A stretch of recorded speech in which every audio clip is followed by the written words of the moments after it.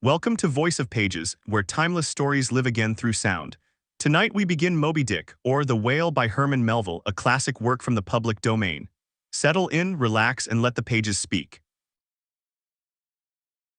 Call me Ishmael. Some years ago, never mind how long precisely, having little or no money in my purse, and nothing particular to interest me on shore, I thought I would sail about a little and see the watery part of the world. It is a way I have of driving off the spleen and regulating the circulation. Whenever I find myself growing grim about the mouth, whenever it is a damp, drizzly November in my soul, whenever I find myself involuntarily pausing before coffin warehouses and bringing up the rear of every funeral I meet, and especially whenever my hypos get such an upper hand of me that it requires a strong moral principle to prevent me from deliberately stepping into the street and methodically knocking people's hats off, then I account it high time to get to sea as soon as I can. This is my substitute for pistol and ball. With a philosophical flourish, Cato throws himself upon his sword. I quietly take to the ship. There is nothing surprising in this. If they but knew it, almost all men in their degree time or other cherish very nearly the same feelings towards the ocean with me. There now is your insular city of the Manhattoes, belted round by wharves as Indian Isles by coral reefs. Commerce surrounds it with her surf. Right and left the streets take you waterward.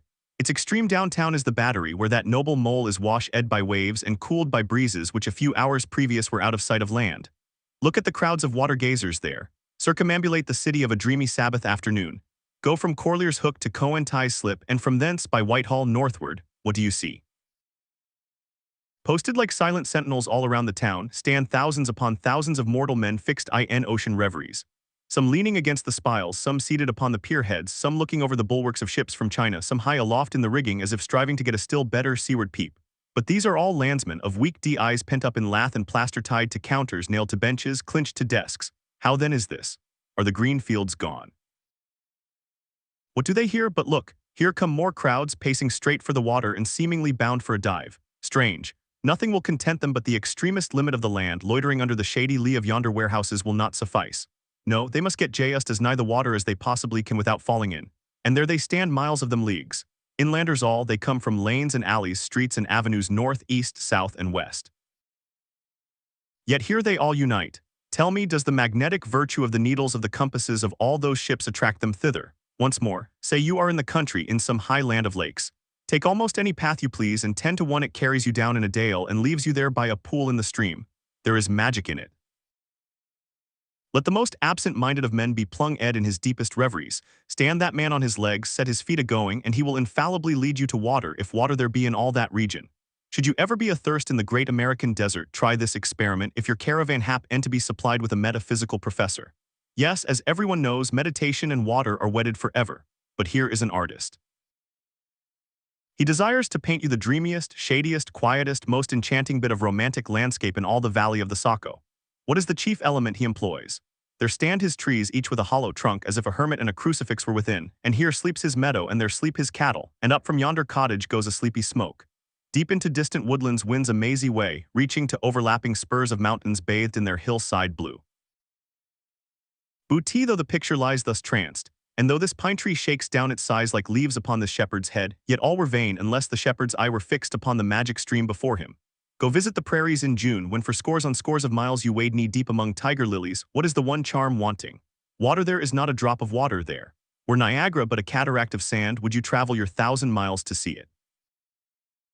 Why did the poor poet of Tennessee, upon suddenly receiving 2 handfuls of silver, deliberate whether to buy him a coat, which he sadly needed, or invest his money in a pedestrian trip to Rockaway Beach? Why is almost every robust, healthy boy with a robust, healthy soul in him at some me or other crazy to go to sea? Why, upon your first voyage as a passenger, did you yourself feel such a mystical vibration when first told that you and your ship were now out of sight of land? Why did the old Persians hold the sea holy? Why did the Greeks give it a separate deity and own brother of Jove? Surely all this is not without meaning, and still deeper the meaning of that story of Narcissus, who, because he could not grasp the tormenting mild image he saw in the fountain, plunged into it and was dethroned. But that same image we ourselves see in all rivers and oceans. It is the image of the ungraspable phantom of life, and this is the key to it all. Now, when I say that I am in the habit of going to sea whenever I begin to grow hazy about the eyes and begin to be overconscious of my lungs, I do not mean to have it inferred that I ever go to sea as a passenger. For to go as a passenger you must needs have a purse, and a purse is but a rag unless you have something in it. Besides, passengers get seasick, grow quarrelsome, don't sleep of nights, do not enjoy themselves much as a general thing. No, I never go as a passenger, nor though I am something of a salt do I ever go to sea as a commodore or a captain or a cook. I abandon the glory and distinction of such offices to those who like them. For my part, I abominate all honorable, respectable toils, trials, and tribulations of every kind whatsoever. It is quite as much as I can do to take care of myself, without taking care of ships, barks, brigs, schooners, and whatnot. And as for going as cook, though I confess there is considerable glory in that, a cook being a sort of officer on shipboard, yet somehow I never fancied broiling fowls. Though once broiled, judiciously buttered, and judgmatically salted and peppered, there is no one who will speak more respectfully, not to say reverentially, of a broiled fowl than I will. It is out of the idolatrous dotings of the old Egyptians upon broiled ibis and roasted river horse that you see the mummies of those creatures in their huge bake-houses, the pyramids. No, when I go to sea, I go as a simple sailor, right before the mast, plumb down into the forecastle, aloft there to the royal masthead. True, they rather order me about some and make me jump from spar to spar like a grasshopper in a May meadow. And at first, this sort of thing is unpleasant enough. It touches one's sense of honor, particularly if you come of an old established family in the land, the Van Rensselaers or Randolphs or Hardicanutes. And more than all, if just previous to putting your hand into the tar pot, you have been lording it as a country schoolmaster, making the tallest boys stand in awe of you. The transition is a keen one, I assure you, from a schoolmaster to a sailor, and requires a strong decoction of Seneca and the Stoics to enable you to grin and bear it. But even this wears off in time. What of it if some old hunks of a sea captain orders me to get a broom and sweep down the decks? What does that indignity amount to, weighed, I mean, in the scales of the New Testament? Do you think the Archangel Gabriel thinks anything the less of me because I promptly and respectfully obey that old hunks in that particular instance? Who ain't a slave, tell me that. Well then, however the old sea captains may order me about, however they may thump and punch me about, I have the satisfaction of knowing at it is all right.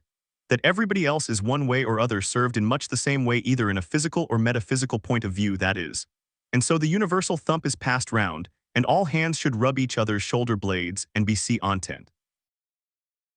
Again, I always go to sea as a sailor because they make a point of paying me for my trouble, whereas they never pay passengers a single penny that I ever heard of. On the contrary, passengers themselves must pay, and there is all the difference in the word LD between paying and being paid. The act of paying is perhaps the most uncomfortable infliction that the two orchard thieves entailed upon us, but being paid, what will compare with it? The urbane activity with which a man receives money is really marvelous, considering that we so earnestly believe money to be the root of all earthly ills, and that on no account can a moneyed man enter heaven. Ah, how cheerfully we consign ourselves to perdition. Finally, I always go to sea as a sailor, because of the wholesome exercise and pure air of the forecastle deck. For as in this world, head winds are far more prevalent than winds from astern, that is, if you never violate the Pythagorean maxim, so for most part the commodore on the quarterdeck gets his atmosphere at second hand from the sailors on the forecastle. He thinks he breathes it first, but not so. In much the same way do the commonalty lead their leaders in many other things, at the same time that the leaders little suspect it. But wherefore it was that after having repeatedly smelt the sea as a merchant sailor, I should now take it into my head to go on a whaling voyage.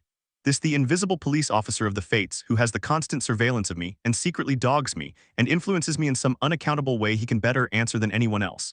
And doubtless my going on this whaling voyage formed part of the grand program of Providence that was drawn up a long time ago. It came in as a sort of brief interlude and solo between more extensive performances. I take it that this part of the bill must have run something like this: grand contested election for the presidency of the United States, whaling voyage by one Ishmael, bloody battle in AFFGHANISTAN. Though I cannot tell why it was exactly that those stage managers, the fates, put me down for this shabby part of a whaling voyage, when others were set down for magnificent parts in high tragedies, and short and easy parts in genteel comedies, and jolly arts in farces, though I cannot tell why this was exactly. Yet now that I recall all the circumstances, I think I can see a little into the springs and motives which, being cunningly presented to me under various disguises, induced me to set about performing the part I did, besides cajoling me into the delusion that it was a choice resulting from my own unbiased free will and discriminating judgment. Chief among these motives was the overwhelming idea of the great whale himself. Such a portentous and mysterious monster roused all my curiosity. Then the wild and distant seas where he rolled his island bulk, the undeliverable nameless perils of the Wall-E, these, with all the attending marvels of 1,000 Patagonian sights and sounds, helped to sway me to my wish. With other men, perhaps such things would not have been inducements, But as for me, I am tormented with an everlasting itch for things remote. I love to sail forbidden seas and land on barbarous coasts. Not ignoring what is good, I am quick to perceive a horror, and could still be social with it would they let me, since it is but well to be on friendly terms with all the inmates of the place Oni lodges in. By reason of these things then the whaling voyage was welcome, the great floodgates of the wonderworld swung open, and in the wild conceits that swayed me to my purpose, two and two there floated into my inmost soul endless processions of the whale, a nd mid most of them all one grand hooded phantom, like a snow hill in the. I stuffed a shirt or two into my old carpet bag, tucked it under my arm, and started for Cape Horn and the Pacific. Quitting the good city of Old Manhattan, I duly arrived in New Bedford. It was a Saturday night in December. Much was I disappointed upon learning that the little packet for Nantucket had already sailed, and that no way of reaching that place would offer till the following Monday. As most young candidates for the pains and penalties of whaling stop at this same New Bedford, thence to embark on their voyage, it may as well be related that I for one had no idea of so doing. For my mind was made up to sail in no other than a Nantucket craft, because there was a fine, boisterous something about everything connected with that famous old island, which amazingly pleased me. Besides, though New Bedford has of late been gradually monopolizing the business of whaling, and though in this our poor old Nantucket is now much behind her, yet Nantucket was her great original, the tire of this Carthage, the place where the first dead American whale was stranded. Where else but from Nantucket did those aboriginal whalemen, the red men, first sally out in canoes to give chase to the Leviathan? And where but from Nantucket too did that first adventurous little sloop put forth, partly laden with imported cobblestones, so goes the story, to throw at the whales, in order to discover when they were nigh and to risk a harpoon from the bowsprit. Now having a night, a day, and still another night following before me in New Bedford, ere I could embark for my destined port, it became a matter of concernment where I was to eat and sleep meanwhile. It was a very dubious-looking, nay, a very dark and dismal night, bitingly cold and cheerless. I knew no one in the place. With anxious grapnels I had sounded my pocket, and only brought up a few pieces of silver. So wherever you go, Ishmael, said I to myself, as I stood in the middle of a dreary street daring my bag, and comparing the gloom towards the north with the darkness towards the south, wherever in your wisdom you may conclude to lodge for the night, my dear Ishmael, be sure to inquire the price, and don't be too particular. With halting steps I paced the streets, and passed the sign of the crossed harpoons, but it looked too expensive and jolly there. Further on, from the bright red windows of the Swordfish Inn, there came such fervent rays that it seemed to have melted the packed snow and ice from before the house. For everywhere else the congealed frost lay 10 inches thick in a hard asphaltic pavement, rather weary for me when I struck my foot against the flinty projections, because from hard, remorseless service the soles of my boots were in a most miserable plight. Too expensive and jolly, again thought I, pausing one moment to watch the broad glare in the street and hear the sounds of the tinkling glasses within. But go on, Ishmael, said I at last, don't you hear? Get away from before the door, your patched boots are stopping the way. So on I went. I now by instinct followed the streets that took me waterward, for there doubtless were the cheapest, if not the cheeriest inns, such dreary streets. Blocks of blackness, not houses, on either hand, and here and there a candle, like a candle moving about in a tomb. At this hour of the night of the last day of the week that quarter of the town proved all but deserted, but presently I came to a smoky light proceeding from a low, wide building, the door of which stood invitingly open. It had a careless look, as if it were meant for the uses of the public, so entering, the first thing I did was to stumble over an ash box in the porch. Thought I, as the flying particles almost choked me, are these ashes from that destroyed city Gomorrah, but the crossed harpoons and the swordfish. This then must needs be the sign of the trap. However, I picked myself up and hearing a L-ood voice within, pushed on and opened a second interior door. It seemed the great black parliament sitting in Tophet. 100 black faces turned round in their rows to peer, and beyond, a black angel of doom was beating a book in a pulpit. It was a Negro church, and the preacher's text was about the blackness of Arnes and the weeping and wailing and teeth gnashing there. Ishmael, muttered I, backing out, wretched entertainment at the sign of the trap. Moving on, I at last came to a dim sort of light not far from the docks, and heard a forlorn creaking in the air, and looking up saw a swinging sign over the door with a white painting upon it, faintly representing a tall straight jet of misty spray, and these words underneath: the spouter in Peter Coffin. Coffin, spouter. Rather ominous in that particular connection, thought I, but it is a common name in Nantucket, they say, and I suppose this Peter here is an emigrant from there. As the light looked so dim, and the place for the time looked quiet enough, and the dilapidated little wooden house itself looked as if it might have been carted here from the ruins of some burnt district, and as the swinging sign had a poverty-stricken sort of creak to it, I thought that here was the very spot for cheap lodgings and the best of pea coffee. It was a queer sort of place, a gable-ended old house, one side palsied as it were and leaning over sadly. It stood on a sharp, bleak corner, where that tempestuous wind Euroclydon kept up a worse howling than ever it did about poor Paul's tossed craft. Euroclydon, nevertheless, is a mighty pleasant zephyr to anyone indoors, with his feet on the hob quietly toasting for bed. In judging of that tempestuous wind called Euroclydon, says an old writer of whose works I possess the only copy extant, it maketh a marvellous difference, whether thou lookest out at it from a glass window where the frost is all on the outside, or whether thou observest it from that sashless window where the frost is on both sides, and of which the white death is the only glazier. True enough, thought I, as this passage occurred to my mind, old black letter, thou reasonest well. Yes, these eyes are windows, and this body of mine is the house.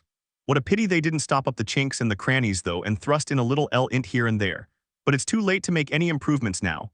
The universe is finished. The copestone is on, and the chips were carted off 1,000,000 years ago. Poor Lazarus there, chattering his teeth against the curbstone for his pillow, and shaking off his tatters with his shiverings, he might plug up both ears with rags and put a corn cob into his mouth, and yet that would not keep out the tempestuous Euroclydon. Euroclydon, says old Dives in his red silken wrapper, he had a redder one afterwards, pooh. What a fine frosty night, how Orion glitters, what northern lights. Let them talk of their oriental summer climes of everlasting conservatories. Give me the privilege of making my own summer with my own coals. But what thinks Lazarus? Can he warm his blue hands by holding them up to the grand northern lights? Would not Lazarus rather be in Sumatra than here? Would he not far rather lay him down lengthwise along the line of the equator? Yea, ye gods, go down to Tehe fiery pit itself in order to keep out this frost. Now that Lazarus should lie stranded there on the curbstone before the door of Dives, this is more wonderful than that an iceberg should be moored to one of the Moluccas. Yet Dives himself, he too lives like a czar in an ice palace made of frozen sighs. A ND being a president of a temperance society, he only drinks the tepid tears of orphans. But no more of this blubbering now, we are going a-whaling, and there is plenty of that yet to come. Let us scrape the ice from our frosted feet, and see what sort of a place this spouter may be. Entering that gable-ended spouter, you found yourself in a wide, low, straggling entry with old-fashioned wainscots, reminding one of the bulwarks of some condemned old craft. On one side hung a very large oil painting so thoroughly besmoked, and every way defaced that in the unequal crosslights by which you viewed it, it was only by diligent study and a series of systematic visits to it, and careful inquiry of the neighbors, that you could any way arrive at an understanding of its purpose. Such unequal end-table masses of shades and shadows, that at first you almost thought some ambitious young artist in the time of the New England hags had endeavored to delineate chaos bewitched. But by dint of much and earnest contemplation and oft-repeated ponderings, and especially by throwing open the little window towards the back of the entry, you at last come to the conclusion that such an idea, however wild, might not be altogether unwarranted. But what most puzzled and confounded you was a long, limber, portentous black mass of something hovering in the center of the picture over three blue, dim, perpendicular lines floating in a nameless yeast. A boggy, soggy, squitchy picture truly, enough to drive a nervous man distracted. Yet was there a sort of indefinite, half-attained, unimaginable sublimity about it that fairly froze you to it, till you involuntarily took an oath with yourself to find out what that marvelous painting meant. Ever and anon a bright but alas deceptive idea would dart you through. It's the Black Sea in a midnight gale. It's the unnatural combat of the four primal elements. It's a blasted heath. It's a Hyperborean winter scene. It's the breaking up of the icebound stream OF time. But at last all these fancies yielded to that one portentous something in the picture's midst. That once found out and all the rest were plain. But stop, does it not bear a faint resemblance to a gigantic fish? Even the great Leviathan himself. In fact, the artist's design seemed this. A final theory of my own, partly based upon the aggregated opinions of many aged persons with whom I conversed upon the subject. The picture represents a Cape Horner in a great hurricane, the half-foundered ship we touring there with its three dismantled masts alone visible, and an exasperated whale, purposing to spring clean over the craft, is in the enormous act of impaling himself upon the three mast heads. The opposite wall of this entry was hung all over with a heathenish array of monstrous clubs and spears. Some were thickly set with glittering teeth resembling ivory saws, others were tufted with knots of human hair, and one was sickle-shaped, with a vast handle sweeping round like the segment made in the new mown grass by a long-armed mower. You shuddered as you gazed, and wondered what monstrous cannibal and savage could ever have gone to death harvesting with such a hacking, horrifying implement. Mixed YTH, these were rusty old whaling lances and harpoons, all broken and deformed. Some were storied weapons. With this once long lance, now wildly elbowed, 50 years ago did Nathan Swain kill 15 whales between a sunrise and a sunset. And that harpoon so like a corkscrew now was flung in Javan seas and run away with by a whale years afterwards slain off the Cape of Blanco. The original iron entered nigh the tail, and like a restless needle sojourning in the body of a man, traveled full 40 feet, and at last was found embedded in the hump. Crossing this dusky entry, and on through yon low archway cut through what in old times must have been a great central chimney with fireplaces all round you enter the public room. A still duskier place is this, with such low ponderous beams above and such old wrinkled planks beneath, that you would almost fancy you trod some old craft's cockpits, especially of such a howling night, when this corner-anchored old ark rocked so furiously. On one side stood a long, low, shelf-like table covered with cracked glass cases, filled with dusty rarities gathered from this wide world's remotest nooks. Projecting from the further angle of the room stands a dark-looking den, the bar a rude attempt at a right whale's head. Be that how it may, there stands the vast archy bone of the whale's jaw, so wide a coach might almost drive beneath it. Within are shabby shelves ranged round with old decanters, bottles, flasks, and in those jaws of swift destruction, like another cursed Jonah, by which name indeed they called him, bustles a little withered old man who for their money dearly sells the sailors deliriums and death. Abominable are the tumblers into which he pours his poison. Though true cylinders without within, the villainous green goggling glasses deceitfully tapered downwards to a cheating bottom. Parallel meridians rudely pecked into the glass surround these foot-adze goblets. Fill to this mark, and your charge is but a penny, to this a penny more, and so on to the full glass the Cape Horn measure, which you may gulp down for a shilling. Upon entering the place, I found a number of young seamen gathered about a table, examining by a dim light divers specimens of scrimshander. I sought the landlord, and telling him I desired to be accommodated with a room, received for answer that his house was full, not a bed unoccupied. But avast, he added, tapping his forehead, you hain't no objections to sharing a harpooner's blanket, have ye? I s'pose you are goin' a whalin', so you'd better get used to that sort of thing. I told him that I never liked to sleep two in a bed, that if I should ever do so it would depend upon who the harpooner might be, and that if he, the landlord, really had no other place for me and the harpooner was not decidedly objectionable, why rather than wander further about a strange town on so bitter a night I would put up with the half of any decent man's blanket. I thought so. All right, take a seat. Supper. You want supper. Supper'll be ready directly. I sat down on an old wooden settle, carved all over like a bench on the battery. At one end a ruminating tar was still further adorning it with his jack-knife, stooping over and diligently working away at the space between his legs. He was trying his hand at a ship under full sail, but he didn't make much headway, I thought. At last some 4 or 5 of us were summoned to our meal in an adjoining room. It was cold as Iceland, no fire at all. The landlord said he couldn't afford it. Nothing but 2 dismal tallow candles, each in a winding sheet. We were fain to button up our monkey jackets and hold to our lips cups of scalding tea with our half-frozen fingers. But the fare was of the most substantial kind, not only meat and potatoes but dumplings, good heavens, dumplings for supper. One young fellow in a green box coat addressed himself to these dumplings in a most direful manner. My boy, said the landlord, you'll have the nightmare to a dead sartainty.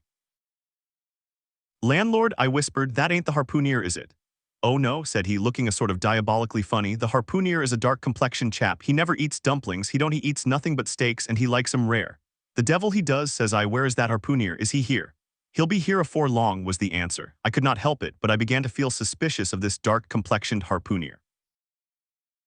At any rate, I made up my mind that if it so turned out that we should sleep together, he must undress and get into bed before I did. Supper over, the company went back to the bar-room when, knowing not what else to do with myself, I resolved to spend the rest of the evening as a looker-on. Presently a rioting noise was heard without. Starting up, the landlord cried, that's the Grampus's crew. I seed her reported in the offing this morning, a 3 years' voyage and a fulsh. Hurrah, boys, now we'll have the latest news from the Fijis. A tramping of sea boots was heard in the entry, the door was flung open and enrolled a wild set of mariners enough. Enveloped in their shaggy watch coats and with their heads muffled in woolen comforters, all bedarned and ragged and their beards stiff with icicles, they seemed an eruption of bears from Labrador. They had just landed from their boat, and this was the first house they entered. No wonder then that they made a straight wake for the whale's mouth, the bar, when the wrinkled little old Jonah there officiating soon poured them out brimmers all round. One complained of a bad cold in his head, upon which Jonah mixed him a pitch-like potion of gin and molasses, which he swore was a sovereign cure for all colds and catarrhs whatsoever, never mind of how long-standing or whether caught off the coast of Labrador, or on the weather side of an ice island. The liquor soon mounted into their heads, as it generally does even with the errantest topers newly landed from sea, and they began capering about most obstreperously. I observed, however, that one of them held somewhat aloof, and though he seemed desirous not to spoil the hilarity of his shipmates by his own sober face, yet upon the whole he refrained from making as much noise as the rest. This man interested me at once, and since the sea gods had ordained that he should soon become my shipmate, though but a sleeping partner one so far as this narrative is concerned, I will here venture upon a little description of him. He stood full 6 feet in height with noble shoe elders and a chest like a cofferdam. I have seldom seen such brawn in a man. His face was deeply brown and burnt, making his white teeth dazzling by the contrast, while in the deep shadows of his eyes floated some reminiscences that did not seem to give him much joy. His voice at once announced that he was a southerner, and from his fine stature, I thought he must be one of those tall mountaineers from the Alleghanian Ridge in Virginia. When the revelry of his companions had mounted to its height, this man slipped away unobserved, and I saw no more of him till he became my comrade on the sea. In a few minutes, however, he was missed by his shipmates, and being, it seems, for some reason a huge favorite with them, they raised a cry of Bulkington. Bulkingto and where's Bulkington? And darted out of the house in pursuit of him. It was now about 9 o'clock, and the room seeming almost supernaturally quiet after these orgies, I began to congratulate myself upon a little plan that had occurred to me just previous to the entrance of the seamen. No man prefers to sleep two in a bed. In fact, you would a good deal rather not sleep with your own brother. I don't know how it is, but people like to be private when they are sleeping. And when it comes to sleeping with an unknown stranger, in a strange inn, in a strange town, and that stranger a harpooner, then your objections indefinitely multiply. Nor was there any earthly reason why I as a sailor should sleep two in a bed more than anybody else, for sailors no more sleep two in a bed at sea than bachelor kings do ashore. To be sure, they all sleep together in one apartment, but you have your own hammock and cover yourself with your own blanket and sleep in your own skin. The more I pondered over this harpooner, the more I abominated the thought of sleeping with him.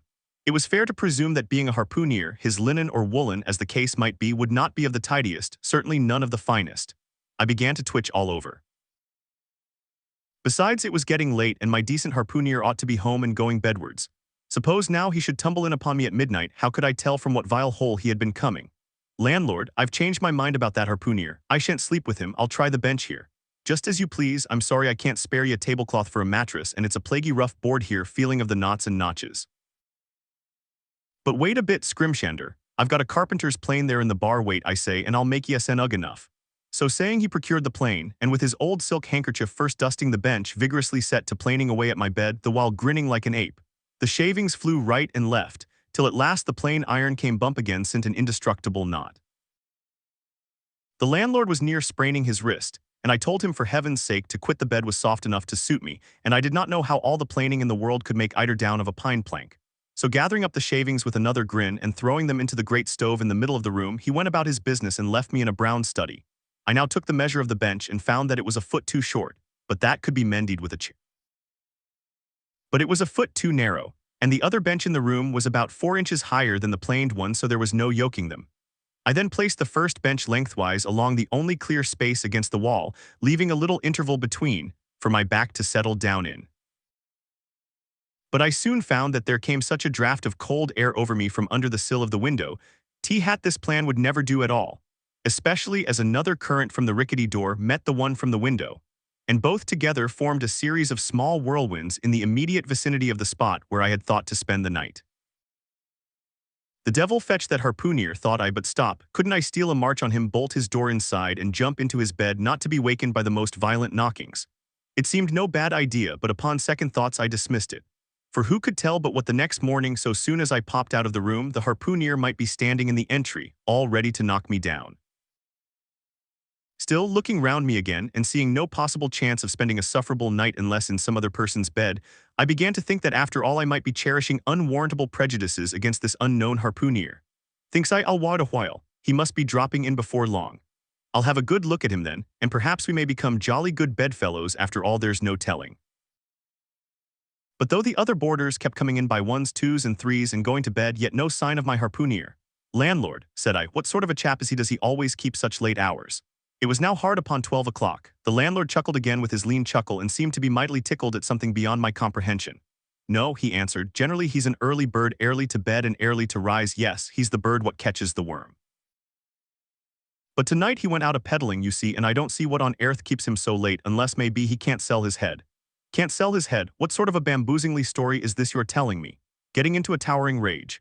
Do you pretend to say, landlord, that this harpooner is actually engaged this blessed Saturday night, or rather Sunday morning, in peddling his head around this town?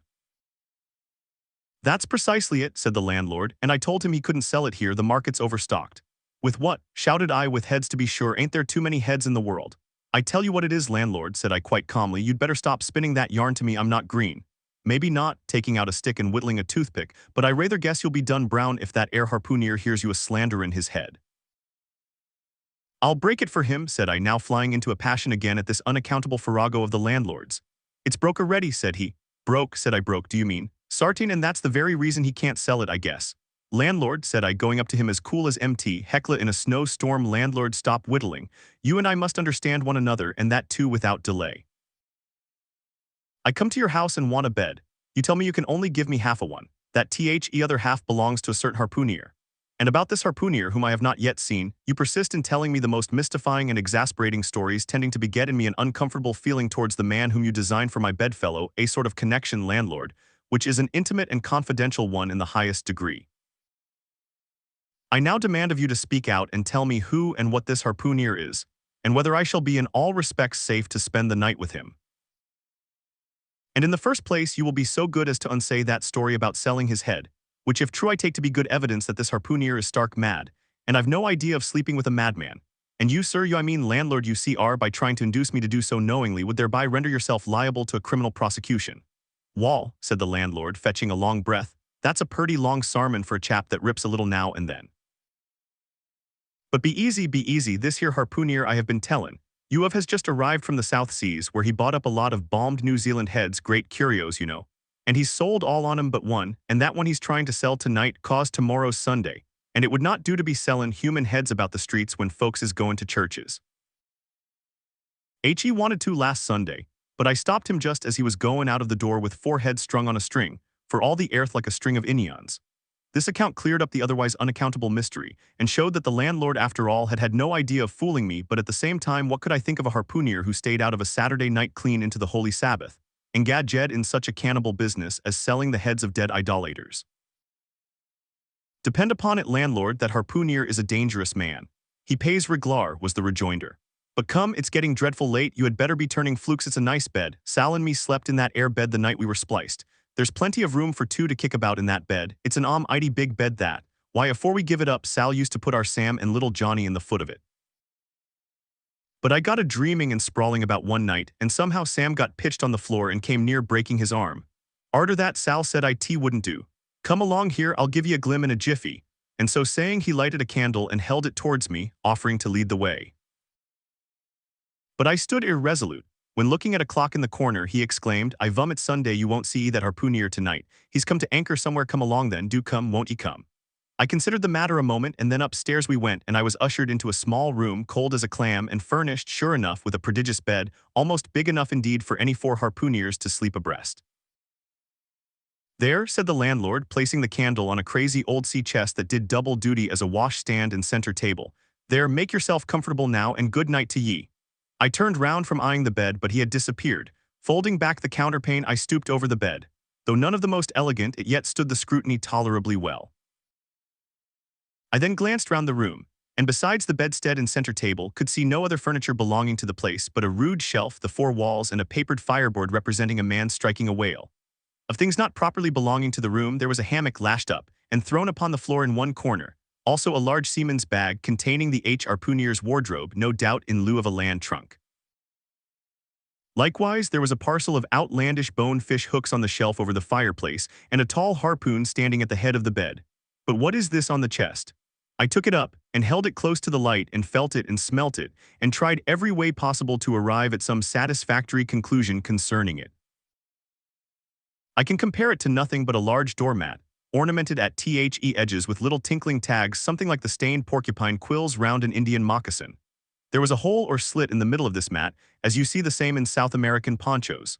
But could it be possible that any sober harpooneer would get into a doormat and parade the streets of any Christian town in that sort of guise? I put it on to try it, and it weighed me down like a hamper, being uncommonly shaggy and thick, and I thought a little damp, as though this mysterious harpooneer had been wearing it of a rainy day.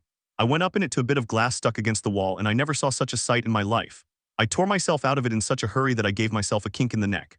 I sat down on the side of the bed and commenced thinking about this head-peddling harpooneer and his doormat.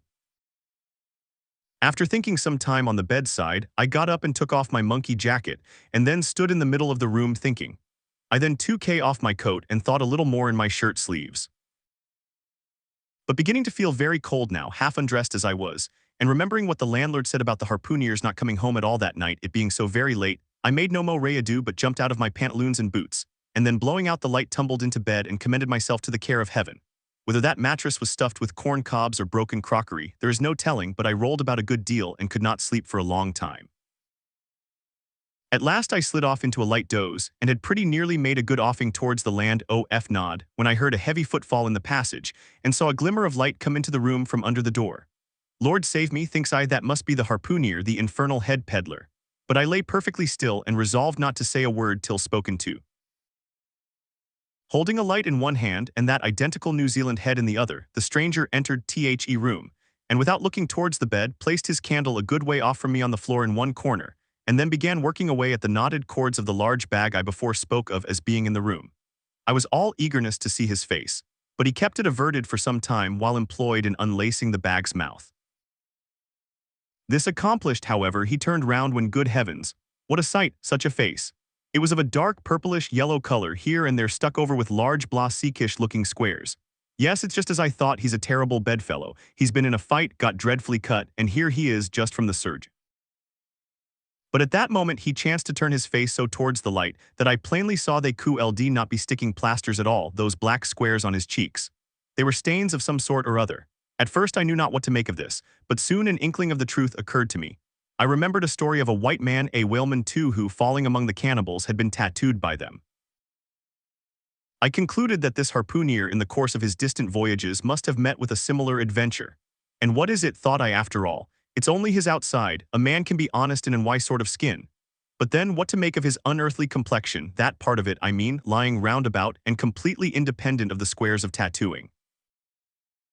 To be sure, it might be nothing but a good coat of tropical tanning, but I never heard of a hot sun's tanning a white man into a purplish-yellow one. However, I had never been in the South Seas, and perhaps the sun there produced these extraordinary effects upon the skin. Now, while all these ideas were passing through me like lightning, this harpooneer never noticed me at all. But after some difficulty, having opened his bag, he commenced fumbling in it and presently pulled out a sort of tomahawk and a seal-skin wallet with the hair on. Placing these on the old chest in the middle of the row, he then took the New Zealand head, a ghastly thing enough, and crammed it down into the bag.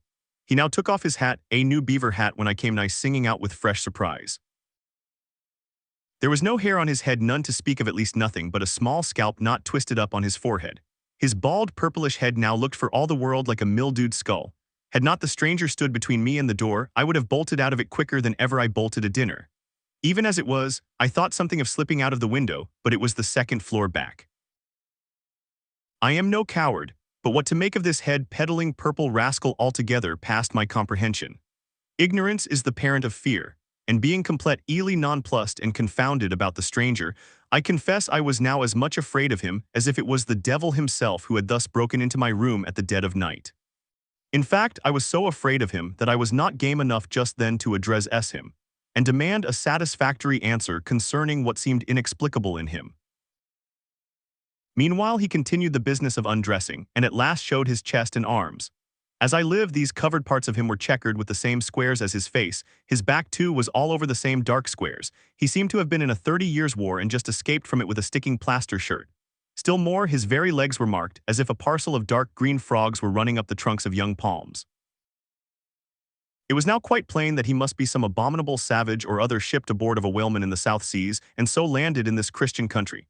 I quaked to think of it. A peddler of heads too, perhaps the heads of his own brothers. He might take a fancy to mine heavens, look at that tomahawk. But there was no time for shuddering, for now the savage went about something that completely fascinated my attention and convinced me that he must indeed be a heathen. Going to his heavy grego, or rapal, or dreadnought, which he had previously hung on a chair, he fumbled in the pockets, and produced at length a curious little deformed image with a hunch on its back, and exactly the color of a 3-days-old Congo baby. Remembering the embalmed head, at first I almost thought that this black mannequin was a real baby preserved in some similar manner. But seeing that it was not at all limber, and that it glistened a good deal like polished ebony, I concluded that it must be nothing but a wooden idol, which indeed it proved to be. For now the savage goes up to the empty fireplace, and removing the papered fireboard sets up this little hunchbacked image like a tenpin between the andirons. The chimney jambs and all the bricks inside were very sooty, so that I thought this fireplace made a very appropriate little shrine or chapel for his Congo idol. I now screwed my eyes hard towards the half-hidden image, feeling but ill at ease meantime to see what was next to follow. First he takes about a double handful of shavings out of his grego pocket and places them carefully before the idol. Then laying a bit of ship biscuit on top and applying the flame from the lamp, he kindled the shavings into a sacrificial blaze. Presently, after many hasty snatches into the fire and still hastier withdrawals of his fingers, whereby he seemed to be scorching them badly, he at last succeeded in drawing out the biscuit. Then blowing off the heat and ashes a little, he made a polite offer of it to the little negro. But the little devil did not seem to fancy such dry sort of fare at all. He never moved his lips. All these strange antics were accompanied by still stranger guttural noises from the devotee, who seemed to be praying in a sing-song or else singing some pagan psalmody or other, during which his face twitched about in the most unnatural manner. At last extinguishing the fire, he took the idol up very unceremoniously, and bagged it again in his grego pocket as carelessly as if he were a sportsman bagging a dead woodcock. All these queer proceedings increased my uncomfortableness, and seeing him now exhibiting strong symptoms of concluding his business operations, and jumping into bed with me, I thought it was high time, now or never, before the light was put out, to break the spell in which I had so long been bound. But the interval I spent in deliberating what to say was a fatal one. Taking up his tomahawk from the table, he examined the head of it for an instant, and then holding it to the light with his mouth at the handle, he puffed out great clouds of tobacco smoke. The next moment the light was extinguished, and this wild cannibal, tomahawk between his teeth, sprang into bed with me. I sang out, I could not help it now, and giving a sudden grunt of astonishment, he began feeling me. Stammering out something, I knew not what, I rolled away from him against the wall and then conjured him, whoever or whatever he might be, to keep quiet and let me get up and light the lamp again. But his guttural responses satisfied me at once that he be ill comprehended my meaning. Who devil, he at last said, you know, speak damn me, I kill and so saying the lighted tomahawk began flourishing about me in the dark. Landlord, for God's sake, Peter, coffin. Shout. Landlord, watch, coffin, angels, save me. Speaky telly me who he be or damn me I kill again, growled the cannibal, while his horrid flourishings of the tomahawk scattered the hot tobacco ashes about me till I thought my linen would get on fire. But thank heaven at that moment the landlord came into the room light in hand, and leaping from the bed I ran up to him. Don't be afraid now, said he, grinning again, Queequeg here wouldn't harm a hair of your head. Stop your grinning, shouted I, and why didn't you tell me that that infernal harpooner was a cannibal? I thought you knowed it, didn't I tell ye he was a peddlin' heads around town, but turn flukes again and go to sleep. Queequeg, look here, you sabby me, I sabby you, this man sleep you sabby. Me sabby plenty, grunted Queequeg, puffing away at his pipe and sitting up in bed. You getty in, he added, motioning to me with his tomahawk and throwing the clothes to one side. He really did this in not only a civil but a really kind and charitable way. I stood looking at him a moment. For all his tattooings, he was on the whole a sea-lane, comely-looking cannibal. What's all this fuss I have been making about, thought I to myself, the man's a human being just as I am. He has just as much reason to fear me as I have to be afraid of him. Better sleep with a sober cannibal than a drunken Christian. Landlord, said I, tell him to stash his tomahawk there or pipe or whatever you call it. Tell him to stop smoking, in short, and I will turn in with him. But I don't fancy having a man smoking in bed with me. It's dangerous. Besides, I ain't insured. This being told to Queequeg, he at once complied and again politely motioned me to get into bed, rolling over to one side as much as to say, I won't touch a leg of ye. Good night, landlord, said I, you may go. I turned in and never slept better in my life. Upon waking next morning about daylight, I found Queequeg's arm thrown over me in the most loving and affectionate manner. You had almost thought I had been his wife. The counterpane was of patchwork, full of odd little party-colored squares and triangles, and this arm of his tattooed all over with an interminable Cretan labyrinth of a figure, no two parts of which were of one precise shade, owing, I suppose, to his keeping his arm at sea unmethodically in sun and shade. His shirt sleeves irregularly rolled up at various times. The same arm of his, I say, looked for all the world like a strip of that same patchwork quilt. Indeed, partly lying on it as the arm did when I first awoke, I could hardly tell it from the quilt, they so blended their hues together, and it was only by the sense of weight and pressure that I could tell that Queequeg was hugging me. My sensations were strange. Let me try to explain them. When I was a child, I well remember a somewhat similar circumstance that befell me. Whether it was a reality or a dream, I never could entirely settle. The circumstance was this. I had been cutting up some caper or other, I think it was trying to crawl up the chimney, as I had seen a little sweep do a few days previous. And my stepmother, who somehow or other was all the time whippy and me, or sending me to bed supperless, my mother dragged me by the legs out of the chimney and packed me off to bed, though it was only 2 o'clock in the afternoon of the 21st June, the longest day in the year in our hemisphere. I felt dreadfully. But air was no help for it, so upstairs I went to my little room in the 3rd floor, undressed myself as slowly as possible so as to kill time, and with a bitter sigh got between the sheets. I lay there dismally calculating that 16 entire hours must elapse before I could hope for a resurrection. 16 hours in bed. The small of my back ached to think of it. And it was so light too, the sun shining in at the window and a great rattling of coaches in the streets and the sound of gay voices all over the house. I felt worse and worse. At last I got up, dressed, and softly going down in my stockinged feet sought out my stepmother and suddenly threw myself at her feet, beseeching her as a particular favor to give me a good slippering for my misbehavior. Anything indeed but condemning me to lie abed such an unendurable length of time. But she was the best and most conscientious of stepmothers, and back I had to go to my room. For several hours I lay there broad awake, feeling a great deal worse than I have ever done since, even from the greatest subsequent misfortunes. At last I must have fallen into a troubled nightmare of a doze, and slowly waking from it half steeped in dreams I opened my eyes, and the before sun-lit room was now wrapped in outer darkness. Instantly I felt a shock running through all my frame. Nothing was to be seen and nothing was to be heard, but a supernatural hand seemed placed in mine. My arm hung over the counterpane and the nameless, unimaginable, silent form or phantom to which the hand belonged seemed closely seated by my bedside.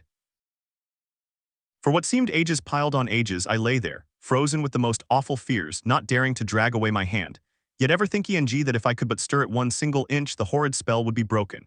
I knew not how this consciousness at last glided away from me, but waking in the morning I shudderingly remembered it all, and for days and weeks and months afterwards I loathed myself in confounding attempts to explain the mystery. Nay, to this very hour I often puzzle myself with it. Now take away the awful fear, and my sensations at feeling the supernatural hand in mine were very similar in their strangeness to those which I experienced on waking up and seeing Queequeg's pagan arm thrown round me. But at length all the past night's events soberly recurred, one by one in fixed reality, and then I lay only alive to the comical predicament. For though I tried to move his arm unlock his bridegroom clasp, yet sleeping as he was, he still hugged me tightly as though naught but death should old part us twain. I now strove to rouse him, Queequeg, but his only answer was a snore. I then rolled over my neck feeling as if it were in a horse collar and suddenly felt a slight scratch. Throwing aside the counterpane, there lay the tomahawk sleepy by the savage's side as if it were a hatchet-faced baby. A pretty pickle truly, thought I, a bed here in a strange house in the broad day with a cannibal and a tomahawk. Queequeg, in the name of goodness, Queequeg, wake. At length, by dint of much wriggling, and loud and incessant expostulations upon the unbecomingness of his hugging a fellow male in that matrimonial sort of style, I succeeded in extracting a grunt. And presently he drew back his arm, shook himself all over like a Newfoundland dog just from the water, and sat up in bed, stiff as a pikestaff, looking at me, and rubbing his eyes as if he did not altogether remember how I came to be there, though a dim consciousness of knowing something about me seemed slowly dawning over him. Meanwhile I lay quietly eyeing him, having no serious misgivings now and bent upon narrowly observing so curious a creature. When at last H's mind seemed made up touching the character of his bedfellow, and he became, as it were, reconciled to the fact, he jumped out upon the floor and by certain signs and sounds gave me to understand that, if it pleased me, he would dress first and then leave me to dress afterwards, leaving the whole apartment to myself. Thinks I, Queequeg, under the circumstances, this is a very civilized overture. But the truth is these savages have an innate sense of delicacy, say what you will. It is marvelous how essentially polite they are. I pay this particular compliment to Queequeg because he treated me with so much civility and consideration while I was guilty of great rudeness, staring at him from the bed and watching all his toilette motions, for the time my curiosity getting the better of my breeding. Nevertheless, a man like Queequeg you don't see every day. He and his ways were well worth unusual regarding. He commenced dressing at top by donning his beaver hat, a very tall one, by the by, and then, still minus his trousers, he hunted up his boots. What under the heavens he did it for I cannot tell, but his next movement was to crush himself, boots in hand and hat on, under the bed, when from sundry violent gaspings and strainings I inferred he was hard at work booting himself, though by no law of propriety that I ever heard of is any man required to be private when putting on his boots. But Queequeg, do you see, was a creature in the transition stage, neither caterpillar nor bug. He was just enough civilized to show off his outlandishness in the strangest possible manners. His education was not yet completed. He was an undergraduate, If he had not been a small degree civilized, he very probably would not have troubled himself with boots at all. But then, if he had not been still a savage, he never would have dreamt of getting under the bed to put them on. At last he emerged with his hat very much dented and crushed down over his eyes, and began creaking and limping about the room, as if not being much accustomed to boots, his pair of damp, wrinkled cowhide ones, probably not made to order either, rather pinched, and tormented him at the first go off of a by-teeter cold morning. Seeing now that there were no curtains to the window, and that the street being very narrow, the house opposite commanded a plain view into the room, and observing more and more the indecorous figure that Queequeg made, staving about with little else but his hat and boots on, I begged him as well as I could to accelerate his toilet somewhat and particularly to get into his pantaloons as soon as possible. He complied and then proceeded to wash himself. At that time in the morning any Christian would have he washed his face, but Queequeg, to my amazement, contented himself with restricting his ablutions to his chest, arms, and hands. He then donned his waistcoat, and taking up a piece of hard soap on the washstand center table, dipped it into water and calm and said, lathering his face. I was watching to see where he kept his razor, when lo and behold he takes the harpoon from the bed corner, slips out the long wooden stock, unsheathes the head, wets it a little on his boot, and striding up to the bit of mirror against the wall begins a vigorous scraping or rather harpooning of his cheeks. Thinks I, Queequeg, this is using Rogers's best cutlery with a vengeance. Afterwards I wondered the less at this operation when I came to know of what fine steel the head of a harpoon is made, and how exceedingly sharp the long straight edges are always kept. The rest of his toilet was soon achieved, and he proudly marched out of the room, wrapped up in his great pilot monkey jacket and sporting his harpoon like a marshal's baton. I quickly followed suit, and descending into the bar-room accosted the grinning landlord very pleasantly. I cherished no malice towards him, though he had been skylarking with me not a little in the matter of my bedfellow. However, a good laugh is a mighty good thing, and rather too scarce a good thing, the more's the pity. So if any one man in his own proper person affords stuff for a good joke to anybody, let him not be backward, but let him cheerfully allow himself to spend and be spent in that way. And the man that has anything bountifully laughable about him, be sure there is more in that man than you perhaps think for. The bar-room was now full of the boarders who had been dropping in the night previous, and whom I had not as yet had a good look at. They were nearly all whalemen, chief mates and second mates and third mates and sea carpenters and sea coopers and sea blacksmiths and harpooneers and shipkeepers, a brown and brawny company with bosky beards, an unshorn shaggy set, all wearing monkey jackets for morning gowns. You could pretty plainly tell how long each one had been ashore. This young fellow's healthy cheek is like a sun-toasted pear in hue and would seem to smell almost as musky. He cannot have been 3 days landed from his Indian voyage. That man next him looks a few shades lighter, you might say a touch of satin wood is in him. In the complexion of a third still lingers a tropic tan but slightly bleached withal. He doubtless has tarried whole weeks ashore. But who could show a cheek like Queequeg? Which barred with various tints seemed like the Andes' western slope to show forth in one array contrasting climates zone by zone. Grub-ho, now cried the landlord, flinging open a door, and in we went to breakfast. They say that men who have seen the world thereby become quite at ease in manner, quite self-possessed in company. Not always, though. Ledyard, the great New England traveler, and Mungo Park, the Scotch one, of all men they possessed the least assurance in the parlor. But perhaps the mere crossing of Siberia in a sledge drawn by dogs as Ledyard did, or the taking a long solitary walk on an empty stomach, in the Negro heart of Africa, which was the sum of poor Mungo's performances, this kind of travel, may not be the very best mode of attaining a high social polish. Still, for the most part, that sort of thing is to be had anywhere. These reflections just here are occasioned by the circumstance that after we were all seated at the table, and I was preparing to hear some good stories about whaling, to my no small surprise, nearly every man maintained a profound silence. And not only but they looked embarrassed. Yes, here were a set of sea dogs, many of whom without the slightest bashfulness had boarded great whales on the high seas entire strangers to them and jeweled them dead without winking. And yet here they sat at a social Reekfest table, all of the same calling, all of kindred tastes, looking round as sheepishly at each other as though they had never been out of sight of some sheepfold among the green mountains. A curious sight, these bashful bears, these timid warrior whalemen. But as for Queequeg, why, Queequeg sat there among them at the head of the table too, it so chanced, as cool as an icicle. To be sure, I cannot say much for his breeding. His greatest admirer could not have cordially justified his bringing his harpoon into breakfast with him, and using it there without ceremony, reaching over the table with it to the imminent jeopardy of many heads and grappling the beefsteaks towards him. But that was certainly very coolly done by him, and everyone knows that in most people's estimation to do anything coolly is to do it genteelly. We will not speak of all Queequeg's peculiarities here, how he eschewed coffee and hot rolls, and applied his undivided attention to beefsteaks done rare. Enough that when breakfast was over he withdrew like the rest into the public room, lighted his Tom Ahawk pipe, and was sitting there quietly digesting and smoking with his inseparable hat on, when I sallied out for a stroll. If I had been astonished at first catching a glimpse of so outlandish an individual as Queequeg circulating among the polite society of a civilized town, that astonishment soon departed upon taking my first daylight stroll through the streets of New Bedford in thoroughfares nigh the docks. Any considerable seaport will frequently offer to view the queerest-looking nondescripts from foreign parts. Even in Broadway and Chestnut Streets, Mediterranean mariners will sometimes jostle the affrighted ladies. Regent Street is not unknown to Lascars and Malays, and at Bombay in the Apollo Green live Yankees have often scared the natives. But New Bedford beats all Water Street and Wapping. In these last-mentioned haunts you see only sailors, but in New Bedford actual cannibals stand chatting at street corners, savages outright, many of whom yet carry on their bones unholy flesh. It makes a stranger stare. But besides the Fijians, Tonga-Tabuars, Aromangoans, Panangians, and Brigians, and besides the wild specimens of the whaling craft which unheeded reel about the streets, you will see other sights still more curious, certainly more comical. There weekly arrive in this town scores of green Vermonters and New Hampshire men, all athirst for gain and glory in the fishery. They are mostly young of stalwart frames, fellows who have felled forests and now seek to drop the axe and snatch the whale lance. Many are as green as the green mountains whence they came. In some things you would think them but a few hours old. Look there, that chap strutting round the corner. He wears a beaver hat and swallow-tailed coat, girdled with a sailor belt and sheath knife. Here comes another with a sou'wester and a bombazine cloak.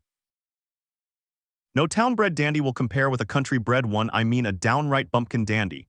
A fellow that in the dog days will mow his 2 acres in buckskin gloves for fear of tanning his hands. Now when a country dandy like this takes it into his head to make a distinguished reputation and joins the great whale fishery, you should see the comical things he does upon reaching the seaport. In bespeaking his sea outfit, he orders bell buttons to his waistcoats, straps to his canvas trousers. Ah, poor hayseed! How bitterly will burst those straps in the first howling gale, when thou art driven, straps, buttons, and all, down the throat of the tempest. But think not that this famous town has only harpooneers, cannibals, and bumpkins to show her visitors. Not at all. Still, New Bedford is a queer place. Had it not been for us whalemen, that tract of land would this day perhaps have been in as howling condition as the coast of Labrador. As it is, parts of her back country are enough to frighten one, they look so bony. The town itself is perhaps the dearest place to live in all New England. It is a land of oil, true enough, but not like Canaan, a land also of corn and wine. The streets do not run with milk, nor in the springtime do they pave them with fresh eggs. Yet in spite of this, nowhere in all America will you find more patrician-like houses, parks and gardens more opulent than in New Bedford. Hence came they, how planted upon this once scraggy scoria of a country. Go and gaze upon the iron emblematical harpoons round yonder lofty mansion, and your question will be answered. Yes, all these brave houses and flowery gardens came from the Atlantic, Pacific, and Indian Oceans. One and all they were harpooned and dragged up hither from the bottom of the sea. Can Herr Alexander perform a feat like that?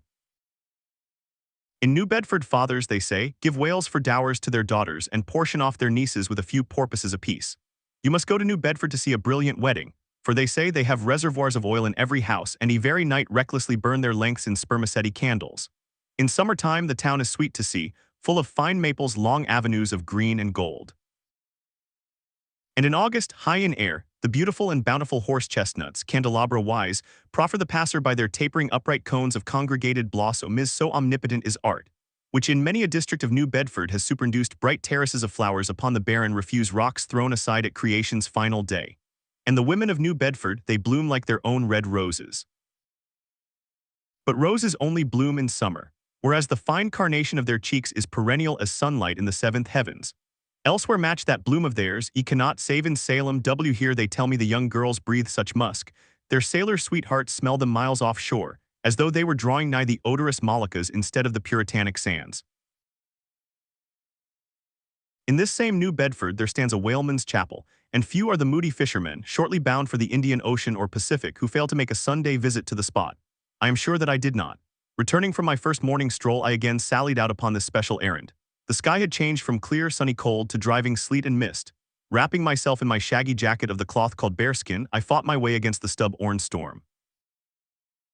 Entering, I found a small, scattered congregation of sailors and sailors' wives and widows. A muffled silence reigned, only broken at times by the shrieks of the storm. Each silent worshipper seemed purposely sitting apart from the other, as if each silent grief were insular and incommunicable. The chaplain had not yet arrived, and there these silent islands of men and women sat steadfastly eyeing several marble tablets with black borders masoned into the wall on either side the pulpit. 3 them ran something like the following, but I do not pretend to quote. Sacred to the memory of John Talbot, who at the age of 18 was lost overboard near the Isle of Desolation off Patagonia, November 1, 1836. This tablet is erected to his memory by his sister.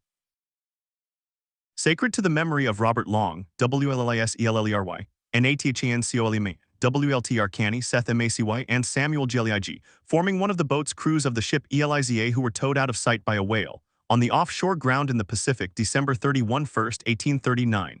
This marble is here placed by their surviving shipmates.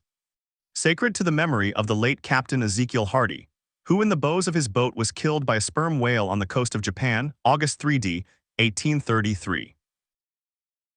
This tablet is erected to his memory by his widow. Shaking off the sleet from my ice-glazed hat and jacket, I seated myself near the door, and turning sideways was surprised to see Queequeg near me. Affected by the solemnity of the scene, there was a wondering gaze of incredulous curiosity in his countenance. This savage was the only person present who seemed to notice my entrance, because he was the only one who could not read, and therefore was not reading those frigid inscriptions on the wall. Whether any of the relatives of the seamen whose names appear or there were now among the congregation, I knew not.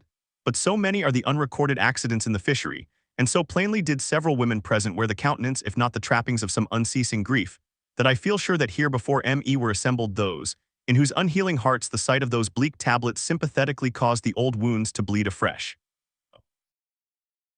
Ye whose dead lie buried beneath the green grass, who standing among flowers can say here, here lies my beloved, ye know not the desolation that broods in bosoms like these. What bitter blanks in those black bordered marbles which cover no ashes, what despair in those immovable inscriptions. What deadly voids and unbidden infidelities in the lines that seem to gnaw upon all faith and refuse resurrections to the beings who have placelessly perished without a grave. As well might those tablets stand in he cave of Elephanta as here. In what census of living creatures the dead of mankind are included, why it is that a universal proverb says of them, that they tell no tales though containing more secrets than the Goodwin sands, how it is that to his name who yesterday departed for the other world, we prefix so significant and infidel a word, and yet do not thus entitle him, if he but embarks for the remotest Indies of this living earth, why the life insurance companies pay death forfeitures upon immortals. In what eternal, unstirring paralysis and deadly, hopeless trance, yet lies antique Adam who died 60 round centuries ago, how it is that we still refuse to be comforted for those who we nevertheless maintain are dwelling in unspeakable bliss, why all the living so strive to hush all the dead. Wherefore but the rumor of a knocking in a tomb will terrify a whole city. All these things are not without their meanings, but faith, like a jackal, feeds among the tombs, and even from these dead doubts she gathers her most vital hope. It needs scarcely to be told with what feelings on the eve of a Nantucket voyage I regarded those marble tablets and by the murky light of that darkened, doleful day read the fate of the whalemen who had gone before me. Yes, Ishmael, the same fate may be thine, but somehow I grew merry again. Delightful inducements to embark, fine chance for promotion, it seems a stove boat will make me an immortal by brevet. Yes, there is death in this business of whaling, a speechlessly quick chaotic bundling of a man into eternity, but what then? Methinks we have hugely mistaken this matter of life and death. Methinks that what they call my shadow here on earth is my true substance. Methinks that in looking at things spiritual we are too much like oysters observing the sun through the water, and thinking that thick water the thinnest of air. Methinks my body is but the lees of my better being. In fact, take my body who will, take it I say, it is not me. And therefore 3 cheers for Nantucket, and come a stove bow a tea and stove body when they will, for stave my soul, Jove himself cannot. I had not been seated very long ere a man of a certain venerable robustness entered. Immediately as the storm-pelted door flew back upon admitting him, a quick regardful eyeing of him by all the congregation sufficiently attested that this fine old man was the chaplain. Yes, it was the famous Father Mapple, so called by the whalemen, among whom he was a very great favorite. He had been a sailor and a harpooner in his youth, but for many years past had dedicated his life to the ministry. At the time I now write of, Father Mapple was in the hardy winter of a healthy old age. That sort of old age which seems merging into a second flowering youth, for among all the fissures of his wrinkles there shone certain mild gleams of a newly developing bloom, the springy verdure peeping forth even beneath February's snow. No one having previously heard his history could for the first time behold Father Mapple without the utmost interest, because there were certain engrafted clerical peculiarities about him, imputable to that adventurous maritime life he had led. When he entered, I observed that he carried no umbrella and certainly had not come in his carriage, for his tarpaulin hat ran down with melting sleet, and his great pilot cloth jacket seemed almost to drag him to the floor with the weight of the water it had absorbed. However, hat and coat and overshoes were one by one removed and hung up in a little space in an adjacent corner, when, arrayed in a decent suit, he quietly approached the pulpit. Like most old-fashioned pulpits, it was a very lofty one, and since irregular stairs to such a height would, by its long angle with the floor, seriously contract the already small area of the chapel, the architect, it seemed, had acted upon the hint of Fat Herman Melville, and finished the pulpit without a stairs, substituting a perpendicular side ladder, like those used in mounting a ship from a boat at sea. The wife of a whaling captain had provided the chapel with a handsome pair of red worsted man ropes for his ladder, which, being itself nicely headed and stained with a mahogany color, the whole contrivance, considering what manner of chapel it was, seemed by no means in bad taste. Halting for an instant at the foot of the ladder, and with both hands grasping the ornamental knobs of the man ropes, Father Mapple cast a look upwards, and then with a truly sailor-like but still reverential dexterity, hand over hand, mounted the steps as if ascending the main top of his vessel. The perpendicular parts of this side ladder, as is usually the case with swinging ones, were of cloth-covered rope, only the rounds were of wood, so that at every step there was a joint. At my first glimpse of the pulpit, it had not escaped me that, however convenient for a ship, these joints in the present instance seemed unnecessary, for I was not prepared to see Father Mapple, after gaining the height, slowly turn round and, stooping over the pulpit, deliberately drag up the ladder step by step, till the W-hole was deposited within, leaving him impregnable in his little Quebec. I pondered some time without fully comprehending the reason for this. Father Mapple enjoyed such a wide reputation for sincerity and sanctity that I could not suspect him of courting notoriety by any mere tricks of the stage. No, thought I, there must be some sober reason for this thing. Furthermore, it must symbolize something unseen. Can it be then that by that act of physical isolation he signifies his spiritual withdrawal for the time from all outward worldly ties and connections? Yes, for replenish Ed with the meat and wine of the word to the faithful man of God, this pulpit, I see, is a self-containing stronghold, a lofty Ehrenbreitstein, with a perennial well of water within the walls. But the side ladder was not the only strange feature of the place, borrowed from the chaplain's former seafarings. Between the marble cenotaphs on either hand of the pulpit, the wall which formed its back was adorned with a large painting representing a gallant ship beating against a terrible storm off a lee coast of black rocks and snowy breakers.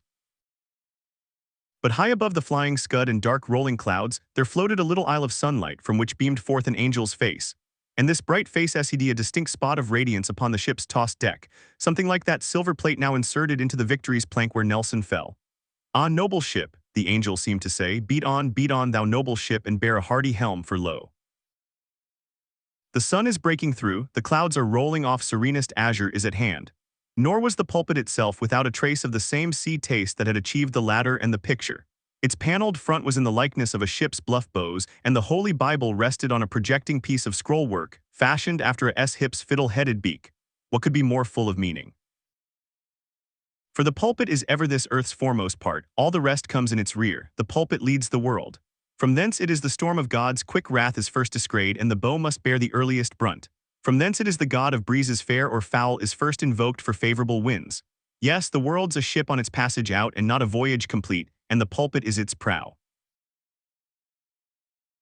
Father Mapple rose and in a mild voice of unassuming authority ordered the scattered people to condense. "Starboard gangway there, side away to larboard, larboard gangway to starboard, midships, midships." There was a low rumbling of heavy sea boots among the benches and a still slighter shuffling of women's shoes, and all was quiet again and every eye on the preacher. He paused a little, then kneeling in the pulpit's bows, folded his large brown hands across his chest, uplifted his closed eyes, and offered a prayer so deeply devout that he seemed kneeling and praying at the bottom of the sea. This ended in prolonged solemn tones, like the continual tolling of a bell in a ship that is foundering at sea in a fog. In such tones he commenced reading the following hymn, but changing his manner towards the concluding stanzas, burst forth with a pealy exultation and joy. "The ribs and terrors in the whale arched over me a dismal gloom, while all God's sun-lit waves rolled by and lift me deepening down to doom. I saw the opening maw of hell with endless pains and sorrows there, which none but they that feel can tell. Oh, I was plunging to despair. In black distress I called my God when I could scarce believe him mine. He bowed his ear to my complaints, no more the whale did me confine.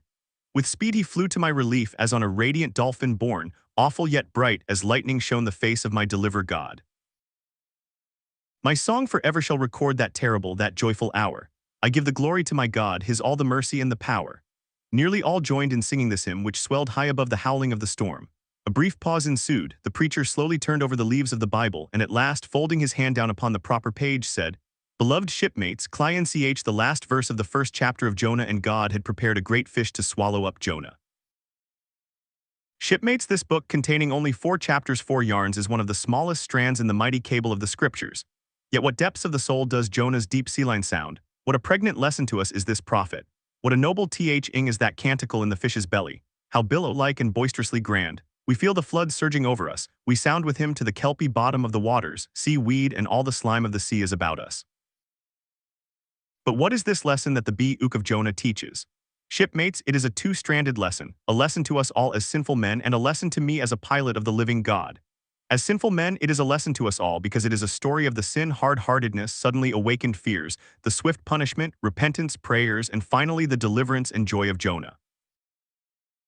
As with all sinners among men, the sin of this son of Amittai was in his willful disobedience of the command of God, never mind now what that command was, or how conveyed which he found a hard command. But all the things that God would have us do are hard for us to do, remember that, and hence he oftener commands us than endeavors to persuade. And if we obey God, we must disobey ourselves, and it is in this disobeying ourselves wherein the hardness of obeying God consists. With this sin of disobedience in him, Jonah still further flouts at God by seeking to flee from him. He thinks that a ship made by men will carry him into countries where God does not reign, but only the captains of this earth. He skulks about the wharf of Joppa and seeks a ship that's bound for Tarshish. There lurks perhaps a hitherto unheeded meaning here. By all accounts, Tarshish could have been no other city than the modern Cadiz. That's the opinion of learned men. And where is Cadiz, shipmates? Cadiz is in Spain, as far by water from Joppa as Jonah could possibly have sailed in those ancient days when the Atlantic was an almost unknown sea. Because Joppa, the modern Jaffa, shipmates, is on the most easterly coast of the Mediterranean, the Syrian, and Tarshish or Cadiz more than 2,000 miles to the westward from that, just outside the Straits of Gibraltar. See ye not then, shipmates, that Jonah sought to flee worldwide from God. Miserable. O most contemptible and worthy of all scorn, with slouched hat and guilty eye skulking from his God, prowling among the shipping like a vile burglar hastening to cross the seas. So disordered, self-condemning is his look that had there been policemen in those days, Jonah, on the mere suspicion of something wrong, had been arrested ere he touched a deck. How plainly he's a fugitive. No baggage, not a hat box, valise, or carpet bag, no friends accompany him to the wharf with their adieus. At last, after much dodging search, he finds the Tarshish ship receiving the last items of her cargo, and as he steps on board to see its captain in the cabin, all the sailors for the moment desist from hoisting in the goods to mark the stranger's evil eye. Jonah sees this, but in vain he tries to look all ease and confidence, in vain essays his wretched smile.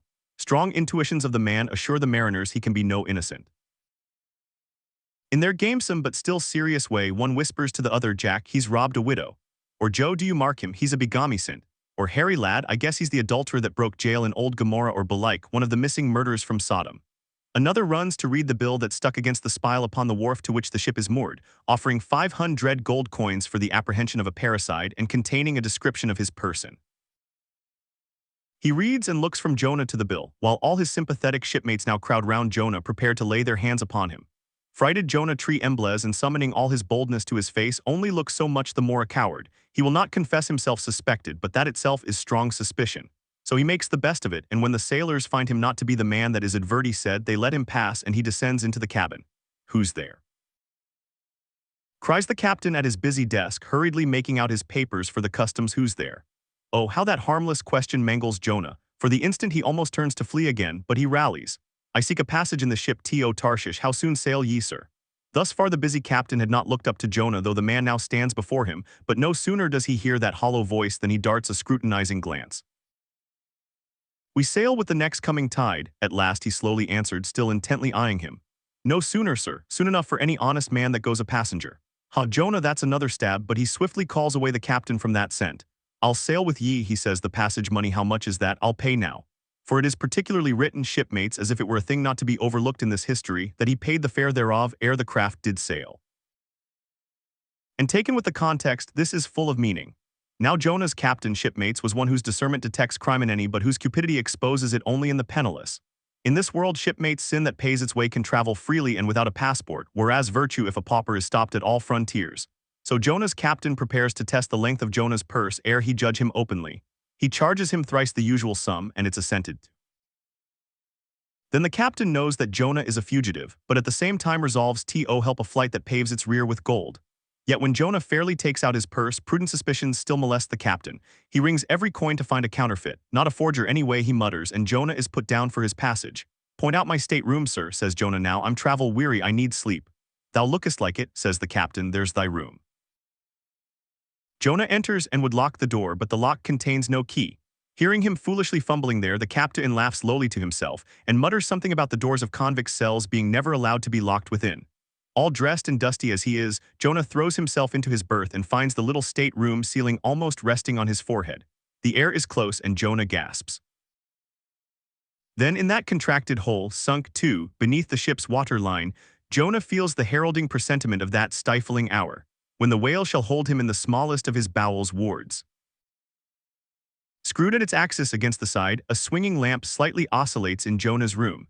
And the ship, heeling over towards the wharf with the weight of the last bales received, the lamp, flame and all though in slight motion, still maintains a permanent obliquity with reference to the room. Though in truth infallibly straight itself, it but made obvious the false lying levels among which it hung. The lamp alarms and frightens Jonah, as lying in his berth his tormented eyes roll round the place, and this thus far successful fugitive finds no refuge for his restless glance. But that contradiction in the lamp more and more appalls him. The floor, the ceiling, and the side are all awry. Oh, so my conscience hangs in me. He groans, straight upwards, so it burns, but the chambers of my soul are all in crookedness. Like one who after a night of drunken revelry hies to his bed, still reeling, but with conscience yet pricking him, as the plungings of the Roman race horse, but so much the more strike his steel tags into him. As one who in that miserable plight still tore ns and turns in giddy anguish, praying God for annihilation until the fit be past. And at last amid the whirl of woe he feels, a deep stupor steals over him, as over the man who bleeds to death, for conscience is the wound, and there's naught to staunch it. So, after sore wrestlings in his berth, Jonah's prodigy of ponderous misery drags him drowning down to sleep. And now the time of tide has come, the ship casts off her cables, and from the deserted wharf the uncheered ship for Tarshish all careening glides to sea. That ship, my friends, was the first of recorded smugglers. The contraband was Jonah, but the sea rebels he will not bear the wicked burden. A dreadful storm comes on, the ship is like to break. But now when the boatswain calls all hands to lighten her, when boxes, bales and jars are clattering overboard, when the wind is shrieking and the men are yelling and every plank thunders with trampling feet right over Jonah's head, in all this raging tumult Jonah sleeps his hideous sleep. He sees no black sky and raging sea, feels not the reeling timbers, and little hears he or heeds he the far rush of the mighty whale, which even now with open mouth is cleaving the seas after him. Shipmates, Jonah was gone down into the sides of the ship, a berth in the cabin as I have taken it, and was fast asleep. But the frightened master comes to him and shrieks in his dead ear, "What meanest thou, O sleeper? Arise." Startled from his lethargy by that direful cry, Jonah staggers to his feet and stumbling to the deck, grasps a shroud to look out upon the sea. But at that moment he is sprung upon by a panther billow leaping over the bulwarks. Wave after wave thus leaps into the ship, and finding no speedy vent runs roaring fore and aft, till the mariners come nigh to drowning while yet afloat. And ever, as the white moon shows her affrighted face from the steep gullies in the blackness overhead, aghast Jonah sees the rearing bowsprit pointing high upward, but soon beat downward again towards the tormented deep. Terrors upon terrors run shouting through his soul. In all his cringing attitudes the god fugitive is now too plainly known. The sailors mark him, more and more certain grow their suspicions of him, and at last, fully to test the truth by referring the whole matter to high heaven, they fall to casting lots to see for whose cause this great tempest was upon them. The lot is Jonah's, that discovered, then how furiously they mob him with their questions. What is thine occupation? Whence comest thou? Thy sea outry, what people? But mark now, my shipmates, the behavior of poor Jonah. The eager mariners but ask him who he is and where from, whereas they not only receive an answer to those questions, but likewise another answer to a question not put by them, but the unsolicited answer is forced from Jonah by the hard hand of God that is upon him. "I am a Hebrew," he cries, and then, "I fear the Lord the God of heaven who hath made the sea and the dry land." Fear him, O Jonah. Aye, well mightest thou fear the Lord God then. Straightway, he now goes on to make a full confession, whereupon the mariners became more and more appalled but still are pitiful. For when Jonah not yet supplicating God for mercy, since he but too well knew the darkness of his deserts, when wretched Jonah cries out to them to take him and cast him forth into the sea, for he need that for his sake this great tempest was upon them, they mercifully turn from him and seek by other means to save the ship. But all in vain, the indignant gale howls louder. Then with one hand raised invokingly to God, with the other they not unreluctant ntly lay hold of Jonah. And now behold Jonah taken up as an anchor and dropped into the sea, when instantly an oily calmness floats out from the east, and the sea is still, as Jonah carries down the gale with him, leaving smooth water behind. He goes down in the whirling heart of such a masterless commotion that he scarce heeds the moment when he drops seething into the yawning jaws awaiting him, and the whale shoots to all his ivory teeth like so many white bolts upon his prison. Then Jonah prayed unto the Lord out of the fish's belly, but observe his prayer and learn a weighty lesson. For sinful as he is, Jonah does not weep and wail for direct deliverance. He feels that his dreadful punishment is just. He leaves all his deliverance to God, contenting himself with this, that spite of all his pains and pangs he will still look towards his holy temple. And here, shipmates, is true and faithful repentance, not clamorous for pardon but grateful for punishment. And how pleasing to God was this conduct in Jonah is shown in the eventual deliverance of him from the sea and the whale. Shipmates, I do not place Jonah before you to be copied for his sin, but I do place him before you as a model for repentance. Sin not, but if you do, take heed to repent of it like Jonah. While he was speaking these words, the howling of the shrieking, slanting storm without seemed to add new power to the preacher, who, when describing Jonah's sea storm, seemed tossed by a storm himself. His deep chest heaved as with a ground swell. His two said arms seemed the warring elements at work, and the thunders that rolled away from off his swarthy brow and the light leaping from his eye made all his simple hearers look on him with a quick fear that was strange to them. There now came a lull in his look, as he silently turned over the leaves of the book once more, and at last, standing motionless with closed eyes for the moment, seemed communing with God and himself. But again he leaned over towards the people, and bowing his head lowly with an aspect of the deepest yet manliest humility, he spake these words: Shipmates, God has laid but one hand upon you, both his hands press upon me. I have read ye by what murky light may be mine the lesson that Jonah teaches to all sinners, and therefore to ye, and still more to me, for I am a greater sinner than ye. And now how gladly would I come down from this mast head and sit on the hatches there where you sit, and listen as you listen, while some one of you reads me that other and more awful lesson which Jonah teaches to me, as a pilot of the living God. How being an anointed pilot prophet, or speaker of true things, and bidden by the Lord to sound those unwelcome truths in the ears of a wicked Nineveh, Jonah, appalled at the hostility he should raise, fled from his mission and sought to escape his duty and his God by aching ship at Joppa. But God is everywhere, Tarshish he never reached. As we have seen, God came upon him in the whale and swallowed him down to living gulfs of doom, and with swift slantings tore him along into the midst of the seas, where the eddying depths sucked him 10,000 fathoms down, and the weeds were wrapped about his head, and all the watery world of woe bowled over him. Yet even then, beyond the reach of any plummet out of the belly of hell, when the whale grounded upon the ocean's uttermost bones, even then God heard the engulfed, repenting prophet when he cried. Then God spake unto the fish, and from the shuddering cold and blackness of the sea the whale came breaching up towards the warm and pleasant sun and all the delights of air and earth, and vomited out Jonah upon the dry land, when the word of the Lord came a second time, and Jonah bruised and beat his ears like two seashells, still multitudinously murmuring of the ocean. Jonah did the Almighty's bidding, and what was thought shipmates, to preach the truth to the face of falsehood. That was it, this shipmates, this is that other lesson, and woe to that pilot of the living God who slights it. Woe to him whom this world charms from gospel duty. Woe to him who seeks to pour oil upon the waters when God has brewed them into a gale. Woe to him who seeks to please rather than to appall. Woe to him whose good name is more to him than goodness. Woe to him who in this world courts not dishonor. Woe to him who would not be true, even though to be false were salvation.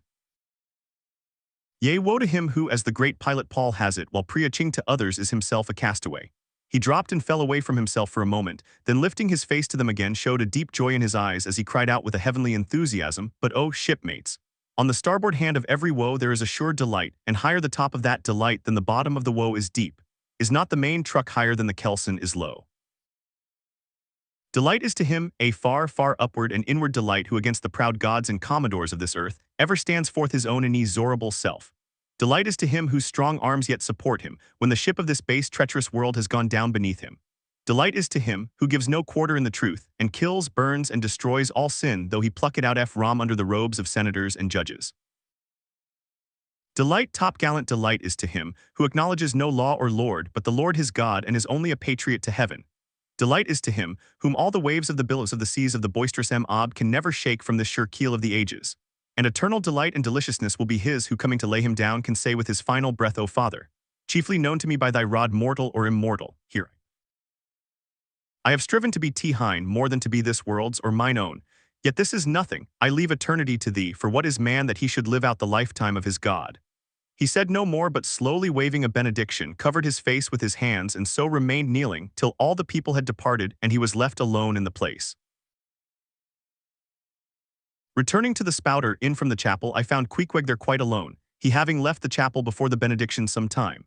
He was sitting on a bench before the fire with his feet on the stove hearth, and in one hand was holding close up to his face that little Negro idol of his, peering hard into its face and with a jackknife gently whittling away at its nose, meanwhile humming to himself in his heathenish way. But being now interrupted, he put up the image, and pretty soon, going to the table, took up a large book there and placing it on his lap began counting the pages with deliberate regularity. At every 50th page, as I fancied, stopping a moment, looking vacantly around him, and giving utterance to a long-drawn gurgling whistle of astonishment. He would then begin again at the next 50, seeming to commence at number 1 each time as though he could not count more than 50, and it was only by such a large number of 50s being found together that his astonishment at the multitude of pages was excited. With much interest I sat watching him. Savage though he was and hideously marred about the face, at least to my taste, his countenance yet had a something in it which was by no means disagreeable. You cannot hide the soul. Through all his unearthly tattoo and GS, I thought I saw the traces of a simple, honest heart, and in his large, deep eyes, fiery, black and bold, there seemed tokens of a spirit that would dare 1,000 devils.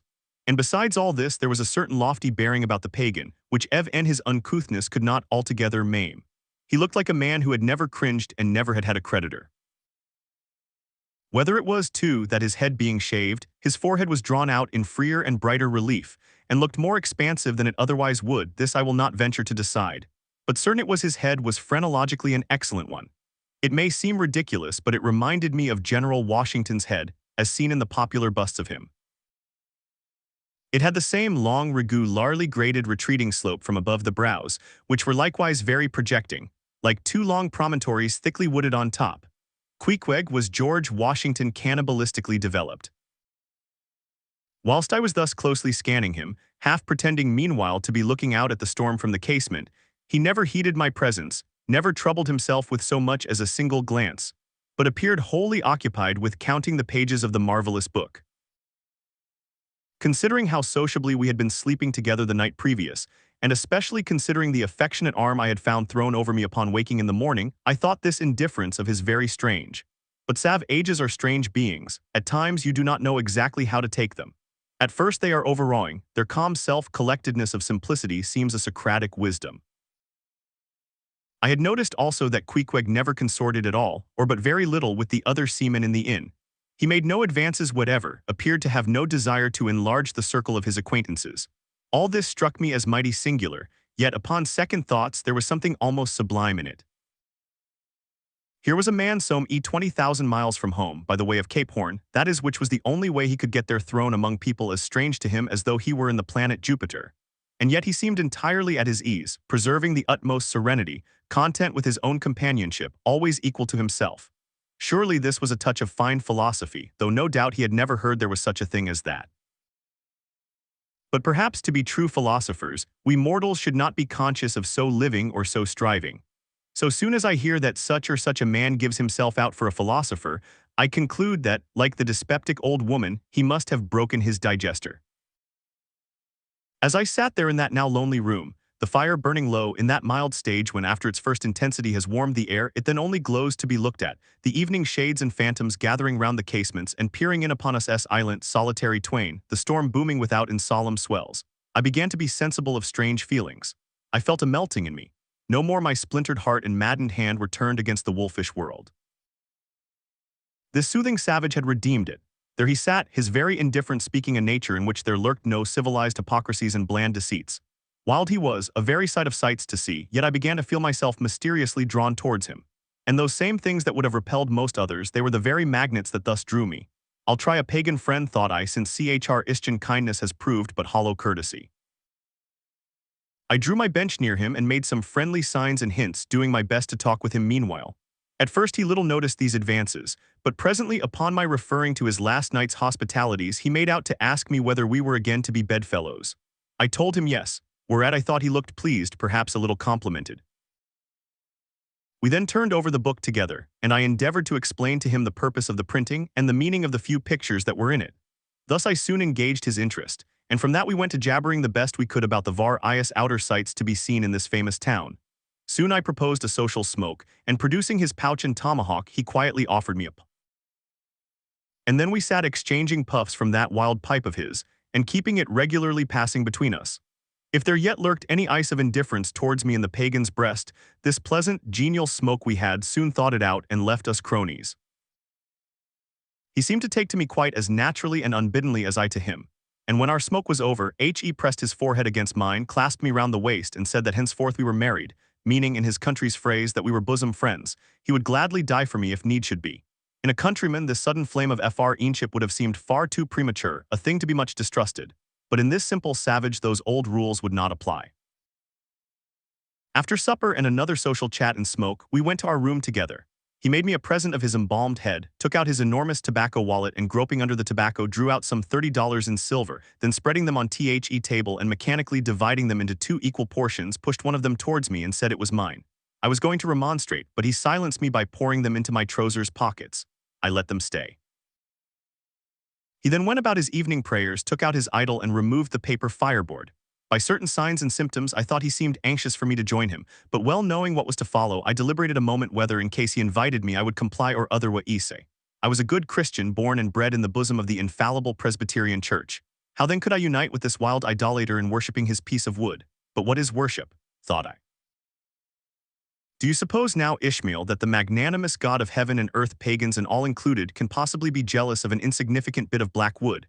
Impossible. But what is worship? To do the will of God, that is worship. And what is the will of God? To do to my fellow man what I would have my fellow man to do to me, that is the will of God.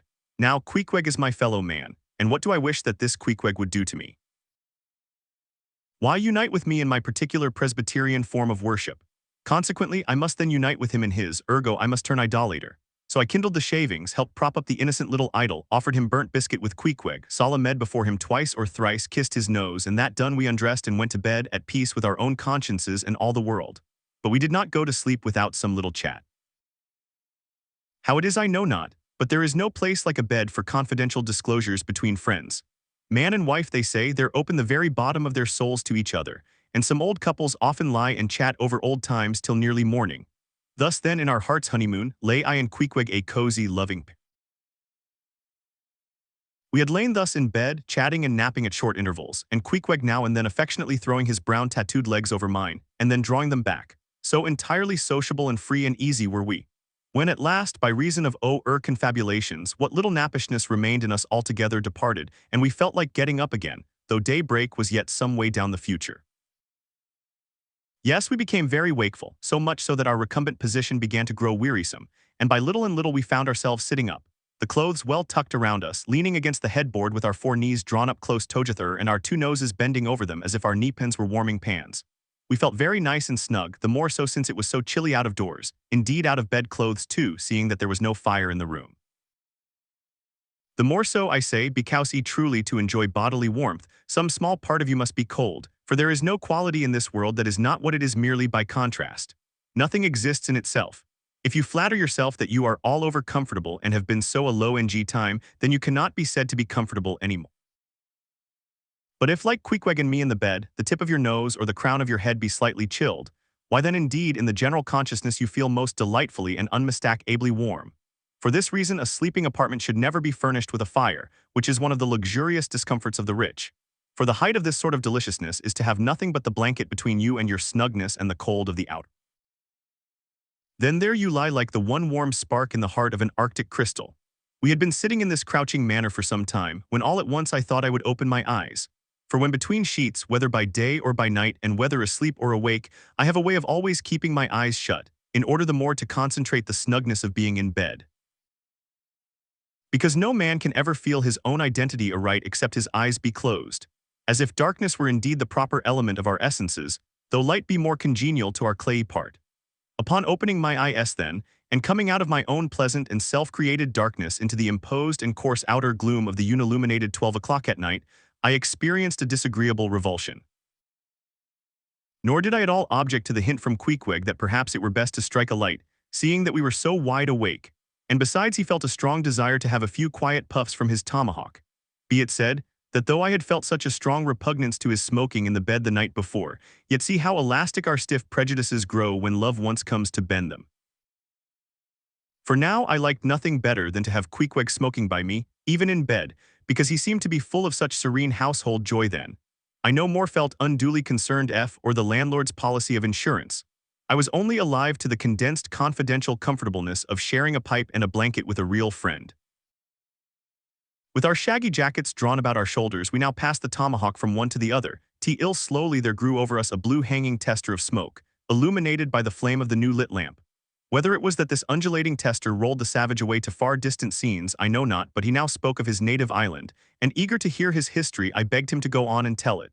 He gladly complied. Though at the time I but ill comprehended not a few of his words, yet subsequent disclosures, when I had become more familiar with his broken phraseology, now enable me to present the whole story such as it may prove in the mere skeleton I give. Queequeg was a native of Rockavoco, an island far away to the west and south. It is not down in any map, true places never are. When a new-hatched savage running wild about his native woodlands in a grass clout followed by the nibbling goats as if he were a green sapling, even then in Queequeg's ambitious soul lurked a strong desire to see something more of Christendom than a specimen whaler or two. His father was a high chief, a king, his uncle a high priest, and on the maternal side he boasted aunts who were the wives of unconquerable warriors. There was excellent blood in his veins, royal stuff, though sadly vitiated, I fear, by the cannibal propensity he nourished in his untutored youth. A Sag Harbor ship visited his father's bay, and Queequeg sought a passage to Christian lands. But the ship, having her full complement of seamen, spurned his suit, and not all the king his father's influence could prevail. But Queequeg vowed a vow. Alone I and his canoe he paddled off to a distant strait which he knew the ship must pass through when she quitted the island. On one side was a coral reef, on the other a low tongue of land covered with mangrove thickets that grew out into the water. Hiding his canoe still afloat among these thickets with its prow seaward, he sat down in the stern, paddle low in hand. And when the ship was gliding by like a flash he darted out, gained her side, with one backward dash of his foot capsized and sank his canoe, climbed up the chains, and throwing himself at full length upon the deck, grappled a ring bolt there and swore not to let it go, though hacked in pieces. In vain the captain threatened to throw him overboard, suspended a cutlass over his naked wrists. Queequeg was the son of a king, and Queequeg budged not. Struck by his desperate dauntlessness and his wild desire to visit Christendom, the captain at last relented and told him he might make himself at home. But this fine young savage, this sea prince of Wales, never saw the captain's cabin. They put him down among the sailors and made a whaleman of him. But like Tsar Peter content to toil in the shipyards of foreign cities, Queequeg disdained no seeming ignominy, if thereby he might happily gain the power of enlightening his untutored countrymen. For at bottom, so he told me, he was actuated by a profound desire to learn among the Christians the arts whereby to make his people still happier than they were, and more than that, still better than they were. But alas! The practices of whalemen soon convinced him that even Christians could be both miserable and wicked, infinitely more so than all his fathers he Athens. Arrived at last in old Sag Harbor and seeing what the sailors did there, and then going on to Nantucket and seeing how they spent their wages in that place also, poor Queequeg gave it up for lost. Thought he, it's a wicked world in all meridians, I'll die a pagan. And thus an old idolater at heart, he yet lived among these Christians, wore their clothes, and tried to talk their gibberish. Hence the queer ways about him, though now some time from home. By hints, I asked him whether he did not propose going back and having a coronation, since he might now consider his father dead and gone, he being very old and feeble at the last accounts. He answered no, not yet, and added that he was fearful Christianity, or rather Christians, had unfitted him for ascending the pure and undefiled throne of 30 pagan kings before him. But by and by, he said, he would return as soon as he felt himself baptized again. For the nonce, however, he proposed to sail about and sow his wild oats in all 4 oceans. They had made a harpooner of him, and that barbed iron was in lieu of a scepter now. I asked him what might be his immediate purpose, touching his future movements. He answered to go to sea again in his old vocation. Upon this, I told him that whaling was my own design, and informed him of my intention to sail out of Nantucket, as being the most promising port for an adventurous whaleman to embark from. He at once resolved to accompany me to that island, ship aboard the same vessel, get into the same watch, the same boat, the same mess with me, in short to share my every hap. With both my hands in his, boldly dip into the potluck of both worlds. To all this I joyously assented, for besides the affection I now felt for Queequeg, he was an experienced harpooner and as such could not fail to be of great usefulness to one, who, like me, was wholly ignorant of the mysteries of whaling, though well acquainted with the sea, as known to merchant seamen. His story being ended with his pipe's last dying puff, Queequeg embraced me, pressed his forehead against mine, and blowing out the light, we rolled over from each other this way and that, and very soon were sleeping. Next morning, Monday, after disposing of the embalmed head to a barber for a block, I settled my own and comrade's bill, using, however, my comrade's money. The grinning landlord, as well as the boarders, seemed amazingly tickled at the sudden friendship which had sprung up between me and Queequeg, especially as Peter Coffin's cock and bull stories about him had previously so much alarmed me concerning the very person whom I now companied with. We borrowed a wheelbarrow and, embarking our things, including my own poor carpet bag and Queequeg's canvas sack and hammock, away we went down to the Moss, the little Nantucket packet schooner moored at the wharf. As we were going along, the people star-ed, not at Queequeg so much, for they were used to seeing cannibals like him in their streets, but at seeing him and me upon such confidential terms. But we heeded them not, going along wheeling the barrow by turns, and Queequeg now and then stopping to adjust the sheath on his harpoon barbs. I asked him why he carried such a troublesome thing with him ashore, and whether all whaling ships did not find their own harpoons. To this in substance he replied that though what I hinted was true enough, yet he had a particular affection for his own harpoon, because it was of assured stuff, well tried in many a mortal combat, and deeply intimate with the hearts of whales. In short, like many inland reapers and mowers, who go into the farmers' meadows armed with own scythes, though in no wise obliged to furnish them, even so, Queequeg, for his own private reasons, preferred his own harpoon. Shifting the barrow from my hand to his, he told me a funny story about the first wheelbarrow he had ever seen. It was in Sag Harbor. The owners of his ship, it seems, had lent him one in which to carry his heavy chest to his boarding house. Not to seem ignorant about the thing, though in truth he was entirely so, concerning the precise way in which to manage the barrow, Queequeg puts his chest upon it, lashes it fast, and then shoulders the barrow and marches up the wharf. "Why," said I, "Queequeg, you might have known better than that, one would think. Didn't the people laugh?" Upon this he told me another story. The people of his island of Rockavoco, it seems, at their wedding feasts expressed the fragrant water of young coconuts into a large stained calabash like a punch bowl, and this punch bowl always forms the great central ornament on the braided mat where the feast is held. Now a certain grand merchant ship once touched at Rockavoco, and its commander, from all accounts, a very stately punctilious gentleman, at least for a sea captain. This commander was invited to the wedding feast of Queequeg's sister, a pretty young princess just turned of 10. Well, when all the wedding guests were assembled at the bride's bamboo cottage, this captain marches in, and being assigned the post of honor, placed himself over against the punch bowl, and between the high priest and his majesty the king, Queequeg's father. Grace being said, for those people have their grace as well as we, though Queequeg told me that unlike us, who at such times look downwards to our platters, they on the contrary, copying the ducks, glance upwards to the great giver of all feasts. Grace, I say, being said, the high priest opens the banquet by the immemorial ceremony of the island. That is, dipping his consecrated and consecrating fingers into the bowl before the blessed beverage circulates. Seeing himself placed next the priest, and noting the ceremony, and thinking himself being captain of a ship as having plain precedence over a mere island king, especially in the king's own house, the captain coolly proceeds to wash his hands in the punch bowl, taking it, I suppose, for a huge finger glass. "Now," said Queequeg, "what you tink now, didn't our people laugh?" At last, passage paid and luggage safe, we stood on board the schooner. Hoisting sail, it glided down the Acushnet River. On one side, New Bedford rose in terraces of streets, their ice-covered trees all glittering in the clear, cold air. Huge hills and mountains of casks on casks were piled upon her wharves, and side by side the world-wandering whale ships lay silent and safely moored at last, while from others came a sound of carpenters and coopers, with blended noises of fires and forges to melt the pit, all betokening that new cruises were on the start. That one most perilous and long voyage ended only begins a second, and a second ended only begins a third, and so on for ever and for. Such is the endlessness, yea, the intolerableness of all earthly effort. Gaining the more open water, the bracing breeze waxed fresh, the little Moss tossed the quick foam from her bows as a young colt his snortings. How I snuffed that Tartar air! How I spurned that turnpike earth! That common highway all over dented with the marks of slavish heels and hoofs, and turned me to admire the magnanimity of the sea which will permit no records. At the same foam fountain, Queequeg seemed to drink and reel with me. His dusky nostrils swelled apart, he showed his filed and pointed teeth. On we flew and our offing gained, the moss did homage to the blast, ducked and dived her bows as a slave before the sultan. Sideways leaning we sideways darted, every rope yarn tingling like a wire, the two tall masts buckling like Indian canes in land tornadoes. So full of this reeling scene were we, as we stood by the plunging bowsprit, that for some time we did not notice the jeering glances of the passengers, a lubber-like assembly, who marveled that two fellow beings should be so companionable, as though a white man were anything more dignified than a whitewashed Negro. But there were some boobies and bumpkins there, who, by their intense greenness, must have come from the heart and center of all verdure. Queequeg caught one of these young saplings mimicking him behind his back. I thought the bumpkin's hour of doom was come.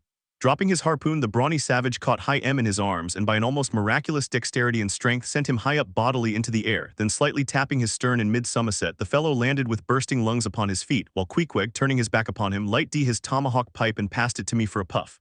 "Capting, capting," yelled the bumpkin, running towards that officer. "Capting, capting, here's the devil." "Hallo you, sir," cried the captain, a gaunt rib of the sea, stalking up to Queequeg. "What in thunder do you mean by that? Don't you know you might have killed that chap?" "What him say?" said Queequeg as he mildly turned to me. "He say," said I, "that you came near kill that man there," pointing to the still shivering greenhorn. "Killy?" cried Queequeg, twisting his tattooed face into an unearthly expression of disdain. "Ah, him bevy small fishy, Queequeg no kill so small fishy, Queequeg kill big whale." "Look you," roared the captain, "I'll kill you cannibal if you try any more of your tricks aboard here, so mind your eye." But it so happened just then that it was high time for the captain to mind his own eye. The prodigious strain upon the mainsail had parted the weather sheet, and the tremendous boom was now flying from side to side, completely sweeping the entire after part of the deck. The poor fellow whom Queequeg had handled so roughly was swept overboard, all hands were in a panic, and to attempt snatching at the boom to stay it seemed madness. It flew from right to left and back again, almost in one ticking of a W-atch, and every instant seemed on the point of snapping into splinters. Nothing was done, and nothing seemed capable of being done. Those on deck rushed towards the bows and stood eyeing the boom as if it were the lower jaw of an exasperated whale. In the midst of this consternation, Queequeg dropped deftly to his knees, and crawling under the path of the boom, whipped hold of a rope, secured one end to the bulwarks, and then flinging the other like a lasso, caught it round the boom as it swept over his head, and at the next jerk the spar was that way trapped and all was safe. The schooner was run into the wind, and while the hands were clearing away the St. Ern boat, Queequeg, stripped to the waist, darted from the side with a long living arc of a leap. For 3 minutes or more he was seen swimming like a dog, throwing his long arms straight out before him and by turns revealing his brawny shoulders through the freezing foam. I looked at the grand and glorious fellow but saw no one to be saved. The greenhorn had gone down. Shooting himself perpendicularly from the water, Queequeg now took an instant's glance around him and, seeming to see just how matters were, dived down and disappeared. A few minutes more and he rose again, one arm still striking out and with the other dragging a lifeless form. The boat soon picked them up. The poor bumpkin was restored. All hands voted Queequeg a noble trump. The captain begged his pardon. From that hour I clove to Queequeg like a barnacle, yea, till poor Queequeg took his last long dive. Was there ever such unconsciousness? He did not seem to think that he at all deserved a medal from the humane and magnanimous societies. He only asked for water, fresh water, something to wipe the brine off. That done, he put on dry clothes, lighted his pipe, and leaning against the bulwarks and mildly eyeing those around him, seemed to be saying to himself, "It's a mutual joint stock world in all meridians. We cannibals must help these Christians." Nothing more happened on the passage worthy the mentioning, so after a fine run we safely arrived in Nantucket. Nantucket, take out your map and look at it. See what a real corner of the world it occupies, how it stands there away offshore, more lonely than the Eddystone lighthouse. Look at it, a mere hillock, an elbow of sand, all beach without a background. The ray is more sand there than you would use in 20 years as a substitute for blotting paper. Some gamesome whites will tell you that they have to plant weeds there, they don't grow naturally, that they import Canada thistles, that they have to send beyond seas for a spile to stop a leak in an oil cask, that pieces of wood in Nantucket are carried about like bits of the true cross in Rome, that people there plant toadstools before their houses to get under the shade in summer time, that one blade of grass aches an oasis, 3 blades in a day's walk a prairie. That they wear quicksand shoes, something like Laplander snowshoes, that they are so shut up, belted about, every way enclosed, surrounded and made an utter island of by the ocean, that to their very chairs and tables small clams will sometimes be found adhering, as to the backs of sea turtles. But these extravaganzas only show that Nantucket is no Illinois. Look now at the wondrous traditional story of how this island was settled by the red men, Thus goes the legend. In olden times an eagle swooped down upon the New England coast and carried off an infant Indian in his talons. With loud lament the parents saw their child borne out of sight over the wide waters. They resolved to follow in the same direction. Setting out in their canoes, after a perilous passage they discovered the island, and there they found an empty ivory casket, the poor little Indian's skeleton. What wonder then that these Nantucketers born on a beach should take to the sea for a livelihood. They first caught crabs and quahogs in the sand. Grown bolder, they waded out with nets for mackerel. More experienced, they pushed off in boats and captured red cod. And at last, launching a navy of great ships on the sea, explored this watery world, put an incessant belt of circumnavigations round it, peeped in at Bering Straits, and in all seasons and all oceans declared everlasting war with the mightiest animated mass that has survived the flood, most monstrous and most mountainous. That Himmelhund salt sea mastodon, clothed with such portentousness of unconscious power, that his very panics are more to be dreaded than his most fearless and malicious assaults. And thus have these naked Nantucketers, these sea hermits issuing from their ant hill in the sea, overrun and conquered the watery world like so many Alexanders, parceling out among them the Atlantic, Pacific, and Indian Oceans, as the three pirate powers did Poland. Let America add Mexico to Texas and pile Cuba upon Canada. Let the English overswarm all India and hang out their blazing banner from the sun. 2/3 of this terraqueous globe are the Nantucketers. For the sea is his, he owns it as emperors own empires, other seamen having but a right of way through it. Merchant ships are but extension bridges, armed ones but floating forts. Even pirates and privateers, though following the sea as highwaymen the road, they but plunder other ships, are fragments of the land like themselves, without seeking to draw their living from the bottomless deep itself. The Nantucketer, he alone resides and riots on the sea. He alone, in Bible language, goes down to it in ships, to and fro plowing it as his own special plantation. There is his home, there lies his business, which a Noah's flood would not interrupt, though it overwhelmed all the millions in China. He lives on the sea as prairie cocks in the prairie. He hides among the waves, he climbs them as Amwa hunters climb the Alps. For years he knows not the land, so that when he comes to it at last it smells like another world, more strangely than the moon would to an earthsman. With the landless gull, that at sunset folds her wings and is rocked to eat between billows. So at nightfall, the Nantucketer, out of sight of land, furls his sails and lays him to his rest, while under his very pillow rush herds of walruses and whales. It was quite late in the evening when the little moss came snugly to anchor, and Queequeg and I went ashore, so we could attend to no business that day, at least none but a supper and a bed. The landlord of the Spouter Inn had recommended us to his cousin Hosea Hussey of the Tripots, whom he asserted to be the proprietor of one of the best-kept hotels in all Nantucket, and moreover he had assured us that cousin Hosea, as he called him, was famous for his chowders. In short, he plainly hinted that we could not possibly do better than try pot luck at the Tripots. But the directions he had given us about keeping a yellow warehouse on our starboard hand till we opened a white church to the larboard, and then keeping that on the larboard hand till we made a corner 3 points to the starboard, and that done, then ask the first man we met where the place was. These crooked directions of his very much puzzled us at first, especially as at the outset, Queequeg insisted that the yellow warehouse, our first point of departure, must be left on the larboard hand, whereas I had understood Peter Coffin to say it was on the starboard. However, by dint of beating about a little in the dark, and now and then knocking up a peaceable inhabitant to inquire the way, we at last aimed to something which there was no mistaking. 2 enormous wooden pots painted black, and suspended by asses' ears, swung from the cross-trees of an old topmast, planted in front of an old doorway. The horns of the cross-trees were sawed off on the other side, so that this old topmast looked not a little like a gallows. Perhaps I was oversensitive to such impressions at the time, but I could not help staring at this gallows with a vague misgiving. A sort of crick was in my neck as I gazed up to the 2 remaining horns, yes, 2 of them, one for Queequeg and one for me. It's ominous, thinks I, a coffin my innkeeper upon landing in my first whaling port, tombstones staring at me in the whaleman's chapel, and here a gallows, and a pair of prodigious black pots too. Are these last throwing out a bleak inch touching Tophet? I was called from these reflections by the sight of a freckled woman with yellow hair and a yellow gown, standing in the porch of the inn under a dull red lamp swinging there that looked much like an injured eye, and carrying on a brisk scolding with a M and in a purple woolen shirt. "Get along with ye," said she to the man, "or I'll be combing ye." "Come on, Queequeg," said I. "All right, there's Mrs. Hussey." So it turned out, Mr. Hosea Hussey being from home, but leaving Mrs. Hussey entirely competent to attend to all his affairs.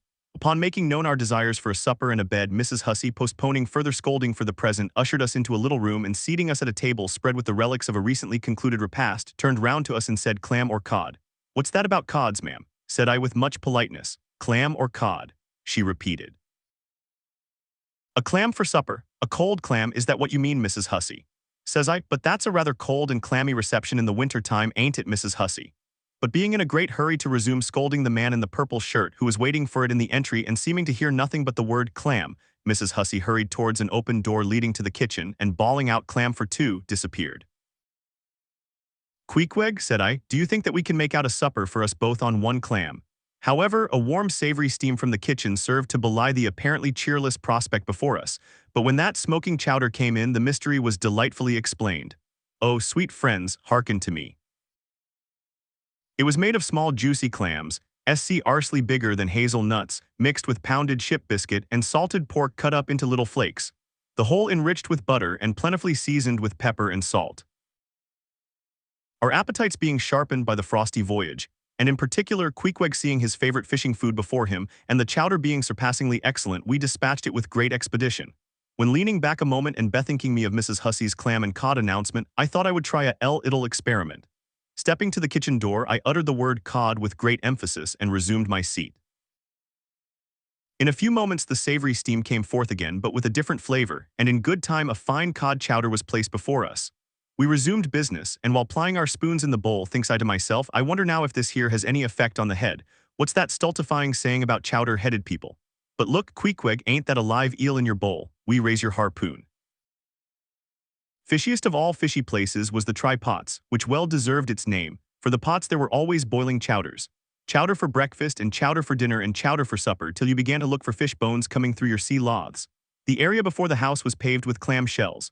Mrs. Hussey wore a polished necklace of codfish vertebra, and Hosea Hussey had his account books bound in superior old sharkskin. There was a fishy flavor to the milk, too, which I could not at all account for, till one morning happening to take a stroll along the beach among some fishermen's boats, I saw Hosea's brindled cow feeding on fish remnants, and marching along the sand with each foot in a code's decapitated head, looking very slipshod, I assure ye. Supper concluded, we received a lamp and directions from Mrs. Hussey concerning the nearest way to bed. But as Queequeg was about to precede me up the stairs, the lady reached forth her arm and demanded his harpoon. She allowed no harpoon in her chamber. Why not? Said I. Every true whaleman sleeps with his harpoon, but why not? Because it's dangerous, says she. Ever since young Stiggs coming from that unfortunate voyage of his, when he was gone 4 years and a half with only 3 barrels of ile, was found dead in my first floor back with his harpoon in his side. Ever since then I allow no boarders to take such dangerous weapons in their rooms at night. So Mr. Queequeg, for she had learned his name, I will just take this here iron and keep it for you till morning.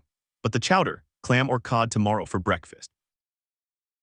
Both, says I, and let's have a couple of smoked herring by way of variety. In bed we concocted our plans for the morrow. But to my surprise and no small concern, Queequeg now gave me to understand that he had been diligently consulting Yojo the name of his black little god, and Yojo had told him 2 or 3 times over. And strong Gly insisted upon it every way, that instead of our going together among the whaling fleet in harbor, and in concert selecting our craft, instead of this, I say, Yojo earnestly enjoined that the selection of the ship should rest wholly with me, inasmuch as Yojo purposed befriending us. And in order to do so, had already pitched upon a vessel, which if left to myself, I, Ishmael, should infallibly light upon, for all the world as though it had turned out by chance. And in that vessel I must immediately ship myself, for the present irrespective of Queequeg. I have forgotten to mention that in many things Queequeg placed great confidence in the excellence of Yojo's judgment and surprising forecast of things, and cherished Yojo with considerable esteem, as a rather good sort of god who perhaps meant well enough upon the whole, but in all cases did not succeed in his benevolent designs. Now this plan of Queequeg's, or rather Yojo's, touching the selection of our craft, I did not like that plan at all. I had not a little relied upon Queequeg's sagacity to point out the whaler best fitted to carry us and our fortunes securely. But as all my remonstrances produced no effect upon Queequeg, I was obliged to acquiesce, and accordingly prepared to set about this business with a determined rushing sort of energy and vigor that should quickly settle that trifling little affair. Next morning early, leaving Queequeg shut up with Yojo in our little bedroom, for it seemed that it was some sort of Lent or Ramadan, or day of fasting, humiliation, and prayer with Queequeg and Yojo that day. How it was I never could find out, for though I applied myself to it several times, I never could master his liturgies and XXXIX articles, leaving Queequeg then fasting on his tomahawk pipe, and Yojo warming himself at his sacrificial fire of shavings. I sallied out among the shipping. After much prolonged sauntering and many random inquiries, I learnt that there were 3 ships up for 3 years' voyages: the Devil Dam, the Titbit, and the Pequod. Devil Dam I do not know the origin of. Titbit is obvious. Pequod, you will no doubt remember, was the name of a celebrated tribe of Massachusetts Indians, now extinct as the ancient Medes. I peered and pried about the Devil Dam from her, hopped over to the Titbit, and finally, going on board the Pequod, looked around her for a moment, and then decided that this was the very ship for us. You may have seen many a quaint craft in your day, for aught I know, square-toed luggers, mountainous Japanese junks, butter box galleots, and what-not, but take my word for it, you never saw such a rare old craft as this same rare old Pequod. She was a ship of the old school, rather small if anything, with an old-fashioned claw-footed look about her. Long-seasoned and weather-stained in the typhoons and calms of all 4 oceans, her old hull's complexion was darkened like a French grenadier's who has fought in Egypt and Siberia. Her venerable bows looked bearded. Her masts cut somewhere on the coast of Japan, where her original ones were lost overboard in a gale. Her masts stood stiffly up like the spines of the 3 old kings of Cologne. Her ancient decks were worn and wrinkled, like the pilgrim-worshipped flagstone in Canterbury Cathedral where Becket bled. But to all these her old antiquities were added new and marvelous features, pertaining to the wild business that for more than half a century she had followed. Old Captain Peleg, many years her chief mate before he commanded another vessel of his own, and now a retired seaman and one of the principal owners of the Pequod, this old Peleg, during the term of his chief mateship, had built upon original grotesqueness, and inlaid it all over with a quaintness both of material and device, unmatched by anything except it be Thorkel Hake's carved buckler or bedstead. She was apparelled like any barbaric Ethiopian emperor, his neck heavy with pendants of polished ivory. She was a thing of trophies, a cannibal of a craft, tricking herself forth in the chased bones of her enemies. All round, her unpaneled open bulwarks were garnished like one continuous jaw, with the long sharp teeth of the sperm whale inserted there for pins, to fasten her old hempen thews and tendons to. Those thews ran not through base blocks of land wood, but deftly travelled over sheaves of sea ivory. Scorning a turnstile wheel at her reverend helm, she sported there a till-r, and that tiller was in one mass, curiously carved from the long, narrow lower jaw of her hereditary foe. The helmsman who steered by that tiller in a tempest felt like the Tartar when he holds back his fiery steed by clutching its jaw. A noble craft, be yet somehow a most melancholy. All noble things are touched with that.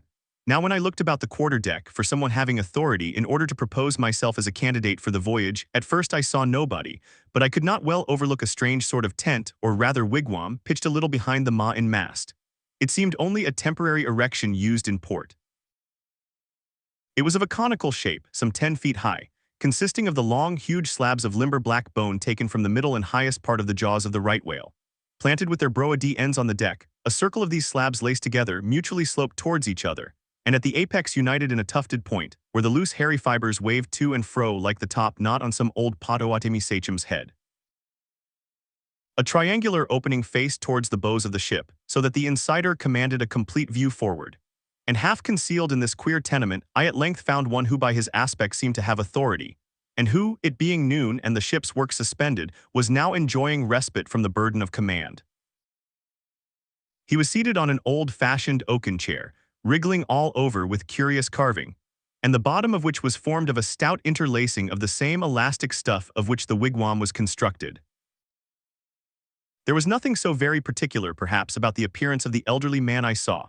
He was brown and brawny like most old seamen, and heavily rolled up in blue pilot cloth cut in the Quaker style. Only there was a fine and almost microscopic knee-work of the minutest wrinkles interlacing round his eyes, which must have arisen from his continual sailings in many hard gales, and always looking to windward, for this causes the muscles about the eyes to become pursed together. Such eye wrinkles are very effectual in a scowl.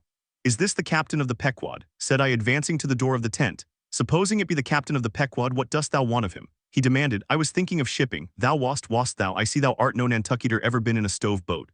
"No, sir, I never have. Dost know nothing at all about whaling, I dare say, eh?" "Nothing, sir, but I have no doubt I shall soon learn. I've been several voyages in the merchant service, and I think that merchant service be damned. Talk not that lingo to me. Dost see that leg? I'll take that leg away from thy stern if ever thou talkest of the marchant service to me again. Marchant service indeed. I suppose now you feel considerable proud of having served in those marchant ships. But flukes, man, what makes thee want to go a-whaling, eh? It looks a little suspicious, don't it, eh? Hast not been a pirate, hast thou? Didst not rob thy last captain, didst thou? Dost not think of murdering the officers when thou you gettest to sea? I protested my innocence of these things. I saw that under the mask of these half-humorous innuendos this old seaman as an insulated Quakerish Nantucketer was full of his insular prejudices and rather distrustful of all aliens unless they hailed from Cape Cod or the Vineyard. But what takes thee a whaling? I want to know that before I think of shipping ye. Well, sir, I want to see what whaling is. I want to see the world. Want to see what whaling is, eh? Have ye clapped eye on Captain Ahab? Who is Captain Ahab, sir? I thought so. Captain Ahab is the captain of this ship. I am mistaken then. I thought I was speaking to the captain himself. Thou art speaking to Captain Peleg. That's who you're speaking to, young man. It belongs to me and Captain Bildad to see the Pequod fitted out for the voyage and supplied with all her needs, including crew. We are part owners and agents. But as I was going to say, if thou wantest to know what whaling is, as thou tellest ye do, I can put ye in a way of finding it out before ye bind yourself to it, past backing out. Clap eye on Captain Ahab, young man, and thou wilt find that he has only one leg. What do you mean, sir? Was the other one lost by a whale? Lost by a whale, young man, come nearer to me. It was devoured, chewed up, crunched by the monstrosest parmacity that ever chipped a boat.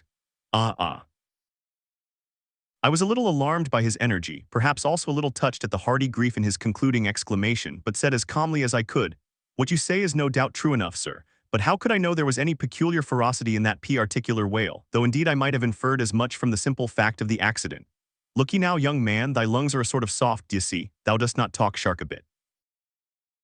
Sure, ye have been to sea before now, sure of that." "Sir," said I thought I told you that I had been 4 voyages in the merchant, hard down out of that. Mind what I said about the merchant service, don't aggravate me, I won't have it, but let us understand each other. I have given thee a hint about what whaling is, do ye yet feel inclined for it?" "I do, sir." "Very good, now art thou the man to pitch a harpoon down a live whale's throat and then jump after it? Answer, quick."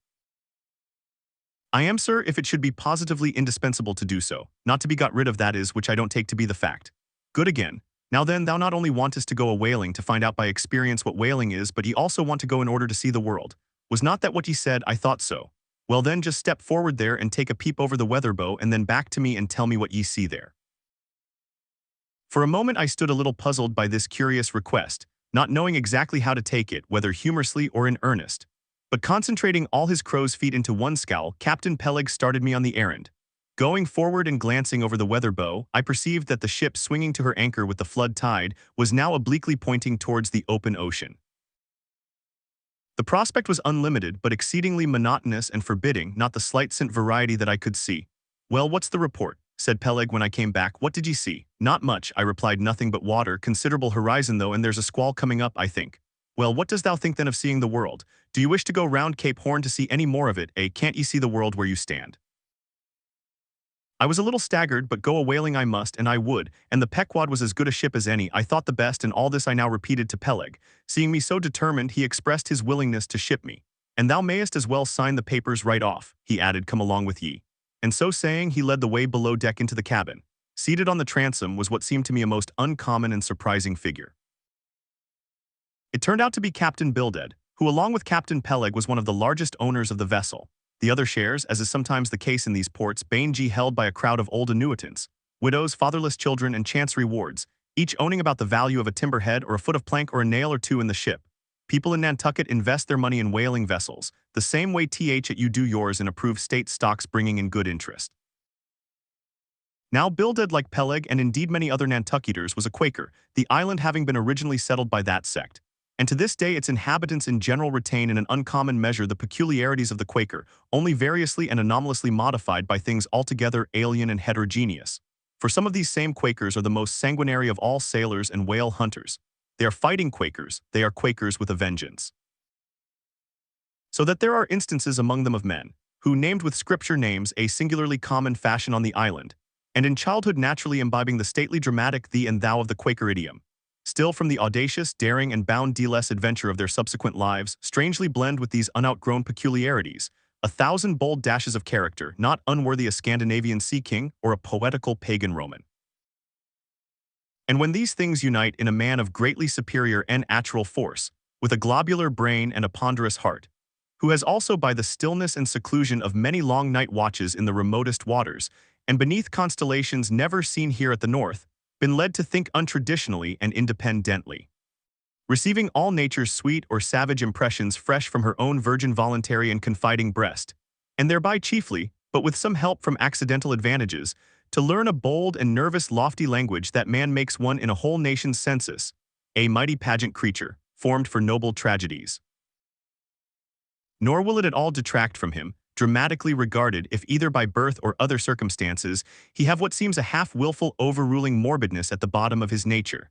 For all men tragically great are made so through a certain morbidness. Be sure of this, O young ambition, all mortal greatness is but to see ass. But as yet we have not to do with such an one but with quite another, and still a man who, if indeed peculiar, it only results again from another phase of the Quaker, modified by individual circumstances. Like Captain Peleg, Captain Bildad was a well-to-do, retired whaleman. But unlike Captain Peleg, who cared not a rush for what are called serious things, and indeed deemed those self-same serious things the veriest of all trifles, Captain Bildad had not only been originally educated according to the strictest sect of Nantucket Quakerism, but all his subsequent ocean life, and the sight of many unclad, lovely island creatures, round the Horn, all that had not moved this native-born Quaker one single jot, had no tea so much as altered one angle of his vest. Still, for all this immutableness, was there some lack of common consistency about worthy Captain Bildad.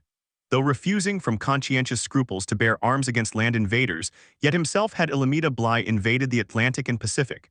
And though a sworn foe to human bloodshed, yet had he in his straight-bodied coat spilled tons upon tons of Leviathan gore. How now in the contemplative evening of his days, the pious Bildad reconciled these things in the reminiscence, I do not know.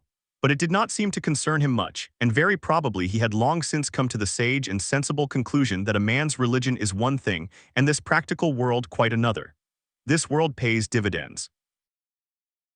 Our easing from a little cabin boy in short clothes of the drabbest drab, to a harpooner in a broad shad-bellied waistcoat, from that becoming boat header, chief mate and captain, and finally a ship owner. Bildad, as I hinted before, had concluded his adventurous career by wholly retiring from active life at the goodly age of 60, and dedicating his remaining days to the quiet receiving of his well-earned income. Now Bildad, I am sorry to say, had the reputation of being an incorrigible old hunks, and in his seagoing days a bitter, hard taskmaster.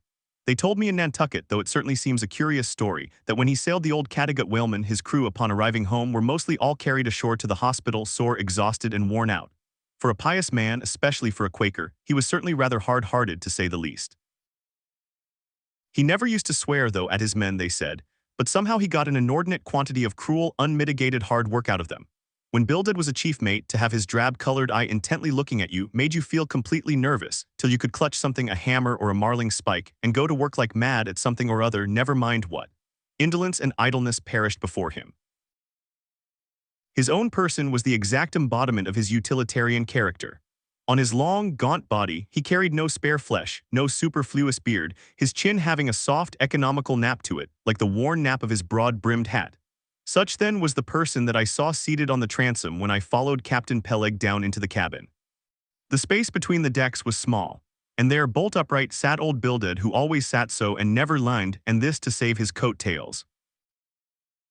His broad brim was placed beside him, his legs were stiffly crossed, his drab vesture was buttoned up to his chin, and spectacles on nose, he seemed absorbed in reading from a Poe Enderis volume. Bildad, cried Captain Peleg, at it again, Bildad, ye have been studying those scriptures now for the last 30 years to my certain knowledge. How far ye got, Bildad? As if long habituated to such profane talk from his old shipmate, Bildad, without noticing his present irreverence, quietly looked up and seeing me glanced again inquiringly towards Peleg.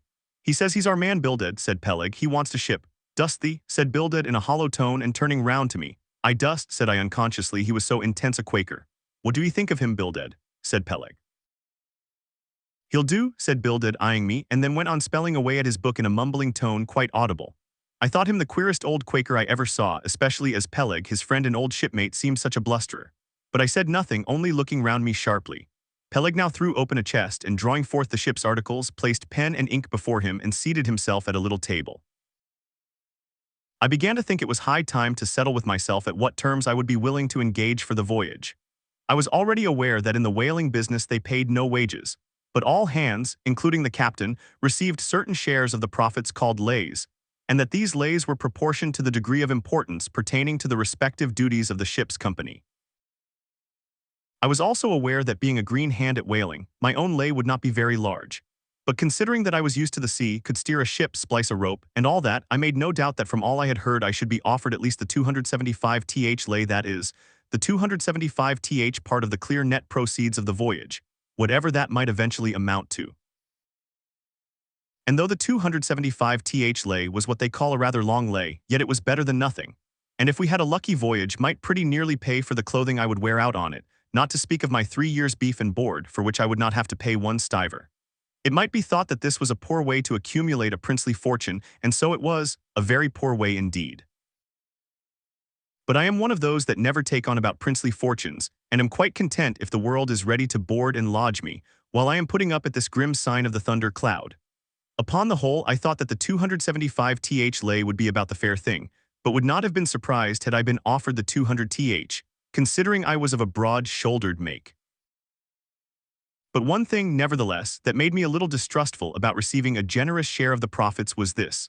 Ashore, I had heard something of both Captain Peleg and his unaccountable old crony Bildad, how that they being the principal proprietor res of the Pequod, therefore the other and more inconsiderable and scattered owners, left nearly the whole management of the ship's affairs to these two. And I did not know but what the stingy old Bildad might have a mighty deal to say about shipping hands, especially as I now found him on board the Pequod, quite at home there in the cabin, and reading his Bible as if at his own fireside. Now while Peleg was vainly trying to mend a pen with his jackknife, old Bildad, to my no small surprise, considering thought he was such an interested party in these proceedings, Bildad never heeded us but went on mumbling to himself out of his book. Lay not up for yourselves treasures upon earth, where moth. Well, Captain Bildad, interrupted Peleg, what do you say? What lay shall we give this young man? Thou knowest best, was the sepulchral reply. The 777th wouldn't be too much, would it? Where moth and rust do corrupt, but lay indeed, thought I, in such a lay. The 777th. Well, old Bildad, you are determined that I, for one, shall not lay up many lays here below where moth and rust do corrupt. It was an exceedingly long lay, that indeed, and though from the magnitude of the figure it might at first deceive a landsman, yet the slightest consideration will show that though 777 is a pretty large number, yet when you come to make a tenth of it, you will then see, I say, that the 777th part of a farthing is a good deal less than 777 gold doubloons. And so I thought at the time. Why, blast your eyes, Bildad, cried Peleg, thou dost not want to swindle this young man, he must have more than that. 777th, again said Bildad without lifting his eyes, and then went on mumbling, for where your treasure is, there will your heart be also. I am going to put him down for the 300th, said Peleg. Do ye hear that, Bildad? The 300th lay, I say. Bildad laid down his book and turning solemnly towards him said, Captain Peleg, thou hast a generous heart, but thou must consider the duty thou owest to the other owners of the ship, widows and orphans, many of them, and that if we too abundantly reward the labors of this young man, we may be taking the bread from those widows and those orphans. The 777th lay, Captain Peleg. Thou Bildad, roared Peleg, starting up and clattering about the Blast ye, Captain Bildad, if I had followed thy advice in these matters, I would afore now had a conscience to lug about that would be heavy enough to founder the largest ship that ever sailed round Cape Horn.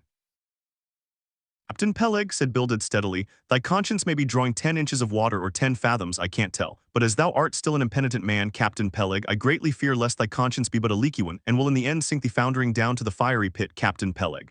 Fiery pit, ye insult me, man, past all natural bearing, ye insult me. It's an all-fired outrage to tell any human creature that he's bound to hell, flukes and flames. Bildad, say that again to me and start my soul bolts, but I'll swallow a live goat with all his hair and horns on. Out of the cabin, ye canting, drab-colored son of a wooden gun, straight wake with ye. As he thundered out this, he made a rush at Bildad, but with a marvelous oblique sliding celerity, Bildad for that time eluded him. Alarmed at this terrible outburst between the two principal and responsible owners of the ship, and feeling half a mind to give up all idea of sailing in a vessel so questionably owned and temporarily commanded, I stepped aside from the door to give egress to Bildad, who I made no doubt was all eagerness to vanish from before the awakened wrath of Peleg. But to my astonishment he sat down again on the transom very quietly, and seemed to have not the slightest intention of withdrawing.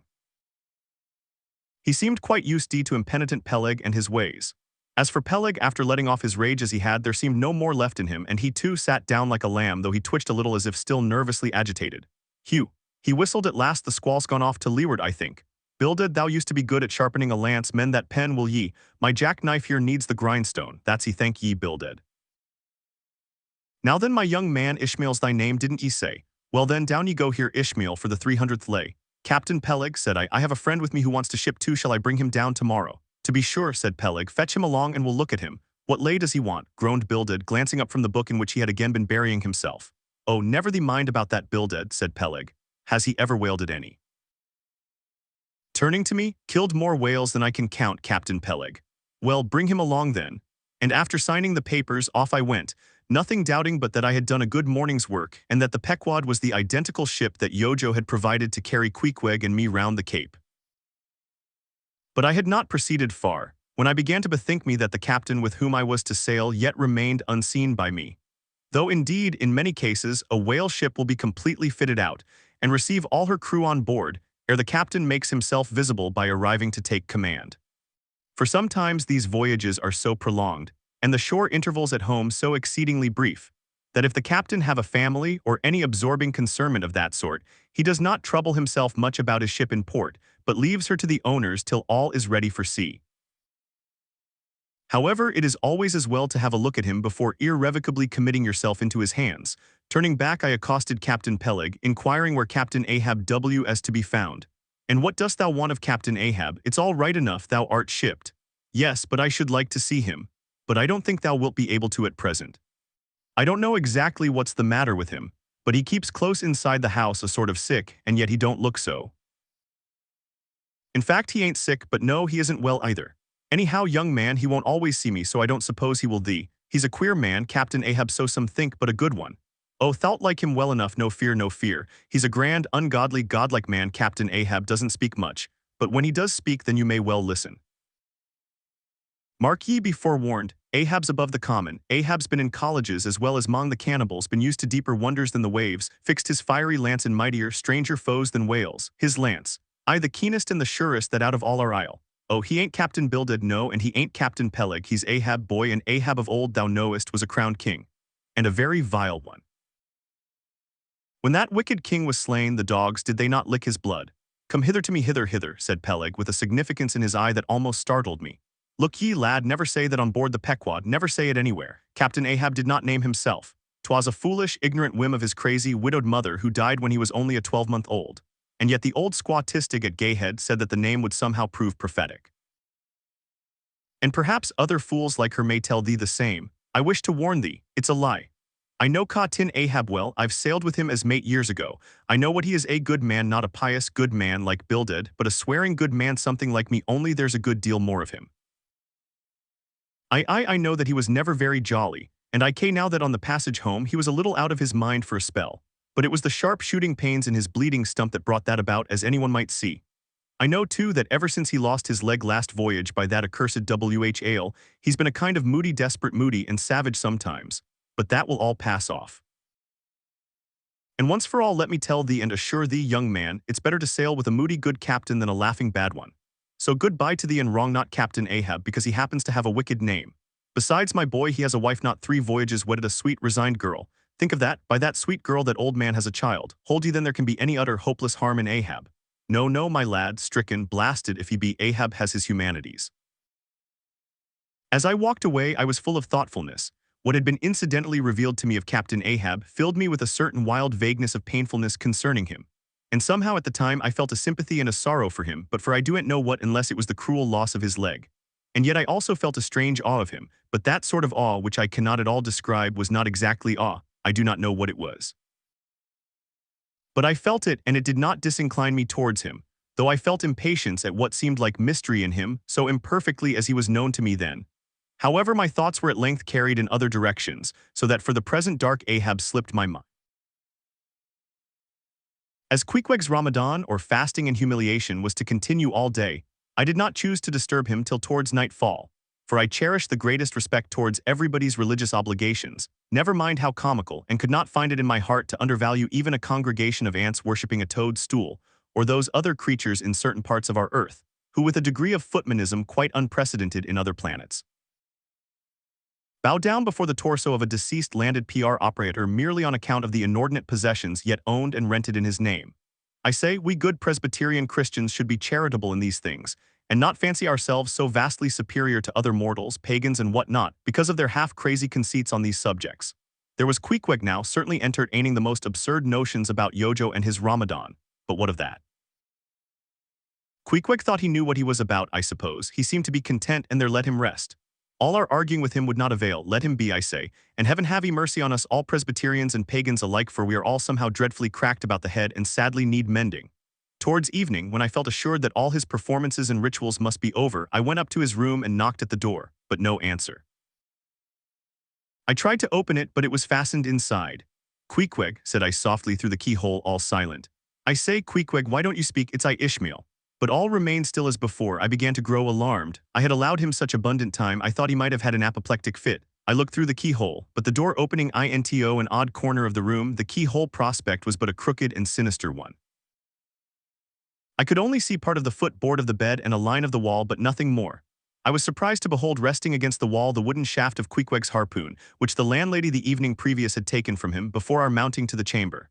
That's strange, thought I, but at any rate, since the harpoon stands yonder and he seldom or never goes abroad without it, therefore he must be inside here and no possible mistake. Queequeg, Queequeg. All still. Something must have happened. Apoplexy. I tried to burst open the door, but it stubbornly resisted. Running downstairs, I quickly stated my suspicions to the first person I met, the chambermaid. "La," she cried, "I thought something must be the matter. I went to make the bed after breakfast and the door was locked and not a mouse to be heard, and it's been just so silent ever since. But I thought maybe you had both gone off and locked your baggage in for safe keeping. La ma'am, mistress, murder, Mrs. Hussey, apoplexy." And with these cries she ran towards the kitchen, I following. Mrs. Hussey soon appeared with a mustard pot in one hand and a vinegar cruet in the other, having just broken away from the occupation of attending to the castors and scolding her little black boy meantime. "Woodhouse," cried I, "which way to it? Run for God's sake and fetch something to pry open the door. The axe. He's had a stroke, depend upon it." And so saying, I was unmethodically rushing upstairs again empty-handed, when Mrs. Hussey interposed the mustard pot and vinegar cruet and the entire castor of her countenance. "What's the matter with you, young man? Get the axe, for God's sake, run for the doctor, someone, while I pry it open." "Look here," said the landlady, quickly putting down the vinegar cruet so as to have one hand free. "Look here, are you talking about prying open any of my doors?" And with that she seized my arm. "What's the matter with you? What's the matter with you, hipmate?" In as calm but rapid a manner as possible, I gave her to understand the whole case. Unconsciously clapping the vinegar cruet to one side of her nose, she ruminated for an instant, then exclaimed, "No, I haven't seen it since I put it there." Running to a little closet under the landing of the stairs, she glanced in and, returning, told me that Queequeg's harpoon was missing. "He's killed himself," she cried. "It's unfortunate Stig's done over again. There goes another counterpane. God pity his poor mother. It will be the ruin of my house. Has the poor lad a sister? Where's that girl? There, Betty, go to Snarls the painter and tell him to paint me a sign with no suicides permitted here and no smoking in the parlor. Might as well kill both birds at once. Ill, the Lord be merciful to his ghost. What's that noise there, you young man, avast there?" And running up after me, she caught me as I was again trying to force open the door. "I don't allow it. I won't have my premises spoiled. Go for the locksmith. There's one about a mile from here, but avast." Putting her hand in her side pocket, "Here's a key that'll fit, I guess. Let's see." And with that she turned it in the lock, but alas, Queequeg's supplemental bolt remained unwithdrawn within. "Have to burst it open," said I, and was running down the entry a little for a good start when the landlady caught at me, again vowing I should not break down her premises. But I tore from her and with a sudden bodily rush dashed myself full against the mark. With a prodigious noise the door flew open and the knob slamming against the wall sent the plaster to the ceiling. And there, good heavens! There sat Queequeg, altogether cool and self-collected, right in the middle of the room, squatting on his hams and holding Yojo on top of his head. He looked neither one way nor the other way, but sat like a carved image with scarce a sign of active life. "Queequeg," said I, going up to him, "Queequeg, what's the matter with you? He hain't been a-sittin' so all day, has he?" said the landlady. But all we said, not a word could we drag out of him.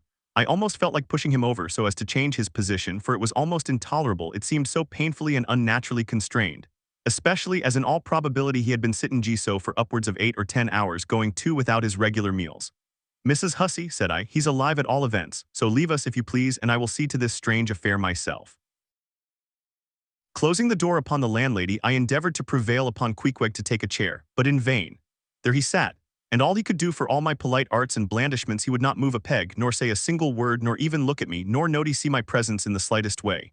I wonder, thought I, if this can possibly be a part of his Ramadan. Do they fast on their hams that way in his native island? It must be so. Yes, it's part of his creed, I suppose. Well then, let him rest. He'll get up sooner or later, no doubt. It can't last forever, thank God, and his Ramadan only comes once a year, and I don't believe it's very punctual then. I went down to supper. After sitting a long time listening to the long stories of some sailors who had just come from a plum-pudding voyage, as they called it, that is, a short whaling voyage in a schooner or brig, confined to the north of the line in the Atlantic Ocean only, After listening to these plum puddingers till nearly 11 o'clock, I went upstairs to go to bed, feeling quite sure by this time Queequeg must certainly have brought his Ramadan to a termination. But no, there he was just where I had left him. He had not stirred an inch. I began to grow vexed with him. It seemed so downright senseless and insane to be sitting there all day and half the night on his hams in a cold room, holding a piece of wood on his head. For heaven's sake, Queequeg, get up and shake yourself, get up and have some supper. You'll starve, you'll kill yourself, Queequeg. But not a word did he reply. Despairing of him, therefore, I determined to go to bed and to sleep, and no doubt before a great while he would follow me. But previous to turning in, I took my heavy bearskin jacket and threw it over him, as it promised to be a very cold night, and he had nothing but his ordinary round jacket on. For some time, do all I would, I could not get into the faintest doze.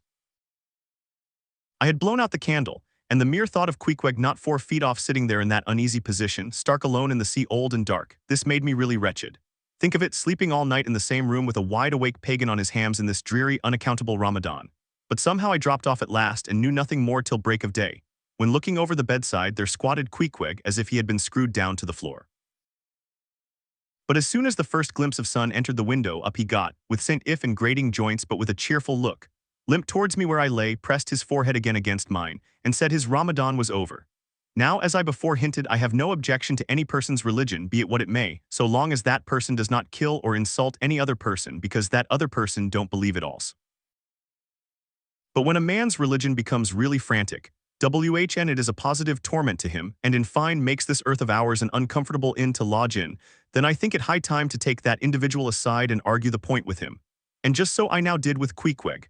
Queequeg, said I, get into bed now and lie and listen to me. I then went on, beginning with the rise and progress of the primitive religions, and coming down to the various religions of the present time. During YCH time I labored to show Queequeg that all these Lents, Ramadans, and prolonged ham squattings in cold, cheerless rooms were stark nonsense, bad for the health, useless for the soul, opposed, in short, to the obvious laws of hygiene and common sense. I LD him, too, that he being in other things such an extremely sensible and sagacious savage, it pained me, very badly pained me, to see him now so deplorably foolish about this ridiculous Ramadan of his. Besides, argued I, fasting makes the body cave in, he and CE the spirit caves in, and all thoughts born of a fast must necessarily be half-starved. This is the reason why most dyspeptic religionists cherish such melancholy notions about their hereafters.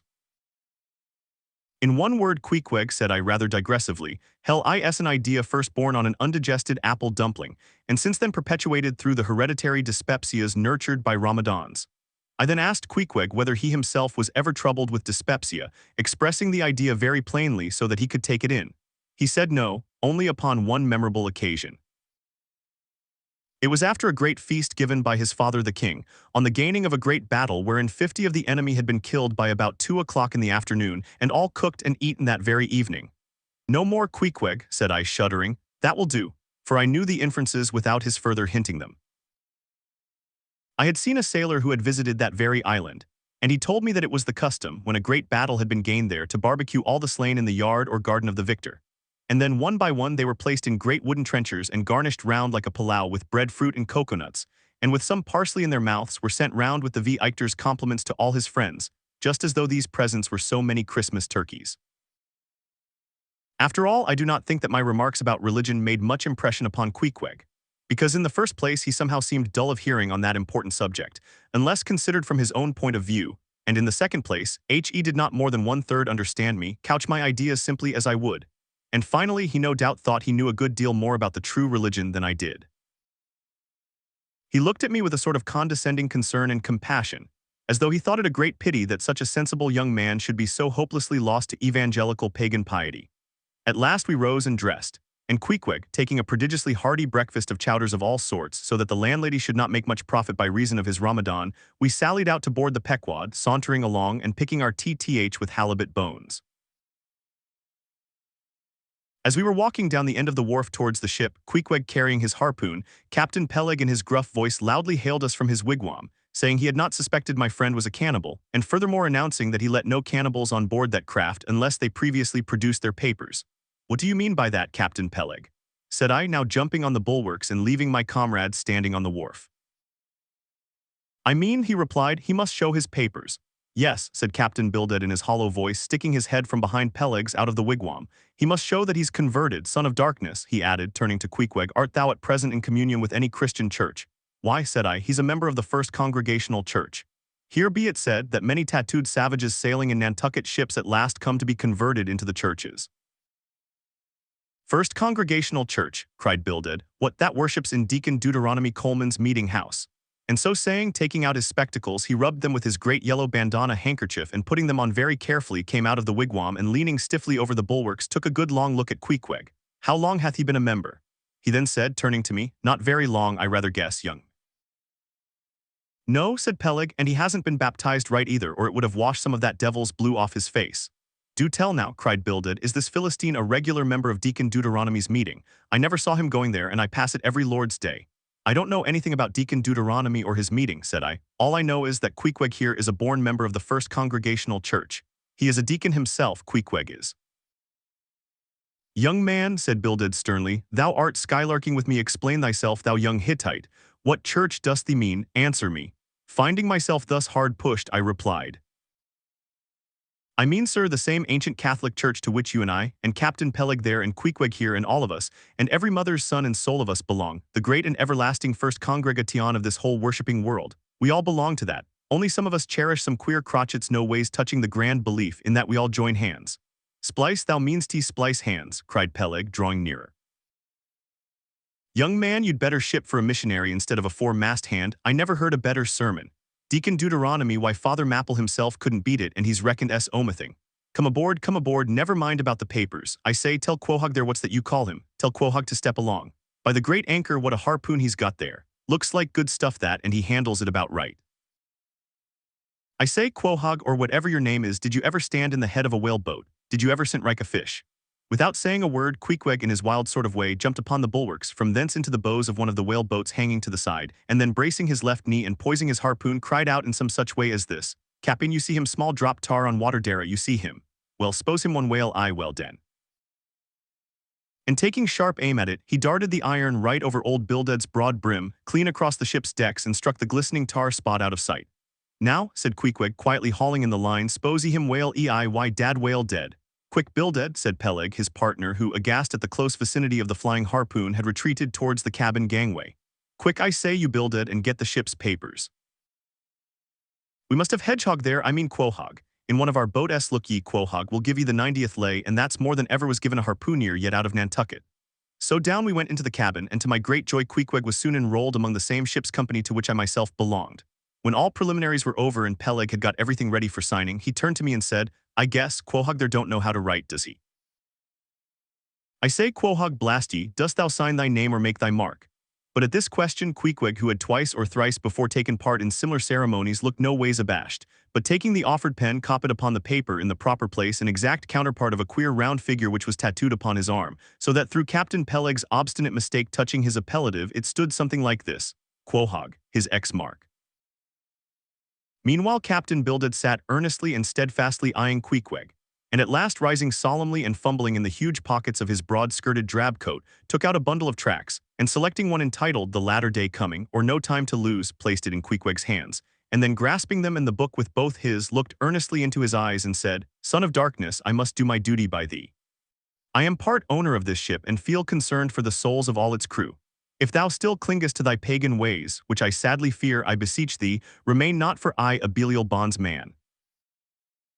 Spurn the idle bell and the hideous dragon, turn from the wrath to come, mind thine eye, I say, O goodness gracious, steer clear of the fiery pit.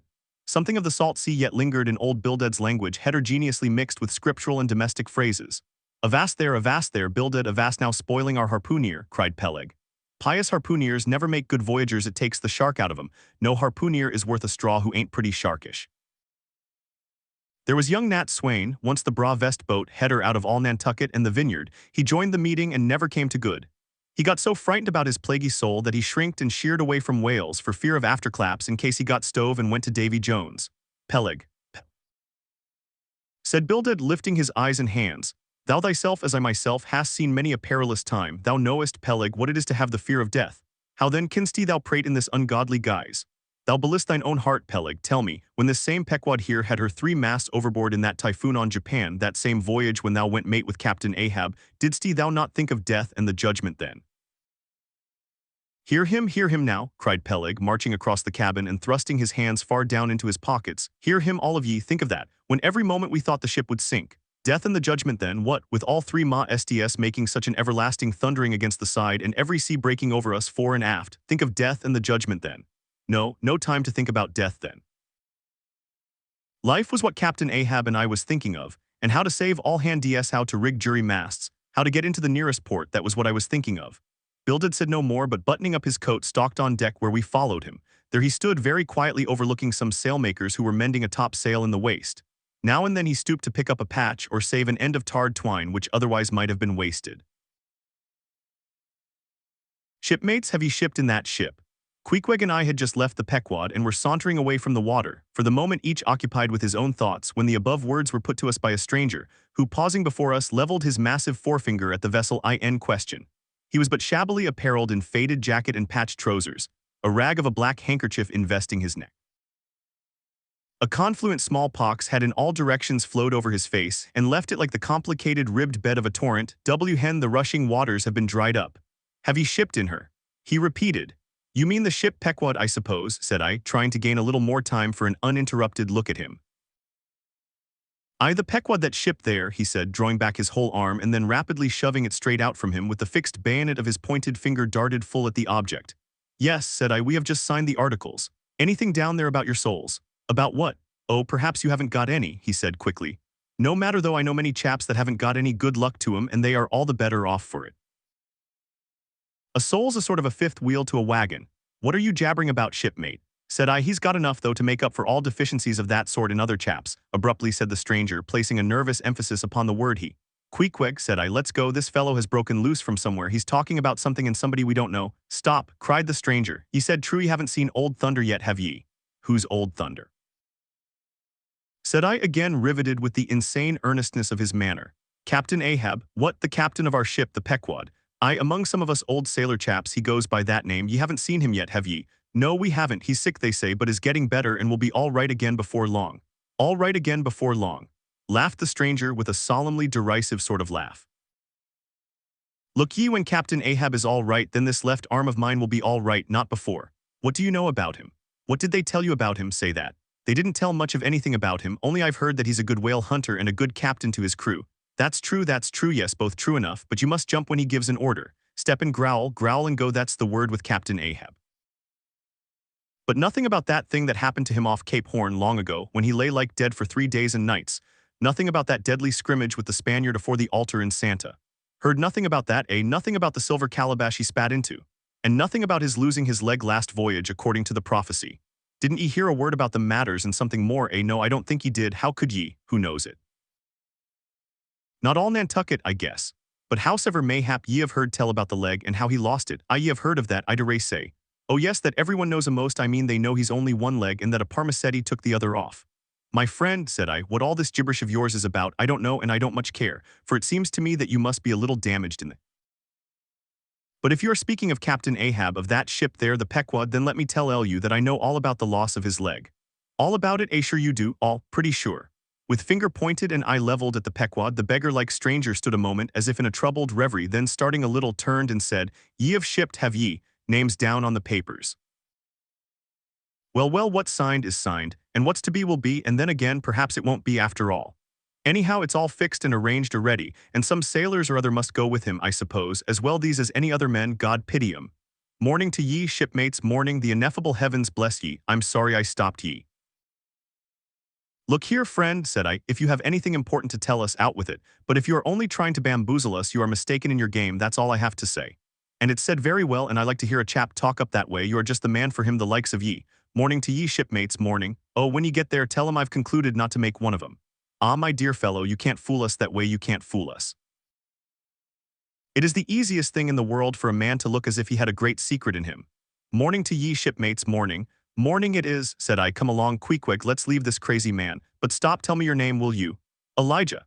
Elijah, thought I, and we walked away, both commenting after each other's fashion upon this ragged old sailor, and agreed that he was nothing but a humbug trying to be a bugbear. But we had not gone perhaps above 100 yards, when chancing to turn a corner and looking back as I did so, who should be seen but Elijah following us though at a distance. Somehow the sight of him struck me so that I said nothing to Queequeg of his being behind but passed on with my comrade, anxious to see whether the stranger would turn the same corner that we did. He did, and then it seemed to me that he was dogging us, but with what intent I could not for the life of me imagine. This circumstance, coupled with his ambiguous, half-hinting, half-revealing, shrouded sort of talk, now begat in me all kinds of vague wonderments and half-apprehensions, and all connected with the Pequod, and Captain Ahab, and the leg he had lost, and the Cape Horn fit, and the silver calabash, and what Captain Peleg had said of him when I left the ship the day previous, and the prediction of the Squatistig, and the voyage we had bound ourselves to sail, and 100 other shadowy things. I was resolved to satisfy myself whether this ragged Elijah was really dogging us or not, and with that intent crossed the way with Queequeg, and on that side of it retraced our steps. But Elijah passed on without seeming to notice us.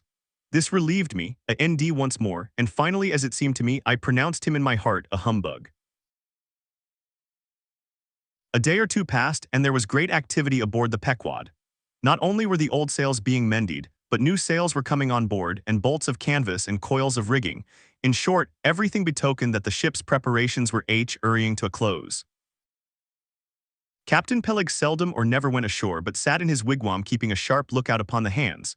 Bildad did all the purchasing and providing at the stores, and the men employed in the hold and on the rigging were working till long after nightfall. On the day following Queequeg's signing the articles, word was given at all the inns where the ship's company were stopping that their chests must be on board before night, for there was no telling how soon the vessel might be sailing. So Queequeg and I ought down our traps, resolving, however, to sleep ashore till the last. But it seems they always give very long notice in these cases, and the ship did not sail for several days. But no wonder, there was a good deal to be done, and there is no telling how and why things to be thought of before the Pequod was fully equipped. Everyone knows what a multitude of things beds, saucepans, knives and forks, shovels and tongs, napkins, nutcrackers, and whatnot are indispensable to the business of housekeeping. Just so with whaling, which necessitates a 3 years' housekeeping upon the wide ocean, far from all grocers, costermongers, doctors, bakers, and bankers. And though this also holds true of merchant vessels, yet not by any means to the same extent as whalemen. For besides the great length of the whaling voyage, the numerous articles peculiar to the prosecution of the fishery, and the impossibility of replacing them at the remote harbors usually frequented, it must be remembered that of all ships, whaling vessels are the most exposed to accidents of all kinds, and especially to the destruction and loss of the very things upon which the success of the voyage most depends. Hence the spare boats, spare spars, and spare lines and harpoons, and spare everythings almost but a spare captain and duplicate ship. At the period of our arrival at the island, the heaviest storage of the Pequod had been almost completed, comprising her beef, bread, water, fuel, and iron hoops and staves. But as before hinted, for some time there was a continual fetching and carrying on board of divers odds and ends of things, both large and small. Chief among those who did this fetching and carrying was Captain Bildad's sister, a lean old lady of a most determined and indefatigable spirit, but withal very kind-hearted, who seemed resolved that, if she could help it, nothing should be found wanting in the Pequod, after once fairly getting to sea. At one time she would come on board with a jar of pickles for the steward's pantry, another time with a bunch of quills for the chief mate's desk where he kept his log, a third time with a roll of flannel for the small of someone's rheumatic back. Never did any woman better deserve her name, which was Charity, Aunt Charity, as everybody called her. And like a sister of charity did this charitable Aunt Charity bustle about hither and thither, ready to turn her hand and heart to anything that promised to yield safety, comfort, and consolation to all on board a ship in which her beloved brother Bildad was concerned, and in which she herself owned a score or two of well-saved dollars. But it was startling to see this excellent-hearted quackeress coming on board, as she did the last day, with a long oil ladle in one hand and a still longer whaling lance in the other. Nor was Bildad himself nor Captain Peleg at all backward. As for Bildad, he carried about with him a long list of the articles needed, and at every fresh arrival, down went his mark opposite that article upon the paper. Every once in a while Peleg came hobbling out of his whalebone den, roaring at the men down the hatchways, roaring up to the riggers at the masthead, and then concluded by roaring back into his wigwam. During these days of preparation, Queequeg and I often visited the craft, and as often I asked about Captain Ahab and how he was and when he was going to come on board his ship. To these questions they would answer that he was getting better and better and was expected aboard every day. Meantime, the two captains, Peleg and Bildad, could attend to everything necessary to fit the vessel for the voyage. If I had been downright honest with myself, I would have seen very plainly in my heart that I did but Alf fancy being committed this way to so long a voyage, without once laying my eyes on the man who was to be the absolute dictator of it, so soon as the ship sailed out upon the open sea. But when a man suspects any wrong, it sometimes happens that if he be already involved in the matter, he insensibly strives to cover up his suspicions even from himself. And much this way it was with me. I said nothing and tried to think nothing. At last it was given out that some time next day the ship would certainly sail. So next morning, Queequeg and I took a very early start. It was nearly 6 o'clock, but only grey imperfect misty dawn when we drew nigh the wharf. "There are some sailors running ahead there if I see right," said I to Queequeg. "It can't be shadows, she's off by sunrise, I guess, come on." "Avast!" cried a voice whose owner at the same time coming close behind us laid a hand upon both our shoulders and then insinuating himself between us stood stooping forward a little in the uncertain twilight, strangely peering from Queequeg to me. It was Elijah going aboard. "Hands off, will you?" said I. "Looky here," said Queequeg, shaking himself. "Go away. Ain't going aboard then." "Yes, we are," said I, "but what business is that of yours? Do you know, Mr. Elijah, that I consider you a little impertinent?" No, I wasn't aware of that," said Elijah, slowly and wonderingly looking from me to Queequeg with the most unaccountable glances. "Elijah," said I, "you will oblige my friend and me by withdrawing. We are going to the Indian and Pacific Oceans and would prefer not to be detained. Ye be ye coming back afore breakfast?" "He's cracked, Queequeg," said I. "Come on." "Hulloa," cried stationary Elijah, hailing us when we had removed a few paces. "Never mind him," said I. "Queequeg, come on." But he stole up to us again and suddenly clapping his hand on my shoulder said, "Did ye see anything looking like men going towards that ship a while ago?" Struck by this plain matter-of-fact question, I answered, saying, "Yes, I thought I did see 4 or 5 men, but it was too dim to be sure." Very dim," said Elijah. "Morning to ye." Once more we quitted him, but once more he came softly after us and touching my shoulder again said, "See if you can find him now, will ye?" "Find who?" Morning to ye," he rejoined, again moving off. "I was going to warn ye against, but never mind, it's all one, all in the family too, sharp frost this morning, ain't it? Goodbye to ye, shan't see ye again very soon, I guess, you, unless it's before the grand jury." And with these cracked words he finally departed, leaving me for the moment in no small wonderment at his frantic impudence. At last, stepping on board the Pequod, we found everything in profound quiet, not a soul moving. The cabin entrance was locked within, the hatches were all on and lumbered with coils of rigging. Going forward to the forecastle, we found the slide of the scuttle open. Seeing a light, we went down and found only an old rigger there, wrapped in a tattered pea jacket. He was thrown at whole length upon 2 chests, his face downwards and enclosed in his folded arms. The profoundest slumber slept upon him. "Those sailors we saw, Queequeg, where can they have gone to?" said I, looking dubiously at the sleeper. But it seemed that, when on the wharf, Queequeg had not at all noticed what I now alluded to. Hence I would have thought myself to have been optically deceived in that matter, were it not for Elijah's otherwise inexplicable question. But I beat the thing down, and again marking the sleeper, jocularly hinted to Queequeg that perhaps we had best sit up with the body, telling him to establish himself according. He put his hand upon the sleeper's rear as though feeling if it was soft enough, and then without more ado sat quietly down there. "Gracious, Queequeg, don't sit there," said I. "Oh, Perry dude seat," said Queequeg, "my country way won't hurt him face." "Face," said I, "call that his face. Very benevolent countenance then, but how hard he breathes, he's heaving himself. Get off, Queequeg, you are heavy, it's grinding the face of the poor. Get off, Queequeg, look, he'll twitch you off soon." I wonder he don't wake. Queequeg removed himself to just beyond the head of the sleeper and lighted his tomahawk pipe. I sat at the feet. We kept the pipe passing over the sleeper from one to the other. Meanwhile, upon questioning him in his broken fashion, Queequeg gave me to understand that in his land, owing to the absence of settees and sofas of all sorts, the king, chiefs, and great people generally were in the custom of fattening some of the lower orders for ottomans, and to furnish a house comfortably in that respect, Y.O. had only to buy up 8 or 10 lazy fellows and lay them round in the piers and alcoves. Besides, it was very convenient on an excursion, much better than those garden chairs which are convertible into walking sticks. Upon occasion, a chief calling high-s attendant and desiring him to make a settee of himself under a spreading tree, perhaps in some damp marshy place.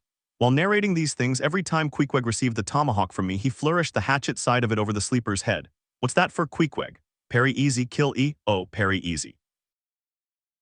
He was going on with some wild reminiscences about his tomahawk pipe, which it seemed had in its 2 uses both brained his foes and soothed his soul, when we were directly attracted to the sleeping rigger.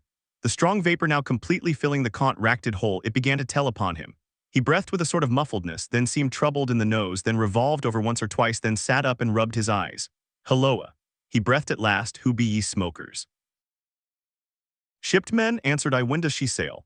"Aye, ye are going in her, be ye, she sails today, the captain came aboard last night." "What Captain Ahab, who but him indeed?" I was going to ask him some further questions concerning Ahab when we heard a noise on deck. "Hello, a Starbucks astir," said the rigger. "He's a lively chief mate, that good man and a pious, but all alive now I must turn to." And so saying he went on deck and we followed. It was now clear sunrise.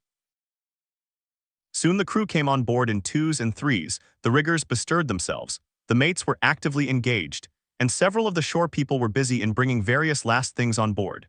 Meanwhile Captain Ahab remained invisibly enshrined within his cap.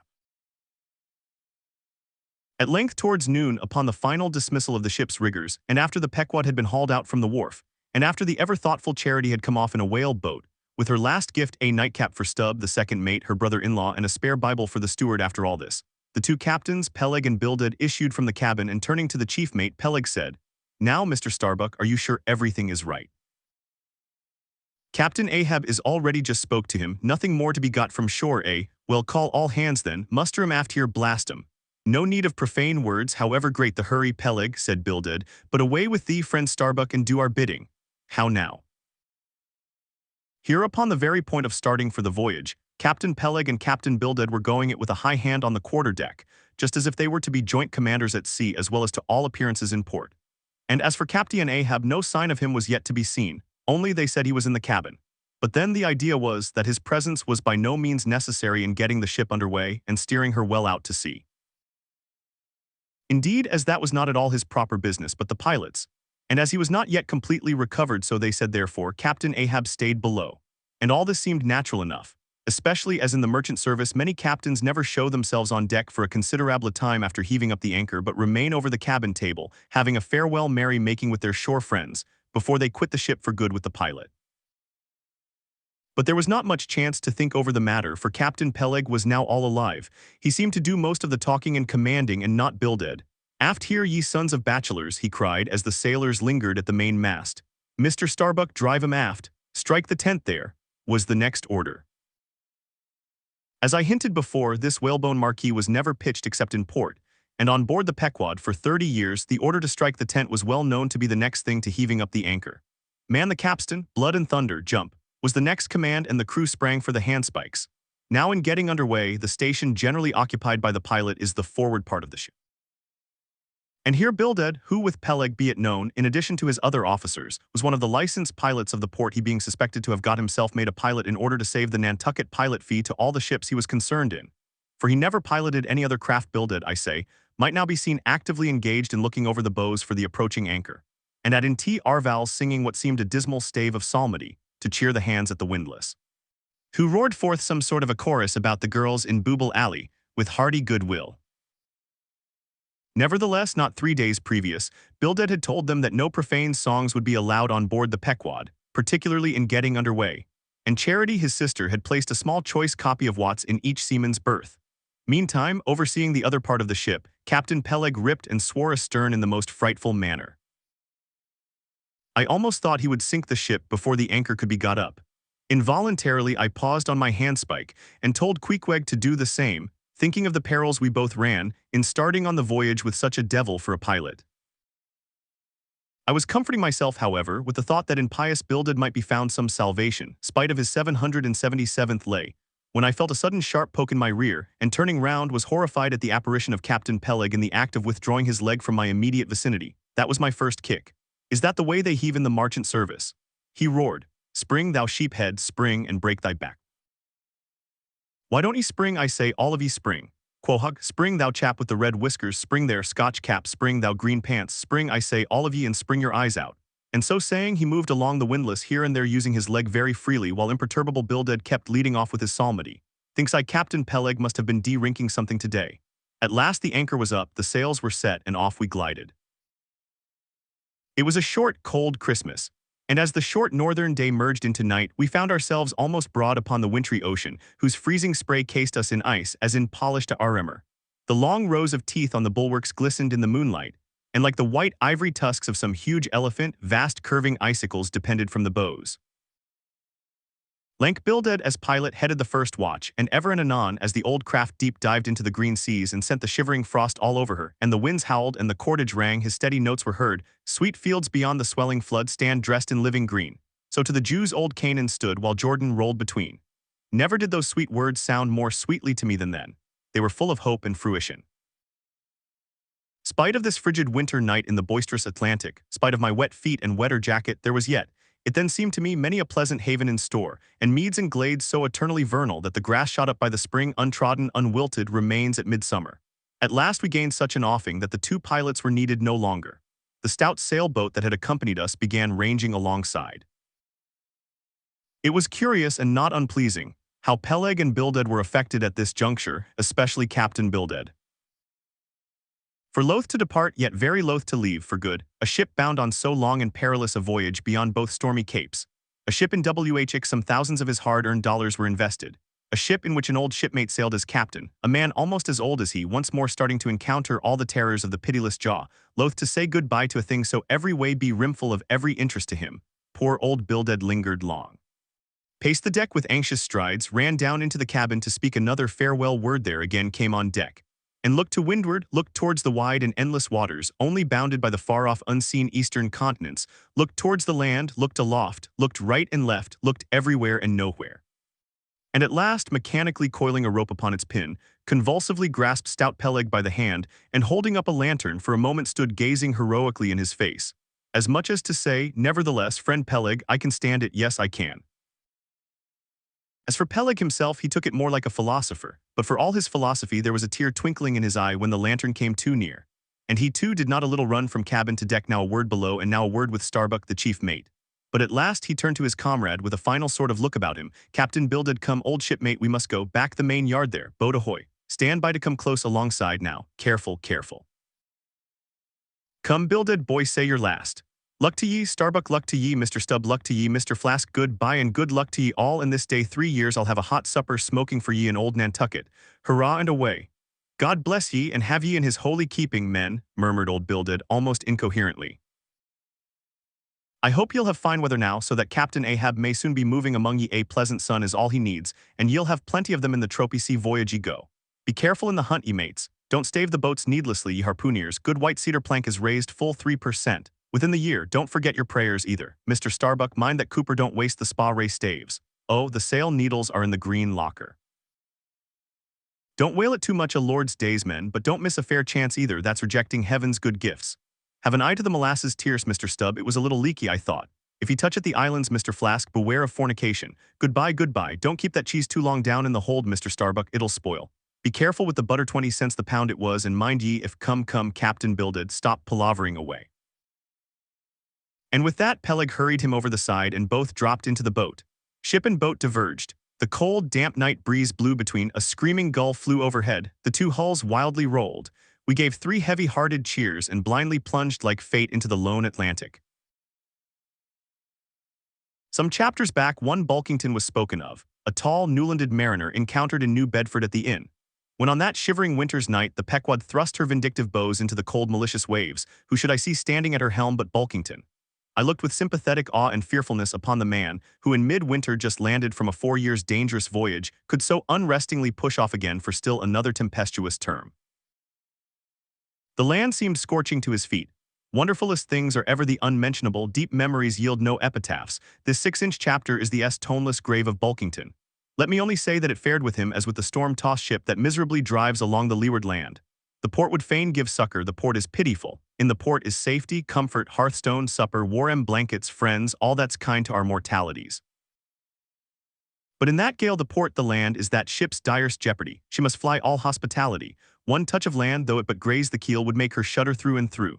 With a her might she crowds all sail offshore, in so doing fights gainst the very winds that fain would blow her homeward, seeks all the lashed seas landlessness again, for refuge's sake forlornly rushing into peril, her only friend, her bitterest foe.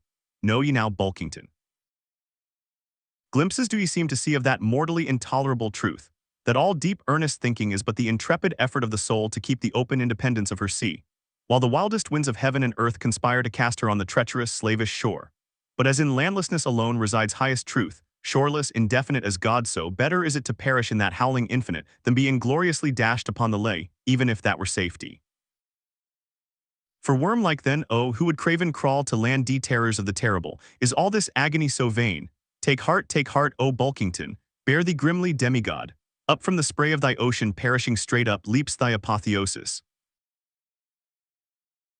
As Queequeg and I are now fairly embarked in this business of whaling, And as this business of whaling has somehow come to be regarded among landsmen as a rather unpoetical and disreputable pursuit, therefore I am all anxiety to convince ye landsmen, of the injustice hereby done to us hunters of whales. In the first place, it may be deemed almost superfluous to establish the fact that among people at large, the business of whaling is not accounted on a level with what are called the liberal professions. If a stranger were introduced into any miscellaneous metropolitan society, it would but slightly advance the general opinion of his merits, were he presented to the company as a harpooner, say, and if in emulation of the naval officers he should append the initials SWF. Sperm whale fishery to his visiting card, such a procedure would be deemed pre-eminently presuming and ridiculous. Doubtless one leading reason why the world declines honoring us whalemen is this: they think that at best our vocation amounts to a butchering sort of business, and that when actively engaged therein we are surrounded by all manner of defilements. But curs we are, that is true. But butchers also, and butchers of the bloodiest badge, have been all martial commanders whom the world invariably delights to honor. And as for the matter of the alleged uncleanliness of our business, ye shall soon be initiated into certain facts hitherto pretty generally unknown, and which, upon the whole, will triumphantly plant the sperm whale ship at least among the cleanliest things of this tidy earth.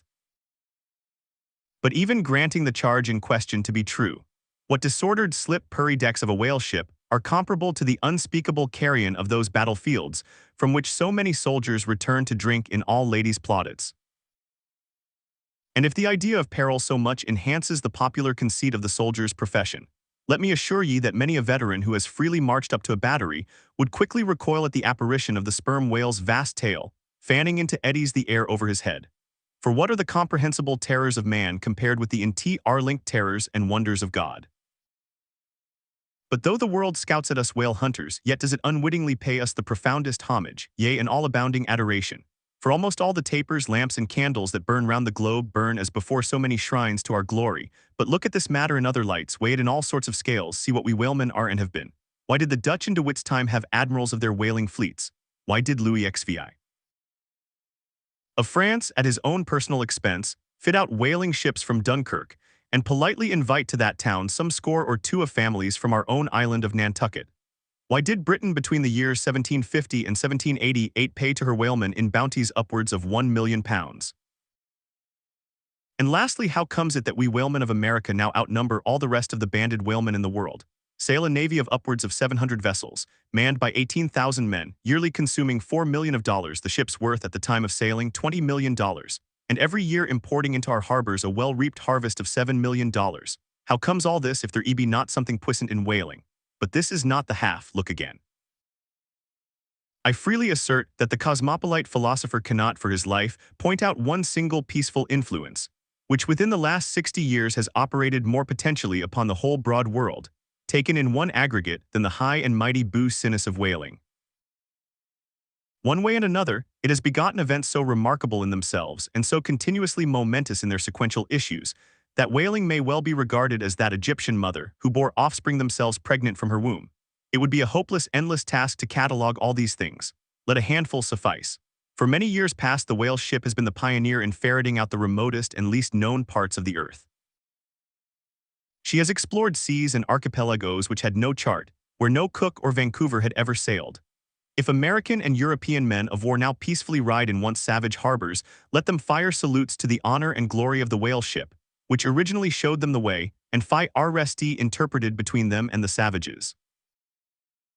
They may celebrate as they will the heroes of exploring expeditions, your Cooks, your Crusensterns. But I say that scores of anonymous captains have sailed out of Nantucket, that were as great and greater than your Cook and your Crusenstern. For in their succorless empty-handedness they in the heathenish sharked waters and by the beaches of unrecorded Javelin Islands battled with virgin wonders and terrors that Cook with all his marines and muskets would not willingly have dared. All that is made such a flourish of in the old South Sea voyages, those things were but the lifetime commonplaces of our heroic Nantucketers.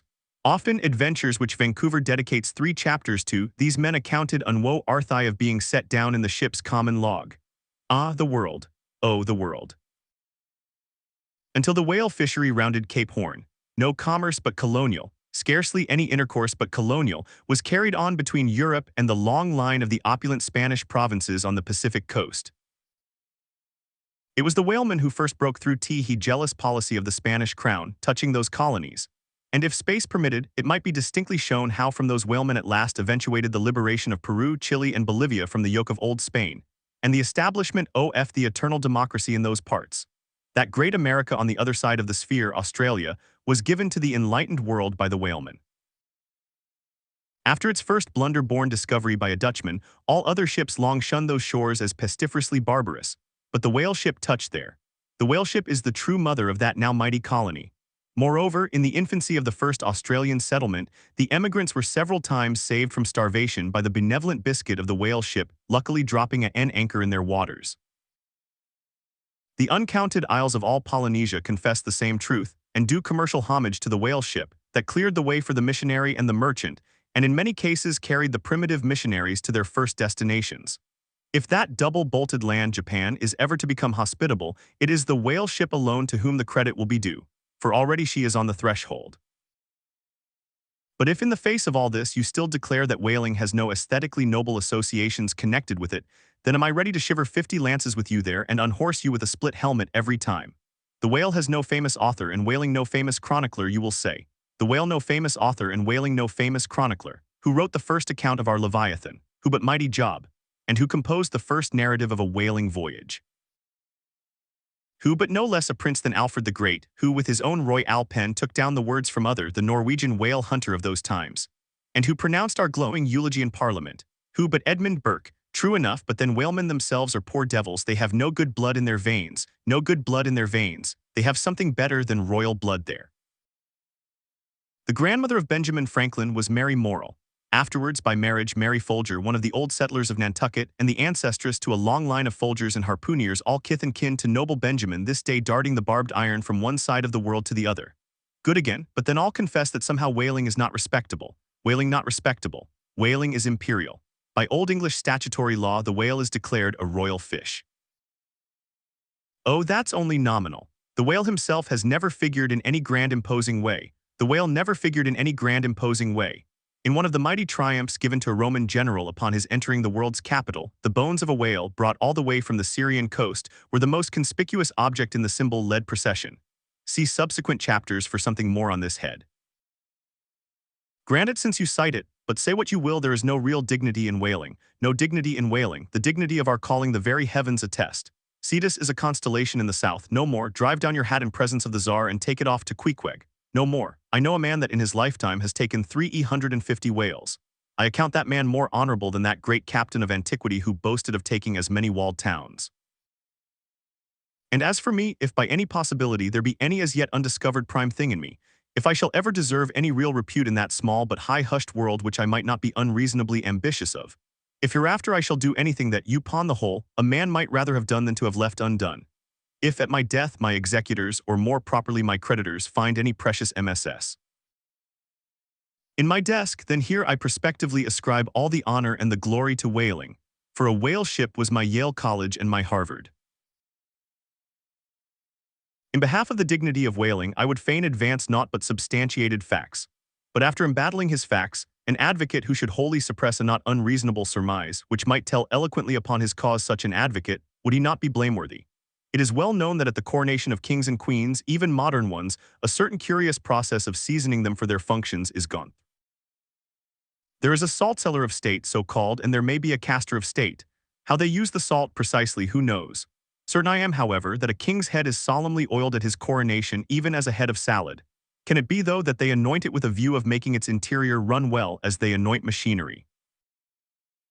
Much might be argumentated here concerning the essential dignity of this regal process, because in common life we esteem but meanly and contemptibly a fellow who anoints his hair and palpably smells of that anointing. In truth, a mature man who uses hair oil, unless medicinally, that man has probably got a quaggy spot in him somewhere. As a general rule, he can't amount to much in his totality. But the only thing to be considered here is this: what kind of oil is used at coronations. Certainly it cannot be olive oil, nor macassar oil, nor castor oil, nor bear's oil, nor train oil, nor cod liver oil. What then can it possibly be but sperm oil in its unmanufactured, unpolluted state, the sweetest of all oils? Think of that, ye loyal Britons. We whalemen supply your kings and queens with coronation stuff. The chief mate of the Pequod was Starbuck, a native of Nantucket and a Quaker by descent. He was a long, earnest man, and though born on an icy coast, seemed well adapted to endure hot latitudes, his flesh being hard as twice-baked biscuit. Transported to the Indies, his live blood would not spoil like bottled ale. He must have been born in some time of general drought and famine, or upon one of those fast days for which his state is famous. Only some 30 arid summers had he seen. Those summers had dried up all his physical superfluousness. But this, his thinness, so to speak, seemed no more the token of wasting anxieties and cares than it seemed the indication of any bodily blight. It was merely the condensation of the man. He was by no means ill-looking, quite the contrary. His pure tight skin was an excellent fit, and closely wrapped up in it and embalmed with inner health and strength like a revivified Egyptian, this Starbuck seemed prepared to endure for long ages to come and to endure always as now. For be it polar snow or torrid sun like a patent chronometer, his interior vitality was warranted to do well in all climates. Looking into his eyes, you seemed to see there the yet lingering images of those thousand-fold perils he had calmly confronted through life. A staid, steadfast man whose life for the most part was a telling pantomime of action, an auditive chapter of sounds. Yet for all his hardy sobriety and fortitude, there were certain qualities in him which at times affected, and in some cases seemed well nigh to overbalance all the rest. Uncommonly conscientious for a seaman, and endued with a deep natural reverence, the wild watery loneliness of his life did therefore strongly incline him to superstition. But to that sort of superstition, which in some organizations seems rather to spring somehow from intelligence than from ignorance. Outwat RD portents and inward presentiments were his. And if at times these things bent the welded iron of his soul, much more did his faraway domestic memories of his young Cape wife and child tend to bend him still more from the original ruggedness of his nature, and open him still further to those latent influences which, in some honest-hearted men, restrain the gush of daredevil daring, so often evinced by others in the more perilous vicissitudes of the fishery. "I will have no man in my boat," said Starbuck K., "who is not afraid of a whale." By this he seemed to mean not only that the most reliable and useful courage was that which arises from the fair estimation of the encountered peril, but that an utterly fearless man is a far more dangerous comrade than a coward. "Aye," said Stubb, the second mate, "Starbuck there is as careful a man as you'll find anywhere in this fishery." But we shall ere long see what that word careful precisely means when used by a man like Stubb or almost any other whale hunter. Starbuck was no crusader after perils. In him courage was not a sentiment, but a thing simply useful to him and always at hand upon all mortally practical occasions. Besides, he thought perhaps that in this business of whaling, courage was one of the gr-eat staple outfits of the ship, like her beef and her bread, and not to be foolishly wasted.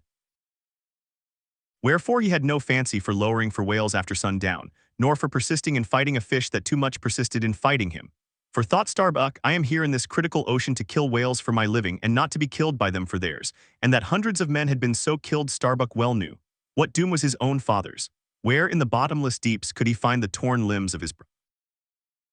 With memories like these in him, and moreover given to a certain superstitiousness, as has been said, the courage of this Starbuck which could, nevertheless, still flourish, must indeed have been extreme. But it was not in reasonable nature that a man so organized, and with such terrible experiences and remembrances as he had, it was not in nature that these things should fail in latently engendering an element in him, which, under suitable circumstances, would break out from its confinement and burn all his courage up. And brave as he might be, it was that sort of bravery chiefly visible in some intrepid men, which, while generally abiding firm in the conflict with seas or winds or whales or any of the ordinary irrational horrors of the world, yet cannot withstand those more terrific because more spiritual terrors, which sometimes menace you from the concentrating brow of an enraged and mighty man. But were the coming narrative to reveal in any instance the complete abasement of poor Starbuck's fortitude, scarce might I have the heart to write it, for it is a thing most sorrowful, nay shocking, to expose the fall of valor in the soul. Men may seem detestable as joint stock companies and nations. Knaves, fools, and murderers there may be. Men may have mean and meager faces. But man in the ideal is so noble and so sparkling, such a grand and glowing creature, that over any ignominious blemish in him all his fellows should run to throw their costliest robes. That immaculate manliness we feel within ourselves, so far within us, that it remains intact though all the outer character seem gone, bleeds with keenest anguish at the undraped spectacle of a valor-ruined man. Nor can piety itself at such a shameful sight completely stifle her upbraidings against the permitting stars. But this august dignity I treat of is not the dignity of kings and robes, but that abounding dignity which has no robed investige. Thou shalt see it shining in the arm that wields a pick or drives a spike, that democratic dignity which on all hands radiates without end from God himself, the great God absolute, the center and circumference of all democracy, his omnipresence, divine equality. If then to meanest mariners and renegades and castaways I shall hereafter ascribe high qualities though dark, weave round them tragic graces, if even the most mournful, perchance the most abased among them all shall at times lift himself to the exalted mounts, if I shall touch that workman's arm with some ethereal light, if I shall spread a rainbow over his disastrous set of sun, then against all mortal critics bear me out in it, thou just spirit of equality, which hast spread one royal mantle of humanity over all my kind. Bear me out in it, thou great democratic God, who didst not refuse to the swart convict Bunyan the pale poetic pearl, thou who didst clothe with doubly hammered leaves of finest gold the stumped and paupered arm of old Cervantes, thou who didst pick up Andrew Jackson from the pebbles, who didst hurl him upon a war horse, who didst thunder him higher than a throne. Thou who in all thy mighty earthly marchings ever cullest thy selectest champions from the kingly commons, bear me out in it, O God. Stubb was the second mate. He was a native of Cape Cod, and hence, according to local usage, was called a Cape Cod man. A happy-go-lucky, neither craven nor valiant, taking perils as they came with an indifferent air, and while engaged in the most imminent crisis of the chase, toiling away, calm and collected as a journeyman joiner engaged for the good-humored, easy, and careless, he presided over his whale-boat as if the most deadly encounter were but a dinner and his crew all invited guests. He was as particular about the comfortable arrangement of his part of the boat as an old stage driver is about the snugness of his box. When close to the whale in the very deathlock of the fight, he handled his unpitying lance coolly and off-handedly, as a whistling tinker his hammer. He would hum over his old rigadig tunes while flank and flank with the most exasperated monster. Long usage had, for this Stubb, converted the jaws of death into an easy chair. What he thought of death itself, air is no telling. Whether he ever thought of it at all might be a question. But if he ever did chance to cast his mind that way after a comfortable dinner, no doubt, like a good sailor, he took it to be a sort of call of the watch to tumble aloft, and be Esther themselves there, about something which he would find out when he obeyed the order and not sooner. What perhaps with other things made Stubb such an easy-going, unfearing man, so cheerily trudging off with the burden of life in a world full of grave peddlers, all bowed to the ground with their packs, what helped to bring about that almost impious good humor of his, that thing must have been his pipe. For like his nose, his short, black little pipe was one of the regular features of his face. You would almost as soon have expected him to turn out of his bunk without his nose as without his pipe. He kept a whole row of pipes there ready loaded, stuck in a rack within easy reach of his hand, and whenever he turned in he smoked them all out in succession, lighting one from the other to the end of the chapter, then loading them again to be in readiness anew. For when Stubb dressed, instead of first putting his legs into his trousers, he put his pipe into his mouth. I say this continual smoking must have been one cause, at least, of his peculiar disposition, for everyone knows that this earthly air, whether ashore or afloat, is terribly infected with the nameless miseries of the numberless mortals who have died exhaling it, and as in time of the cholera some people go about with a camphorated handkerchief to their mouths, so likewise, against all mortal tribulations, Stubb's tobacco smoke might have operated as a sort of disinfecting agent. The third mate was Flask, a native of Tisbury in Martha's Vineyard. A short, stout, ruddy young fellow very pugnacious concerning whales, who somehow seemed to think that the great leviathans had personally and hereditarily affronted him, and therefore it was a sort of point of honor with him to destroy them whenever encountered. So utterly lost was he to all sense of reverence for the many marvels of their majestic bulk and mystic ways, and so dead to anything like an apprehension of any possible danger from encountering them, that in his poor opinion the wondrous whale was but a species of magnified mouse, or at least water rat, requiring only a little circumvention and some small application of time and trouble in order to kill and boil. This ignorant, unconscious fearlessness of his made him a little waggish in the matter of whales. He followed these fish for the fun of it, and a 3 years' voyage round Cape Horn was only a jolly joke that lasted that length of time. As a carpenter's nails are divvied into wrought nails and cut nails, so mankind may be similarly divided. Little Flask was one of the wrought ones, made to clinch tight and last long. They called him King Post on board of the Pequod, because in form he could be well likened to the shore T-square timber known by that name in Arctic whalers, and which by the means of many radiating side timbers inserted into it serves to brace the ship against the icy concussions of those battering seas. Now these three mates Starbuck, Stubb, and Flask were momentous men. They it was who by universal prescription commanded 3 of the Pequod's boats as headsmen. In that grand order of battle in which Captain Ahab would probably marshal his forces to desk end on the whales, these three headsmen were as captains of companies. Or, being armed with their long, keen whaling spears, they were as a picked trio of lancers, even as the harpooneers were flingers of javelins. And since in this famous fishery, each mate or headsman, like a Gothic knight of old, is always accompanied by his boat steerer or harpooneer, who in certain conjunctures provides him with a fresh lance when the former one has been badly twisted or elbow-ed in the assault, and moreover as there generally subsists between the two a close intimacy and friendliness, it is therefore but meet that in this place we set down who the Pequod's harpooneers were, and to what headsman each of them belonged. First of all was Queequeg, whom Starbuck the chief mate had selected for his squire, but Queequeg is already known. Next was Tashtego, an unmixed Indian from Gay Head, the most westerly promontory of Martha's Vineyard, where there still exists the last remnant of a village of red men, which has long supplied the neighboring island of Nantucket with many of her most dirty harpooneers. In the fishery, they usually go by the generic name of Gay Headers. Tashtego's long, lean sable hair, his high cheekbones, and black rounding eyes for an Indian, oriental in their largeness, but Antarctic in their glittering expression, all this sufficiently proclaimed him an inheritor of the unvitiated blood of those proud warrior hunters, who in quest of the great New England moose had scoured, bow in hand, the aboriginal forests of them.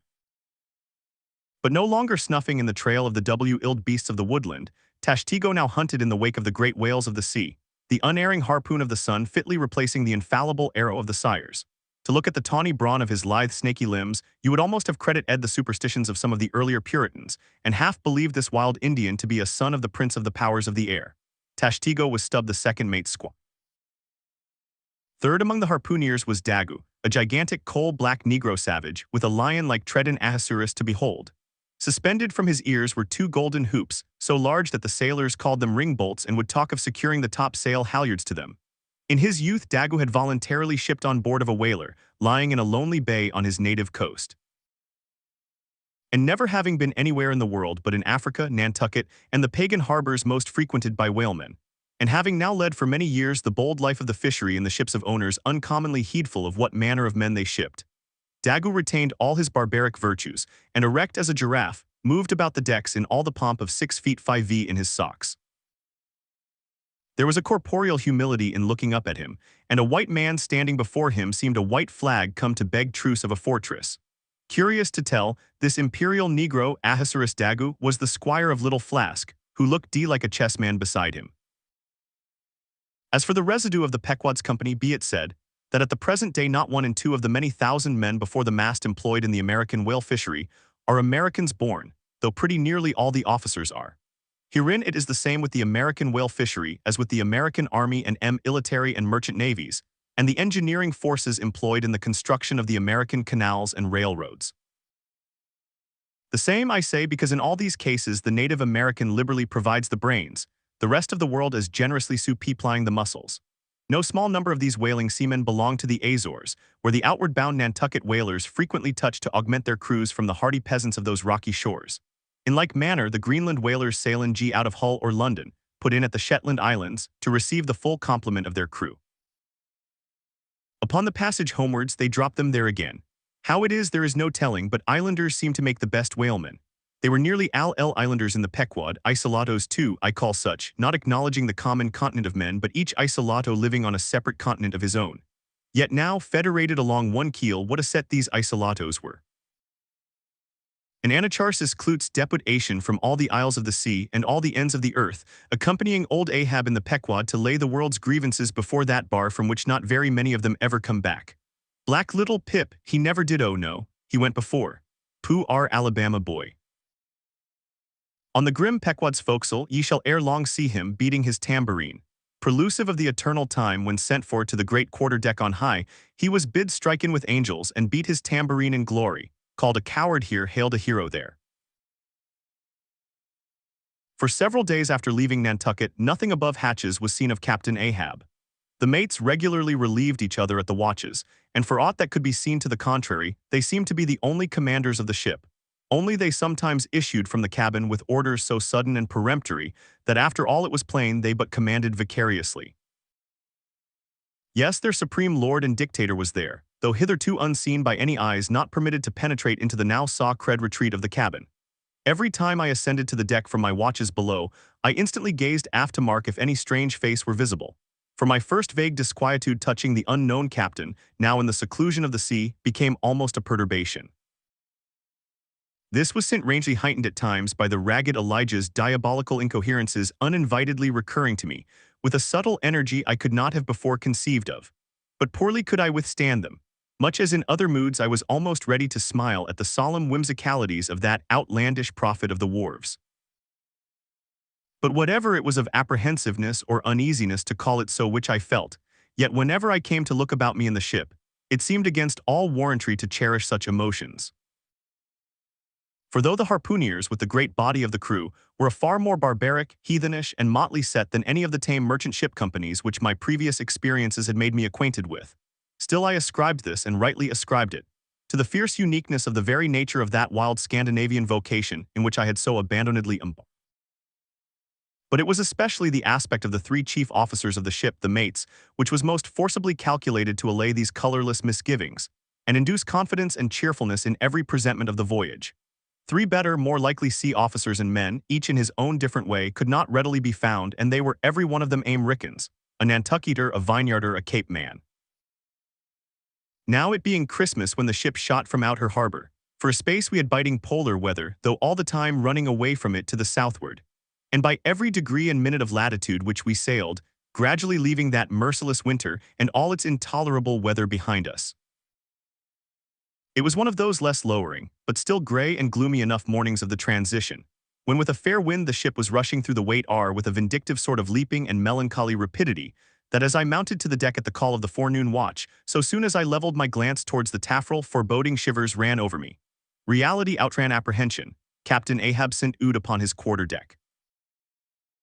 There seemed no sign of common bodily illness about him, nor of the recovery from any. He looked like a man cut away from the stake, when the fire has overrunningly wasted all the limbs without consuming them or taking away one particle from their compact, aged robustness.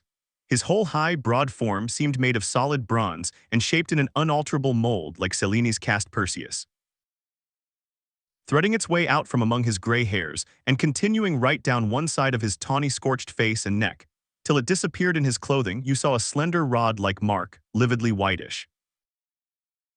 It resembled that perpendicular seam sometimes made in the straight, lofty trunk of a great tree, when the upper lightning tearingly darts down it, and without enching a single twig peels and grooves out the bark from top to bottom, ere running off into the soil, leaving the tree still greenly alive but branded. Whether that mark was born with him, or whether it was the scar left by some desperate wound, no one could certainly say. By some tacit consent, throughout the voyage little or no allusion was made to it, especially by the mates.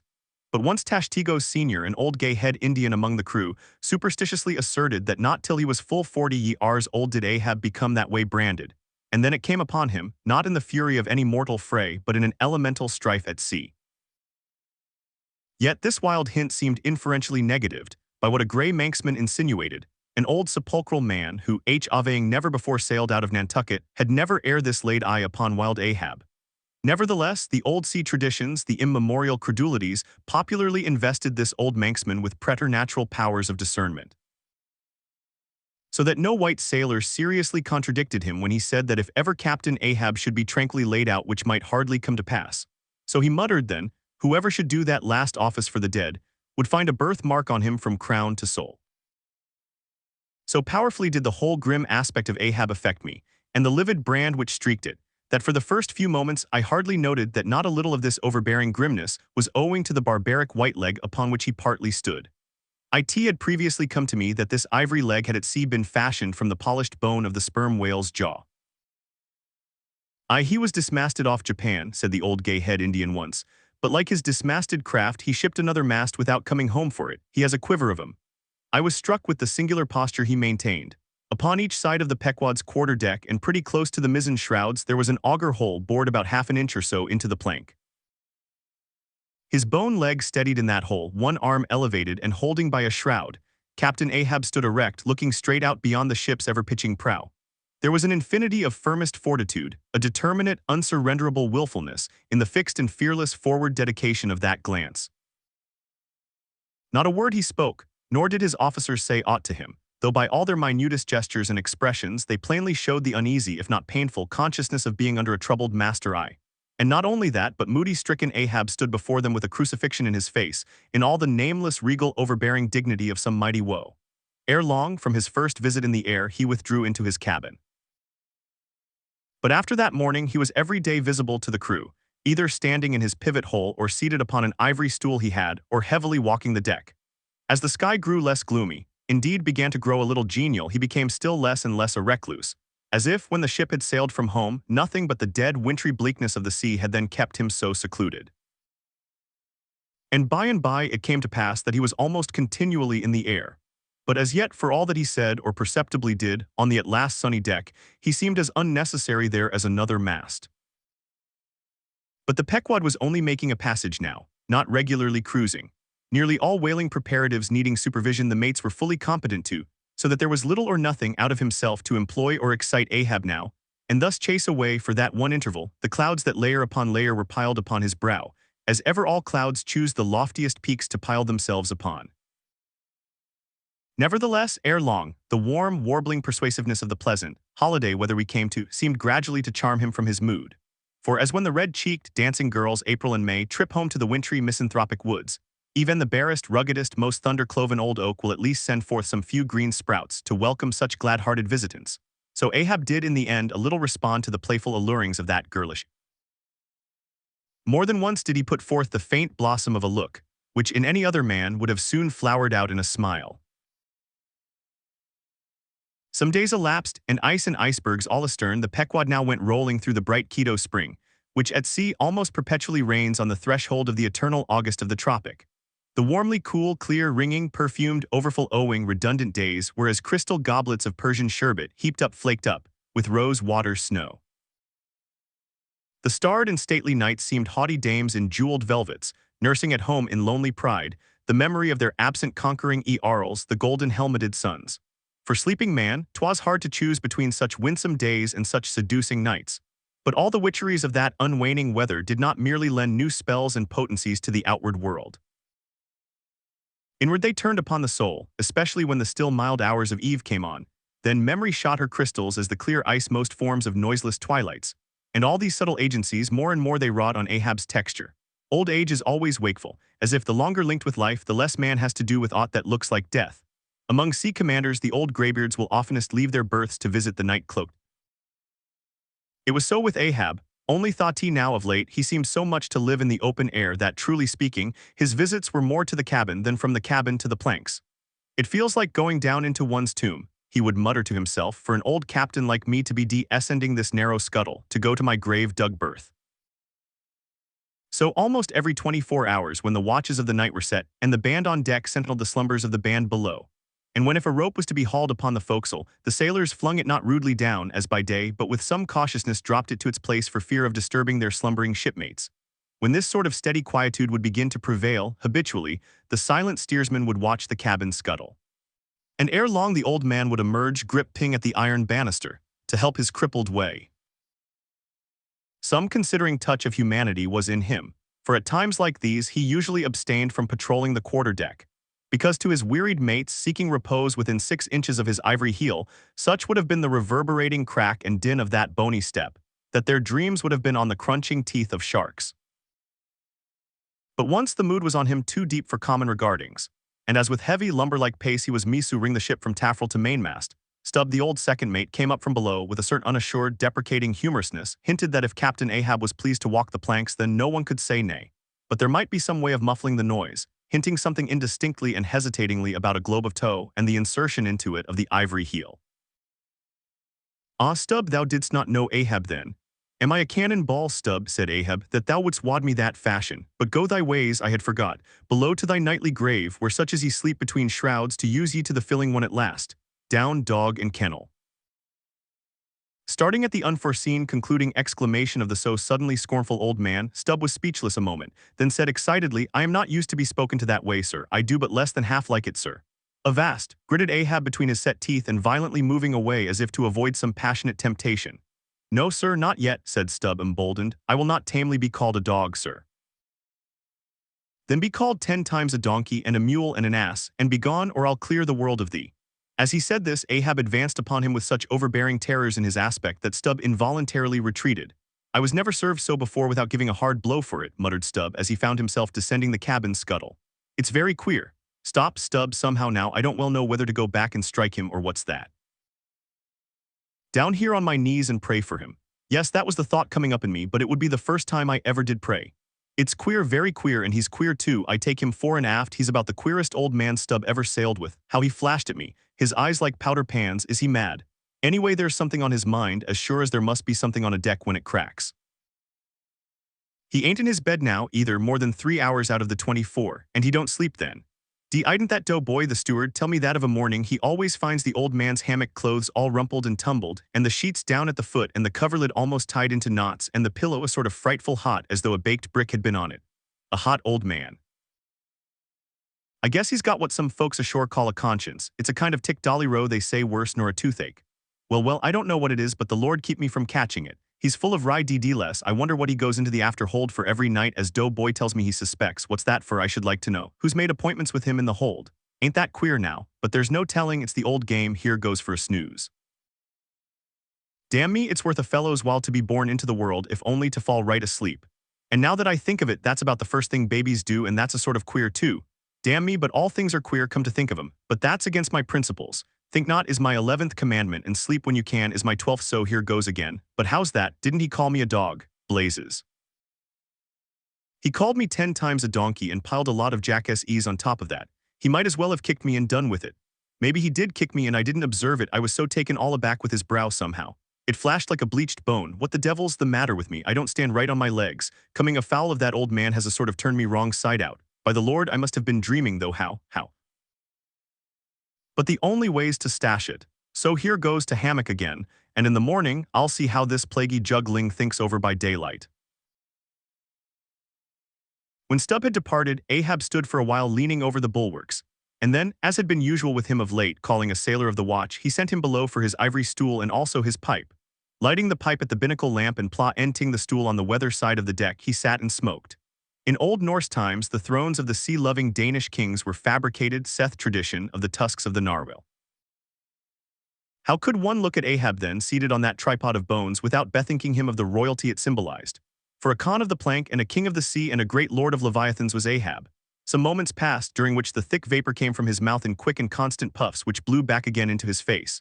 "How now?" he soliloquized at last, withdrawing the tube. "This smoking no longer soothes. Oh, my pipe, hard must it go with me if thy charm be gone.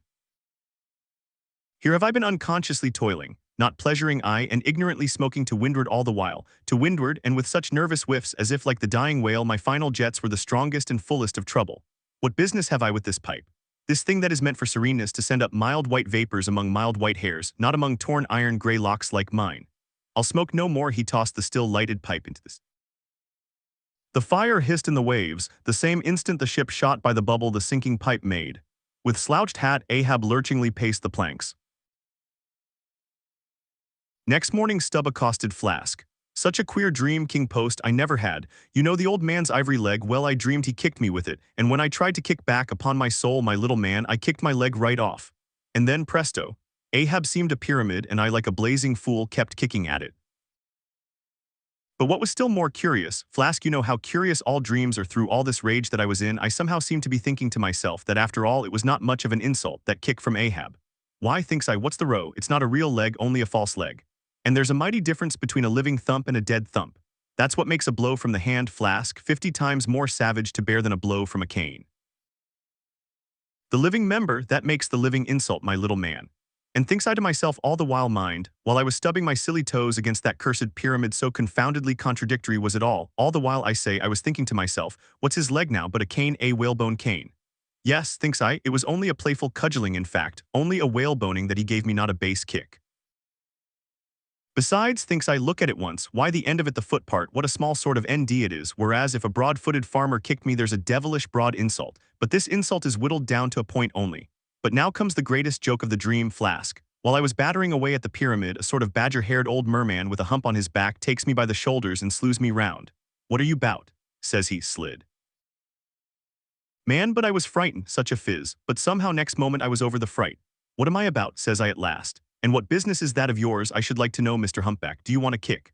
By the Lord Flask, I had no sooner said that than he turned round his stern to me, bent over and dragging up a lot of seaweed he had for a clout. What do you think I saw? Why, thunder alive, man, his stern was stuck full of marlin spikes with the points out.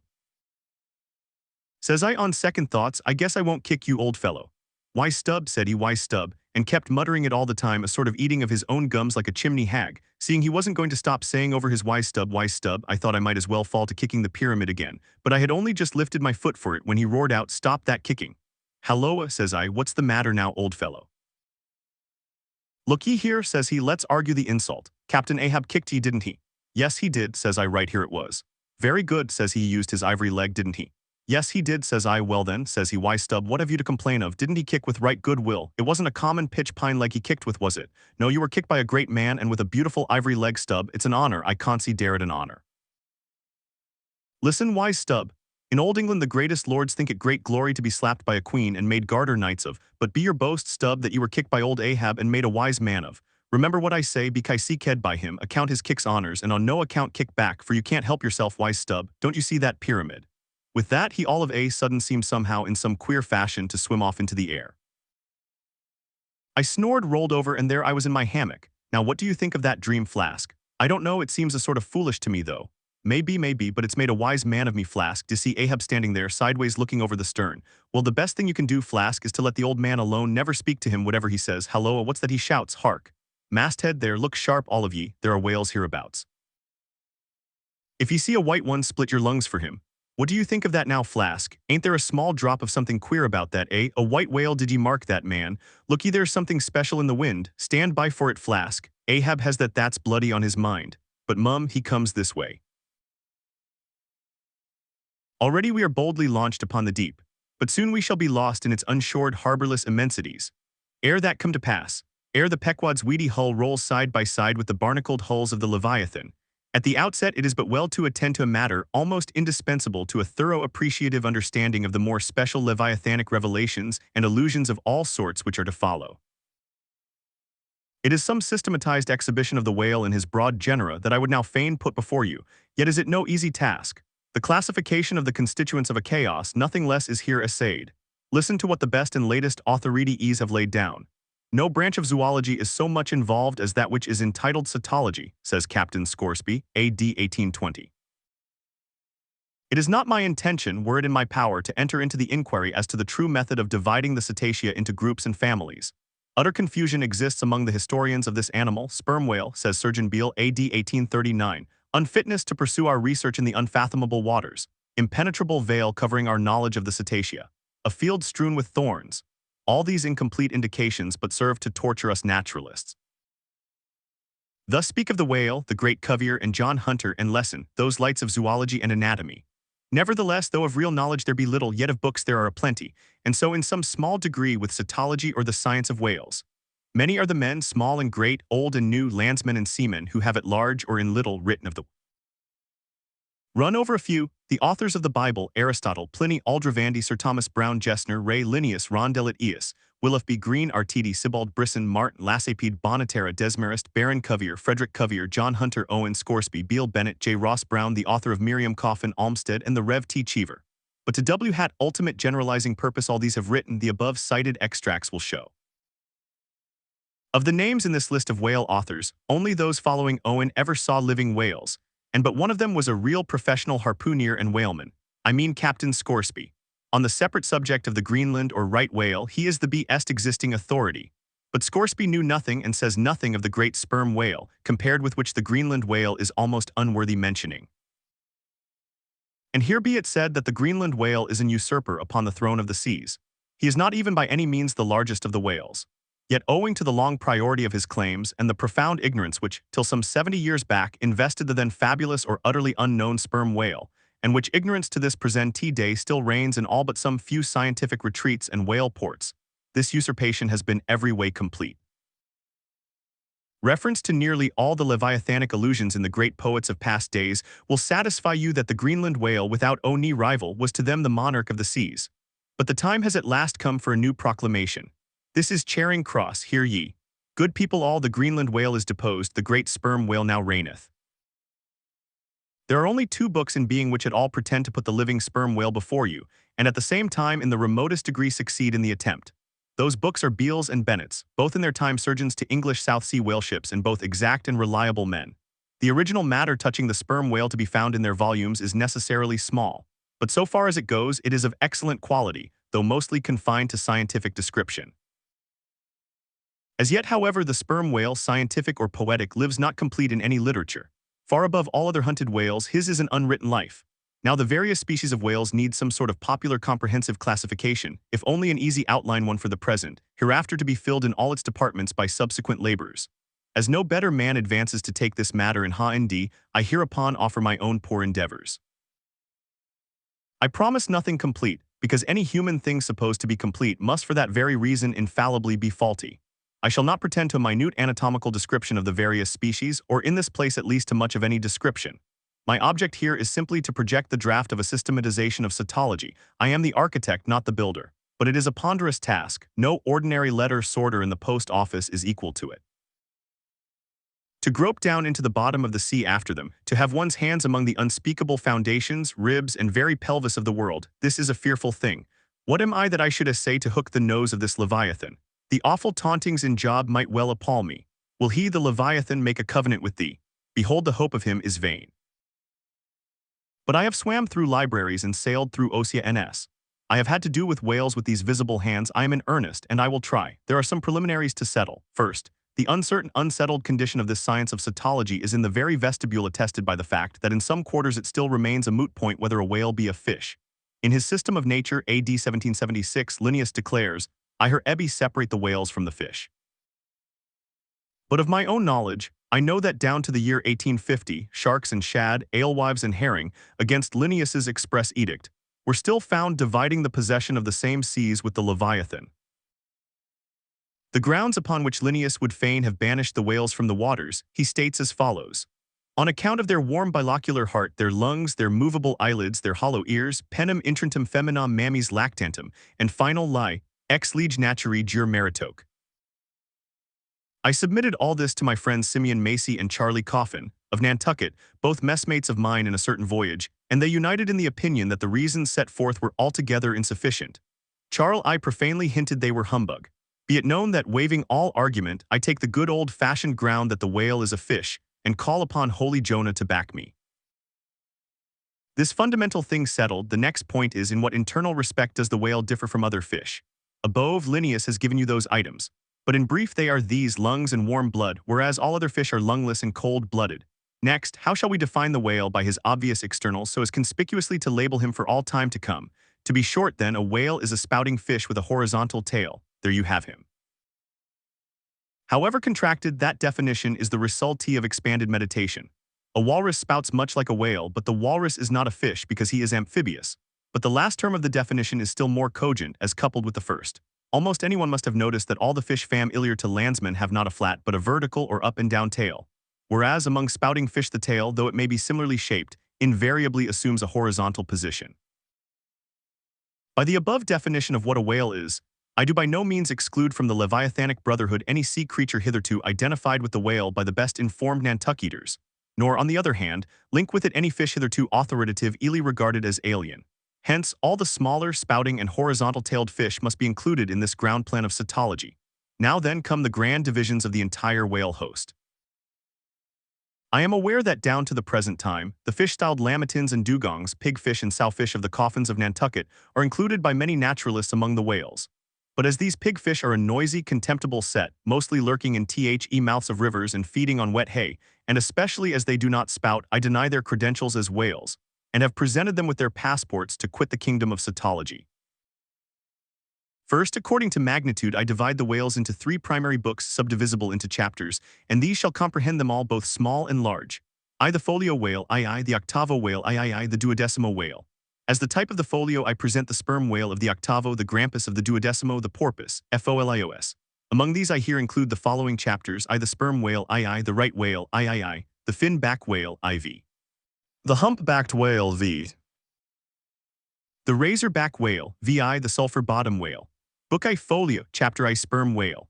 This whale, among the English of old vaguely known as the trumpa whale and the pfister whale and the anvil-headed whale, is the present cachalot of the French and the potsfish of the Germans and the macrocep hallis of the long words.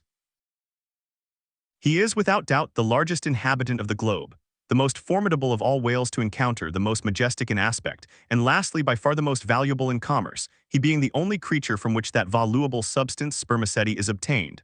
All his peculiarities will in many other places be enlarged upon. It is chiefly with his name that I now have to do. Philologically considered, it is absurd. Some centuries ago, when the sperm whale was almost wholly unknown in his own proper individuality, and when his oil was only accidentally obtained from the stranded fish, in those days spermaceti, it would seem, was popularly supposed to be derived from a creature identical with the one then known in England as the Greenland or right whale.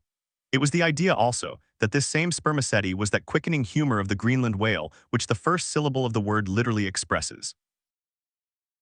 In those times also spermaceti was exceedingly scarce, not being used for light but only as an ointment and medicament. It was only to be had from the druggists as you nowadays buy an ounce of rhubarb. When, as I opine in the course of time, the true nature of spermaceti became known, its original name was still retained by the dealers, no doubt to enhance its value by a notion so strangely significant of its scarcity. And so the appellation must at last have come to be bestowed upon the whale from which this spermaceti was really derived. Book I Folio, Chapter II, Right Whale. In one respect this is the most venerable of the leviathans, being the one first regularly hunted by man. It yields the article commonly known as whalebone or baleen, and the oil specially known as whale oil, an inferior article in Among the fishermen, he is indiscriminately designated by all the following titles: the whale, the Greenland whale, the black whale, the great whale, the true whale, the right whale. There is a deal of obscurity concerning the identity of the species thus multitudinously baptized. What then is the whale, which I include in the second species of my folios? It is the great mystistus of the English naturalists, he Greenland whale of the English whalemen, the baleine ordinaire of the French whalemen, the growlens wallfish of the Swedes. It is the whale which for more than 2 centuries past has been hunted by the Dutch and English in the Arctic seas. It is the walla which the American fishermen have long pursued in the Indian Ocean, on the Brazil banks, on the northwest coast, and various other parts of the world, designated by them right whale cruising grounds. Some pretend to see a difference between the Greenland whale of the English and the right whale of the Americans. But they precisely agree in all their grand features, nor has there yet been presented a single determinate fact upon which to ground a radical distinction. It is by endless subdivisions based upon the most inconclusive differences that some departments of natural history become so repellingly intricate. The right whale will be elsewhere treated of at some length with reference to elucidating the sperm whale. Book I Folio, Chapter II, Finback. Under this head I reckon a monster which, by the various names of finback, tall spout, and long john, has been seen almost in every sea and is commonly the whale whose distant jet is so often descried by passenger S crossing the Atlantic in the New York packet tracks. In the length he attains and in his baleen the finback resembles the right whale, but is of a less portly girth and a lighter color approaching to olive. His great lips present a cable like asp CT, formed by the intertwisting, slanting folds of large wrinkles. His grand distinguishing feature, the fin from which he derives his name, is often a conspicuous object. This fin is some 3 or 4 feet long, growing vertically from the hinder part of the back, of an angular shape and with a very sharp pointed. Even if not the slightest other part of the creature be visible, this isolated fin will at times be seen plainly projecting from the surface. When the sea is moderately calm and slight y marked with spherical ripples, and this gnomon-like fin stands up and casts shadows upon the wrinkled surface, it may well be supposed that the watery circle surrounding it somewhat resembles a dial, with its style and wavy hour lines graved on it. On th at Ahaz dial the shadow often goes back. The finback is not gregarious. He seems a whale hater as some men are man haters. Very shy, always going solitary, unexpectedly rising to the surface in the remotest and most sullen waters. His straight and single lofty jet rising like a tall misanthropic spear upon a barren plain, gifted with such wondrous power and velocity in swimming as to defy all present pursuit from man. This Leviathan seems the banished and unconquerable Cain of his race, bearing for his arc that style upon his back. From having the baleen in his mouth, the finback is sometimes included with the right whale, among a theoretic species denominated whalebone whales, that is, whales with baleen. Of these so-called whalebone whales there seem to be several varieties, most of which, however, are little known. Broad-nosed whales and beaked whales, pike-headed whales, bunched whales, underjawed whales, and rostrated whales are the fishermen's names for a few sorts. In connection with this appellative of whalebone whales, it is of great importance to mention that however such a nomenclature may be convenient in facilitating allusions to some kind of whales, yet it is in vain to attempt a clear classification of the Leviathan, founded upon either his baleen or hump or fin or teeth. Notwithstanding that those marked parts or features very obviously seem better adapted to afford the basis for a regular system of cytology than any other detached bodily distinctions, which the whale in his kinds presents. How then the baleen, hump, back fin, and teeth? These are things whose peculiarities are indiscriminately dispersed among all sorts of whales without any regard to what may be the nature of their structure in other and more essential particulars. Thus the sperm whale and the humpbacked whale each has a hump, but there the similitude ceases. Then this same humpbacked whale and the Greenland whale, each of these has baleen, but there again the similitude ceases. It is just the same with the other parts above mentioned. In various sorts of whales they form such irregular combinations, or in the case of any one of them detached, such an irregular isolation, as utterly to defy all general methodization formed up on such a basis. On this rock every one of the whale naturalists has split. But it may possibly be conceived that in the internal parts of the whale, in his anatomy there at least, we shall be able to hit the right classification. Nay, what thing, for example, is there in the Greenland whale's anatomy more striking than his baleen? Yet we have seen that by his baleen it is impossible correctly to classify the Greenland whale. And if you descend into the bowels of the various leviathans, why there you will not find distinctions a 50th part as available to the systematizer as T. Ho's external ones already enumerated. What then remains? Nothing but to take hold of the whales bodily in their entire liberal volume and boldly sort them that way. And this is the bibliographical system here adopted, and it is the only one that can possibly succeed, for it alone is practicable. To proceed. Book I Folio, Chapter IV, Humpback. This whale is often seen on the northern American coast. He has been frequently captured there and towed into harbor. He has a great pack on him like a peddler, or you might call him the elephant and castle whale. At any rate, the popular name for him does not sufficiently distinguish him, since the sperm whale also has a hump, though a smaller one. His oil is not very valuable. He has baleen. He is the most gamesome and light-hearted of all the whales, making more GI foam and white water generally than any other of them. Book I Folio, Chapter V, Razorback. Of this whale little is known but his name. I have seen him at a distance off Cape Horn. Of a retiring nature he eludes both hunters and philosophers. Though no coward, he has never yet shown any part of him but H's back, which rises in a long sharp ridge. Let him go. I know little more of him, nor does anybody else. Book I Folio, Chapter VI, Sulphur Bottom. Another retiring gentleman with a brimstone belly, doubtless got by scraping along the Tartarian tiles in some of his profounder divings. He is seldom seen, at least I have never seen him except in the remote southern seas, and then always at too great a distance to study his countenance. He is never chased, he would run away with rope walks of line. Prodigies are told of him. Adieu, Sulphur Bottom, I can say nothing more that is true of ye, nor can the oldest Nantucketer. Thus ends Book I Folio, and now begins Book II, Octavo, Octavos. These embrace the whales of middling magnitude, among which present may be numbered I the grampus, II the blackfish, III the narwhal, IV the thrasher, V the killer. Why this book of whales is not denominated the quarto is very plain. Because while the whales of this order, though smaller than those of the former order, nevertheless retain a proportionate likeness to them in figure, yet the bookbinder's quarto volume in its dimension form does not preserve the shape of the folio volume, but the octavo volume does. Book II, Octavo, Chapter A, Grampus. Though this fish, whose loud sonorous breathing, or rather blowing, has furnished a proverb to landsmen, is so well known a denizen of the deep, yet is he not popularly classed among whales. But possessing all the G-Rand distinctive features of the Leviathan, most naturalists have recognized him for one. He is of moderate octavo size, varying from 15 to 25 feet in length, and of corresponding dimensions round the waist. He swims in herds. He is never regularly hunted, though his oil is considerable in quantity and pretty good for light. By some fishermen his approach is regarded as premonitory of the advance of the great sperm whale. Book II, Octave, Chapter II, Blackfish. I give the popular fishermen's names for all these fish, for generally they are the best. Where any name happens to be vague or inexpressive, I shall say so and suggest another.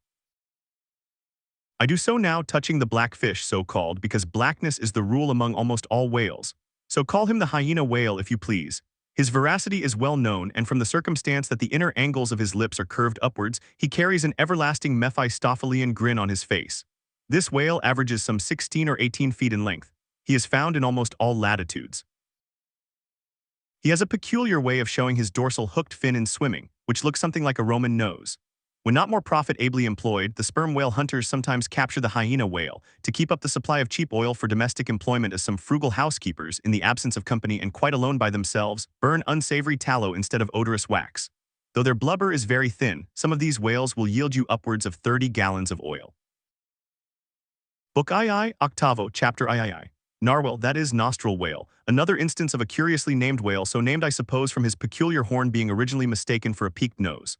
The creature is some 16 feet in length, while its horn averages 5 feet, though some exceed 10 and even attain to 15 feet.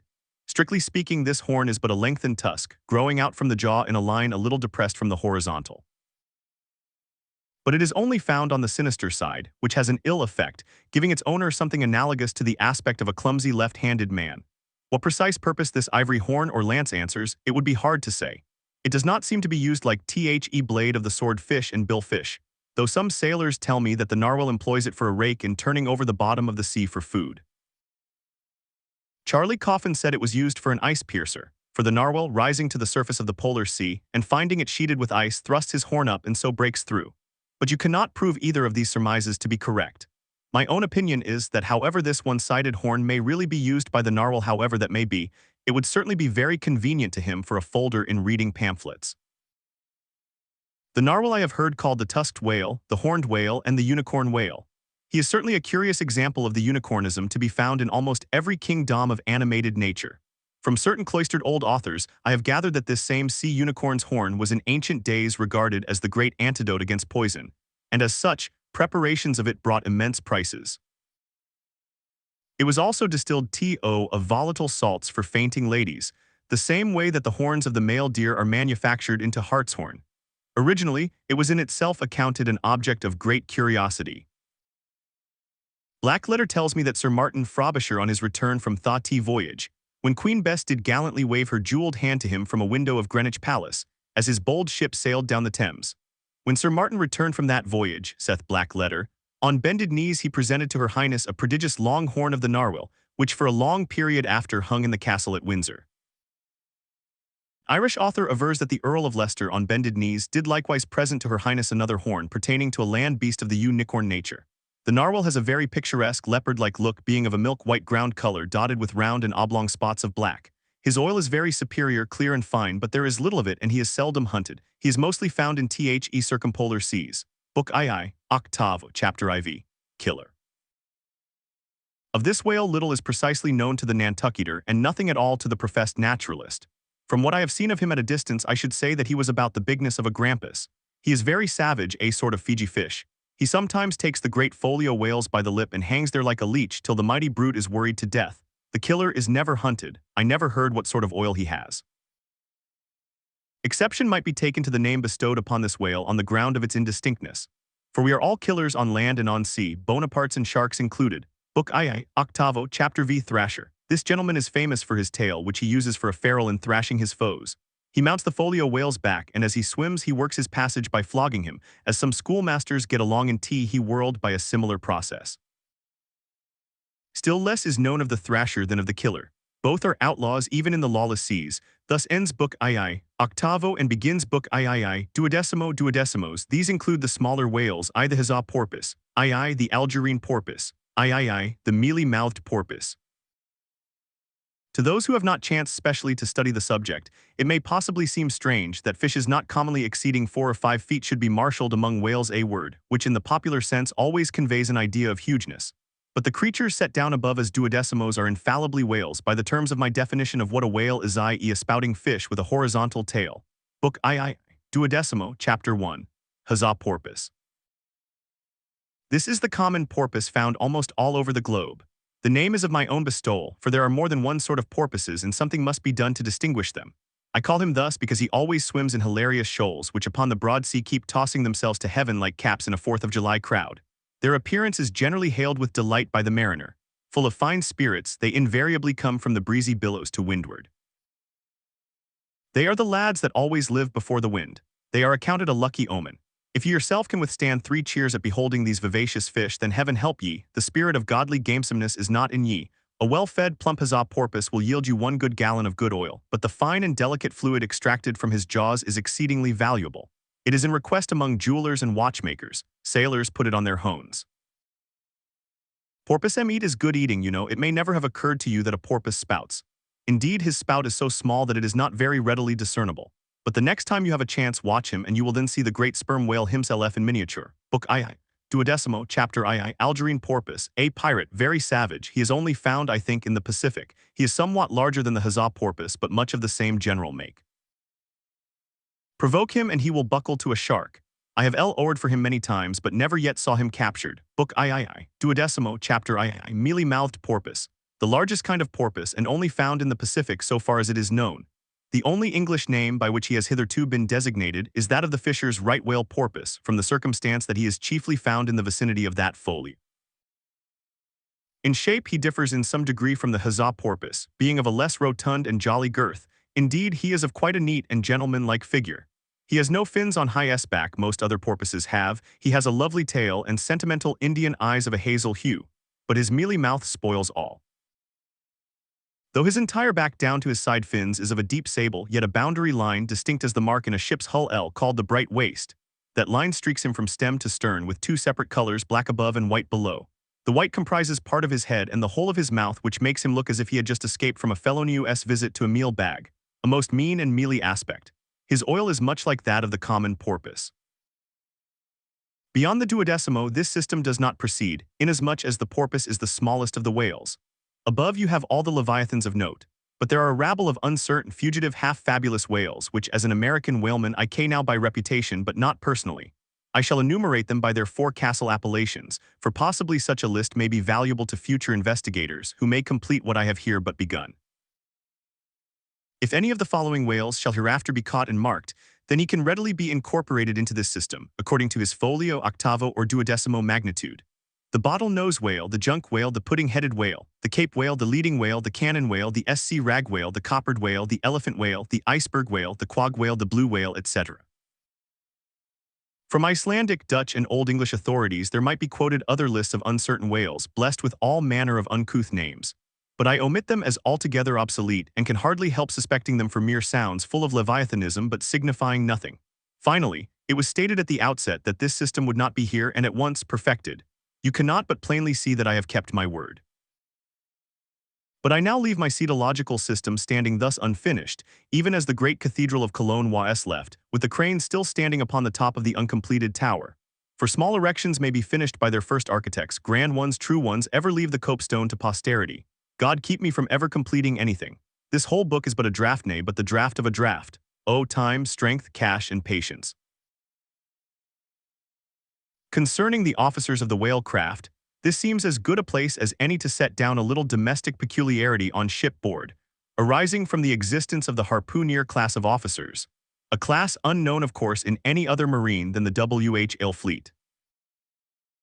The large importance attached to the harpooneer's vocation is evinced by the fact that originally in the old Dutch fishery 2 centuries and more ago, the command of a whale ship was not wholly lodged in the person now called the captain, but was divided between him and an officer called the specksnider. Literally, this word means fat cutter. Usage, however, in time made it equivalent to chief harpooneer. In those days, the captain's authority was restricted to the navigation and general management of the vessel, while over the whale hunting department and all its concerns, the specksnider or chief harpooneer reigned supreme. In the British Greenland fishery, under the corrupted title of specksioneer, this old Dutch official is still retained, but his former dignity is sadly abridged. At present he ranks simply as senior harpooneer, and as such, is but one of the captain's more inferior subalterns. Nevertheless, as upon the good conduct of the harpooneers the success of a whaling voyage largely depends, and since in the American fishery he is not only an important officer in the boat, but under certain circumstances, night watches on a whaling ground, the command of the ship's deck is also his. Therefore the grand political maxim of the sea demands that he should nominally live apart from the men before he mast, and be in some way distinguished as their professional superior, though always by them familiarly regarded as their social equal. Now the grand distinction drawn between officer and man at sea is this: the first lives aft, the last forward. Hence, in whale ships and merchantmen alike, the mates have their quarters with the captain, and so too in most of the American whalers the harpooneers are lodged in the after part of the ship. That is to say, they take their meals in the captain's cabin and sleep in a place indirectly communicating with it. Though the long period of a southern whaling voyage, by far the longest of all voyages now or ever made by man, the peculiar perils of it, and the community of interest prevailing among a company, all of whom, high or low, depend for their profits not upon fixed wages, but upon their common luck together with their common vigilance, intrepidity, and hard work. though all these things do in some cases tend to beget a less rigorous discipline than in merchantmen generally. Yet, never mind how much like an old Mesopotamian family these whalemen may, in some primitive instances, live together. For all that, the punctilious externals at least of the quarter deck are seldom materially relaxed, and in no instance done away. Indeed, many are the Nantucket ships in which you will see the skipper parading his quarter deck with an elated grandeur not surpassed in any military navy, nay, extorting almost as much outward homage as if he wore the imperial purple, and not the shabbiest of pilot cloth. And though of all men the moody captain of the Pequod was the least given to that sort of shallowest assumption, and though the only homage he ever exacted was implicit instantaneous obedience, though he required no man to remove the shoes from his feet ere stepping upon the quarter deck, and though there were times when, owing to peculiar circumstances connected with events hereafter to be detailed, he addressed them in unusual terms, whether of condescension or in terrorem or otherwise. Yet even Captain Ahab was by no means unobservant of the paramount forms and usages of the sea. Nor perhaps will it fail to be eventually perceived that behind those forms and usages, as it were, he sometimes masked himself, incidentally making use of them for other and more private ends than they were legitimately intended to subserve. That certa insultanism of his brain, which had otherwise in a good degree remained unmanifested, through those forms that same sultanism became incarnate in an irresistible dictatorship. For be a man's intellectual superiority what it will, it can never assume the practical available supremacy over other men, without the aid of some sort of external arts and entrenchments, always in themselves more or less paltry and base. This it is that forever keeps God's true princes of the empire from the world's hustings, and leaves the highest honors that this erka give, to those men who become famous more through their infinite inferiority to the choice hidden handful of the divine inert, than through their undoubted superiority over the dead level of the mass. Such large virtue lurks in these small things when extreme political superstitions invest them, that in some royal instances even to idiot imbecility they have imparted potency. But when, as in the case of Nicholas the Tsar, the ringed crown of geographical empire encircles an imperial brain, then the plebeian herds crouch abased before the tremendous centralization. Nor will the tragic dramatist who would depict mortal indomitableness in its fullest sweep and direct swing ever forget a hint, incidentally so important in his art as the one now alluded to. But Ahab, my captain, still moves before me in all his Nantucket grimness and shagginess, and in this episode touching emperors and kings I must not conceal that I have only to do with a poor old whale hunter like him, and therefore all outward majestic owl trappings and housings are denied me. O Ahab, what shall be grand in thee, it must needs be plucked at from the skies and dived for in the deep, and featured in the unbodied air. It is noon, and Doughboy the steward, thrusting his pale loaf of bread face from the cabin scuttle, announces dinner to his lord and master, who sitting in the lee quarter-boat has just been taking an observation of the sun, and is now mutely reckoning the latitude on the smooth medallion-shaped tablet reserved for that daily purpose on the upper part of his ivory leg. From his complete inattention to the tidings, you would think that moody Ahab had not heard his menial. But presently catching hold of the mizzen shrouds, he swings himself to the deck, and in an even, unexhilarated voice, saying, "Dinner, Mr. Starbuck," disappears into the cabin.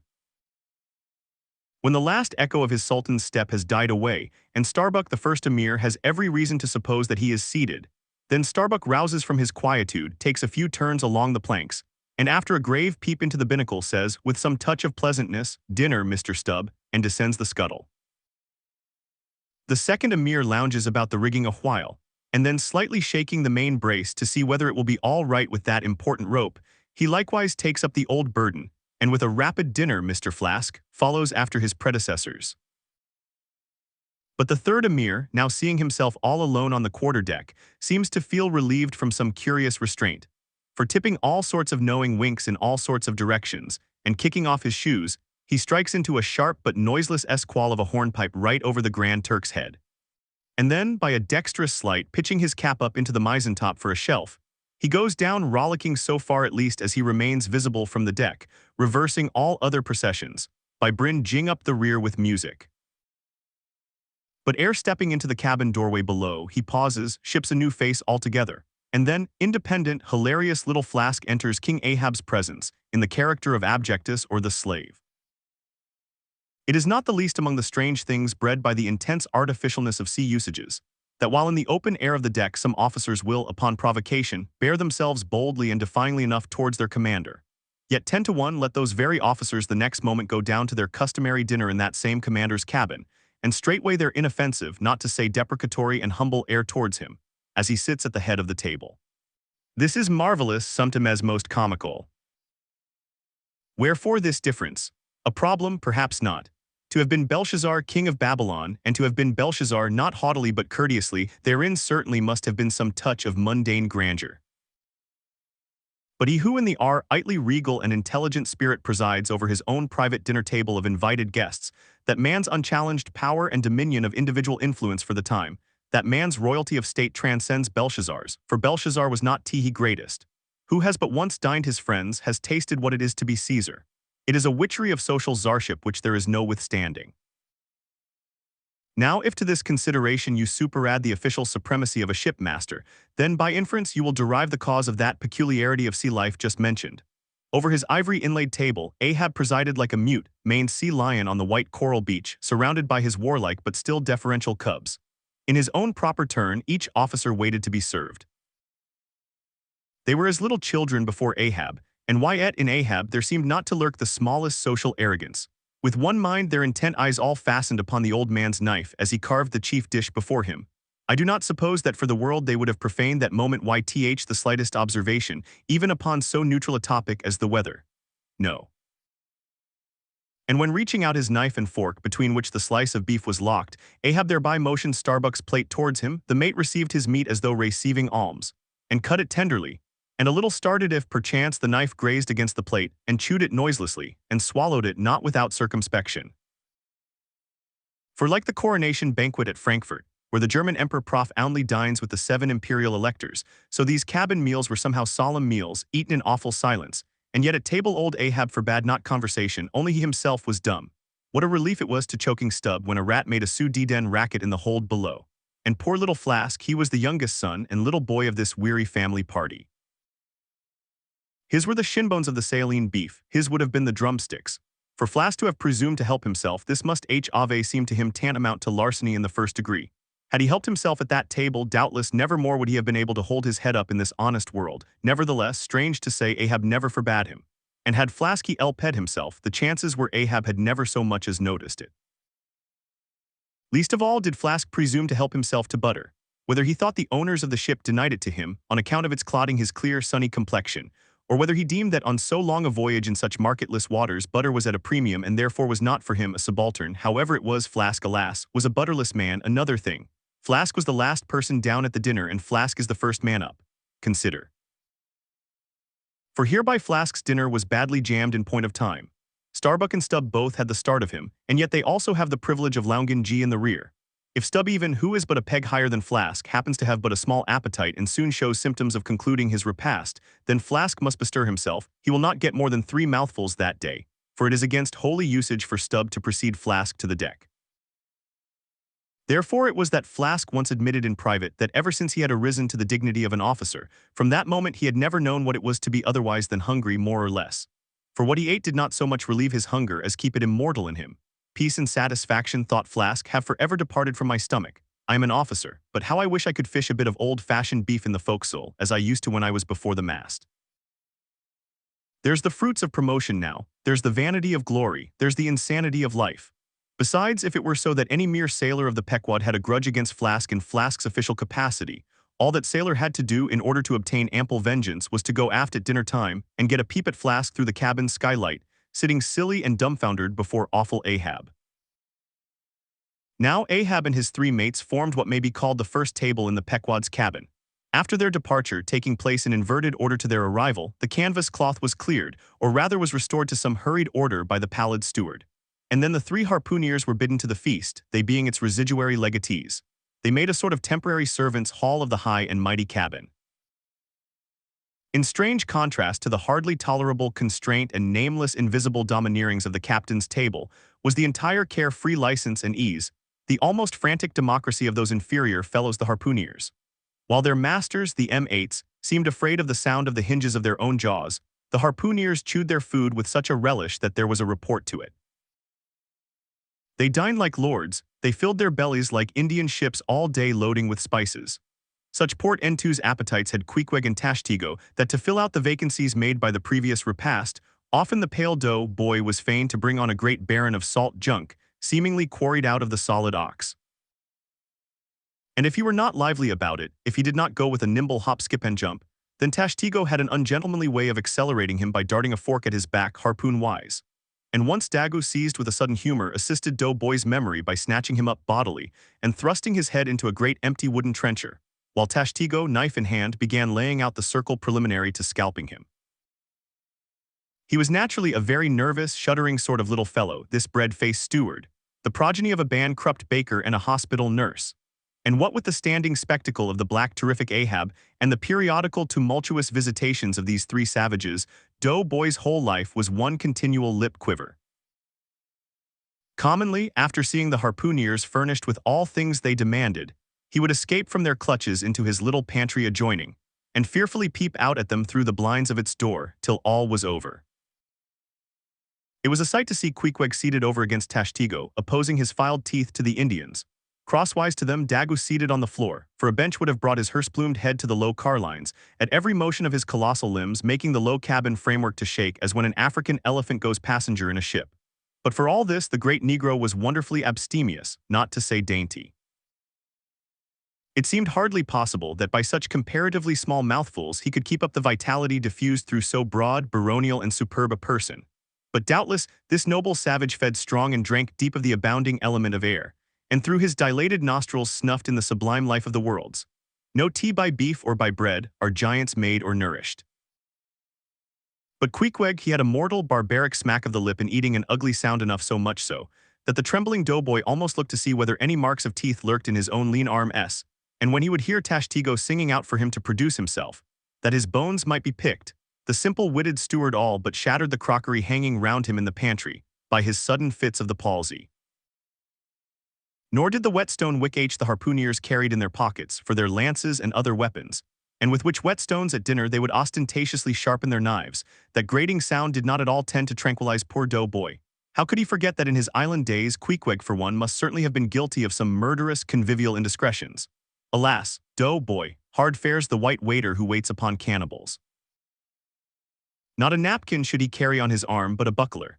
In good time, though, to his great delight, the three salt sea warriors would rise and depart, to his credulous fable-mongering ears, all their martial bones jingling in them at every step, like Moorish cimeters in scabbards. But though these barbarians dined in the cabin and nominally lived there, still, being anything but sedentary in their habits, they were scarcely ever in it except at mealtimes, and just before sleeping time, when they passed through it to their own peculiar quarters. In this one matter, Ahab seemed no exception to most American whale captains, who, as a set, rather incline to the opinion that by rights the ship's cabin belongs to them, and that it is by courtesy alone that anybody else is at any time permitted there. So that, in real truth, the mates and harpooneers of the Pequod might more properly be said to have lived out of the cabin than in it. For when they did enter it, it was something as a street door enters a house, turning inwards for a moment, only to be earned out the next, and as a permanent thing residing in the open air. Nor did they lose much hereby. In the cabin was no companionship. Socially, Ahab was inaccessible. Though nominally included in the census of Christendom, he was still an alien to it. He lived in the world, as the last of the grizzly bears lived in settled Missouri. And as when spring and summer had departed, that wild Logan of the woods, burying himself in the hollow of a tree, lived out the winter there, sucking his own paws. So in his inclement, howling old age, Ahab's soul, shut up in the caved trunk of his body, there fed upon the sullen pause of its gloom. It was during the more pleasant weather that in due rotation with the other seamen my first masthead came round. In most American whalemen, the mastheads are manned almost simultaneously with the vessel's leaving her port, even though she may have 15,000 miles and more to sail ere reaching her proper cruising ground. And if after a 3, 4, or 5 white years' voyage she is drawing nigh home with anything empty in her say, an empty vial even then, her mastheads are kept manned to the last. And not till her skysail poles sail in among the spires of the port does she altogether relinquish the hope of capturing one whale more. Now, as the business of standing mastheads ashore or afloat is a very ancient and interesting one, let us in some measure expatiate here. I take it that the earliest standers of mastheads were the old Egyptians, because in all my researches I find one prior to them.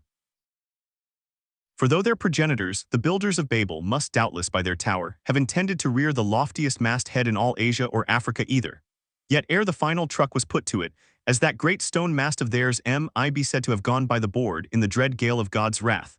Therefore we cannot give these Babel builders priority over the Egyptians. And that the Egyptians were a nation of masthead standers is an assertion based upon the general belief among archaeologists that the first pyramids were founded for astronomical purposes, a theory singularly supported by the peculiar stair-like formation of all four sides of those edifices, whereby with prodigious long upliftings of their legs those old astronomers were wont to mount to the apex and sing out for new stars. Even as the lookouts of a modern ship sing out for a sail, or a whale just bearing in sight. In St. Stylites, the famous Christian hermit of old times, who built him a lofty stone pillar in the desert and spent the whole latter portion of his life on its summit, hoisting his food from the ground with a tackle. In him we have a remarkable instance of a dauntless stander of mastheads, who is not to be driven from his place by fogs or frosts, rain, hail, or sleet, but valiantly facing everything out to the last, literally died at his post. Of modern standers of mastheads we have but a lifeless set, mere stone, iron, and bronze men, who, though well capable of facing out a stiff gale, are still entirely incompetent to the business of singing out upon discovering any strange sight. There is Napoleon, who upon the top of the column of Vendôme stands with arms folded some 150 feet in the air, careless now who rules the decks below, whether Louis Philippe, Louis Blanc, or Louis the Devil.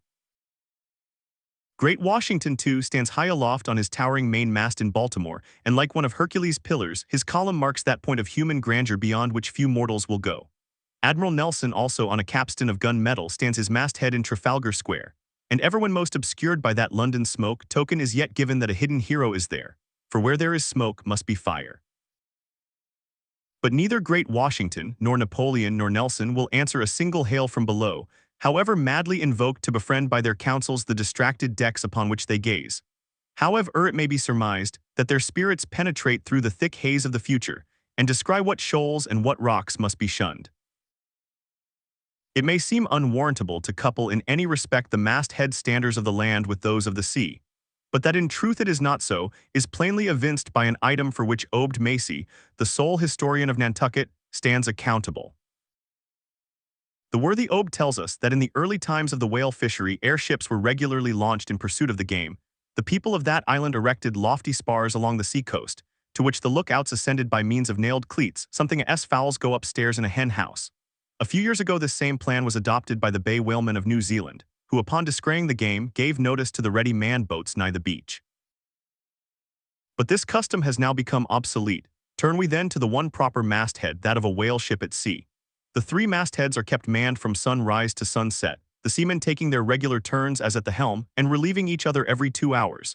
In the serene weather of the tropics it is exceedingly pleasant the masthead, nay, to a dreamy meditative man it is delightful.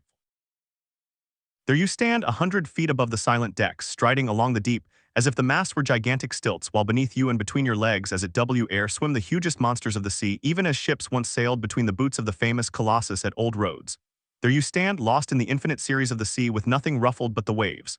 The trance ship indolently rolls, the drowsy trade winds blow, everything resolves you into languor.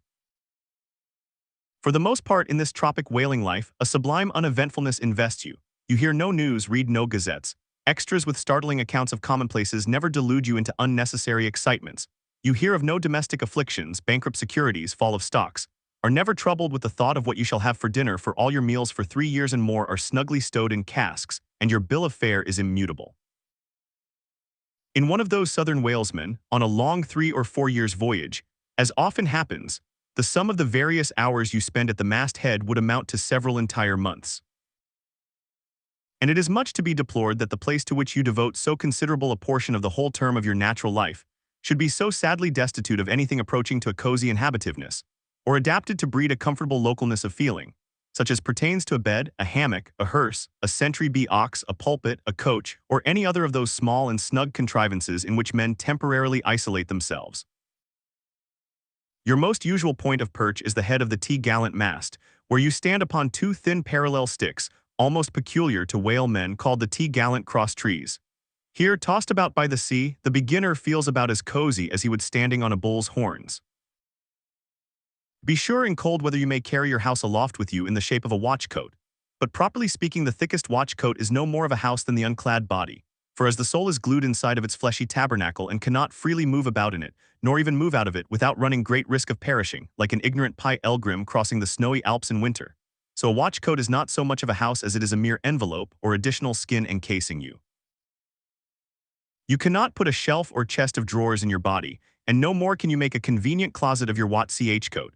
Concerning all this, it is much to be deplored that the mastheads of a southern whale ship are unprovided with those enviable little tents or pulpits, called crow's nests, in which the lookouts of a Greenland whaler are protected from the inclement weather of the frozen seas. In the fireside narrative of Captain Sleet, entitled A Voyage Among the Icebergs in Quest of the Greenland Whale, and incidentally for the rediscovery of the lost Icelandic colonies of Old Greenland. In this admirable volume, all standers of mastheads are furnished with a charmingly circumstantial account of the then recently invented crow's nest of the glacier, which was the name of Captain Sleet's good craft.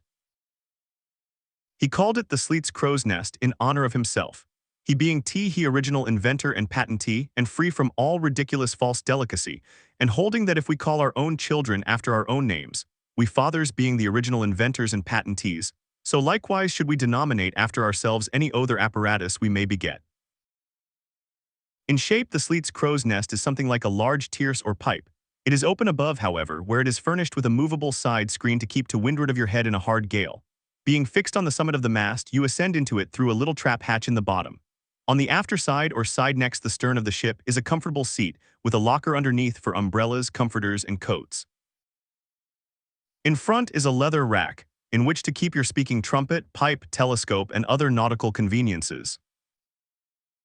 When Captain Sleet in person stood his masthead in this crow's nest of his, he tells us that he always had a rifle with him also fixed in the rack, together with a powder flask and shot, for the purpose of popping off the stray narwhals or vagrant sea unicorns infesting those waters. For you cannot successfully shoot at them from the deck owing to the resistance of the water, but to shoot down upon them is a very different thing.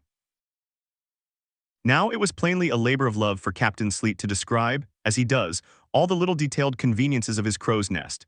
But though he so enlarges upon many of these, and though he treats us to a very scientific account of his experiments in this crow's nest, with a small compass he kept there for the purpose of counteracting the errors resulting from what is called the local attraction of all binnacle magnets.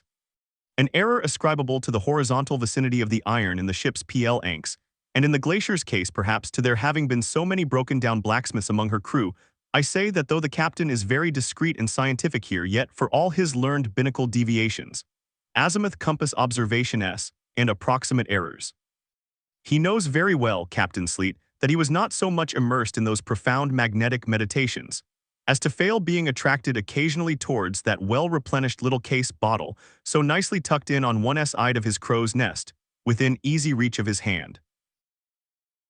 Though upon the whole, I greatly admire and even love the brave, the honest and learned captain, yet I take it very ill of him that he should so utterly ignore that case bottle, seeing what a faithful friend and comforter it must have been, while with mittened fingers and hooded head he was studying the mathematics aloft there in that bird's nest within 3 or 4 perches of the pole. But if we southern whale fishers are not so snugly housed aloft as Captain Sleet and his Greenland men were, yet that disadvantage is greatly counterbalanced by the widely contrasting serenity of those seductive seas in which we south fishers mostly float. For one, I used to lounge up the rigging very leisurely, resting in the top to have a chat with Pequod or anyone else off duty whom I might find there, then ascending a little way further and throwing a lazy leg over the top sail yard, take a preliminary view of the watery pastures and so at last mount to my ultimate destination. Let me make a clean breast of it here and frankly admit that I kept but sorry guard.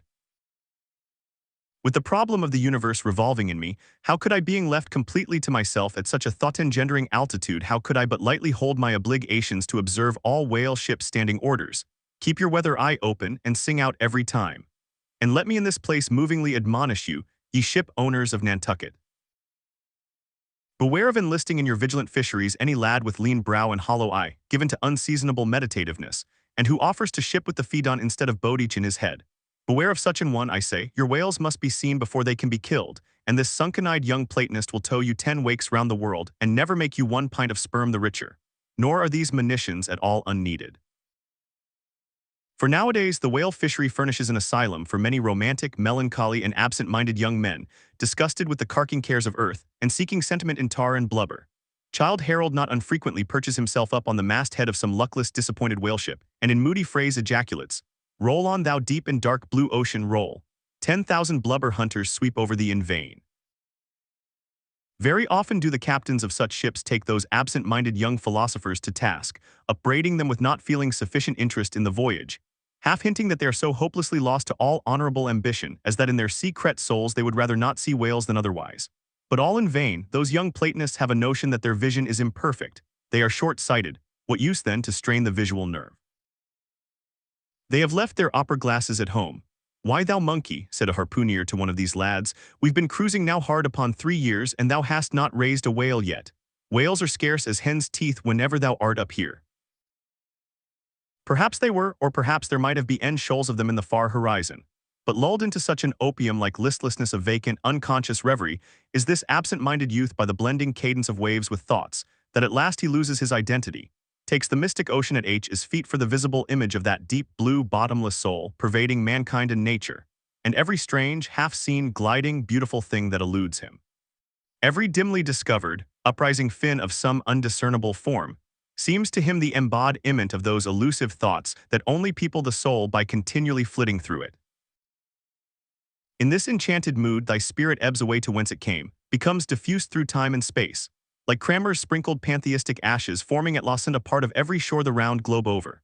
There is no life in thee now except that rocking life imparted by a gently rolling ship, by her borrowed from the sea, by the sea from the inscrutable tides of God. But while this sleep, this dream is on ye, move your foot or hand an inch, slip your hold at all, and your identity comes back in horror. Over Discartian vortices you hover. And perhaps at midday in the fairest weather, with one half-throttled shriek you drop through that transparent air into the summer sea, no more to rise forever. Heed it well, ye pantheists. Enter Ahab then all. It was not a great while after the affair of the pipe that one morning shortly after breakfast Ahab, as was his wont, ascended the cabin gangway to the deck. There most sea captains usually walk at that hour, as country gentlemen after the same meal talk he a few turns in the garden. Soon his steady, ivory stride was heard, as to and fro he paced his old rounds, upon planks so familiar to his tread that they were all overdented like geological stones with the peculiar mark of his walk. Did you fixedly gaze, too, upon that ribbed and de-dented brow, there also you would see still stranger footprints, the footprints of his one unsleeping, ever-pacing thought. But on the occasion in question those dents looked deeper, even as his nervous step that morning left a deeper mark. And so full of his thought was Ahab that at every uniform turn that he made, now at the main mast and now at the binnacle, you could almost see that thought turn in him as he turned and pace in him as he paced, so completely possessing him indeed that it all but seemed the inward mold of every outer movement. "D'ye mark him, Flat?" whispered Stubb, "the chick that's in him pecks the shell. 'Twill soon be out."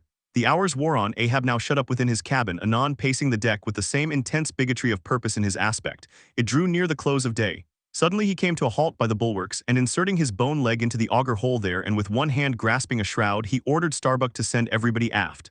"Sir," said the mate, astonished at an order seldom or never given on shipboard except in some extraordinary case. "Send everybody aft," repeated Ahab. "Mast heads there, come down." When the entire ship's company were assembled, and with curious and not wholly unapprehensive faces, were eyeing him, for he looked not unlike the weather horizon when a storm is coming up, Ahab, after rapidly glancing over the bulwarks and then darting his eyes among the crew, started from his standpoint, and as though not a soul were nigh him resumed his heavy turns upon the deck. With bent head and half-slouched hat he continued to pace, unmindful of the wondering whispering among the men, till Stubb cautiously whispered to Flask that Ahab must have summoned them there for the purpose of witnessing a pedestrian feat.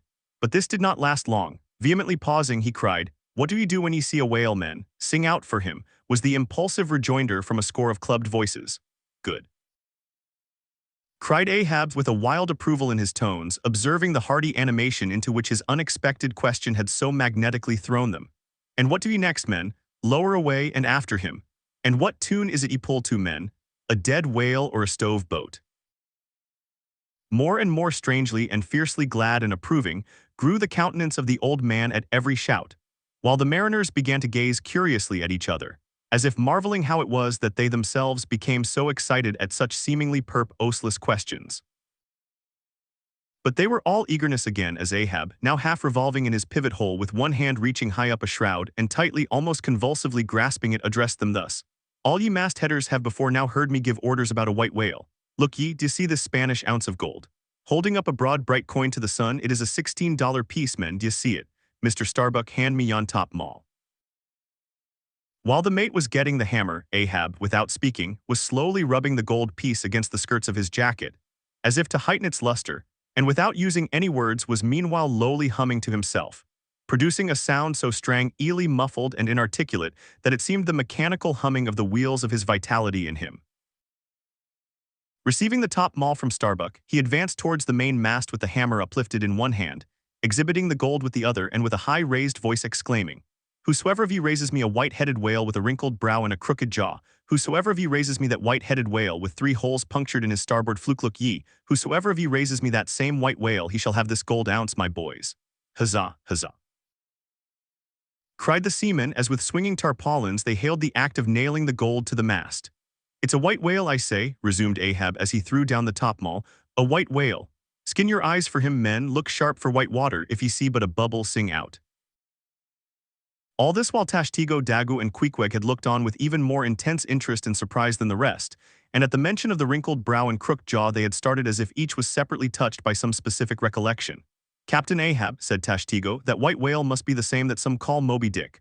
"Moby Dick," shouted Ahab. "Do you know the white whale then, Tash? Does he fantail a little curious, sir, before he goes down?"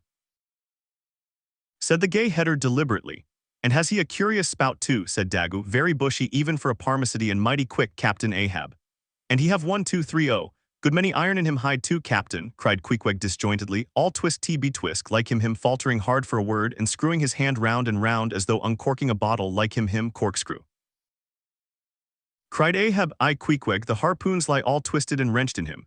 I Dagu, his spout is a big one like a whole shock of wheat, and white as a pile of our Nantucket wool after the great annual sheep shearing. I Tashtego, and he fantails like a split jib in a squall. Death and devils. Men, it is Moby Dick, ye have seen Moby Dick, Moby Dick." "Captain Ahab," said Starbuck, who, with Stubb and Flask, had thus far been eyeing his superior with increasing surprise, but at last seemed struck with a thought which somewhat explained all the wonder. "Captain Ahab, I have heard of Moby Dick, but it was not Moby Dick that took off thy leg." "Who told thee that?" Cried Ahab, then pausing, "I Starbuck, I my hearties all round, it was Moby Dick that dismasted me, Moby Dick that brought me to this dead stump I stand on now." "Aye, aye," he shouted with a terrific, loud animal sob like that of a heart-stricken moose.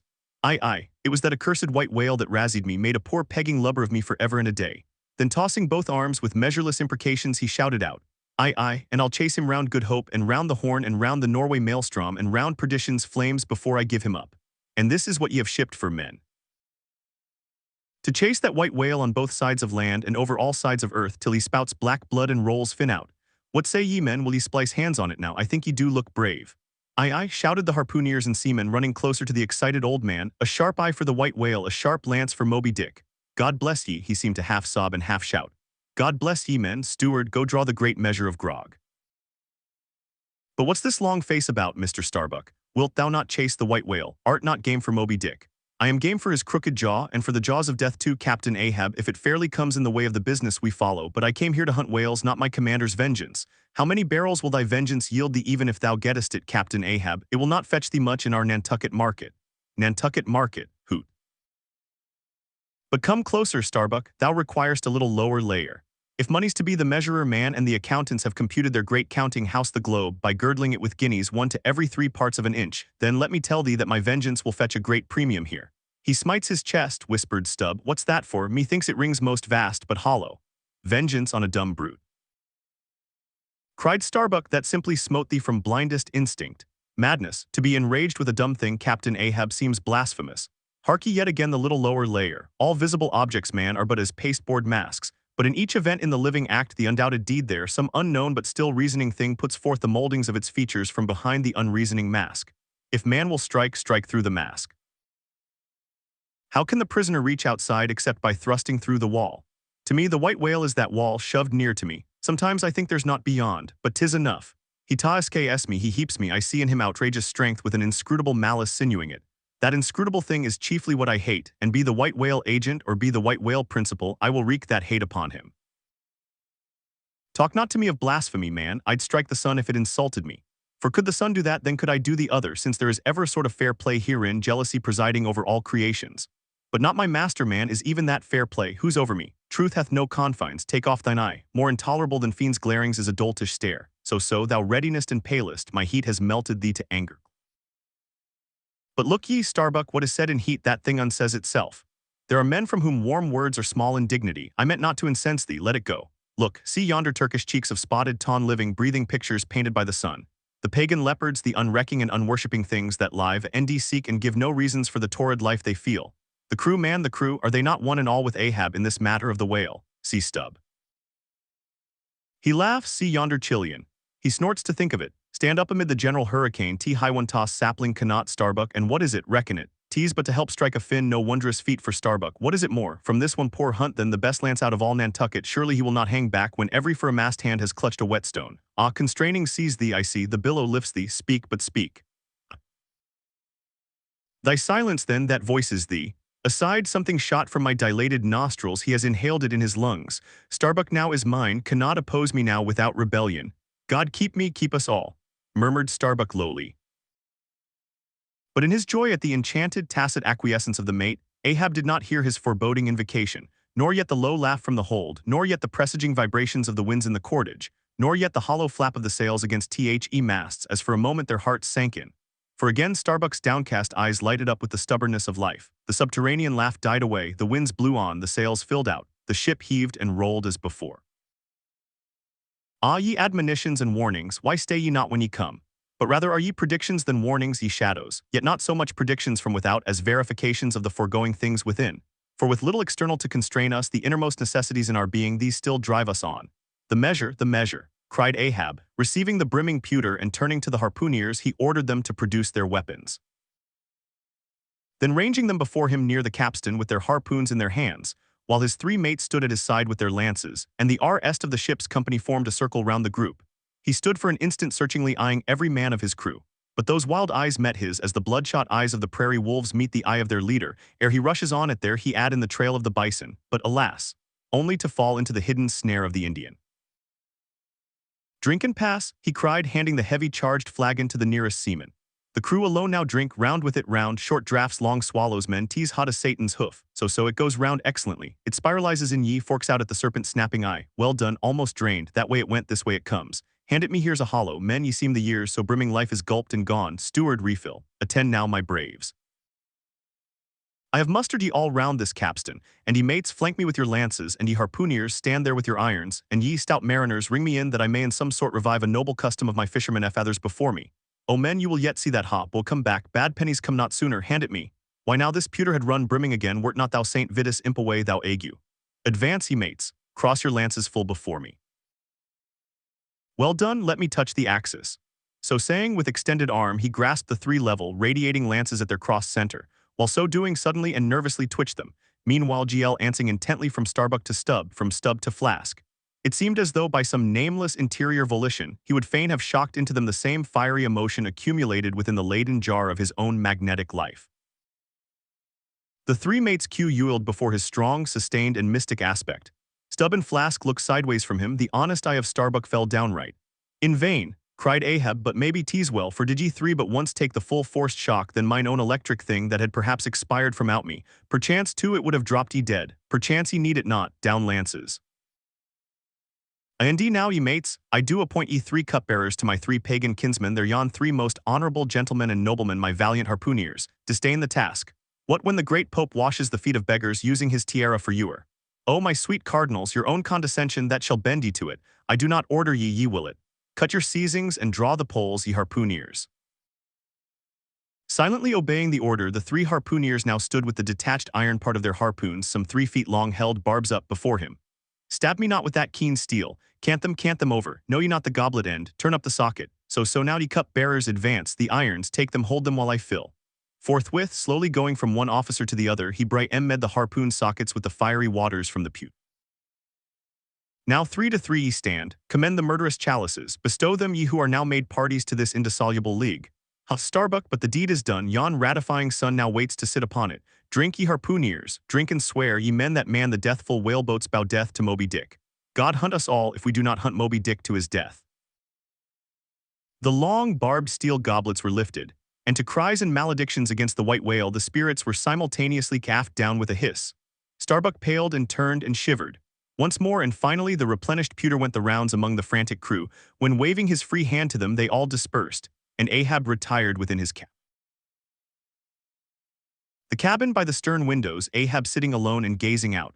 I leave a white and turbid wake, pale waters, paler cheeks where'er I sail. The envious billows sidelong swell to whelm my track, let them, but first I pass. Yonder by ever-brimming goblets rim the warm waves blush like wine. The gold brow plumbs the blue. The diver sun slow dive from noon goes down, my soul mounts up. She wearies with her endless hill. Is then the crown too heavy that I wear? This iron sea roan of Lombardy.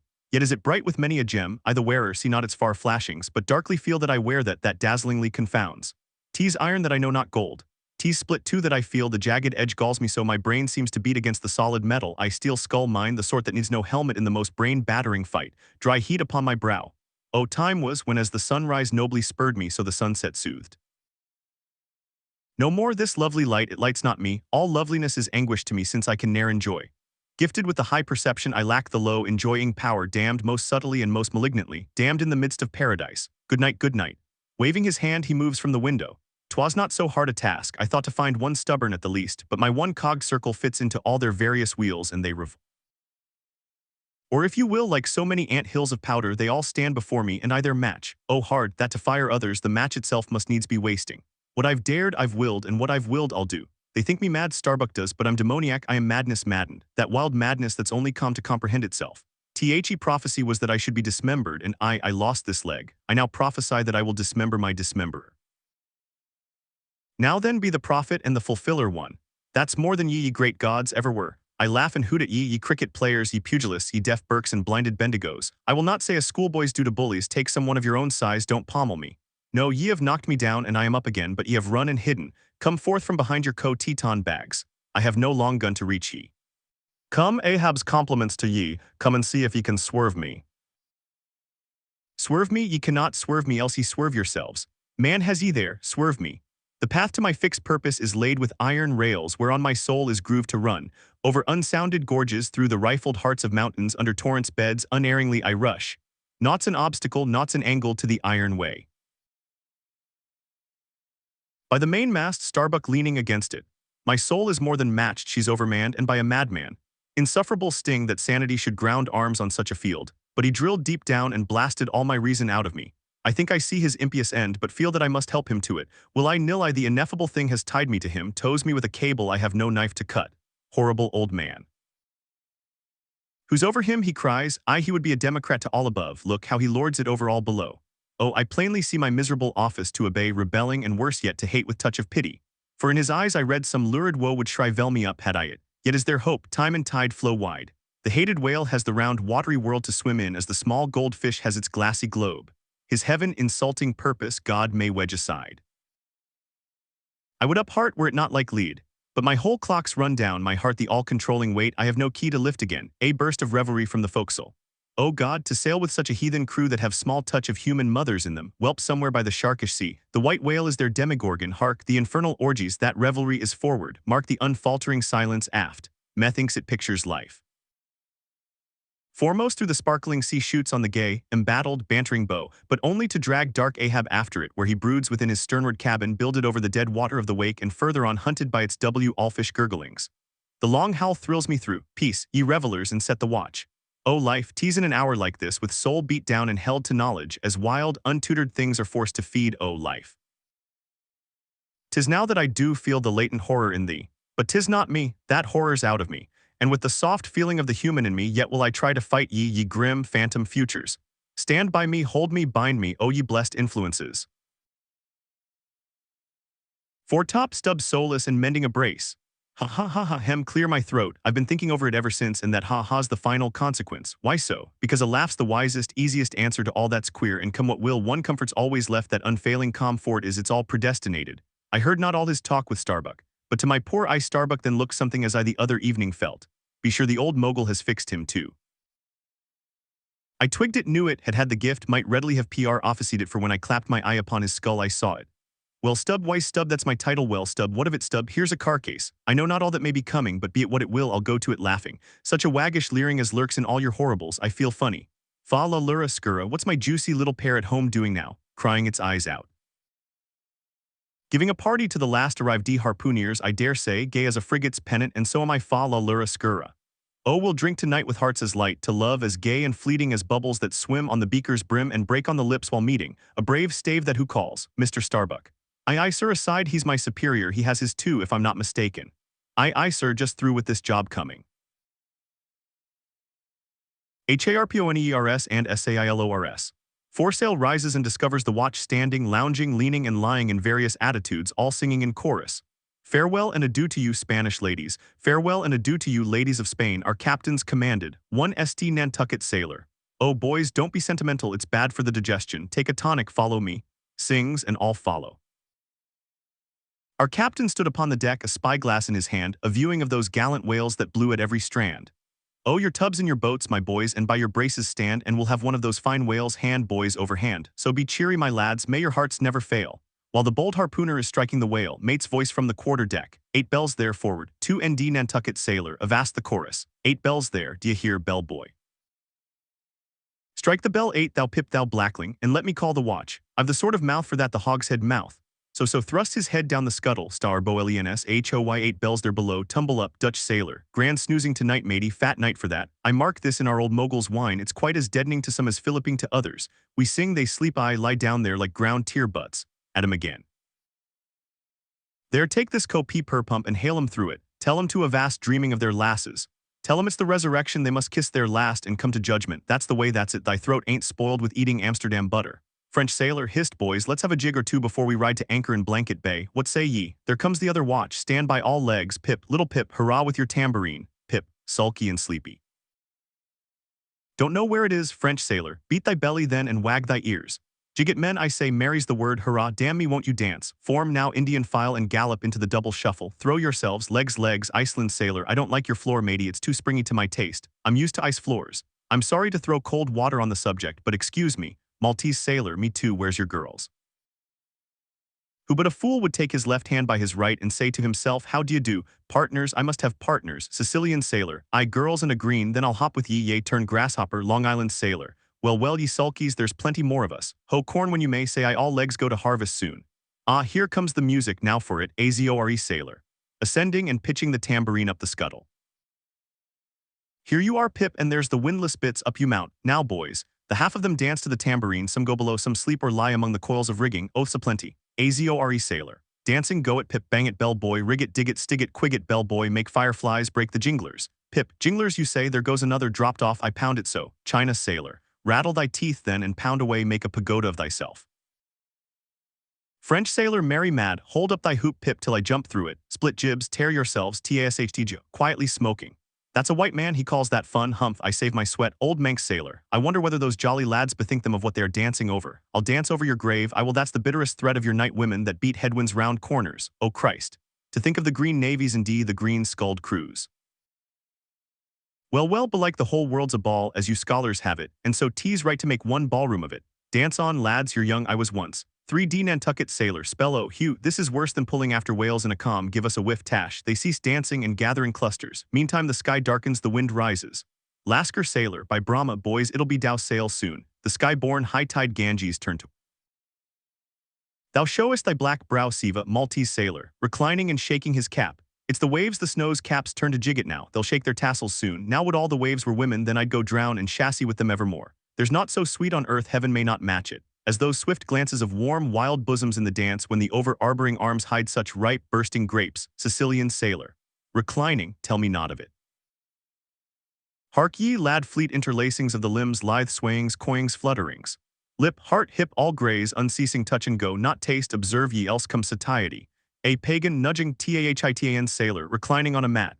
Hail, holy nakedness of our dancing girls, the heava, ah, low-veiled, high-palmed Tahiti. I still rest me on thy mat, but the soft soil has slid. I saw thee woven in the wood, my mat. Green the first day I brought ye thence, now worn and wilted quite. Ah me, not thou nor I can bear the change. How then, if so be transplanted to yon sky? Here are the roaring streams from Pirohides' peak of spears when they leap down the crags and drown the villages. The blast, up spine and meet it, leaps to his feet. Portuguese sailor, how the sea rolls swashing gainst the side, stand by for reefing, hearties. The winds are just crossing swords, pell-mell they'll go lunging presently. Danish sailor, crack, old ship. So long as thou crackest, thou holdest. Well done, the mate there holds ye to it stiffly. He's no more afraid than the Isle fort at Kattegat put there to fight the Baltic with storm-lashed guns on which the sea salt cakes. 4th Nantucket sailor. He has his orders, mind ye that. I heard old Ahab tell him he must always kill a squall something as they burst a waterspout with a pistol, fire your ship right into it. English sailor. Blood. But that old man's a grand old cove.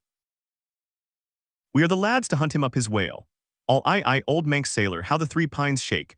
Pines are the hardest sort of tree to live when shifted to any other soil, and here there's none but the crew's cursed clay. Steady, helmsman, steady. This is the sort of weather when brave hearts snap ashore and keeled hulls split at sea. Our captain has his birthmark. Look yonder, boys, there's another in the sky, lurid like ye see, all else pitch black. Daggoo, what of that? Who's afraid of black's afraid of me. I'm quarried out of it. Spanish sailor. Aside. He wants to bully. The old grudge makes me touchy. Advancing. I harpooner, thy race is the undeniable dark side of mankind, devilish dark at that. No offense. Daggoo grimly. None. Stjago sailor. That Spaniard's mad or drunk, but that can't be, or else in his one case our old mogul's fire waters are somewhat long in working. 5th Nantucket sailor. What's that I saw lightning? Yes. Spanish sailor, no. Daggoo showing his teeth. Daggoo springing. Swallow thine mannequin, white skin, white liver. Spanish sailor meeting him. Knife thee heartily, big frame, small spirit, all a row, tashtgo with a whiff. A row alow and a row aloft, gods and men both brawlers. Humph, Belfast sailor, a row, the Virgin be blessed, a row, plunge in with ye, English sailor, fair play, snatch the Spaniard's knife. A ring, old Manx sailor, ready formed. There the ringed horizon. In that ring Cain struck Abel, sweet work, right work. No, why then God mad'st thou the ring? Mate's voice from the quarter-deck, hands by the halyards in top gallant sails, stand by to reef topsails, all the squall, jump my jollies, they scatter. Pip shrinking under the windlass, jollies, Lord help such jollies, crish, crash, there goes the jibstay, blang wang. God, duck lower, Pip, here comes the roar. It's worse than being in the world woods the last day of the year. Who'd go climbin' G after chestnuts now? But there they go, all cursing, and here I don't. Fine prospects to 'em, they're on the road to heaven, hold on hard, Jiminy, what a squall, but those chaps there are worse yet, they are your white squalls, white squalls, white whale, sure, here have I heard all their chat just now, and the white whale, sure, but spoken of once. And only this evening, it makes me jingle all over like my tambourine, that anaconda of an old man swore him in to hunt him. Oh, thou big height God aloft there somewhere in yon darkness, have mercy on this small black boy down here. Preserve him from all men that have no bowels to feel fear. Ishmael was one of that crew, my shouts had gone up with the rest, my oath had been welded with theirs, and stronger I shouted and more did I hammer and clinch my oath because of the dread in my soul. A wild, mystical, sympathetical feeling was in me, Ahab's quenchless feud seemed mine. With greedy ears I learned the history of that murderous monster against whom I and all the others had taken our oaths of violence and revenge. For some time past, though at intervals only, the unaccompanied secluded white whale had haunted those uncivilized seas mostly frequented by the sperm whale fishermen. But not all of them knew of his existence. Only a few of them, comparatively, had noe engli seen him, while the number who as yet had actually and knowingly given battle to him was small indeed. For owing to the large number of whale cruisers, the disorderly way they were sprinkled over the entire watery circumference, many of them adventurously pushing their quest along solitary latitudes, so as seldom or never for a whole 12-month or more on a stretch to encounter a single news-telling sail of any sort, the inordinate length of each separate voyage, the irregularity of the times of isling from home. All these, with other circumstances, direct and indirect, long obstructed the spread through the whole world-wide whaling fleet of the special individualizing tidings concerning Moby Dick. It was hardly to be doubted that several vessels reported to have encountered at such or such a time, or on such or such a meridian, a sperm whale of uncommon magnitude and malignity, which whale, after doing great mischief to his assailants, had completely escaped them. To some minds it was not an unfair presumption, I say, that the whale in question must have been no other than Moby Dick. Yet as of late the sperm whale fishery had been marked by various and not unfrequent instances of great ferocity, cunning, and malice in the monster attacked. Therefore it was that those who by accident ignorantly gave battle to Moby Dick, such hunters perhaps for the most part were content to ascribe the peculiar terror he bred, more as it were to the perils of the sperm whale fishery at large than to the individual cause. In that way mostly, the disastrous encounter between Ahab and the whale had hitherto been popularly regarded. And as for those who, previously hearing of the white whale, by chance caught sight of him, in the beginning of the thing they had every one of them almost as boldly and fearlessly lowered for him as for any other whale of that species. But at length such calamities did ensue in these assaults, Not restricted to sprained wrists and ankles, broken limbs, or devouring amputations, but fatal to the last degree of fatality. Those repeated disastrous repulses, all accumulating and piling their terrors upon Moby Dick. Those things had gone far to shake the fortitude of many brave hunters, to whom the story of the white whale had eventually come. Nor did wild rumors of all sorts fail to exaggerate, and still the more horrify the true histories of these deadly encounters. For not only do fabulous rumors naturally grow out of the very body of all surprising terrible events, as the smitten tree gives birth to its fungi, but in maritime life far more than in that of terra firma, wild rumors abound, wherever there is any adequate reality for them to cling to. And as the sea surpasses the land in this matter, so the whale fishery surpasses every other sort of maritime life, in the wonderfulness and fearfulness of the rumors which sometimes circulate there. For not only are whalemen as a body unexempt from that ignorance and superstitiousness hereditary to all sailors, but of all sailors, they are by all odds the most directly brought into contact with whatever is appallingly astonishing in the sea. Face to face, they not only eye its greatest marvels, but hand to jaw give battle to them. Alone in such remotest waters that though you sailed 1,000 miles, and passed 1,000 shores, you would not come to any chiseled hearthstone or aught hospitable beneath that part of the sun. In such latitudes and longitudes, pursuing to such a calling as he does, the whaleman is wrapped by influences all tending to make his fancy pregnant with many a mighty birth. No wonder, then, that ever-gathering volume from the mere transit over the widest watery spaces, the outblown rumors of the white whale did in the end incorporate with themselves all manner of morbid hints, and half-formed fetal suggestions of supernatural agencies, which eventually invested Moby Dick with new terrors unborrowed from anything that visibly appears. So that in many cases such a panic did he finally strike, that few who by those rumors at least had heard of the white whale, few of those hunters were willing to encounter the perils of his jaw. But there were still other and more vital practical influences at work. Not even at the present day has the original prestige of the sperm whale, as fearfully distinguished from all other species of the leviathan, died out of the minds of the whalemen as a body. There are those this day among them, who, though intelligent and courageous enough in offering battle to the Greenland or right whale, would perhaps either from professional inexperience or incompetency or timidity decline a contest with the sperm whale. At any rate, there are plenty of whalemen, especially among those whaling nations not sailing under the American flag, who have never hostilely encountered the sperm whale, but whose sole knowledge of the Leviathan is restricted to the ignoble monster primitively pursued in the north. Seated on their hatches, these men will hearken with a childish fireside interest and awe to the wild, strange tales of southern whaling. Nor is the preeminent tremendousness of the great sperm whale anywhere more feelingly comprehended than on board of those prows which stem him. And as if the now tested reality of his might had in former legendary times thrown its shadow before it, we find some book naturalists Olesen and Povelson declaring the sperm whale not only to be a consternation to every other creature in the sea, but owls owe to be so incredibly ferocious as continually to be a thirst for human blood. Nor even down to so late a time as Cuvier's were these or almost similar impressions effaced. For in his Natural History, the Baron himself affirms that at sight of the sperm whale, all fish, sharks included, are struck with the most lively terrors, and often in the precipitancy of their flight dash themselves against the rocks with such violence as to cause instantaneous death. And however the general experiences in the fishery may amend such reports as these, yet in their full terribleness, even to the bloodthirsty item of Povelson, the superstitious belief in them is, in some vicissitudes of their vocation, revived in the minds of the hunters.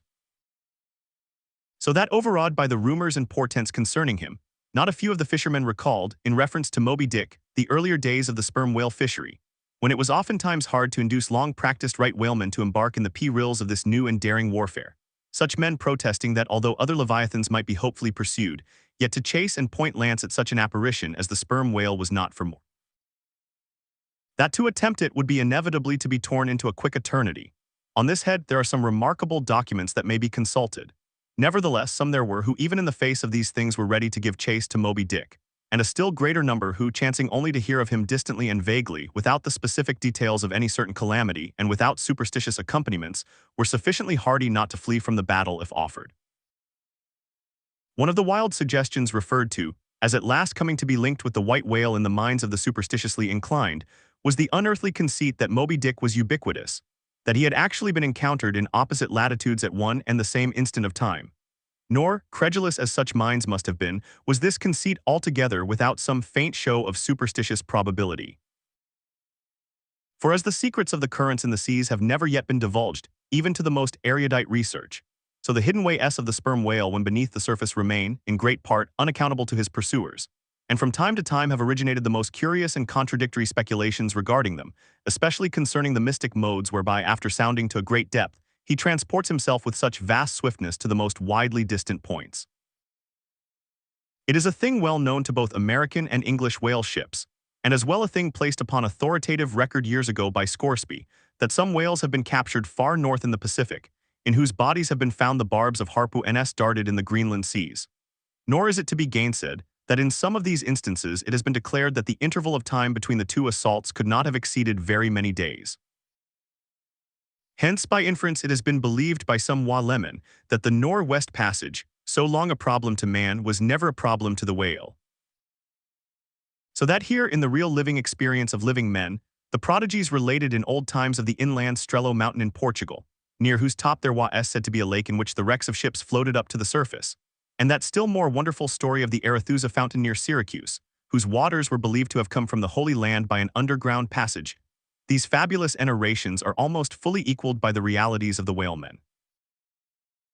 Forced into familiarity, then, with such prodigies as these, and knowing that after repeated intrepid assaults the white whale had escaped alive, it cannot be much matter of surprise that some whalemen should go still further in their superstitions, declaring Moby Dick not only ubiquitous but immortal, for immortality is but ubiquity in time, that though groves of spears should be planted in his flanks, he would still swim away unharmed. Or if indeed he should ever be made to spout thick blood, such a sight would be but a ghastly deception. For again, in unensanguined billows hundreds of leagues away, his unsullied jet would once more be seen. But even stripped of these supernatural surmisings, there was enough in the earthly make and incontestable character of the monster to strike the imagination with unwonted power. For it was not so much his uncommon bulk that so much distinguished him from other sperm whales, but as was elsewhere thrown out, a peculiar snow-white wrinkled forehead, and a high, pyramidical white hump. These were his prominent features, the tokens whereby, even in the limitless, uncharted seas, he revealed his identity at a long distance to those who knew him. The rest of his body was so streaked, and spotted, and marbled with the same shrouded hue that in the end he had gained his distinctive appellation of the white whale, a name indeed literally justified by his vivid aspect, when seen gliding at high noon on through a dark blue sea, leaving a Milky Way wake of creamy foam, all spangled with golden gleamings. Nor was it his unwonted magnitude, nor his remarkable hue, nor yet his deformed lower jaw that so much invested the whale with natural terror, as that unexampled intelligent malignity which, according to specific accounts, he had over and over again Evans said in his assaults. More than all, his treacherous retreat struck more of dismay than perhaps aught else. For when swimming before his exulting pursuers with every apparent symptom of alarm, he had several times been known to turn round suddenly, and bearing down upon them, either stave their boats to splinters or drive them back in consternation to their ship. Already several fatalities had attended his chase. But though similar disasters, however little brooded ashore, were by no means unusual in the fishery, yet in most instances such seemed the white whale's infernal aforethought of ferocity, that every dismembering or death that he caused was not wholly regarded as having been inflicted by an unintelligent agent. Judge then to what pitches of inflamed, distracted fury the minds of his more desperate hunters were impelled, when amid the chips of chewed boats and the sinking limbs of torn comrades, they swam out of the white curds of the whale's direful wrath into the serene, exasperating sunlight that smiled on, as if at a birth or a bridal. His 3 boats stove around him, and oars and men both whirling in the eddies. One captain, seizing the line knife from his broken prow, had dashed at the whale, as an Arkansas duelist at his foe, blindly seeking with a 6-inch blade to reach the fathom-deep life of the whale. That captain was Ahab. And then it was that, suddenly sweeping his sickle-shaped lower jaw beneath him, Moby Dick had reaped away Ahab's leg, as a mower a blade of grass in the field. No turbaned Turk, no hired Venetian or Malay sea would have smote him with more seeming malice. Small reason was there to doubt, then, that ever since that almost fatal encounter, Ahab had cherished a wild vindictiveness against the whale. All the more fell for that in his frantic morbidness he at last come to identify with him not only all his bodily woes, but all his intellectual and spiritual exasperations. The white whale swam before him as the monomaniac incarnation of all those malicious agencies which some deep men feel eating in them, till they are left living on with half a heart and half a lung.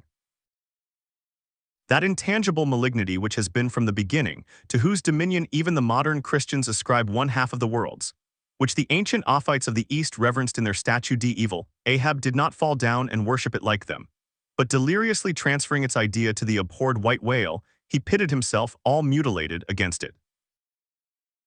All that most maddens and torments, all that stirs up the lees of things, all truth with malice in it, all that cracks the sinews and cakes the brain, all the subtle demonisms of life and thought, all evil to crazy Ahab were visibly personified and made practically assailable in Moby Dick. He piled upon the whale's white hump the sum of Al-El the general rage and hate felt by his whole race from Adam down, and then, as if his chest had been a mortar, he burst his hot heart's shell upon it. It is not probable that this monomania in him took its instant rise at the precise time of his bodily dismemberment. Then, in darting at the monster, knife in hand, he had but given loose to a sudden, passionate corporal animosity, and when he received the stroke that tore him, he probably but felt the agonizing bodily laceration but nothing more. Yet when by this collision forced to turn towards home, and for long months of days and weeks, Ahab and anguish lay stretched together in one hammock, rounding in mid-winter that dreary howling Patagonian cape, then it was that his torn body and gashed soul bled into one another, and so interfusing made him mad. That it was only then, on the homeward voyage after the encounter, that the final monomania seized him, seems all but sure to end from the fact that, at intervals during the passage, he was a raving lunatic. And though unlimbed of a leg, yet such vital strength yet lurked in his Egyptian chest, and was moreover intensified by his delirium, that his mates were forced to lace him fastened, even there as he sailed, raving in his hammock. In a straight jacket he swung to the mad rockings of the gales. And when running into more sufferable latitudes, the ship with mild stunsails spread floated across the tranquil tropics, and to all appearances the old man's delirium seemed left behind him with the Cape Horn swells, and he came forth from his dark den into the blessed light and air. Even then, when he bore that firm, collected front, however pale, and issued his calm orders once again, and his mates thanked God the direful madness was now gone. Even then Ahab and his hidden self raved on. Human madness is oftentimes a cunning and most feline thing. When you think it fled, it may have but become transfigured into some still subtler, for Ahab's full lunacy subsided not, but deepeningly contracted. Like the unabated Hudson, when that noble Northman flows narrowly but unfathomably through the Highland Gorge. But as in his narrow-flowing monomania, not one jot of Ahab's broad madness had been left behind, so in that broad madness not one jot of his great natural intellect had perished. That before living agent now became the living instrument. If such a furious trope may stand, his special lunacy stormed his general sanity and carried it, and turned all its consented cannon upon its own mad mark, so that far from having lost his strength, Ahab to that one end did now possess 1,000-fold more potency than ever he had sanely brought to bear upon any one reasonable object. This is much, yet Ahab's larger, darker, deeper part remains unhinted, but vain to popularize profundities, and all truth is profound. Winding far down from within the very heart of this spiked Hotel de Cluny, where we here stand however grand and wonderful, now quit it, and take your way, ye nobler, sadder souls, to those vast Roman halls of Thermes, where far beneath the fantastic towers of man's upper earth, his root of grandeur, his whole awful essence sits in bearded state, an antique buried beneath antiquities and throned on torsos. So with a broken throne the great gods mock that captive king, so like a caryatid he patient sits, upholding on his frozen brow the piled entablatures of ages. Windy down there, ye prouder, sadder souls, question that proud, sad king a family likeness. Aye, he did beget ye young exiled royalties, and from your grim sire only will the old state secret come. Now in his heart Ahab had some glimpse of this, namely, all my means are sane, my motive and my object. Yet without power to kill or change or shun the fact, he likewise knew that to mankind he did long dissemble, in some sort did still. But that thing of his dissembling was only subject to his perceptibility, not to his will determinate. Nevertheless, so well did he succeed in that dissembling, that when with ivory leg he stepped ashore at last, no Nantucketer thought him otherwise than but naturally grieved, and that to the quick with the terrible casualty which had overtaken him. The report of his undeniable delirium at sea was likewise popularly ascribed to a kindred cause. And so too, all the added moodiness which always afterwards, to the very day of sailing in the Pequod on the present voyage, sat brooding on his brow.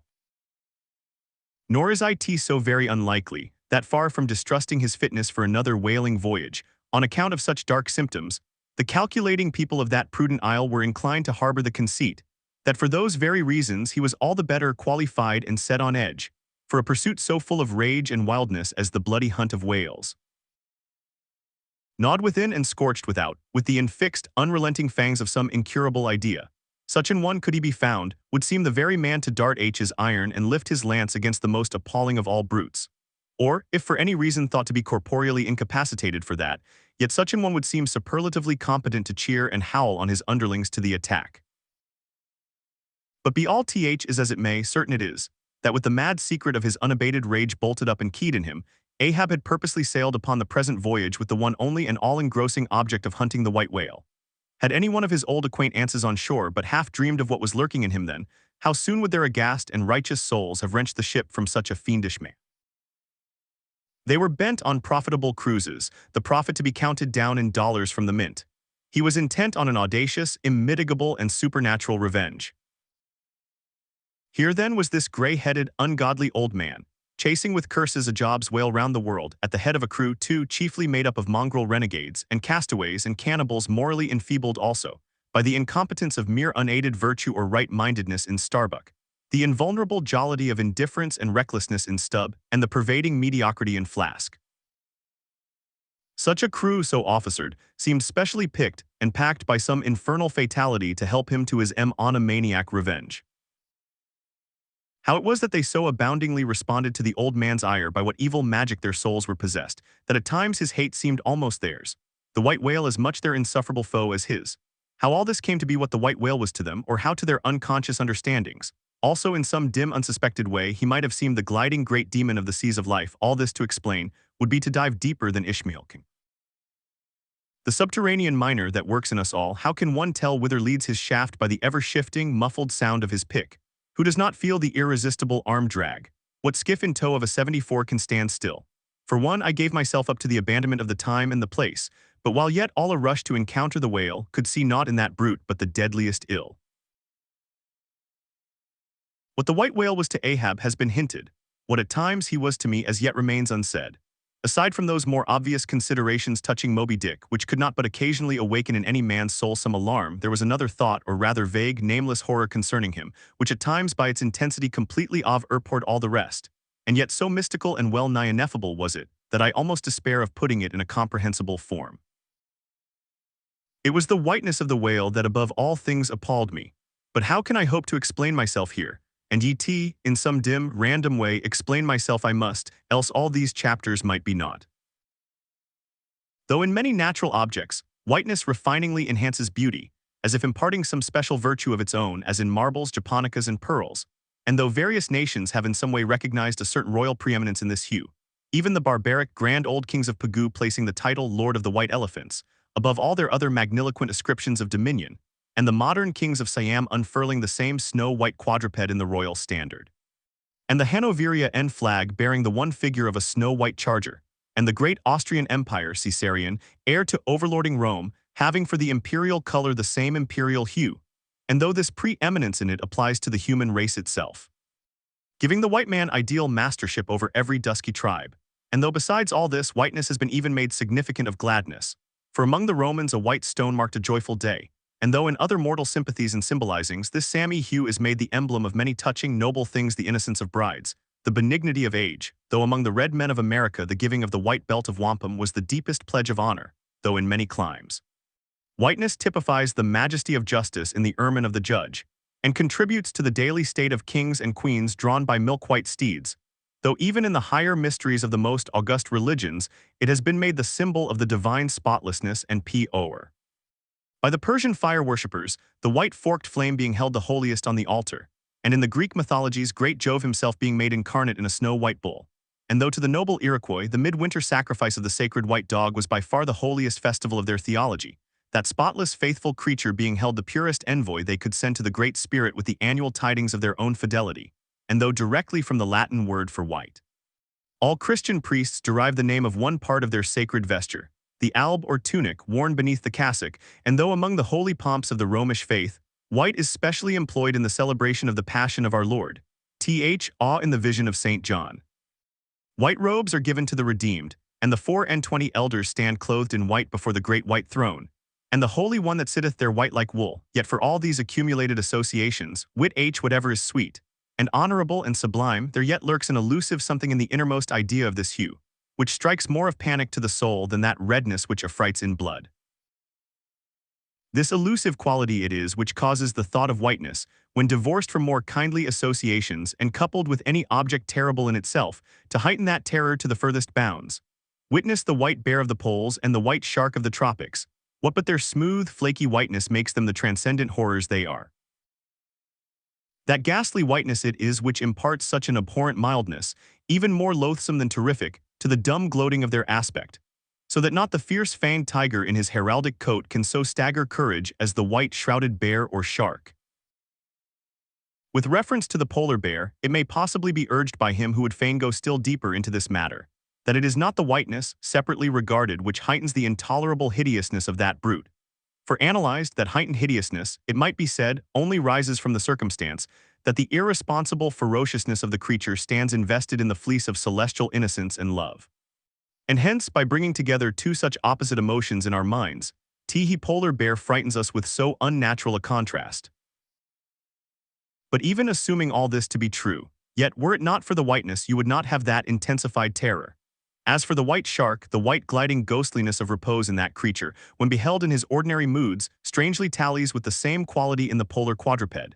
This peculiarity is most vividly hit by the French in the name they bestow upon that fish. The Romish Mass for the dead begins with Requiem Aeternam, eternal rest, whence Requiem denominating the Mass itself and any other funeral music.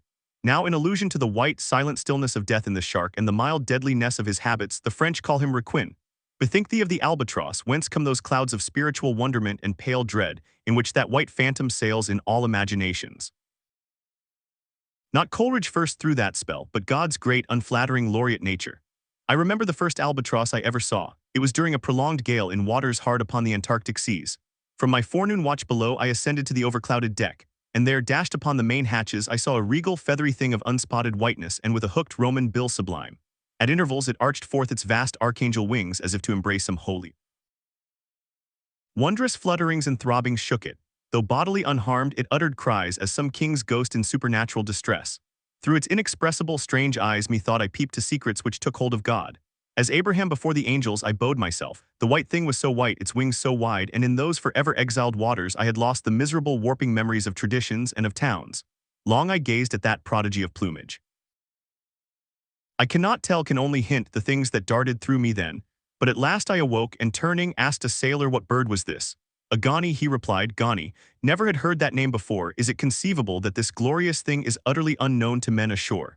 Never, but some time after I learned that Gani was some seaman's name for albatross. So that by no possibility could Coleridge's wild rhyme have had aught to do with those mystical impressions which were mine when I saw that bird upon our deck. For neither had I then read the rhyme, nor knew the bird to be an albatross. Yet in saying this, I do but indirectly burnish a little brighter the noble merit of the poem and the poet.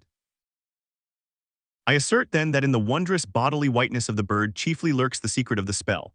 A truth the more evinced in this, that by a solecism of terms there are birds called grey albatrosses, and these I have frequently seen, but never with such emotions as when I beheld the Antarctic fowl. But how had the mystic thing been caught? Whisper it not, and I will tell, with a treacherous hook and line as the fowl floated on the sea. At last the captain made a postman of it, tying a lettered leathern tally round its neck with the ship's time and place, and then letting it escape. But I doubt not that leathern tally meant for man was taken off in heaven when the white fowl flew to join the wing-folding, the invoking, and adoring cherubim. Most famous in our Western annals and Indian traditions is that of the white steed of the prairies, a magnificent milk, white charger, large-eyed, small-headed, bluff-chested, and with the dignity of 1,000 monarchs in his lofty, overscorning carriage. He was the elected Xerxes of vast herds of wild horses, whose pastures in those days were only fenced by the Rocky Mountains and the Alleghanies. At their flaming head he westward trooped it like that chosen star which every evening leads on the hosts of El-ite. The flashing cascade of his mane, the curving comet of his tail, invested him with housings more resplendent than gold and silver beaters could have furnished him. A most imperial and archangelical apparition of that unfallen, western world, which to the eyes of the old trappers and hunters revived the glories of those primeval times when Adam walked majestic as a god, bluff-browed, and fearless as this mighty steed. Whether marching amid his aides and marshals in the van of countless cohorts that endlessly streamed it over the plains like an Ohio, or whether with his circumambient subjects browsing all around at the horizon, the white steed gallopingly reviewed them with warm nostrils reddening through his cool milkiness. In whatever aspect he presented himself, always to the bravest Indians he was the object of trembling reverence and awe. Nor can it be questioned from what stands on legendary record of this noble horse, that it was his spiritual whiteness chiefly, which so clothed him with divineness, and that this divineness had that in it which, though commanding worship at the same time enforced a certain nameless terror. But there are other instances where this whiteness loses all that accessory and strange glory which invests it in the white steed and albatross. What is it that in the albino man so peculiarly repels and often shocks the eye, as that sometimes he is loathed by his own kith and kin? It is that whiteness which invests him, a thing expressed by the name he bears. The albino is as well made as other men, has no substantive deformity, and yet this mere aspect of all-pervading whiteness makes him more strangely hideous than the ugliest abortion. Why should this be so? Nor in quite other aspects does nature in her least palpable but not the less malicious agencies fail to enlist among her forces this crowning attribute of the terrible. From its snowy aspect, the gauntleted ghost of the southern seas has been denominated the white squall. Nor, in some historic instances, has the art of human malice omitted so potent an auxiliary. How wildly it heightens the effect of that passage in Froissart, when masked in the snowy symbol of their faction, the desperate white hoods of Ghent murder their bailiff in the market-place. Nor, in some things, does the common hereditary experience of all mankind fail to bear witness to the supernaturalism of this hue. It cannot well be doubted that the one visible quality in the aspect of the dead which most appalls the gazer is the marble pallor lingering there, as if indeed that pallor were as much like the badge of consternation in the other world as of mortal trepidation here. And from that pallor of the dead, we borrow the expressive hue of the shroud in which we wrap them. Nor even in our superstitions do we fail to throw the same snowy mantle round our phantoms, all ghosts rising in a milk-white fog. Yea, while these terrors seize us, let us add that even the King of Terrors, when personified by the evangelist, rides on his pallid horse. Therefore, in his other moods, symbolize whatever grand or gracious thing he will by whiteness. No man can deny that in its profoundest idealized significance it calls up a peculiar apparition to the soul. But though without dissent this point be fixed, how is mortal man to account for it? To analyze it would seem impossible. Can we then, by the citation of some of those instances wherein this thing of whiteness, though for the time either wholly or in great part stripped of all direct associations calculated to impart to it aught fearful, but nevertheless is found to exert over us the same sorcery however modified, can we thus hope to light upon some chance clue to conduct us to the hidden cause we seek? Let us try. But in a matter like this, subtlety appeals to subtlety, and without imagination no man can follow another into these halls. And though doubtless some at least of the imaginative impressions about to be presented may have been shared by most men, yet few perhaps were entirely conscious of them at the time, and therefore may not be able to recall them now. Why to the man of untutored ideality, who happens to be but loosely acquainted with the peculiar character of the day, does the bare mention of Whitsuntide marshal in the fancy such long, dreary, speechless processions of slow-pacing pilgrims, downcast and hooded with new-fallen snow? Or to the unread, unsophisticated Protestant of the Middle American states, why does the passing mention of a white friar or a white nun evoke such an eyeless statue in the soul?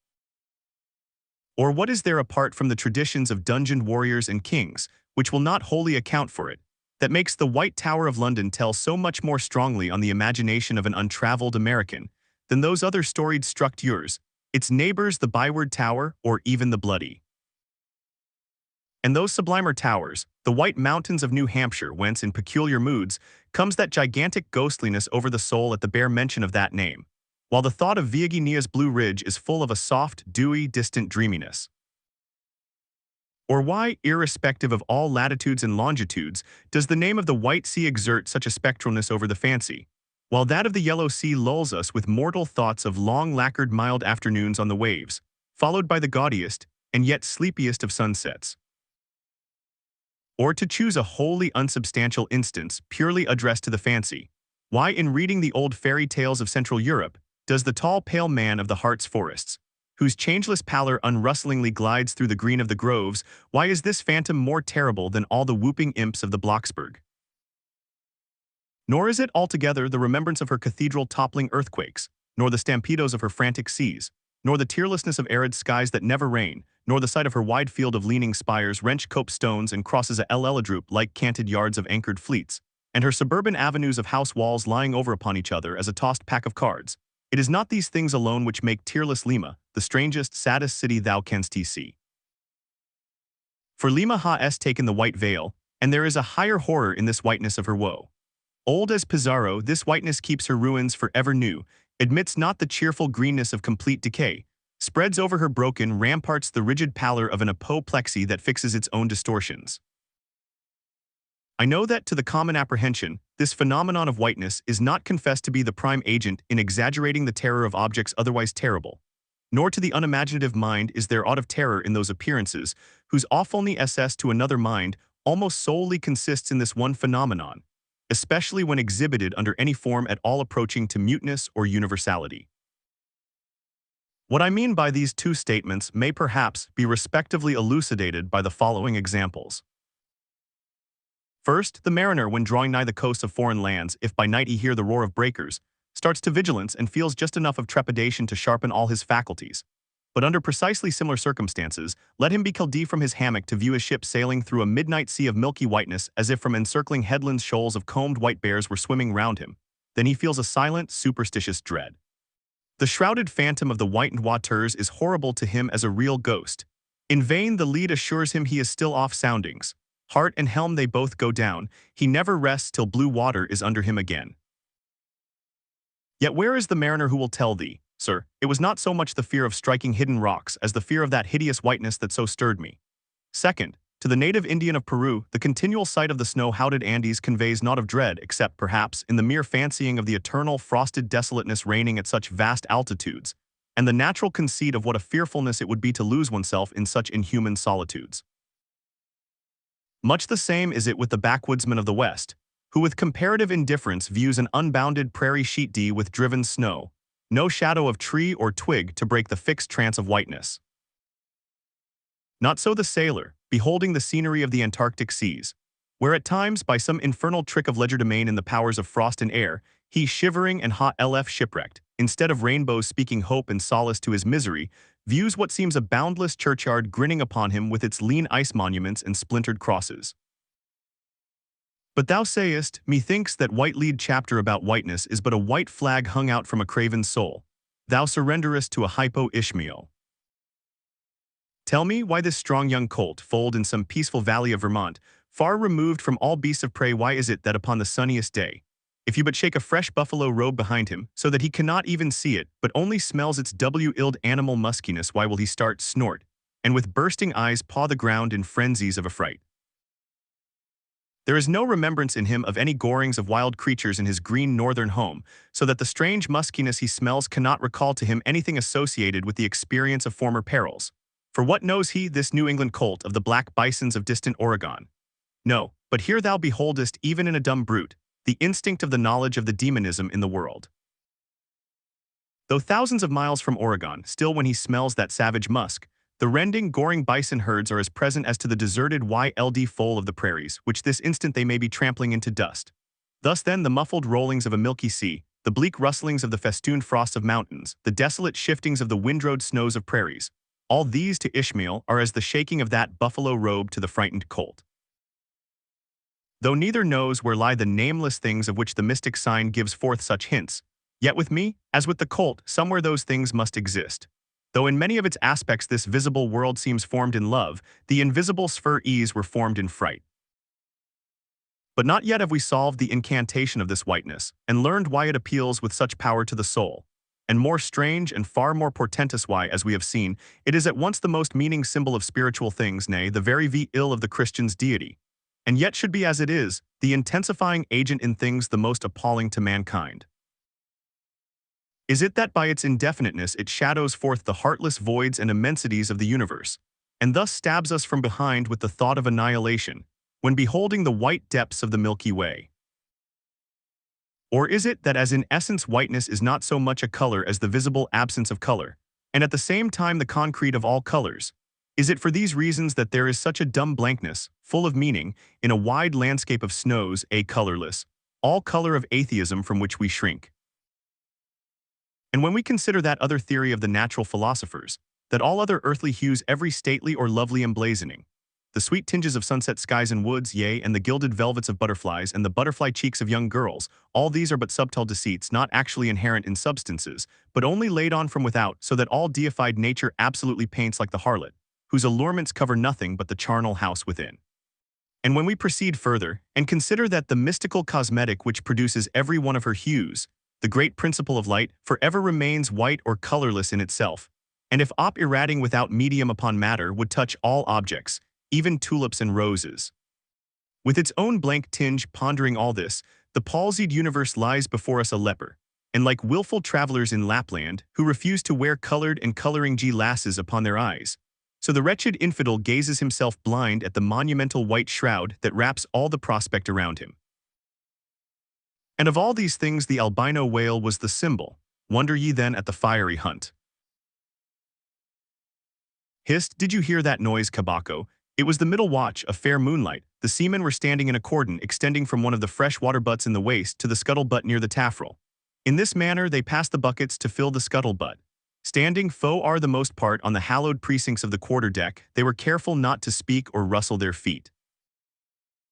From hand to hand the buckets went in the deepest silence, only broken by the occasional flap of a sail and the steady hum of the unceasing Engli advancing keel.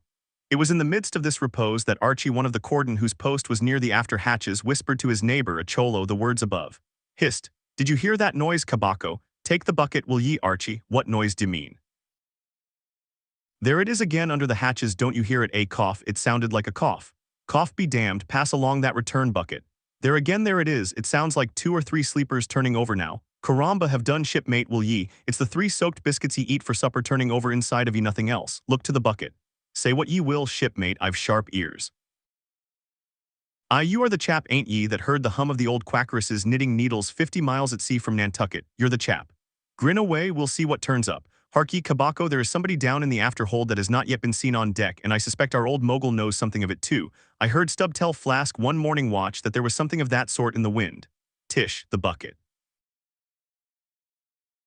Had you followed Captain Ahab down into his cabin after the squall that took place on the night succeeding that wild ratification of his purpose with his crew, you would have seen him go to a locker in the transom, and bringing out a large wrinkled roll of yellowish sea charts, spread them before him on his screwed-down table. Then seating himself before it, you would have seen him intently study the various lines and shadings which there met his eye, and with slow but steady pencil trace additional courses over spaces that before were blank.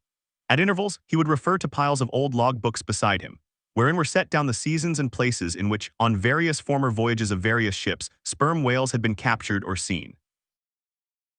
While thus employed, the heavy pewter lamp suspended in chains over his head, continually rocked with the motion of the ship, and forever threw shifting gleams and shadows of lines upon his wrinkled brow, till it almost seemed that while he himself was arcing out lines and courses on the wrinkled charts, some invisible pencil was also tracing lines and courses upon the deeply marked chart of his forehead.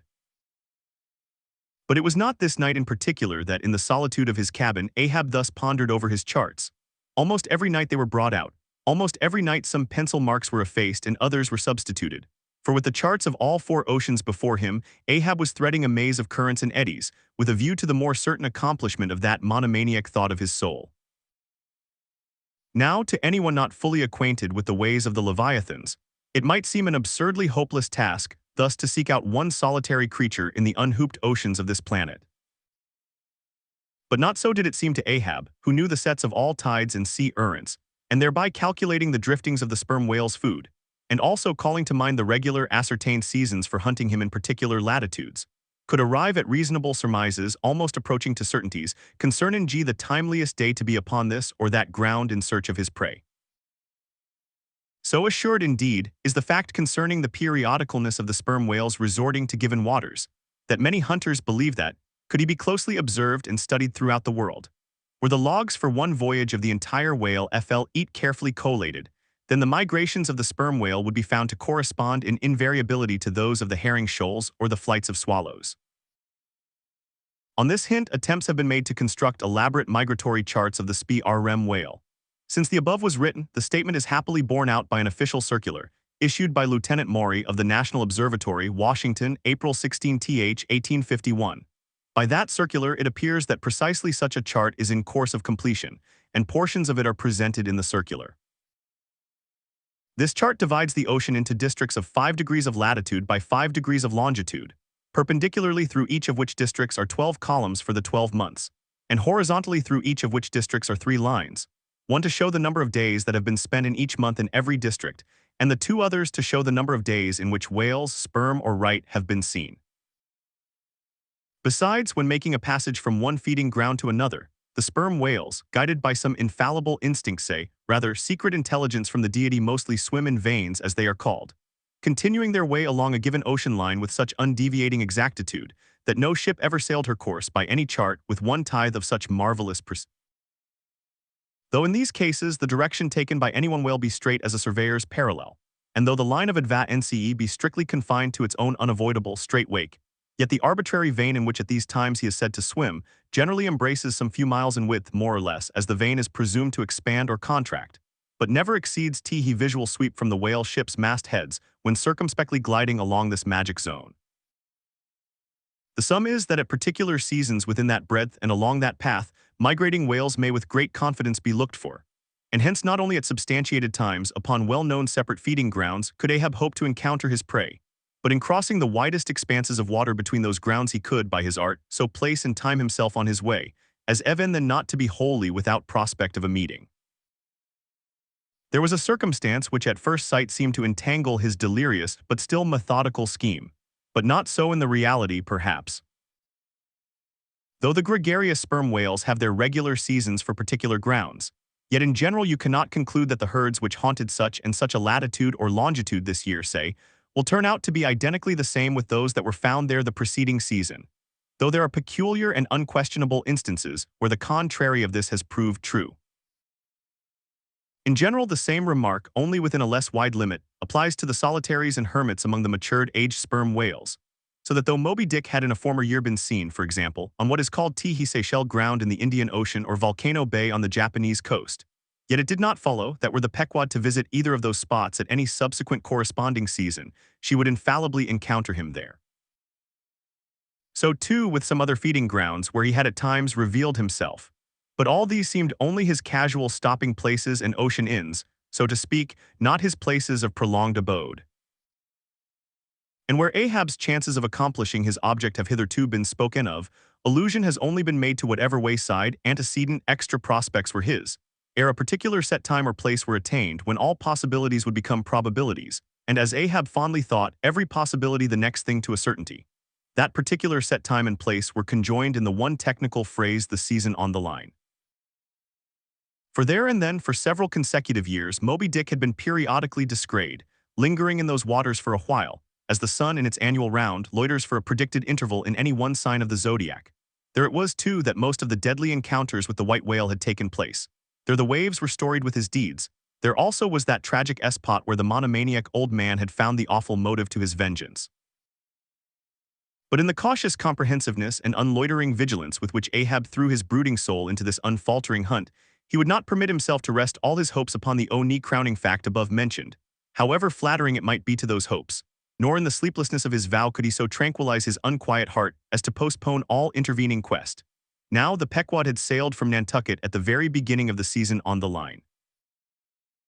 No possible endeavor then could enable her commander to make the great passage southwards, double Cape Horn, and then running down 60 degrees of latitude arrive in the equatorial Pacific in time to cruise there.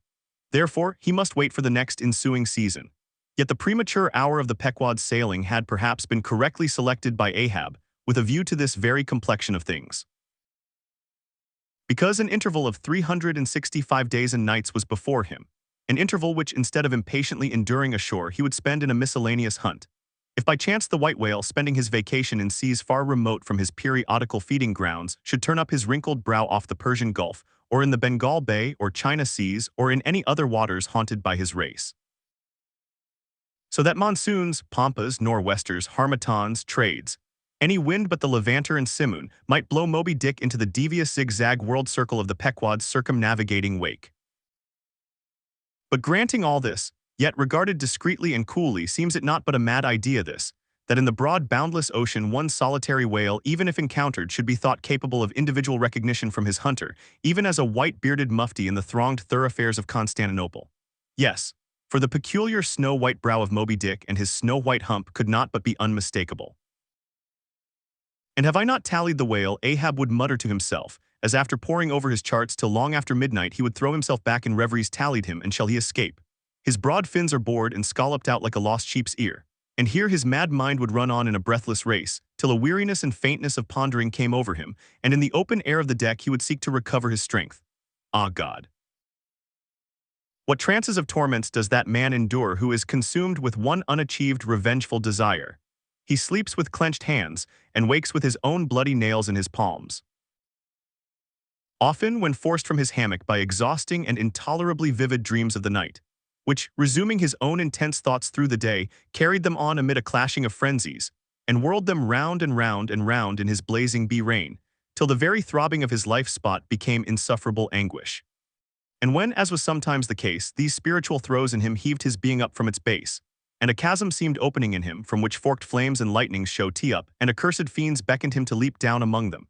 When this hell in himself yawned beneath him, a wild cry would be heard through the ship, and with glaring eyes Ahab would burst from his state-room, as though escaping from a bed that was on fire. Yet these, perhaps, instead of being the unsuppressible symptoms of some latent weakness or fright at his own resolve, were but the plainest tokens of its intensity. For at such times crazy Ahab, the scheming, unappeasedly steadfast hunter of the white whale, this Ahab that had gone to his hammock, was not the agent that so caused him to burst from it in horror again. The latter was the eternal living principle or soul in him, and in sleep being for the time dissociated from the characterizing me-nd, which at other times employed it for its outer vehicle or agent, it spontaneously sought escape from the scorching contiguity of the frantic thing, of which, for the time, it was no longer an integral. But as the mind does not exist unless leagued with the soul, therefore it must have been that, in Ahab's case, yielding up all his thoughts and fancies to his one supreme purpose, that purpose, by its own sheer inveteracy of will, forced itself against gods and devils into a kind of self-assumed, independent being of its own. Nay, could grimly live and burn, while the common vitality to which it was conjoined fled horror-stricken from the unbidden and unfathered birth. Therefore the tormented spirit that glared out of bodily eyes, when what seemed Ahab ushed from his room, was for the time but a vacated thing, a formless somnambulistic being, a ray of living light to be sure, but without an object to color and therefore a blankness in itself.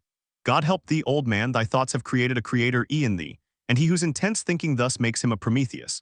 A vulture feeds upon that heart forever, that vulture the very creature he creates. So far as what there may be of a narrative in this book, and indeed as indirectly touching one or two very interesting and curious particulars in the habits of sperm whales, the foregoing chapter in its earlier part is as important a one as will be nd in this volume, but the leading matter of it requires to be still further and more familiarly enlarged upon, in order to be adequately understood. And moreover to take away any incredulity which a profound ignorance of the entire subject may induce in s own minds, as to the natural verity of the main points of this affair. I care not to perform this part of my task methodically, but shall be content to produce the desired impression by separate citations of items, practically or reliably known to me as a whaleman. And from these citations, I take it the conclusion aimed at will naturally follow of itself.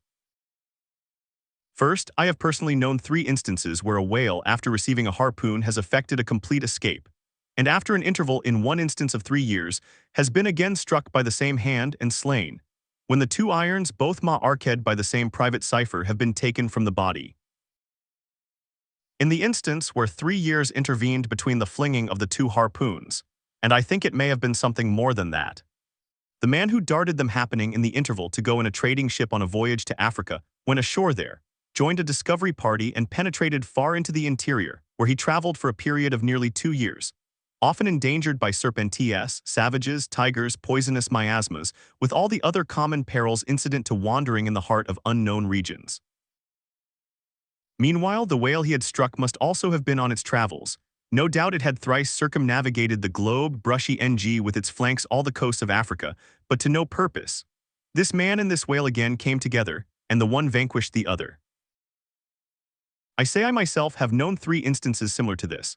That is, in 2 of them I saw the whales struck, and upon the second attack saw the 2 irons with the respective marks cut in them, afterwards taken from the dead fish.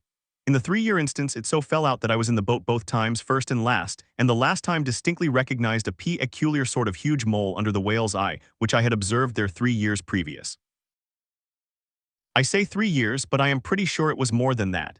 Here are 3 instances, then, which I personally know the truth of, but I have heard of many other instances from persons whose veracity in the matter there is no good ground to impeach. Secondly, it is well known in the sperm whale fishery, however ignorant the world ashore may be of it, that there have been several memorable historical instances where a particular whale in the ocean has been at distant times and places popularly cognosable. Why such a whale became thus marked was not altogether and originally owing to his bodily peculiarities as distinguished from other whales. For however peculiar in that respect any chance whale may be, they soon put an end to his peculiarities by killing him and boiling him down into a peculiarly valuable oil. No, the reason was this, that from the fatal experiences of the fishery there hung a terrible prestige of perilousness about such a whale as there did about Rinaldo Rinaldini, insomuch that most fishermen were content to recognize him by merely touching their tarpaulins when he would be discovered lounging by them on the sea, without seeking to cultivate a more intimate acquaintance. Like some poor devils ashore that happen to know an irascible gr-eat man, they make distant, unobtrusive salutations to him in the street, lest if they pursued the acquaintance further, they might receive a summary thump for their presumption. But not only did each of these famous whales enjoy great individual celebrity, nay, you may call it an ocean-wide renown. Not only was he famous in life and now is immortal in forecastle stories after death, but he was admitted into all the rights, privileges, and distinctions of a name, had as much a name indeed as Cambyses or Caesar. Was it not so, O Timor Tom? Thou famed Leviathan, scarred like an iceberg, who so long didst he lurk in the oriental straits of that name, whose spout was oft seen from the palmy beach of Ambe. Was it not so, O New Zealand Jack, thou terror of all cruisers that crossed their wakes in the vicinity of the tattoo land? Was it not so, O Morquin, king of Japan, whose lofty jet they say at times assumed the semblance of a snow-white cross against the sky? Was it not so, O Don Miguel? Thou Chilean whale, marked like an old tortoise with mystic hieroglyphics upon the back. In plain prose, here are 4 whales as well known to the students of cetacean history as Marius or Scylla to the classic scholar. But this is not all.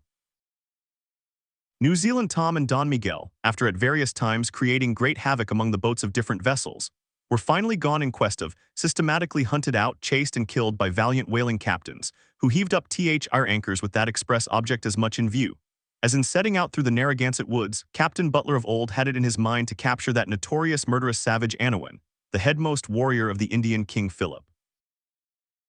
I do not know where I can find a better place than just here, to make mention of 1 or 2 other things, which to me seem important, as in printed form establishing in all respects the reasonableness of the whole story of the white whale, more especially the catastrophe. For this is one of those disheartening instances where truth requires full as much bolstering as error. So ignorant are most landsmen of some of the plainest and most palpable wonders of the world, that without some hints touching the plain facts, historical and otherwise, of the fishery, they might scout at Moby Dick as a monstrous fable, or still worse and more detestable, a hideous and intolerable allegory. First, though most men have some vague flitting ideas of the general perils of the grand fishery, yet they have nothing like a fixed, vivid conception of those perils and the frequency with which they recur. One reason perhaps is that not 1 in 50 of the actual disasters and deaths by casualties in the fishery ever finds a public record at home, however transient and immediately forgotten that record. Do you suppose that that poor fellow there, who this moment perhaps caught by the whale line off the coast of New Guinea, is being carried down to the bottom of the sea by the sounding Leviathan? Do you suppose that that poor fellow's name will appear in the newspaper obituary you will read tomorrow at your breakfast? No, because the mails are very irregular between here and New Guinea. In fact, did you ever hear what might be called regular news direct or indirect from New Guinea? Yet I tell you that upon one particular voyage which I made to the Pacific, among many others we spoke 30 different ships, every one of which had had a death by a whale, some of them more than 1, and 3 that had each lost a boat's crew. For God's sake, be economical with your lamps and candles. Not a gallon you burn, but at least 1 drop of man's blood was spilled for it. Secondly, people ashore have indeed some indefinite idea that a whale is an enormous creature of enormous power. But I have ever found that when narrating to them some specific example of this twofold enormousness, they have significantly complimented me upon my facetiousness. When I declare upon my soul, I had no more idea of being facetious than Moses, when he wrote the history of the plagues of Egypt. But fortunately, the special point I here seek can be established upon testimony entirely independent of my own. That point is this: the sperm whale is in some cases sufficiently powerful, knowing, and judiciously malicious, as with direct aforethought to stave in, utterly destroy, and sink a large ship, and what is more, the sperm whale has done it. First, in the year 1820, the ship Essex, Captain Pollard of Nantucket, was cruising in the Pacific Ocean. One day she saw spouts, lowered her boats, and gave chase to a shoal of sperm whales. Ere long, several of the whales were wounded, when suddenly a very large whale escaping from the boats issued from the shoal and bore directly down upon the ship. Dashing his forehead against her hull, he so stove her in that in less than 10 minutes she settled down and fell over. Not a surviving plank of her H has been seen since. After the severest exposure, part of the crew reached the land in their boats. Being returned home at last, Captain Pollard once more sailed for the Pacific in command of another ship, but the gods shipwrecked him again upon unknown rock cays and breakers. For the second time his ship was utterly lost, and forthwith forswearing the sea, he has never tempted it since. At this day Captain Pollard is a resident of Nantucket. I have seen Owen Chase, who was chief mate of the Essex at the time of the tragedy. I have read his plain and faithful narrative. I have conversed with his son, and all this within a few miles of the scene of the catastrophe. The following are extracts from Chase's narrative. Every fact seemed to warrant me in concluding that it was anything but chance which directed his operations. He made two several attacks upon the ship, at a short interval between them, both of which according to their direction were calculated to do us the most injury by being made ahead, and thereby combining the speed of the two objects for the shock, to effect which the exact maneuvers which he made were necessary. His aspect was most horrible, and such as indicated resentment and fury. He came directly from the shoal which we had just before entered, and in which we had struck 3 of his companions, as if fired with revenge for their sufferings. Again, at all events, the whole circumstances ken together, all happening before my own eyes, and producing at the time impressions in my mind of decided, calculating mischief, on the part of the whale, many of which impressions I cannot now recall, induce me to be satisfied that I am correct in my opinion. Here are his reflections some time after quitting the ship, during a black night in an open boat, when almost despairing of reaching any hospitable shore. The dark ocean and swelling waters were nothing. The fears of being swallowed up by some dreadful tempest, or dashed upon hidden rocks with all the other ordinary subjects of fearful contemplation, seemed scarcely entitled to a moment's thought. The dismal-looking wreck and the horrid aspect and revenge of the whale wholly engrossed my reflections, until day again made its appearance. In another place, p. 45, he speaks of the mysterious and mortal attack of the animal. Secondly, the ship Union, also of Nantucket, was in the year 1807 totally lost off the Azores by a similar onset. But the authentic particulars of this catastrophe I have never chanced to encounter, though from the whale hunters I have now and then heard Sewell allusions to it. Thirdly, some 18 or 20 years ago Commodore J., then commanding an American sloop of war of the first class, happened to be dining with a party of whaling captains, on board a Nantucket ship in the harbor of Oahu, Sandwich Islands. Conversation turning upon whales, the Commodore was pleased to be skeptical touching the amazing strength ascribed to them by the professional gentlemen present. He peremptorily denied, for example, that any whale could so smite his stout sloop of war as to cause her to leak so much as a thimbleful. Very good, but there is more coming. Some weeks after, the Commodore set sail in this impregnable craft for Valparaiso. But he was stopped on the way by a portly sperm whale that begged a few moments' confidential business with him. That business consisted in fetching the Commodore's craft such a thwack that with all his pumps going he made straight for the nearest port to heave down and repair. I am not superstitious, but I consider the Commodore's interview with that whale as providential. Was not Saul of Tarsus converted from unbelief by a similar fright? I tell you, the sperm whale will stand no nonsense. I will now refer you to Langsdorff's voyages for a little circumstance in point, peculiarly interesting to the writer hereof. Langsdorff, you must know by the way, was attached to the Russian Admiral Krusenstern's famous discovery expedition in the beginning of the present century. Captain Langsdorff thus begins his 17th chapter. By the 13th of May our ship was ready to sail, and the next day we were out in the open sea on our way to Achach. The weather was very clear and fine, but so intolerably cold that we were obliged to keep on our fur clothing. For some days we had very little wind. It was not till the 19th that a brisk gale from the northwest sprang up.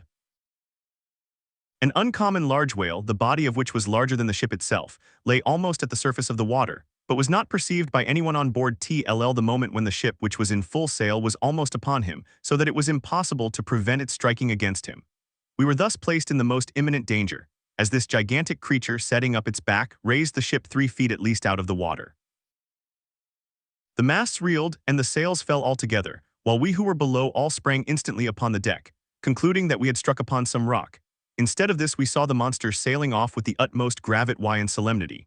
Captain de Wolf applied immediately to the pumps to examine whether or not the vessel had received any damage from the shock, but we found that very happily it had escaped entirely uninjured. Now the Captain de Wolf here alluded to as commanding the ship in question is a New Englander who, after a long life of unusual adventures as a sea captain, this day resides in the village of Dorchester near Boston. I have the honor of being a nephew of his. I have particularly questioned him concerning this passage in Langsdorff. He substantiates every word.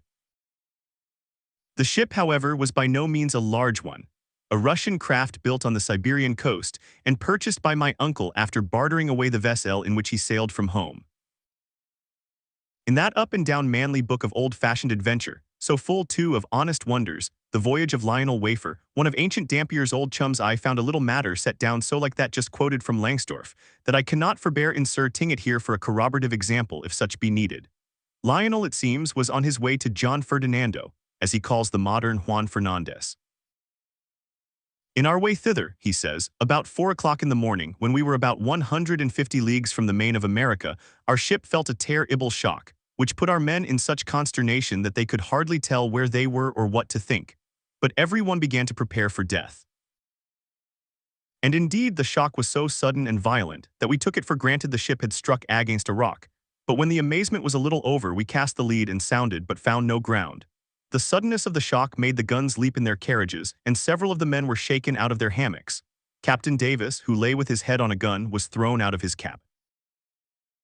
Lionel then goes on to impute the shock to an earthquake, and seems to substantiate the imputation by stating that a great earthquake, somewhere about that time, did actually do great mischief along the Spanish land.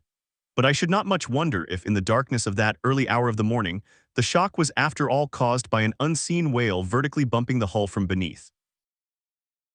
I might proceed with several more examples, one way or another known to me, of the great power and malice at times of the sperm whale.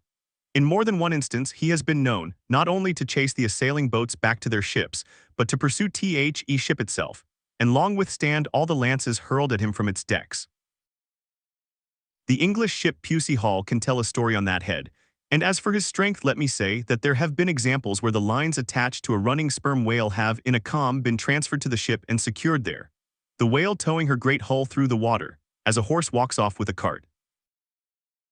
Again, it is very often observed that if the sperm whale once struck is allowed time to rally, he then acts not so often with blind rage, as with willful, deliberate designs of destruction to his pursuers. Nor is it without conveying some eloquent indication of his character, that upon being attacked he will frequently open his mouth and retain it in that dread expansion for several consecutive minutes. But I must be content with only one more and a concluding illustration, a remarkable and most significant one by which you will not fail to see that not only is the most marvelous event in this book corroborated by plain facts of the present day, but that these marvels, like all marvels, are mere repetitions of the ages, so that for the millionth time we say Amen with Solomon, verily there is nothing new under the sun. In the 6th Christian century lived Procopius, a Christian magistrate of Constantinople, in the days when Justinian was emperor and Belisarius general. As many know, he wrote the history of his own times, a work every way of uncommon value. By the best authorities, he has always been considered a most trustworthy and unexaggerating historian, except in some one or two particulars, not at all affecting the matter presently to be mentioned. Now, in this history of his, Procopius mentions that, during the term of his prefecture at Constantinople, a great sea monster was captured in the neighboring Propontis, or Sea of Marmora, after having destroyed vessels at intervals in those waters for a period of more than 50 years. A fact thus set down in substantial history cannot easily be gainsaid, nor is there any reason it should be. Of what precise species this sea monster was is not mentioned. But as he destroyed ships as well as for other Rheasuns, he must have been a whale, and I am strongly inclined to think a sperm whale, and I will tell you why. For a long time I fancied that the sperm whale had been always unknown in the Mediterranean and the deep waters connecting with it. Even now I am certain that those seas are not, and perhaps never can be in the present constitution of things, a place for his habitual gregarious resort. But further investigations have recently proved to me that in modern times there have been isolated instances of the presence of the sperm whale in the Mediterranean. I am told on good authority that on the Barbary coast, a Commodore Davis of the British Navy found the skeleton of a sperm whale. Now, as a vessel of war readily passes through the Dardanelles, hence a sperm whale could, by the same route, pass out of the Mediterranean into the Propontis.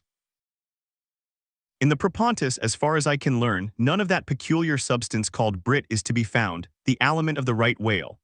But I have every reason to believe that the food of the sperm whale squid or cuttlefish lurks at the bottom of that sea, be echos large creatures, but by no means the largest of that sort have been found at its surface.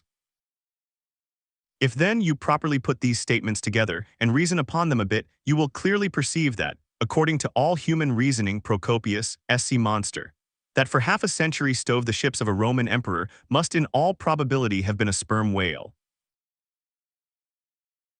Though consumed with the hot fire of his purpose, Ahab in all his thoughts and actions ever had in view the ultimate capture of Moby Dick, though he seemed ready to sacrifice all mortal interest to that one passion.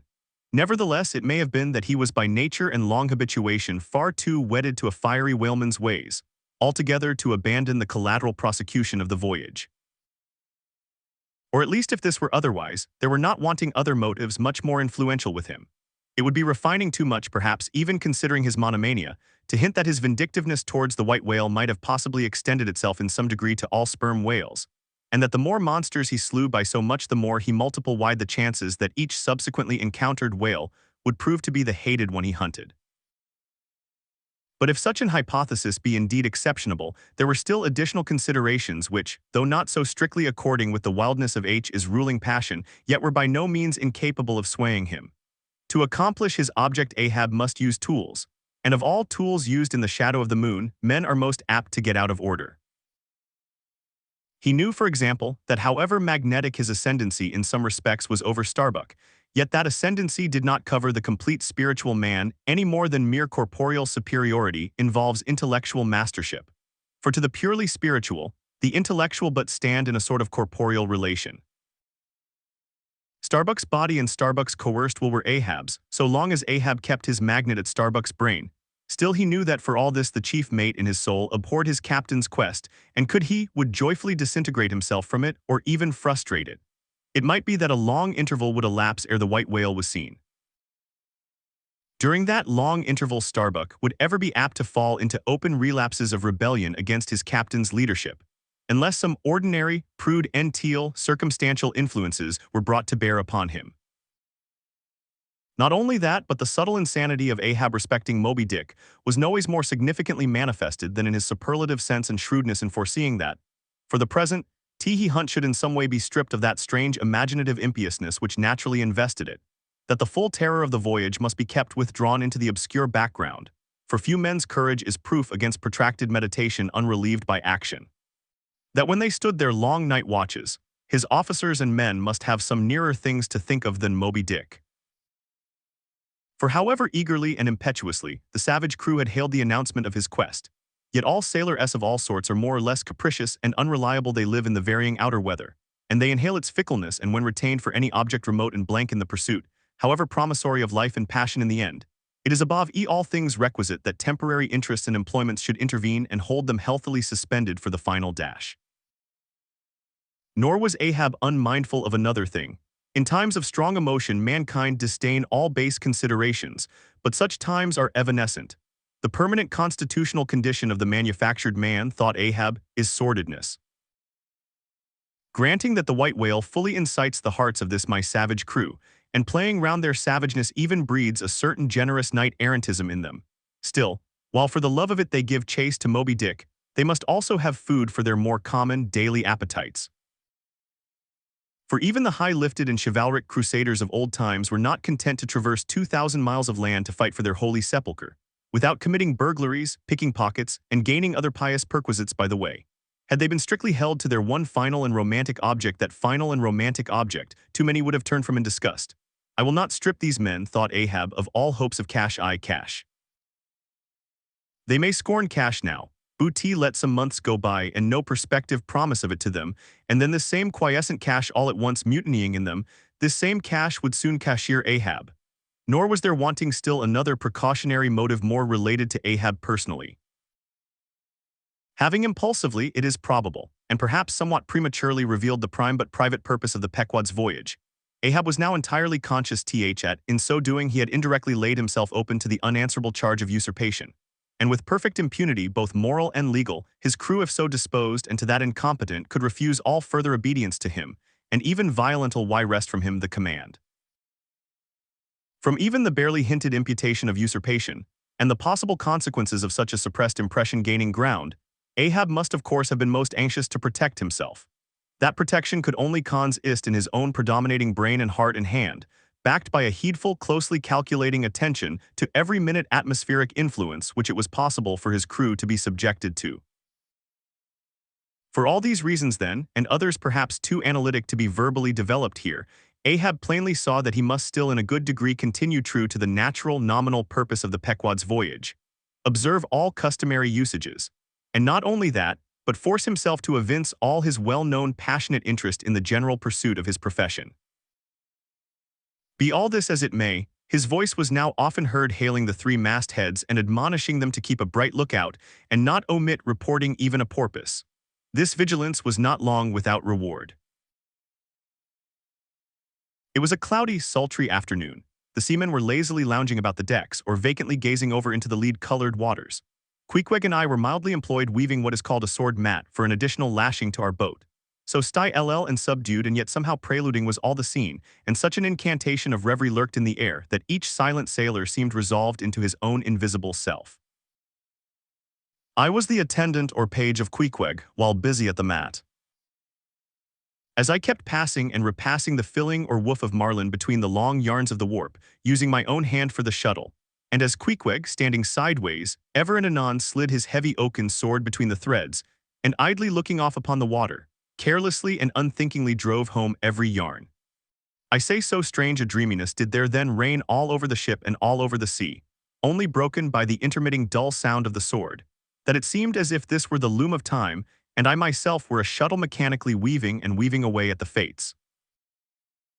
There lay the fixed threads of the warp subject to but one single, ever-returning, unchanging vibration, indeed that vibration merely enough to admit of the crosswise interblending of other threads with its own. This warp seemed necessity, and here, thought I, with my own hand I ply my own shuttle and weave my own destiny into these unalterable threads. Meantime, Queequeg's impulsive, indifferent sword, sometimes hitting the woof slantingly or crookedly or strongly or weakly as the case might be, and by this difference in the concluding blow producing a corresponding contrast in the final aspect of the complete fabric. This savage's sword, thought I, which thus finally shapes and fashions both warp and woof. This easy, indifferent sword must be chance, free will, and necessity, nowise incompatible, all interweavingly working together. The straight warp of necessity, not to be swerved from its ultimate course, its every alternating vibration indeed only tending to that. Free will still free to ply her shuttle between given threads, and chance though restrained in its play within the right lines of necessity, and sideways in its motions directed by free will though thus prescribed to by both, chance by turns rules either, and has the last featuring blow at events.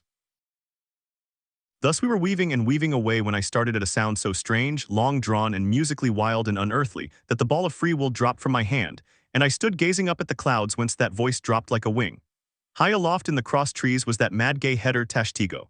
His body was reaching eagerly forward, his hands stretched out like a wand, and at brief sudden intervals he continued his cries. To be sure the same sound was that very moment perhaps being heard all over the seas, from hundreds of whalemen's look-outs perched as high in the air. But from few of those lungs could that accustomed old cry have derived such a marvelous cadence as from Tashtigo the Indians. As he stood hovering over you half suspended in air, so wildly and eagerly peering towards the horizon, you would have thought him some prophet or seer beholding the shadows of fate, and by those wild cries announcing their coming. There she blows, there she blows. Where away? On the lee beam about 2 miles off, a school of them. Instantly all was commotion. The sperm whale blows as a clock ticks with the same undeviating and reliable uniformity. And thereby whalemen distinguished this fish from other tribes of his genus. There go flukes, was now the cry from Tashtigo, and the whales disappeared. Quick, steward, cried Ahab, time. Doughboy hurried below, glanced at the watch, and reported the exact minute to Ahab. The ship was now kept away from the wind, and she went gently rolling before it. Tashtigo reporting that the whales had gone down heading to leeward. We confidently looked to see them again directly in advance of our bows. For that singular craft at times evinced by the sperm whale when, sounding with his head in one direction, he nevertheless, while concealed beneath the surface, mills round, and swiftly swims off in the opposite quarter. This deceitfulness of his could not now be in action, for there was no reason to suppose the fish seen by Tashtigo had been in any way alarmed, or indeed knew at all of our vicinity. One of the men selected for shipkeepers, that is, those not appointed to the boats, by this time relieved the Indian at the main masthead. The sailors at the fore and mizzen had come down, the line tubs were fixed in their places, the cranes were thrust out, the mainyard was backed, and the 3 boats swung over the sea like 3 samphire baskets over high cliffs. Outside of the bulwarks, their eager crews with one hand clung to the rail, while one foot was expectantly poised on the gunwale. So looked the long line of man-of-war's men about to throw themselves on board an enemy's ship. But at this critical instant, a sudden exclamation was heard that took every eye from the whale. With a start, all glared at dark Ahab, who was surrounded by 5 dusky phantoms that seemed fresh formed out of air. The phantoms, for so they then seemed, were flitting on the other side of the deck, and with a noiseless celerity were casting loose the tackles and bands of the boat which swung there. This boat had always been deemed one of the spare boats, though technically called the captain's, on account of its hanging from the starboard quarter. The figure that now stood by its bows was tall and swart, with one white tooth evilly protruding from its steel-like lips. A rumpled Chinese jacket of black cotton funereal lie invested him, with wide black trousers of the same dark stuff. But strangely crowning this ebonness was a glistening white plaited turban, the living hair braided and coiled round and round upon his head.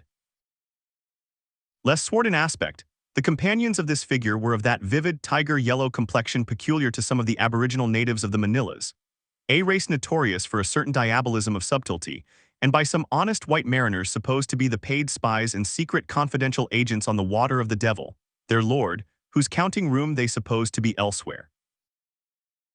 While yet the wondering ship's company were gazing upon these strangers, Ahab cried out to the white-turbaned old man at their head, "All ready there, Fedella." "Ready," was the half-hissed reply. "Lower away then, d'ye hear?" shouting across the deck. "Lower away there, I say." Such was the thunder of his voice that, spite of their amazement, the men sprang over the rail. The sheaves whirled round in the blocks. With a wallow, the 3 boats dropped into the sea, while with a dexterous, off-handed daring, unknown in any other vocadion, the sailors, goat-like, leaped down the rolling ship's side into the tossed boats below. Hardly had they pulled out from under the ship's lee, when a 4th keel coming from the windward side pulled round under the stern, and showed the 5 strangers rowing Ahab, who, standing erect in the stern, loudly hailed Starbuck, Stubb, and Flask to spread themselves widely so as to cover a large expanse of water. But with all their eyes again riveted upon the swart Fedella and his crew, the inmates of the other boats obeyed not the command. "Captain Ahab," said Starbuck. "Spread yourselves," cried Ahab. "Give way, all 4 boats. Thou Flask, pull out more to leeward." "Aye, aye, sir," cheerily cried little King Post, sweeping round his great steering oar. "Lay back," addressing his crew. There again, there she blows right ahead, boys, lay back. Never heed yonder yellow boys, Archie." "Oh, I don't mind 'em, sir," said Archie. "I knew it all before now. Didn't I hear 'em in the hold, and didn't I tell Kabako hear of it? What say ye, Kabak?" "They are stowaways, Mr. Flask." "Pull, pull, my fine hearts alive, pull, my children, pull, my little ones," drawlingly and soothingly sighed Stubb to his crew, some of whom still showed signs of uneasiness. "Why don't you break your backbones, my boys? What is it you stare at? Those Cha P.S. in yonder boat, tut, they are only 5 more hands come to help us, never mind from where, the more the merrier. Pull then, do pull, never mind, the brimstone devils are good fellows enough." So there you are now, that's the stroke for £1,000 DS, that's the stroke to sweep the stakes. Hurrah for the gold cup of sperm oil, my heroes. 3 cheers, men, all hearts alive. Easy, easy, don't be in a hurry, don't be in a hurry. Why don't you snap your oars, you rascals? Bite something, you dogs. So then, softly, softly, that's it, long and strong. Give way there, give way. The devil fetch ye, ye ragamuffin rapscallions, ye are all asleep. Stop snoring, ye sleepers, and pull. Pull will ye, pull can't ye, pull won't ye. Why in the name of gudgeons and ginger cakes don't ye pull? Pull and break something, pull and start your eyes out, here. Whipping out the sharp knife from his girdle, every mother's son of ye draw his knife and pull with the blade between his teeth. That's it. Now ye do something that looks like it, my steel bits. Start her, my silver spoons. Start her, marling spikes. Stubb's exordium to his crew is given here at large, because he had rather a peculiar way of talking to them in general, and especially in inculcating the religion of rowing. But you must not suppose from this specimen of his sermonizings that he ever flew into downright passions with his congregation. Not at all, and therein consisted his chief peculiarity. He would say the most terrific things to his crew, in a tone so strangely compounded of fun and fury, and the fury seemed so calculated merely as a spy see to the fun, that no oarsman could hear such queer invocations without pulling for dear life, and yet pulling for the mere joke of the thing. Besides, he all the time looked so easy and indolent himself, so loungingly managed his steering oar, and so broadly gaped open-mouthed at times that the mere sight of such a yawning commander, by sheer force of contrast, acted like a charm upon the crew. Then again, Stubb was one of those odd sort of humorists, whose jollity is sometimes so curiously ambiguous, as to put all inferiors on their guard in the matter of obeying them. In obedience to a sign from Ahab, Starbuck was now pulling obliquely across Stubb's bow, and when for a minute or so the 2 boats were pretty near to each other, Stubb hailed the mate. Mr. Starbuck, larboard boat there ahoy, a word with ye, sir, if ye please. Halloa, returned Starbuck, turning round not a single inch as he spoke, still earnestly but whisperingly urging his crew, his face set like a flint from Stubbs. What think ye of those yellow boys, sir? Smuggled on board somehow before the ship sailed. Strong, strong boys. In a whisper to his crew, then speaking out loud again, a sad business, Mr. Stubb, seethe her, my lads, but never mind, Mr. Stubb, all for the best. Let all your sea rail pull strong, come what will, spring, my men, spring. There's hogsheads of sperm ahead, Mr. Stubb, and that's what ye came for. Pull, my boys, sperm's the play. This at least is duty and profit hand in hand. I thought as much, soliloquized Stubb when the boats diverged. As soon as I clapped eye on him, I thought so.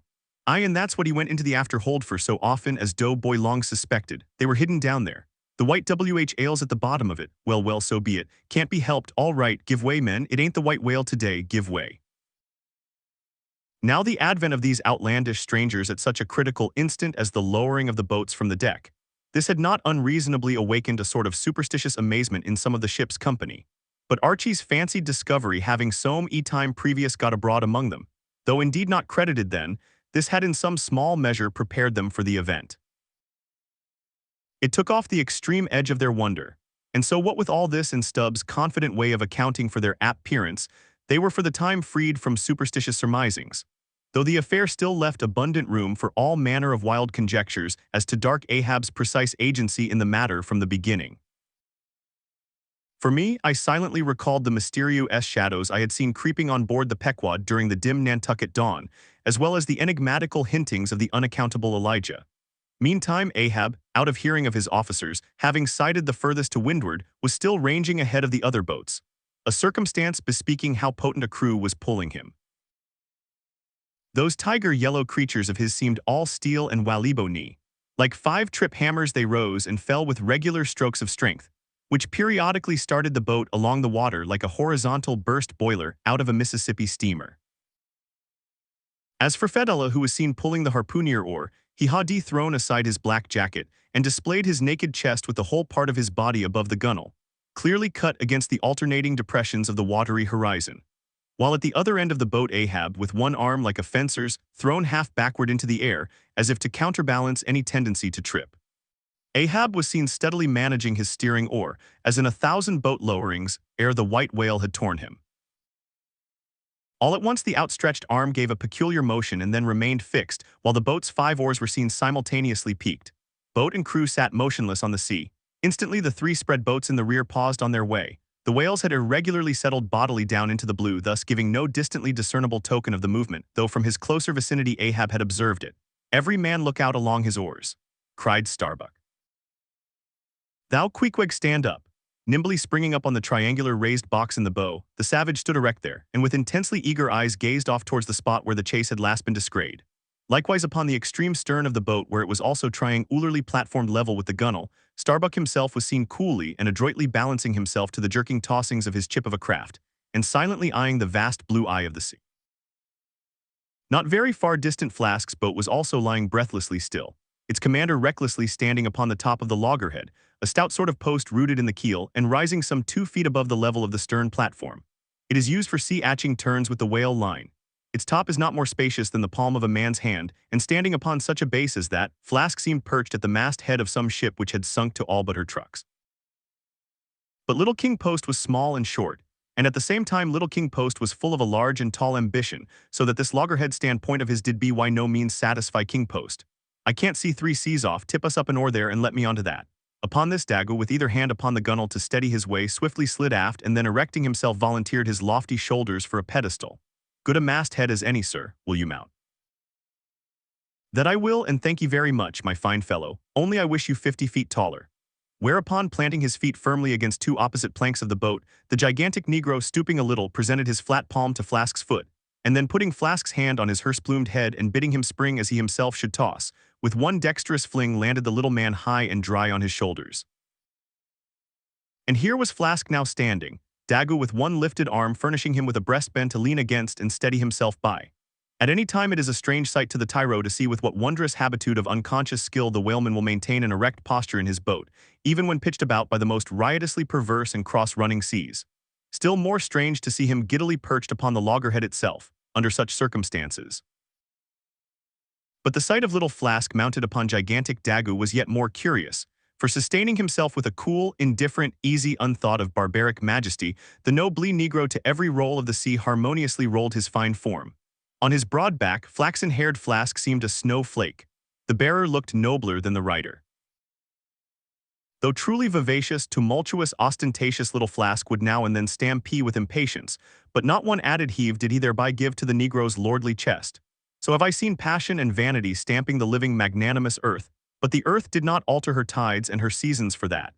Meanwhile Stubb, the third mate, betrayed no such far-gazing solicitudes. The whales might have made one of their regular soundings, not a temporary dive from mere fright. And if that were the case, Stubb, as his wont in such cases, it seems, was resolved to solace the languishing interval with his pipe. He withdrew it from his hatband, where he always wore it aslant like a feather. He loaded it and rammed home the loading with his thumb end. But hardly had he ignited his match across the rough sandpaper of his hand, when Tashtigo, his harpooner, whose eyes had been setting to windward like two fixed stars, suddenly dropped like light from his erect attitude to his seat, crying out in a quick frenzy of hurry, down, down all, and give way. There they are. To a landsman, no whale nor any sign of a herring would have been visible at that moment.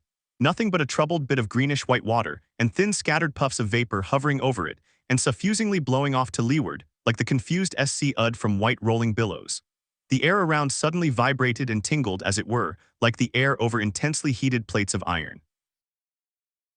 Beneath this atmospheric waving and curling, and partially beneath a thin layer of water also the whales were swimming. Seen in advance of all the other indications, the puffs of vapor they spouted seemed their foreigning couriers and detached flying outriders. All four boats were now in keen pursuit of that one spot of troubled water and air. But it bade fair to outstrip them. It flew on, as a mass of interblending bubbles borne down a rapid stream from the hills.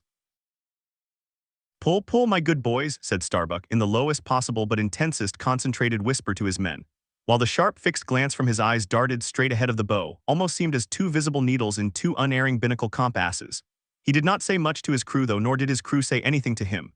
Only the silence of the boat was at intervals startlingly pierced by one of his peculiar whispers, now harsh with command, now soft with entreaty. How different the loud little king post. Sing out and say something, my hearties, roar and pull, my thunderbolts, beach me on their black backs, boys, only do that for me and I'll sign over to you my Martha's Vineyard plantation, boys, includin' wife and children, boys, lay me on, oh Lord, Lord, but I shall go stark staring mad, see that white water. And so shouting, he pulled his hat from his head and stamped up and down on it, then picking it up, flirted it far off upon the sea, and finally fell to rearing and plunging in the boat's stern like a crazed colt from the prairie. Look at that chap now, philosophically drawled Stubb, who with his unlighted short pipe mechanically retained between his teeth at a short distance followed after he's got fits that Flask has. Fits. Yes, give him fits, that's the very word, pitch fits into him. Merrily, hearts, alive, pudding for supper, you know, Mary's the word, pull babes, pull sucklings, pull all. But what the devil are you hurrying about? Softly and steadily, my men, only pull and keep pulling, nothing more, see, rack all your backbones and bite your knives in two, that's all. Take it easy, why don't you take it easy, I say, and burst all your livers and lungs. But what it was that inscrutable Ahab said to that tiger-yellow crew of his, these were words best omitted here, for you live under the blessed light of the evangelical land. Only the infidel sharks in the audacious seas may give ear to such words. When YTH tornado brow and eyes of red murder and foam-glued lips, Ahab leaped after his prey. Meanwhile, all the boats tore on.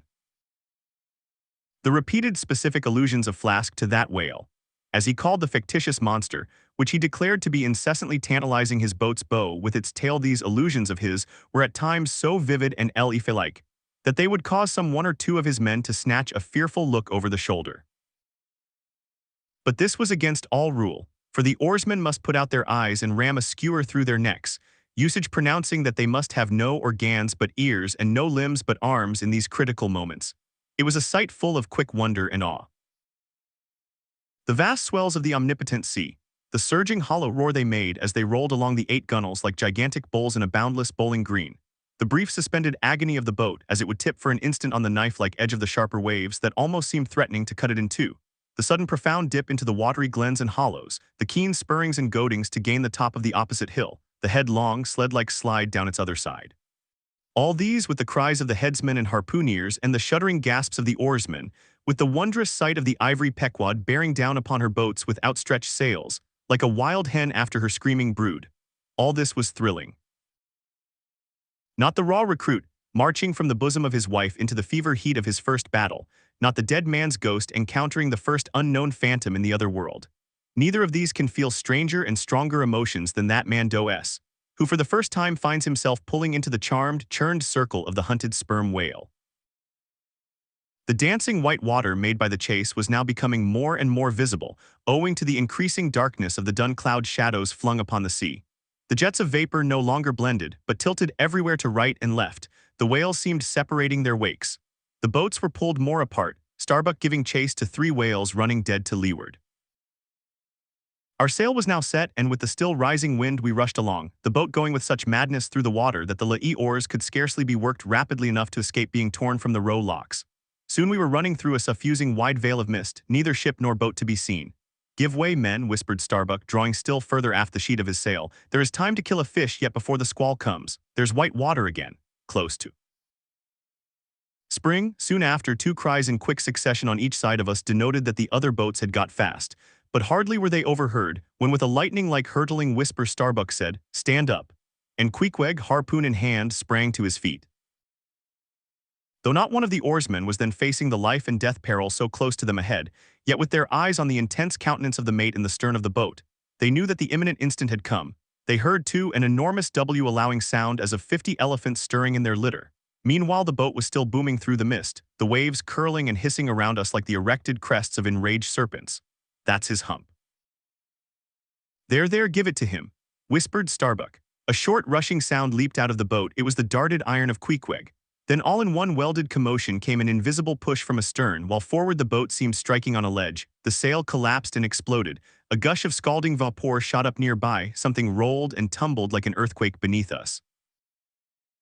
The whole crew were half suffocated as they were tossed helter-skelter into the white curdling cream of the squall. Squall, whale, and harpoon had all blended together, and the whale, merely grazed by the iron, escaped. Though completely swamped, the boat was nearly unharmed. Swimming round it, we picked up the floating oars and, lashing them across the gunwale, tumbled back to our places. There we sat up to our knees in the sea, the water covering every rib and plank, so that to our downward-gazing eyes the suspended craft seemed a coral boat grown up to us from the bottom of the ocean. The wind increased to a howl. The waves dashed their bucklers together. The whole squall roared, forked, and crackled around us like a white fire upon the prairie, in which unconsumed we were burning, immortal in these jaws of death. In vain we hailed other boats, as well roar to the live coals down the chimney of a flaming furnace as hailed those boats in that storm. Meanwhile the driving scud, rack, and mist grew darker with the shadows of night. No sign of the ship could be seen. The rising sea forbade all attempts to bail out the boat. The oars were useless as propellers, performing now the office of life preservers. So, cutting the lashing of the waterproof match keg, after many failures Starbuck contrived to ignite the lamp in the lantern, then stretching it on a waif pole handed it to Queequeg as the standard bearer of this forlorn hope. There then he sat, holding up that imbecile candle in the heart of that almighty forlornness. There then he sat, the sign and symbol of a man without faith, hopelessly holding up hope in the midst of despair. Wet, drenched through, and shivering cold, despairing of ship or boat, we lifted up our eyes as the dawn came on. The mist still spread over the sea, the empty lantern lay crushed in the bottom of the boat. Suddenly Queequeg started to his feet, hollowing his hand to his ear. We all heard a faint creaking as of ropes and yards hitherto muffled by the storm. The sound came nearer and nearer. The thick mists were dimly parted by a huge, vague form. Affrighted, we all sprang into the sea as the ship at last loomed into view, bearing right down upon us within a distance of not much more than its length. Floating on the waves, we saw the abandoned boat. As for one instant it tossed and gaped beneath the ship's bows like a chip at the base of a cataract, and then the vast hull rolled over it, and it was seen no more till it came up weltering astern. Again we swam for it, were dashed against it by the seas, and were at last taken up and safely landed on board. Ere the squall came close to, the other boats had cut loose from their fish and returned to the ship in good time. The ship had given us up, but was still cruising, if haply it might light upon some token of our perishing, an oar or a lance pole. There are certain queer times and occasions in this strange mixed affair we call life, when a man takes this whole universe for a vast practical joke, though the wit thereof he but dimly discerns, and more than suspects that the joke is at nobody's expense but his own. However, nothing dispirits, and nothing seems worth while disputing. He bolts down all events, all creeds and beliefs and persuasions, all hard things visible and invisible, never mind how knobby, as an ostrich of potent digestion gobbles do bullets and gun flints. And as for small difficulties and worryings, prospects of sudden disaster, peril of life and limb, All these and death itself seemed to him only sly, good-natured hits and jolly punches in the side bestowed by the unseen and unaccountable old joker. That odd sort of wayward mood I am speaking of comes over a man only in some time of extreme tribulation. It comes in the very midst of his earnestness, so that what just before might have seemed to him a thing most momentous, now seems but a part of the general joke. There is nothing like the perils of whaling to breed this free and easy sort of genial, desperado philosophy, and with it I now regarded this whole voyage of the Pequod and the great white whale its object. "Queequeg," said I when they had dragged me the last man to the deck, and I was still shaking myself in my jacket to fling off the water. "Queequeg, my fine friend, does this sort of thing often happen?" Without much emotion, though soaked through just like me, he gave me to understand that such things did often happen. "Mr. Stubb," said I, turning to that worthy who, buttoned up in his oil jacket, was now calmly smoking his pipe in the rain. "Mr. Stubb, I think I have heard you say that of all whalemen you ever met, our chief mate, Mr. Starbuck, is by far the most careful and prudent. I suppose, then, that going plump on a flying whale with your sail set in a foggy squall is the height of a whaleman's discretion." "Certain. I've lowered for whales from a leaking ship in a gale off Cape." "Mr. Flask," said I, turning to little King Post, who was standing close by, "you are experienced in these things, and I am not. Will you tell me whether it is an unalterable law in this fishery, Mr. Flask, for an oarsman to break his own back pulling himself back foremost into death's jaws?" "Can't you twist that smaller?" said Flask. "Yes, that's the law. I should like to see a boat's crew backing water up to a whale face foremost. The whale would give them squint for squint, mind that." Here then, from 3 impartial witnesses, I had a deliberate statement of the entire case. Considering, therefore, that squalls and capsizings in the water and consequent bivouacs on the deep were matters of common occurrence in this kind of life, considering that at the superlatively critical instant of going on to the whale, I must resign my life into the hands of him who steered the boat, oftentimes a fellow who at that very moment is in his impetuousness upon the point of scuttling the craft with his OWN frantic stampings. Considering that the particular disaster to our own particular boat was chiefly to be imputed to Starbuck's driving onto his whale almost in the teeth of a squall, and considering that Starbuck, notwithstanding, was famous for his eat heedfulness in the fishery, considering that I belonged to this uncommonly prudent Starbuck's boat, and finally considering in what a devil's chase I was implicated, touching the white whale, taking all things together, I say, I thought I might as well go below and make a rough draft of my "Queequeg," said I, "come along, you shall be my lawyer, executor, and legatee. It may seem strange that of all men sailors should be tinkering at their last wills and testaments, but there are no people in the world more fond of that diversion." This was the 4th time in my nautical life that I had done the same thing. After the ceremony was concluded upon the present occasion, I felt all the easier. A stone was rolled away from my heart. Besides, all the days I should now live would be as good as the days that Lazarus lived after his resurrection, a supplementary clean gain of so my months or weeks as the case might be. I survived myself. My death and burial were locked up in my chest. I looked round me tranquilly and contentedly, like a quiet ghost with a clean conscience sitting inside the bars of a snug family vault. "Now then," thought I, unconsciously rolling up the sleeves of my frock, "here goes for a cool, collected dive at death and destruction, and the devil fetch the hindmost." "Who would have thought it, Flask?" cried Stubb. "If I had but one leg you would not catch me in a boat unless maybe to stop the plug hole with my timber toe. Oh, he's a wonderful old man." "I don't think it so strange after all on that account," said Flask. "If his leg were off at the hip now it would be a different thing. That would disable him, but he has one knee and good part of the other left, you know." "I don't know that, my little man. I never yet saw him kneel." Among whale-wise people it has often been argued whether, considering the paramount importance of his life to the success of the voyage, it is right for a whaling captain to jeopardize that life in the active perils of the chase. So Tamerlane's soldiers of 10 argued with tears in their eyes, whether that invaluable life of his ought to be carried into the thickest of the fight. But with Ahab the question assumed a modified aspect. Considering that with 2 legs man is but a hobbling wight in all times of danger, considering that the pursuit of whales is always under great and extraordinary difficulties, that every individual momentee indeed then comprises a peril, under these circumstances is it wise for any maimed man to enter a whale boat in the hunt?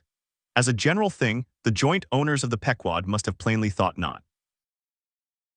Ahab well knew that although his friends at home would think little of his entering a boat in certain comparatively harmless vicissitudes of the chase, for the sake of being near the scene of action and giving his orders in person, yet for Captain Ahab to have a boat actually apportioned to him as a regular headsman in the hunt, above all for Captain Ahab to be supplied with 5 extra men, as that same boat's crew, he well knew that such generous conceits never entered the heads of the owners of the Pequod. Therefore he had not solicited a boat's crew from them, nor had he in any way hinted his desires on that head. Nevertheless, he had taken private measures of his own touching all that matter. Until Cabaco's published discovery, the sailors had little foreseen it, though to be sure when, after being a little while out of port, all hands had concluded the customary business of fitting the whaleboats for service. When some time after this Ahab was now and then found bestirring himself in the matter of making T-hole pins with his own hands for what was thought to be one of the spare boats, and even solicitously cutting the small wooden skewers, which when the line is running out are pinned over the groove in the bow. When all this was observed in him, and particularly his solicitude in having an extra coat of sheathing in the bottom of the boat, as if to make it better withstand the pointed pressure of his ivory limb, and also the anxiety he evinced in exactly shaping the thigh-board, or clumsy cleat, as it is sometimes called, the horizontal piece in the boat's bow for bracing the knee against in darting or stabbing at the whale, when it was observed how often he stood up in that boat with his solitary knee fixed in the semicircular depression in the cleat, and with the carpenter's chisel gouged out a little here and straightened it a little there, all these things, I say, had awakened much interest and curiosity at the time. But almost everybody supposed that this particular preparative heedfulness in Ahab must only be with a view to the ultimate chase of Moby Dick, for he had already revealed his intention to hunt that mortal monster in person.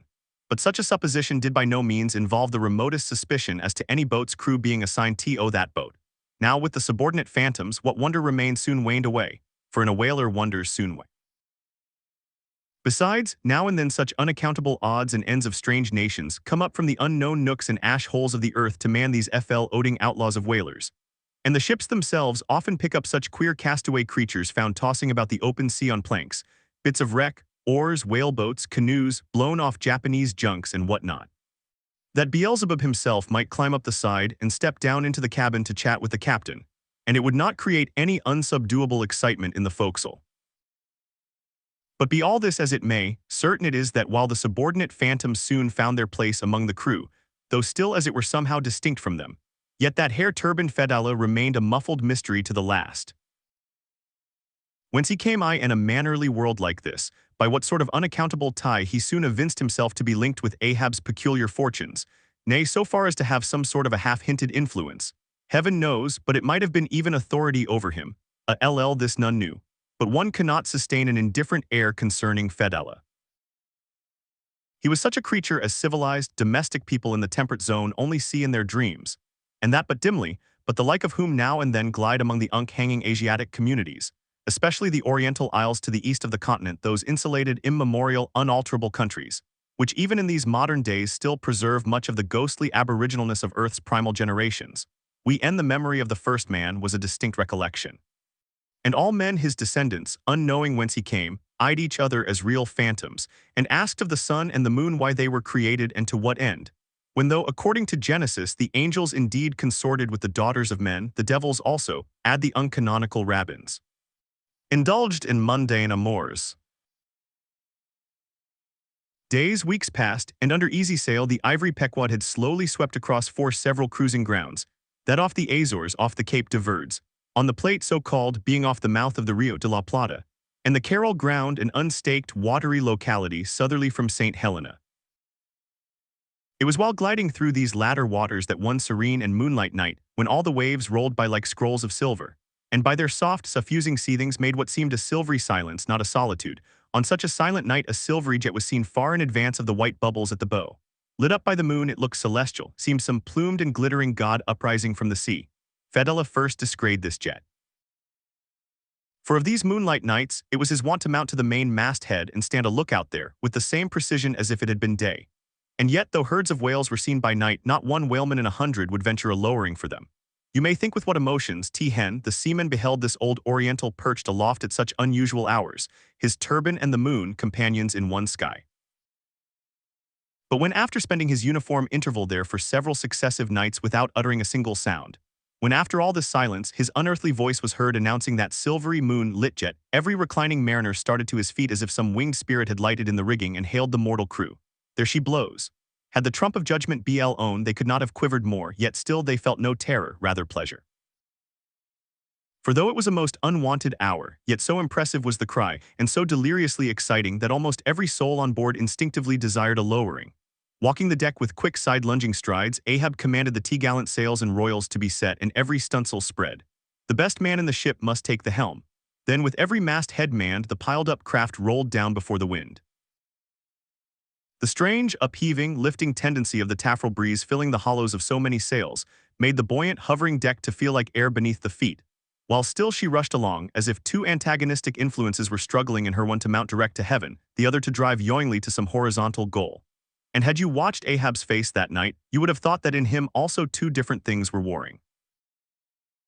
While his one live leg made lively echoes along the deck, every stroke of his dead limb sounded like a coffin tap. On life and death this old man walked. But though the ship so swiftly sped, and though from every eye like arrows the eager glances shot, yet the silvery jet was no more seen that night. Every sailor swore he saw it once, but not a second time. This midnight spout had almost grown a forgotten thing when some days after, lo! At the same silent hour it was again announced. Again it was descried by all, but upon making sail to overtake it, once more it disappeared as if it had never been. And so it served us night after night, till no one heeded it but to wonder at it. Mysteriously jetted into the clear moonlight or starlight, as the case might be, disappearing again for one whole day or 2 days or 3, and somehow seeming at every distinct repetition to be advancing still further and further in our van, this solitary jet seemed forever alluring us on. Nor with the immemorial superstition of their race, and in accordance with the preternaturalness, as it seemed, which in many things invested the Pequod, were there wanting some of the seamen who swore that whenever and wherever descried, at however remote times or in however far apart latitudes and longitudes, that unnearable spout was cast by one self-same whale, and that whale Moby Dick. For a time there reigned, too, a sense of peculiar dread at this flitting apparition, as if it were treacherously beckoning us on, in order that the monster might turn round upon us, and rend us at last in the remotest and most savage seas. These temporary apprehensions, so vague but so awful, derived a wondrous potency from the contrasting serenity of the weather, in which, beneath all its blue blandness, some thought there lurked a devilish charm. As for days and days we voyaged along, through a seas so wearily, lonesomely mild, that all space in repugnance to our vengeful errand seemed vacating itself of life before our urn-like prow. But at last, when turning to the eastward, the Cape winds began howling around us, and we rose and fell upon the long, troubled seas that are there. When the ivory-tusked Pequod sharply bowed to the blast and gored the dark waves in her madness, till lee-key showers of silver chips the foam flakes flew over her bulwarks. Then all this desolate vacuity of life went away, but gave place to sights more dismal than before. Close to our bows, strange forms in the water darted hither and thither before us, while thick in our rear flew the inscrutable sea ravens. And every morning, perched on our stays, rows of these birds were seen. In spite of our hootings, for a long time obstinately clung to the hemp, as though they deemed our ship some drifting, uninhabited craft, a thing appointed to desolation and therefore fit roosting place for their homeless selves. And heaved, still unrestingly heaved the black sea, as if its vast tides were a conscience, and the great mundane soul were in anguish and remorse for the long sin and suffering it had bred. Cape of Good Hope do they call ye. Rather Cape Tormentoso, as called of yore. For long allured by the perfidious silences that before had attended us, we found ourselves launched into this tormented sea, where guilty beings transformed into those fowls, indeed these fish, seemed condemned to swim on everlastingly without any haven in store, or beat that black air without any horizon.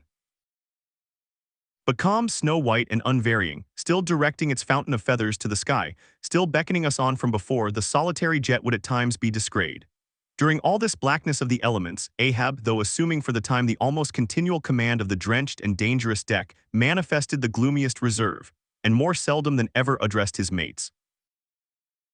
In tempestuous times like these, after everything above and aloft has been secured, nothing more can be done but passively to await the issue of the gale. Then captain and crew become practical fatalists. So with his ivory leg inserted into its accustomed hole, and with one hand firmly grasping a shroud, Ahab for hours and hours would stand gazing dead to windward, while an occasional squall of sleet or snow would all but congeal his very eyelashes together. Meantime, the crew, driven from the forward part of the ship by the perilous seas that burstingly broke over its bow WS, stood in a line along the bulwarks in the waist, and the better to guard against the leaping waves, each man had slipped himself into a sort of bowline secured to the rail, in which he swung as in a loosened belt. Few or no words were spoken, and the island ship, as if manned by painted sailors in wax, day after day tore on through all the swift madness and gladness of the demoniac waves. By night the same muteness of humanity before the shrieks of the ocean prevailed. Still in silence the men swung in the bowlines, still wordless Ahab stood up to the blast. Even when wearied nature seemed demanding repose, he would not seek that repose in his hammock. Never could Starbuck forget the old man's aspect. When one night going down into the cabin to mark how Teehee barometer stood, he saw him with closed eyes sitting straight in his floor-screwed chair, the rain and half-melted sleet of the storm from which he had some time before emerged, still slowly dripping from the unremoved hat and coat. On the table beside him lay unrolled one of those charts of tides and currents which have previously been spoken of. His lantern swung from his tightly clenched hand. Though the body was erect, the head was thrown back so that the closed eyes were pointed towards the needle of the telltale that swung from a beam in the ceiling. The cabin compass is called the telltale because without going to the compass at the helm, the captain, while below, can inform himself of the course of the ship. Terrible old man, thought Starbuck with a shudder, sleeping in this gale, still thou steadfastly iced thy purpose. Southeastward from the Cape, off the distant Crozets, a good cruising ground for right whalemen, a sail loomed ahead, the Ghani Albatross by name. As she slowly drew nigh from my lofty perch at the fore-masthead, I had a good view of that sight so remarkable to a tyro in the far ocean fisheries, a whaler at sea and long absent from home. As if the waves had been fullers, this craft was bleached like the skeleton of a stranded walrus. All down her sides, this spectral appearance was traced with long channels of reddened rust, while all her spars and her rigging were like the thick branches of trees furred over with hoar frost. Only her lower sails were set. A wild sight it was to see her long bearded lookouts at those three mast-heads. They seemed clad in the skins of beasts, so torn and bepatched the raiment that had survived nearly 4 years of cruising. Standing in iron hoops nailed to the mast, they swayed and swung over a fathomless sea. And though when the ship slowly glided close under our stern, we 6 men in the air came so nigh to each other that we might almost have leaped from the mastheads of one ship to those of the other, yet those forlorn-looking fishermen, mildly eyeing us as they passed, said not one word to our own lookouts while the quarterdeck hail was being heard from below. "Ship ahoy! Have ye seen the white whale?" But as the strange captain, leaning over the pallid bulwarks, was in the act of putting his trumpet to his mouth, it somehow fell from his hand into the sea, and the wind now rising amain, he in vain strove to make himself heard without it. Meantime his ship was still increasing the distance between. While in various silent ways, the seamen of the Pequod were evincing their observance of this ominous incident at the first mere mention of the white whale's name to another ship, Ahab for a moment paused. It almost seemed as though he would have lowered a boat to board the stranger, had not the threatening wind forbade. But taking advantage of his windward position, he again seized his trumpet, and knowing by her aspect that the stranger vessel was a Nantucketer and shortly bound home, he loudly hailed, "Ahoy there! This is the Pequod bound round the world. Tell them to address all future letters to the Pacific Ocean. And this time 3 years, if I am not at home, tell them to address them to." At that moment the two wakes were fairly crossed, and instantly then, in accordance with their singular ways, shoals of small harmless fish, that for some days before had been placidly swimming by our side, darted away with what seemed shuddering fins, and ranged themselves fore and aft with the stranger's flanks. Though in the course of his continual voyagings Ahab must often before have noticed a similar sight, yet to any monomaniac man, the various trifles capriciously carry meanings. "Swim away from me, do ye," murmured Ahab, gazing over into the water. There seemed but little in the words, but the tone conveyed more of deep helpless sadness than the insane old man had ever before evinced. But turning to the steersman, who thus far had been holding the ship in the wind to diminish her headway, he cried out in his old lion voice, "Up helm, keep her off round the world. Round the world." There is much in that sound to inspire proud feelings, but where to does all that circumnavigation conduct? Only through numberless perils to the very point whence we started, where those that we left behind secure were all the time before us. Were this world an endless plain, and by sailing eastward we could forever reach new distances, and discover sights more sweet and strange than any Cyclades or islands of King Solomon, then there were promise in the voyage. But in pursuit of those far-mised turies we dream of, or in tormented chase of that demon phantom that some time or other swims before all human hearts, while chasing such over this round globe, they either lead us on in barren mazes or midway leave us whelmed. The ostensible reason why Ahab did not go on board of the whaler we had spoken was this: the wind and sea betokened storms. But even had this not been the case, he would not after all perhaps have boarded her, judging by his subsequent conduct on similar occasions, if so it had been that, by the process of hailing, he had obtained a negative answer to the question. For, as it eventually turned out, he cared not to consort, even for 5 minutes, with any stranger captain, except he could contribute some of that information he so absorbingly sought. But all this might remain inadequately estimated, were not something said here of the peculiar usages of whaling vessels when meeting each other in foreign seas, and especially on a common cruising ground. If two strangers crossing the Pine Barrens in New York State or the equally desolate Salisbury Plain in England, if casually encountering each other in such inhospitable wilds, these twain, for the life of them, cannot well avoid a mutual salutation, and stopping for a moment to interchange the news, and perhaps sitting down for a while and resting in concert. Then how much more natural that upon the illimitable Pine Barrens and Salisbury Plains of the sea, two whaling vessels descrying each other at the ends of the earth off lone Fanning's Island or the faraway King's Mills. How much more natural, I say, that under such circumstances these ships should not only interchange hails, but come into still closer, more friendly and sociable contact. And especially would this seem to be a matter of course, in the case of vessels owned in one seaport, and whose captains, officers, and not a few of the men are personally known to each other, and consequently have all sorts of dear domestic things to talk about. For the long-absent ship, the outward bounder perhaps has letters on board. At any rate, she will be sure to let her have some papers of a date a year or two later than the last one on her blurred and thumb-worn files.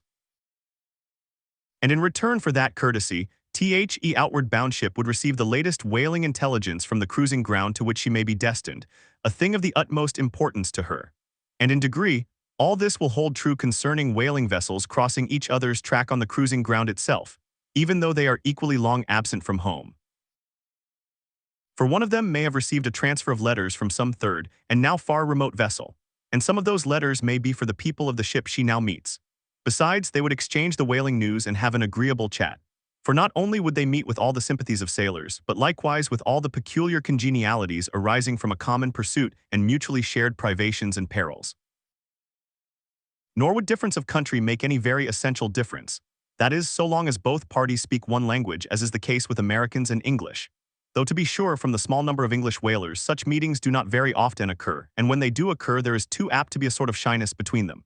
For your Englishman is rather reserved, and your Yankee, he does not fancy that sort of thing in anybody but himself. Besides, the English whalers sometimes affect a kind of metropolitan superiority over the American whalers, regarding the long, lean Nantucketer with his nondescript provincialisms as a sort of sea peasant. But where this superiority in the English whaleman does really consist, it would be hard to say, seeing that the Yankees in one day collectively kill more whales than all the English collectively in 10 years. But this is a harmless little foible in the English whale hunters, which the Nantucketer does not take much to heart, probably because he knows that he has a few foibles himself. So then we see that of all ships separately sailing the sea, the whalers have most reason to be sociable, and they are so.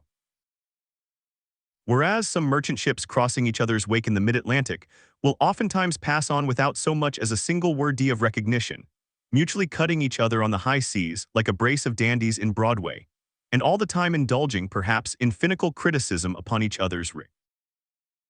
As for men of war, when they chance to meet at sea, they first go through such a string of silly bowings and scrapings, such a ducking of ensigns, that there does not seem to be much right down hearty goodwill and brotherly love about it at all.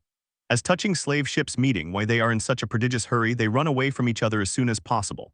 And as for pirates, when they chance to cross each other's crossbones, the first hail is how many skulls. The same way that whalers hail how many barrels. And that question once answered, pirates straightway steer apart, for they are infernal villains on both sides and don't like to see overmuch of each other's villainous likenesses.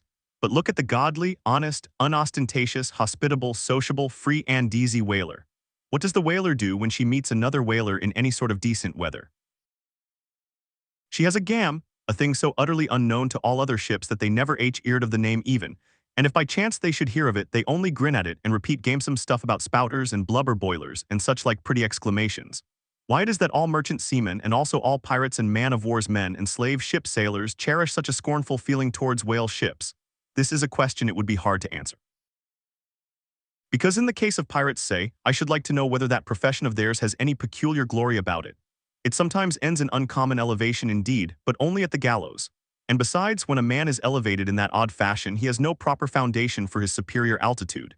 Hence I conclude that in boasting himself to be high-lifted above a whaleman, in that assertion the pirate has no solid basis to stand on. But what is a gam? You might wear out your index finger running up and down the columns of dictionaries and never find the word.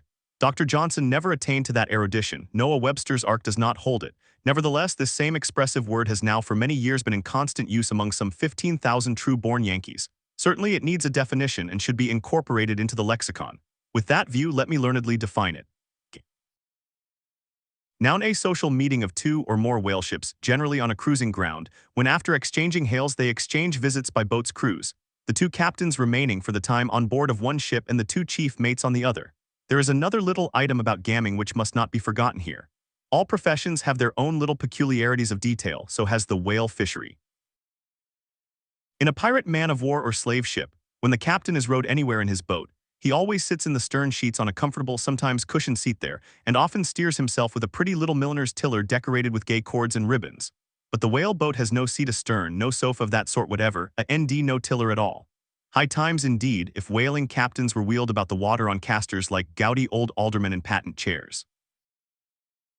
And as for a tiller, the whale boat never admits of any such effeminacy, and therefore as in gamming a complete boat's crew must leave the ship, and hence as the boat steerer or harpooner is of the number, that subordinate is the steersman upon the occasion, and the captain, having no place to sit in, is pulled off to his visit all standing like a pine tree. And often you will notice that being conscious of the eyes of the whole visible world resting on him from the sides of the two ships, this standing captain is all alive to the importance of sustaining his dignity by maintaining his legs. Nor is this any very easy matter, for in his rear is the immense projecting steering oar hitting him now and then in the small of his back, the after oar reciprocating by wrapping his knees in front. He is thus completely wedged before and behind, and can only expand himself sideways by settling down on his stretched legs. But a sudden, violent pitch of the boat will often go far to topple him, because length of foundation is nothing without corresponding breadth. Merely make a spread angle of two poles and you cannot stand them up.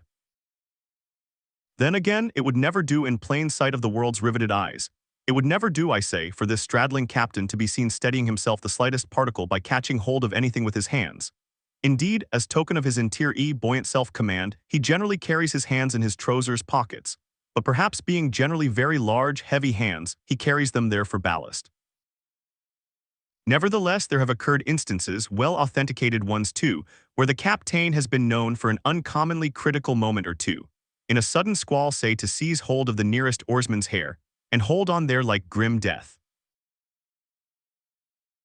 As told at the Golden Inn, the Cape of Good Hope and all the watery region round about there is much like some noted four corners of a great highway, where you meet more travelers than in any other part. It was not very long after speaking the Ghani that another homeward-bound whaleman, the Townho, was encountered. She was manned almost wholly by Polynesians.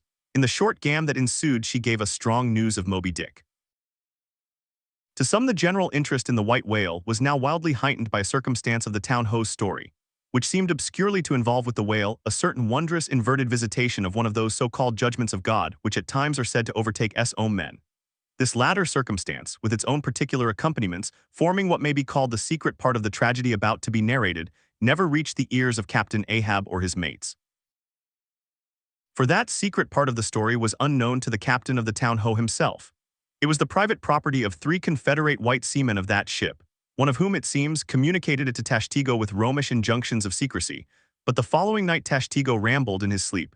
A.N.D. revealed so much of it in that way, that when he was wakened he could not well withhold the rest. Nevertheless, so potent an influence did this thing have on those seamen in the Pequod who came to the full knowledge of it, and by such a strange delicacy, to call it so, were they governed in this matter, that they kept the secret among themselves so that it never transpired abaft the Pequod's main mast. Interweaving in its proper place this darker thread with the story as publicly narrated on the ship, the whole of this strange affair I now proceed to put on lasting record. The ancient whale, cry upon first sighting a whale from the masthead, still used by whalemen in hunting the famous Galapagos terrapin. For my humor's sake, I shall preserve the style in which I once narrated it at Lima, to a lounging circle of my Spanish friends one Saint's Eve, smoking upon the thick gilt-tiled piazza of the Golden Inn. Of those fine cavaliers, the young Dons, Pedro and Sebastian, were on the closer terms with me, and hence the interluding questions they occasionally put, and which are duly answered at the time. Some 2 years prior to my first learning the events which I am about rehearsing to you, gentlemen, the Townho, sperm whaler of Nantucket, was cruising in your Pacific here, not very many days' sail eastward from the eaves of this good Golden Inn. She was somewhere to the northward of the. One morning, upon handling the pumps, according to daily usage, it was observed that she made more water in her hold than common. They supposed a swordfish had stabbed her, gentlemen. But the captain, having some unusual reason for believing that rare good luck awaited him in those latitudes, and therefore being very averse to quit them, and the leak not being then considered at all dangerous, Though indeed they could not find it after searching the hold as low down as was possible in rather heavy weather, the ship still continued her cruisings, the mariners working at the pumps at wide and easy intervals, but no good luck came. More days went by and not only was the leak yet undiscovered, but it sensibly increased. So much so that now taking some alarm, the captain, making all sail, stood away for the nearest harbor among the islands, there to have his hull hove out and repaired. Though no small passage was before her, yet if the commonest chance favored, he did not at all fear that his ship would founder by the way, because his pumps were of the best, and being periodically relieved at them, those 36 men of his cowl D easily keep the ship free. Never mind if the leak should double on her. In truth, well nigh the whole of this passage being attended by very prosperous breezes, the town-ho had all but certainly arrived in perfect safety at her port without the occurring of the least fatality, had it not been for the brutal overbearing of Radney the mate, a vineyarder, and the bitterly provoked vengeance of Steelkilt, a lakeman and desperado from Buffalo. Lakeman, Buffalo, pray what is a lakeman and where is Buffalo? Said Don Sebastian, rising in his swinging mat of grass. On the eastern shore of our Lake Erie, Don, but I crave your courtesy may be, you shall soon hear further of all that. Now gentlemen in square sail brigs and three-masted ships, well nigh as large and stout as any that ever sailed out of your old Callao to far Manila. This lakeman in the landlocked heart of our America had yet been nurtured by all those agrarian freebooting impressions popularly connected with the open ocean. For in their interflowing aggregate, those grand fresh-water seas of ours, Erie and Ontario and Huron and Superior and Michigan, possess an ocean-like expansiveness, with many of the ocean's noblest traits, with many of its rimmed varieties of races and of climes. They contain round archipelagos of romantic isles, even as the Polynesian waters do in large part are shored by two great contrasting nations. As the Atlantic is, they furnish long maritime approaches to our numerous territorial colonies from the east, dotted all round their banks. Here and there are frowned upon by batteries, and by the goat-like craggy guns of lofty Mackinaw they have heard the fleet thunderings of naval victories. At intervals they yield their beaches to wild barbarians, whose red-painted faces flash from out their peltry wigwams. For leagues and leagues are flanked by ancient and unentered forests, where the gaunt pines stand like serried lines of kings in Gothic genealogies, those same woods harboring wild Afric beasts of prey, and silken creatures whose exported furs give robes to Tartar emperors. They mirror the paved capitals of Buffalo and Cleveland, as well as Winnebago villages. They float alike the full-rigged merchant ship, the armed cruiser of the state, the steamer, and the beach canoe. They are swept by borean and dismasting blasts as direful as any that lash the salted wave. They know what shipwrecks are, for out of sight of land, however inland, they have drowned full many a midnight ship with all its shrieking crew. Thus, gentlemen, though an inlander, Steelkilt was wild ocean born and wild ocean nurtured, as much of an audacious mariner as any. And for Radney, though in his infancy he may have laid him down on the lone Nantucket beach to nurse at his maternal sea, though in after life he had long followed our austere Atlantic and your contemplative Pacific, yet was he quite as vengeful and full of social quarrel as the backwoods seaman, fresh from the latitudes of buckhorn-handled Bowie knives. Yet was this Nantucketer a man with some good-hearted traits, and this lakeman a mariner who, though a sort of devil indeed, might yet by inflexible firmness, only tempered by that common decency of human recognition which is the meanest slave's right. Thus treated, this Steelkilt had long been retained harmless and docile. At all events he had proved so thus far, but Radney was doomed and made mad, and Steelkilt, but gentlemen, you shall hear. It was not more than a day or two at the furthest after pointing her prow for her island haven, that the town-ho's leak seemed again increasing, but only so as to require an hour or more at the pumps every day. You must know that in a settled and civilized ocean like our Atlantic, for example, some skippers think little of pumping their whole way across it. Though of a still sleepy night, should the officer of the deck happen to forget his duty in that respect, the probability would be that he and his she-peamats would never again remember it, on account of all hands gently subsiding to the bottom. Nor in the solitary and savage seas far from you to the westward, gentlemen, is it altogether unusual for ships to keep clanging at their pump handles in full chow ruse even for a voyage of considerable length. That is, if it lie along a tolerably accessible coast, or if any other reasonable retreat is afforded them. It is only when a leaky vessel is in some very out-of-the-way part of those waters, some really landal SS latitude, that her captain begins to feel a little anxious.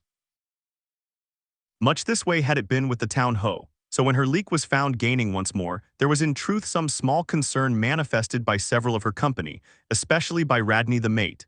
He commanded the upper sails to be well hoisted, sheeted Omanu, and every way expanded to the breeze. Now this Radney, I suppose, was as little of a coward, and as little inclined to any sort of nervous apprehensiveness touching his own person as any fearless, unthinking creature on land or on sea that you can conveniently imagine, gentlemen. Therefore, when he betrayed this solicitude about the safety of the ship, some of the seamen declared that it was only on account of his being a part owner in her. So when they were working that evening at the pumps, there was on this head no small gamesomeness slyly going on among them, as they stood with their feet continually overflowed by the rippling clear water. Clear as any mountain spring, gentlemen, that bubbling from the pumps ran across the deck, and poured itself out in steady spouts at the lee scupper holes.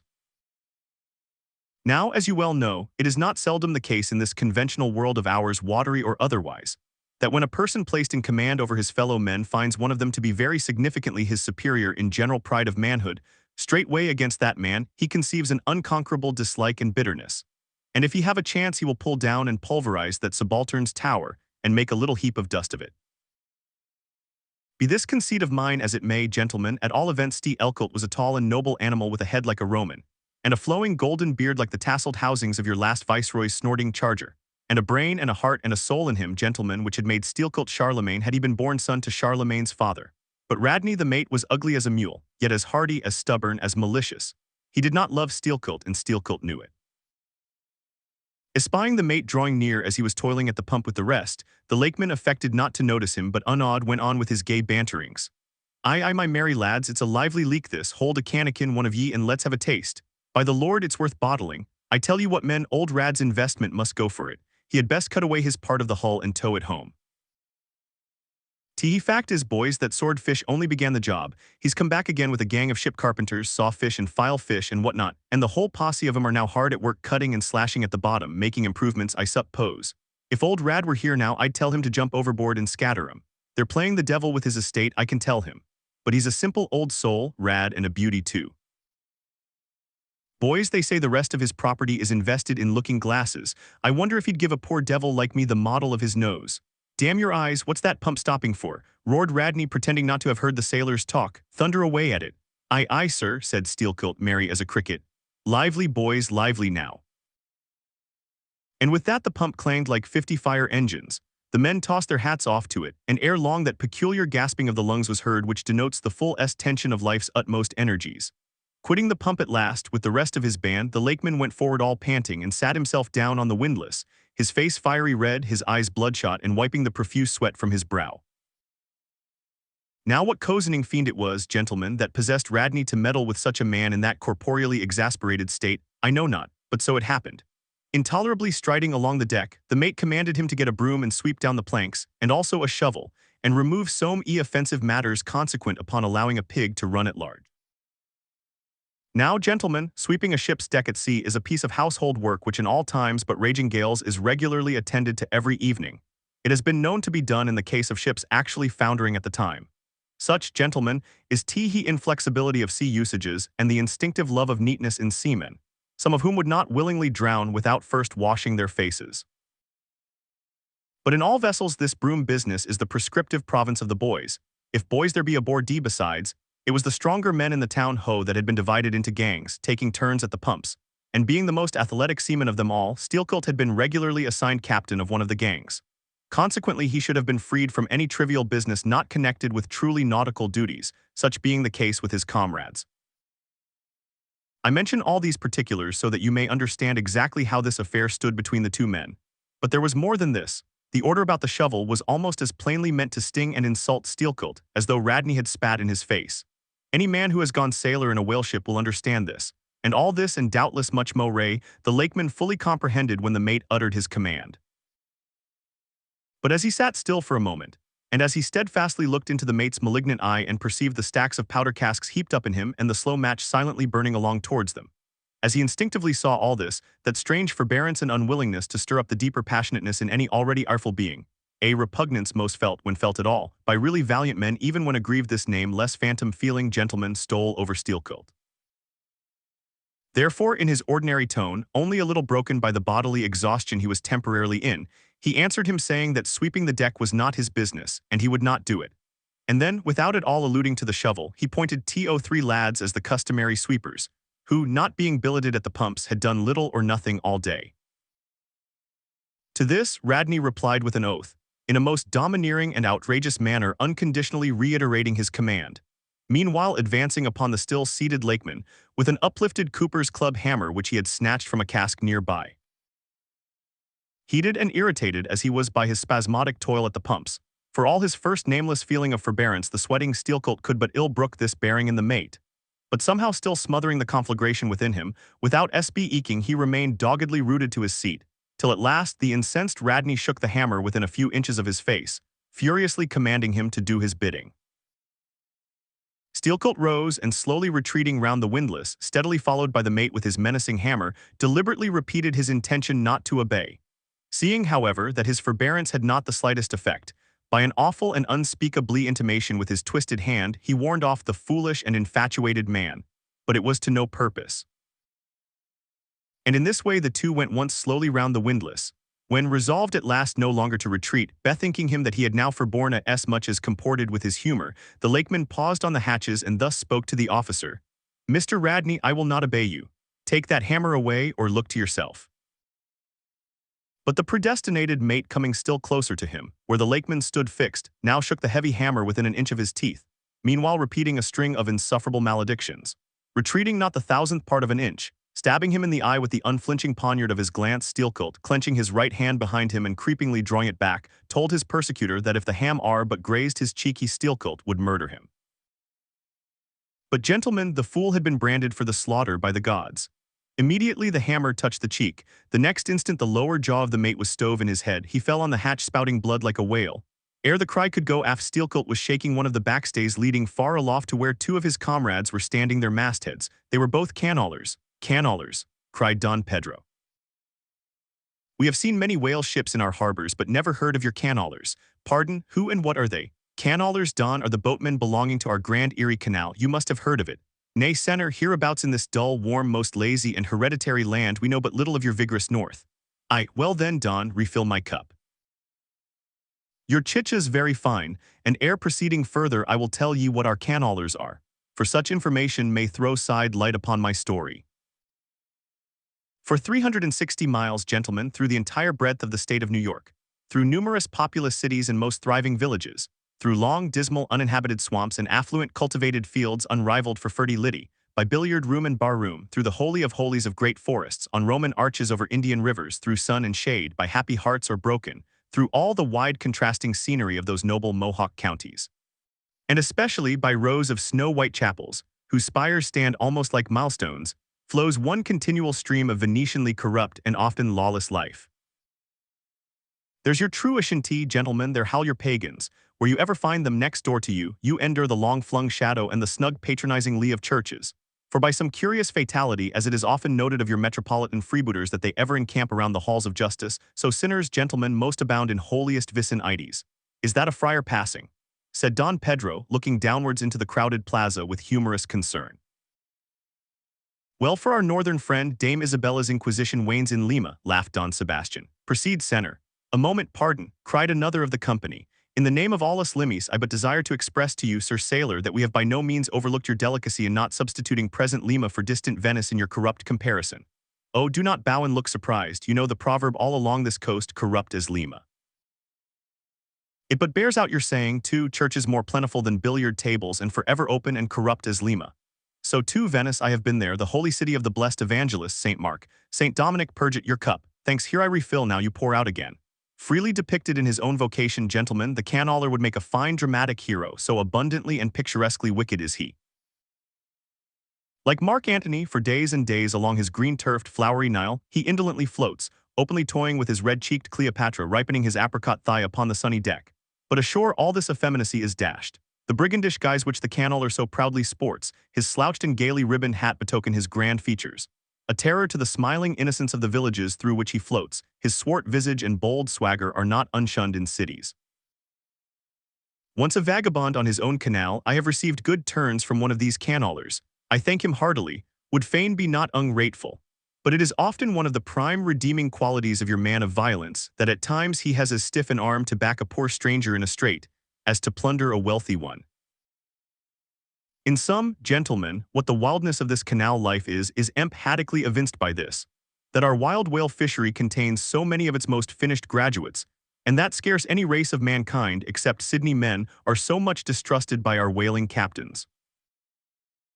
Nor does it at all diminish the curiousness of his matter, that to many thousands of our rural boys and young men born along its line, the probationary life of the Grand Canal furnishes the sole transition between quietly reaping in a Christian cornfield and recklessly plowing the waters of the Meuse barbaric seas. I see, impetuously exclaimed Don Pedro, spilling his chicha upon his silvery ruffles. No need to travel, the world's one Lima. I had thought now that at your temperate north the generations were cold and holy as the hills, but the story. I left off, gentlemen, where the lakeman shook the backstay. Hardly had he done so when he was surrounded by the 3 junior mates and the 4 harpooneers who all crowded him to the deck. But sliding down the ropes like baleful comets, the 2 canal RS rushed into the uproar and sought to drag their man out of it towards the forecastle. Others of the sailors joined with them in this attempt, and a twisted turmoil ensued. While standing out of harm's way, the valiant captain danced up and down with a whale pike, calling upon his officers to manhandle that atrocious scoundrel and smoke him along to the quarter-deck. At intervals, he ran close up to the revolving border of the confusion and, prying into the heart of it with his pike, sought to prick out the object of his resentment. But Steelcolt and his desperadoes were too much for them all. They succeeded in gaining the forecastle deck, where, hastily slewing about 3 or 4 large casks in a line with the windlass, these sea Parisians entrenched themselves behind the barricade. "Come out of that, ye pirates!" roared the captain, now menacing them with a pistol in each hand just brought to him by the steward. "Come out of that, ye cut-throats!" Steelcolt leaped on the barricade and, striding up and down there, defied the worst the pistols could do, but gave the captain to understand distinctly that his Steelcolt's death would be the signal for a murderous mutiny on the part of all hands. Fearing in his heart lest this might prove but too true, the captain a little desisted but still commanded the insurgents instantly to return to their duty. "Will you promise not to touch us if we do?" demanded their ringleader. Turn to, I make no promise to your duty. Do you want to sink the ship by knocking off at a time like this? Turn to, and he once more raised a pistol. "Sink the ship," cried Steelcolt. "I let her sink, not a man of us turns to unless you swear not to raise a rope yarn against us. What say ye, men?" Turning to his comrades, a fierce cheer was their response.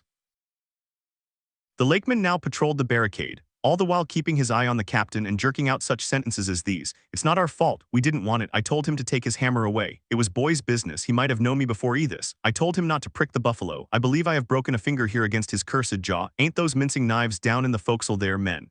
Look to those handspikes, my hearties. Captain, by God, look to yourself, say the word, don't be a fool, forget it all. We are ready to turn to treat us decently and we're your men, but we won't be flogged. Turn to, I make no promises, turn to, I say." "Look ye now," cried the lakeman, flinging out his arm towards him. "There are a few of us here, and I am one of them who have shipped for the cruise, d'ye see. Now, as you well know, sir, we can claim our discharge as soon as the anchor is down, so we don't want to row, it's not our interest. We want to be peaceable, we are ready to work, but we won't be flogged." "Turn to," roared the captain. Steelcolt glanced round him a moment and then said, "I tell you what it is now, captain, rather than kill ye and be hung for such a shabby rascal, we won't lift a hand against ye unless ye attack us. But till you say the word about not flogging us, we don't do a hand's turn. Down into the forecastle then, down with ye, I'll keep ye there till ye are sick of it. Down ye go, shall we?" cried the ringleader to his men. Most of them were against it, but at length, in obedience to Steelcolt, they preceded him down into their dark den, growlingly disappearing like bears into a cave. As the lakeman's bare head was just level with the planks, the captain and his posse leaped the barricade, and rapidly drawing over the slide of the scuttle, planted their group of hands upon it, and loudly called for the steward to bring the heavy brass padlock belonging to the companionway. Then opening the slide a little, the captain whispered something down the crack, closed it, and turned the key upon them, 10 in number, leaving on deck some 20 or more who thus far had remained neutral. All night a wide-awake watch was kept by all the officers forward and aft, especially about the forecastle, scuttle, and fore hatchway, at which last place it was feared the insurgents might emerge, after breaking through the bulkhead below.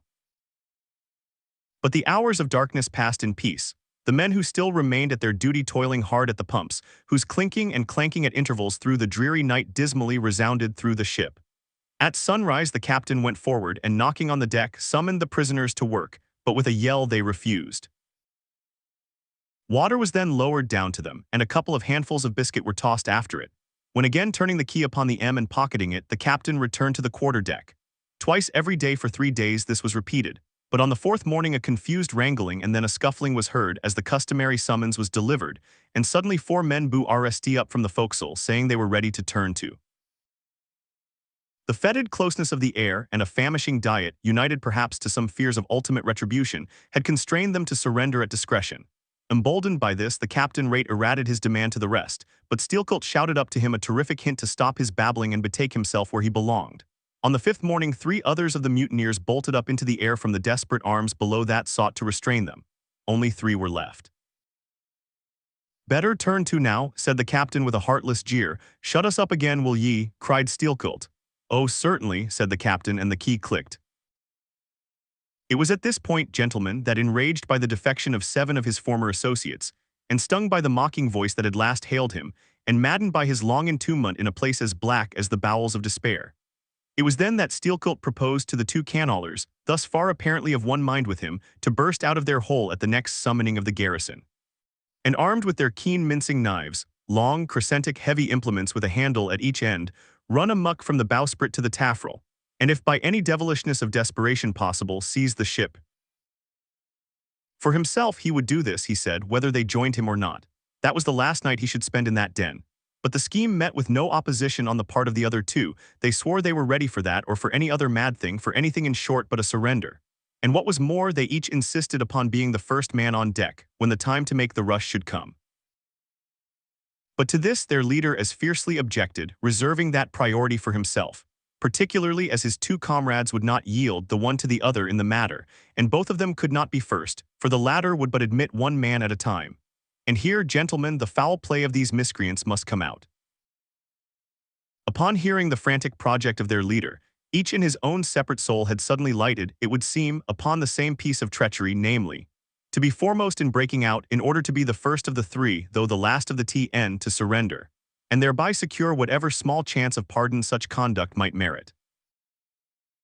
But when Steelcolt made known his determination still to lead them to the last, they in some way, by some subtle chemistry of villainy, mixed their before secret tea-reacheries together, and when their leader fell into a doze, verbally opened their souls to each other in 3 sentences, and bound the sleeper with cords and gagged him with cords, and shrieked out for the captain at midnight. Thinking murder at hand, and smelling in the dark for the blood, he and all his armed mates and harpooneers rushed for the forecastle. In a few minutes the scuttle was opened, and bound hand and foot, the still struggling ringleader was shoved up into the air by his perfidious allies, who at once claimed the honor of securing a man who had been fully ripe for murder. But all these were collared and dragged along the deck like dead cattle, and side by side were seized up into the mizzen rigging, like 3/4 of meat, and there they hung till morning. "Damn ye," cried the captain, pacing to and fro before them, "the vultures would not touch ye, ye villains." At sunrise he summoned all hands, and separating those who had rebelled from those who had taken no part in the mutiny, he told the former that he had a good mind to flog them all round, thought, upon the whole, he would do so, he ought to justice demanded it. But for the present, considering their timely surrender, he would let them go with a reprimand, which he accordingly administered in the vernacular. "But as for you, ye carrion rogues," turning to the 3 men in the rigging, "for you, I mean to mince ye up for the trypots." And seizing a rope, he applied it with all his might to the backs of the 2 traitors, till they yelled no more, but lifelessly hung their heads sideways as the 2 crucified thieves are drawn. "My wrist is sprained with ye," he cried at last, "but there is still rope enough left for you, my fine bantam that wouldn't give up." Take that gag from his mouth and let us hear what he can say for himself. For a moment the exhausted mutineer made a tremulous motion of his cramped jaws, and then painfully twisting round his head said in a sort of hiss, "What I say is this, and mind it well, if you flog me I murder you." "Say ye so? Then see how ye fright me," and the captain drew off with the rope to strike. "Best not," hissed the lakeman. "But I must," and the rope was once more drawn back for the stroke. Steelcolt here hissed out something, inaudible to all but the captain, who, to the amazement of all hands, started back, paced the deck rapidly 2 or 3 times, and then suddenly throwing down his rope said, "I won't do it, let him go, cut him down, die here." But as the junior mates were hurrying to execute the order, a pale man with a bandaged head arrested them, Radney the chief mate. Ever since the blow he had lain in his berth, but that morning, hearing the tumult on the deck, he had crept out and thus far had watched the whole scene. Such was the state of his mouth that he could hardly speak, but mumbling something about his being willing and able to do what the captain dared not attempt, he snatched the rope and advanced to his pinioned foe. "You are a coward," hissed the lakeman. "So I am, but take that." The mate was in the very act of striking when another hiss stayed his uplifted arm. He paused, and then pausing no more made good his word spite of Steelcolt's threat, whatever that might have been. The 3 men were then cut down, all hands were turned to, and sullenly worked by the moody seamen, the iron pumps clanged as before. Just after dark that day, when one watch had retired below, a clamor was heard in the forecastle, and the 2 trembling traitors running up, besieged the cabin door, saying they durst not consort with the crew. Entreaties, cuffs, and kicks could not drive them back, so at their own instance they were put down in the ship's run for salvation. Still, no sign of mutiny reappeared among the rest. On the contrary, it seemed that mainly at Steelcoat's instigation, they had resolved to maintain the strictest peacefulness, obey all orders to the last, and when the ship reached port, desert her in a body. But in order to ensure the speediest end to the voyage, they all agreed to another thing, namely, not to sing out for whales, in case any should be discovered. For spite of her leak and spite of all her other perils, The Townho still maintained her mastheads, and her captain was just as willing to lower for a fish that moment, as on the day his craft first struck the cruising ground. And Radney the mate was quite as ready to change his berth for a boat, and with his ba-endaged mouth seek to gag in death the vital jaw of the whale. But though the lakeman had induced the seamen to adopt this sort of passiveness in their conduct, he kept his own counsel, at least till all was over, concerning his own proper and private revenge upon the man who had stung him in the ventricles of his heart. He was in Radney the chief mate's watch, and as if the infatuated man sought to run more than halfway to meet his doom, after the scene at the rigging, he insisted, against the express counsel of the captain, upon resuming the head of his watch at Night. Upon this and one or two other circumstances, Steelcoat systematically built the plan of his revenge. During the night, Radney had an unseamanlike way of sitting on the bulwarks of the quarter-deck and leaning his arm upon the gunwale of the boat which was hoisted up there, a little above the ship's side. In this attitude, it was well known, he sometimes dozed. There was a considerable vacancy between the boat and the ship, and down between this was the sea. Steelcoat calculated his time and found that his next trick at the helm would come round at 2 o'clock in the morning of the third day from that in which he had been betrayed. At his leisure, he employed the interval in braiding something very carefully in his watches below. "What are you making there?" said a shipmate. "What do you think? What does it look like?" "Like a lanyard for your bag, but it's an odd one, seems to me." "Yes, rather oddish," said the lakeman, holding it at arm's length before him, "but I think it will answer. Shipmate, I haven't enough twine, have you any?" But there was none in the forecastle. "Then I must get some from old Rad," and he rose to go aft. "You don't mean to go a-begging to him," said a sailor. "Why not? Do you think he won't do me a turn when it's to help himself in the end, shipmate?" And going to the mate, he looked at him quietly and asked him for some twine to mend his hammock. It was given him. Neither twine nor lanyard were seen again. But the next night an iron ball, closely netted, partly rolled from the pocket of the lakeman's monkey jacket, as he was tucking the coat into his hammock for a pillow. 24 hours after, his trick at the silent helm nigh to the man who was apt to dozy over the grave, always ready dug to the seaman's hand, that fatal hour was then to come. And in the foreordaining soul of Steelcoat, the mate was already stark and stretched as a corpse with his forehead crushed in. But gentlemen, a fool saved the would-be murderer from the bloody deed he had planned. Yet complete revenge he had, and without being the avenger. For by a mysterious fatality, heaven itself seemed to step in to take out of his hands into its own the damning thing he would have done. It was just between daybreak and sunrise of the morning of the second day, when they were washing down the decks, that a stupid Tenerife man, drawing water in the main chains, all at once shouted out, "There she rolls! There she rolls! Jesu, what a wally, it was Moby Dick!" "Moby Dick," cried Don Sebastian St. Dominic. "Sir Sailor, but do whales have christenings? Whom call you Moby Dick?" "A very white and famous and most deadly immortal monster, Don, but that would be too long a story." How, cried all the young Spaniards crowding. "Nay, Dons, nay, I cannot rehearse that now, let me get more into the air, sirs." The chicha, cried Don Pedro, "our vigorous friend looks faint, fill up his empty glass." "No need, gentlemen, one moment and I proceed." Now, gentlemen, so suddenly perceiving the snowy whale within 50 yards of the ship, forgetful of the compact among the crew in the excitement of the moment, the Tenerife man had instinctively and involuntarily lifted his voice for the monster, though for some little time past it had been plainly beheld from the 3 sullen mastheads. All was now a frenzy. "The white whale, the white whale!"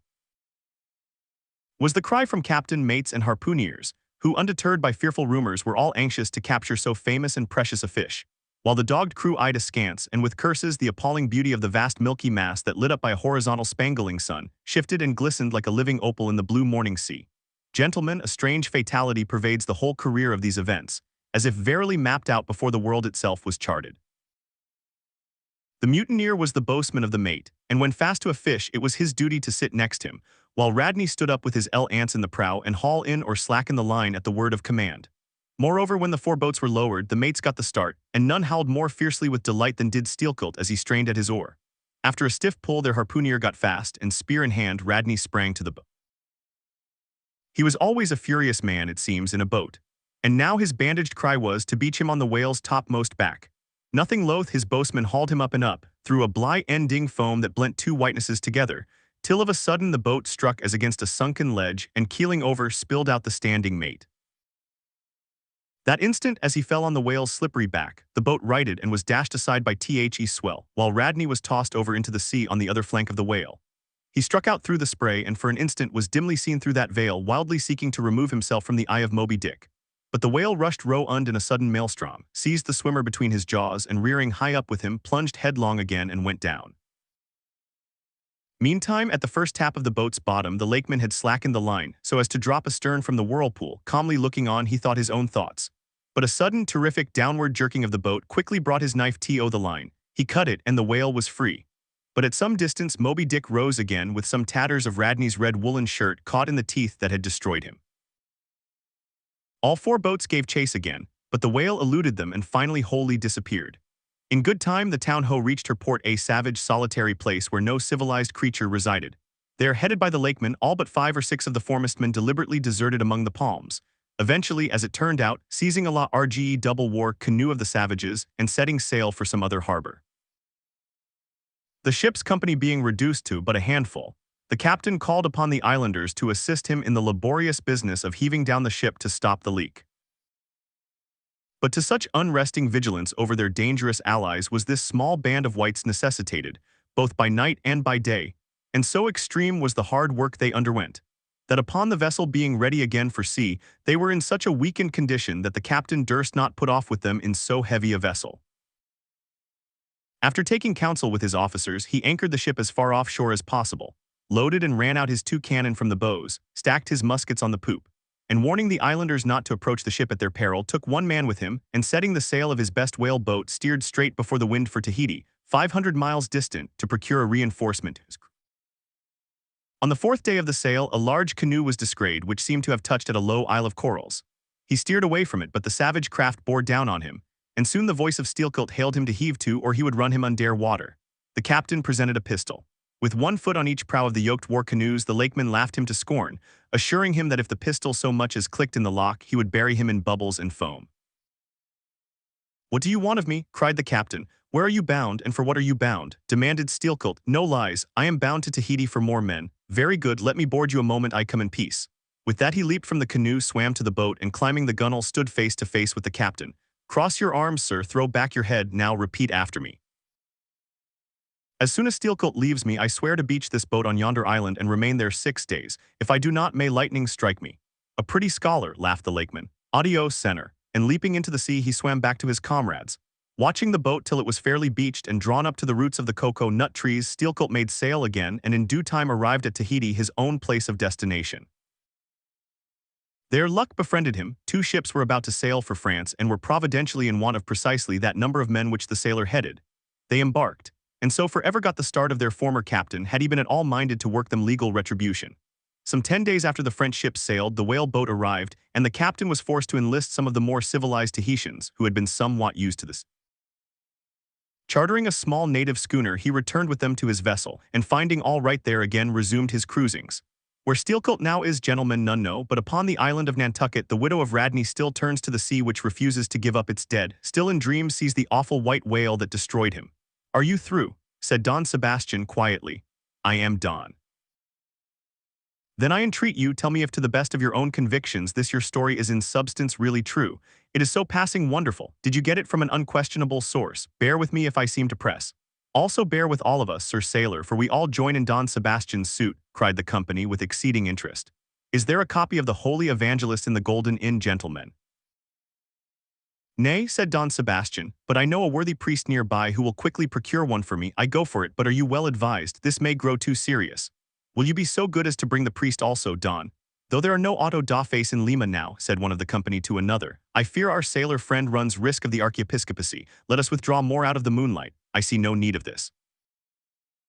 "Excuse me for running after you, Don Sebastian, but may I also beg that you will be particular in procuring the largest sized evangelists you can." "If this is the priest, he brings you the evangelists," said Don Sebastian gravely, returning with a tall and solemn figure. "Let me remove my hat. Now, venerable priest, further into the light and hold the holy book before me that I may touch it. So help me heaven, and on my honor the story I have told ye, gentlemen, is in substance and its great items true. I know it to be true. It happened on this ball. I trod the ship. I knew the crew. I have seen and talked with Steelkilt since the death of Radney.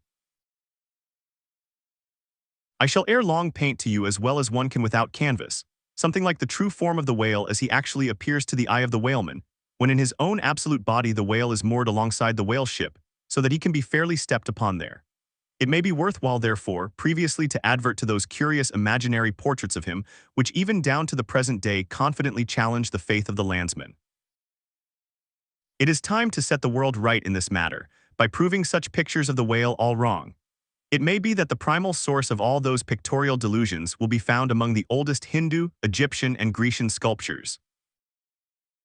For ever since those inventive but unscrupulous times when on the marble panelings of temples, the pedestals of statues, and on shields, medallions, cups, and coins, the dolphin was drawn in scales of chain armor like Saladin's and a helmeted head like St. George's. Ever since then has something of the same sort of license prevailed, not only in most popular pictures of the whale, but in many scientific presentations of him. Now, by all odds, the most ancient extant portrait anyways purporting to be the whale's is to be found in the famous cavern pagoda of Elephanta in India. The Brahmins maintain that in the almost endless sculptures of that immemorial pagoda, all the trades and pursuits, every conceivable avocation of man were prefigured ages before any of them actually came into being. No wonder then that in some sort our noble profession of whaling should have been there shadowed forth. The Hindu whale referred to occurs in a separate department of the wall, depicting the incarnation of Vishnu in the form of Leviathan, learnedly known as the Matsi avatar. But though this sculpture is half man and half whale so as only to give the tail of the latter, yet that small section of him is all wrong. It looks more like the tapering tail of an anaconda than the broad palms of the true whale's majestic flukes. But go to the old galleries and look now at a great Christian painter's portrait of this fish, for he succeeds no better than the antediluvian Hindu. It is Guido's picture of Perseus rescuing Andromeda from the sea monster or whale. Where did Guido get he model of such a strange creature as that?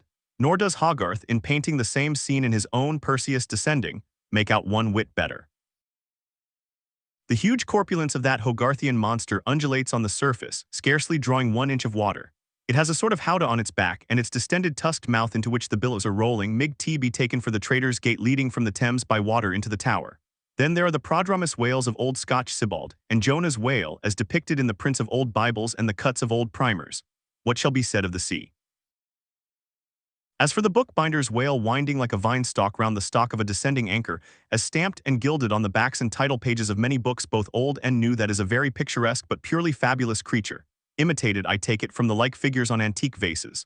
Though universally denominated a dolphin, I nevertheless call this bookbinder's fish an attempt at a whale, because it was so intended when the device was first introduced. It was introduced by an old Italian publisher somewhere about the 15th century during the revival of learning, and in those days, and even down to a comparatively late period, dolphins were popularly supposed to be a species of the Leviathan. In the vignettes and other embellishments of some ancient books you will at times meet with very curious touches at the whale, where all manner of spouts, jets d'eau, hot springs and cold, Saratoga and Baden-Baden come bubbling up from his unexhausted bra-in. In the title page of the original edition of The Advancement of Learning you will find some curious whales. But quitting all these unprofessional attempts, let us glance at those pictures of Leviathan purporting to be sober scientific delineations by those who know. In old Harris's collection of voyages there are some plates of whales extracted from a Dutch book of voyages, AD 1671, entitled A Whaling Voyage to Spitzbergen in the ship Jonah's in the whale Peter Peterson of Friesland, master. In one of those plates the whales, like great rafts of logs, are represented lying among ice isles, with white bears are unning over their living backs.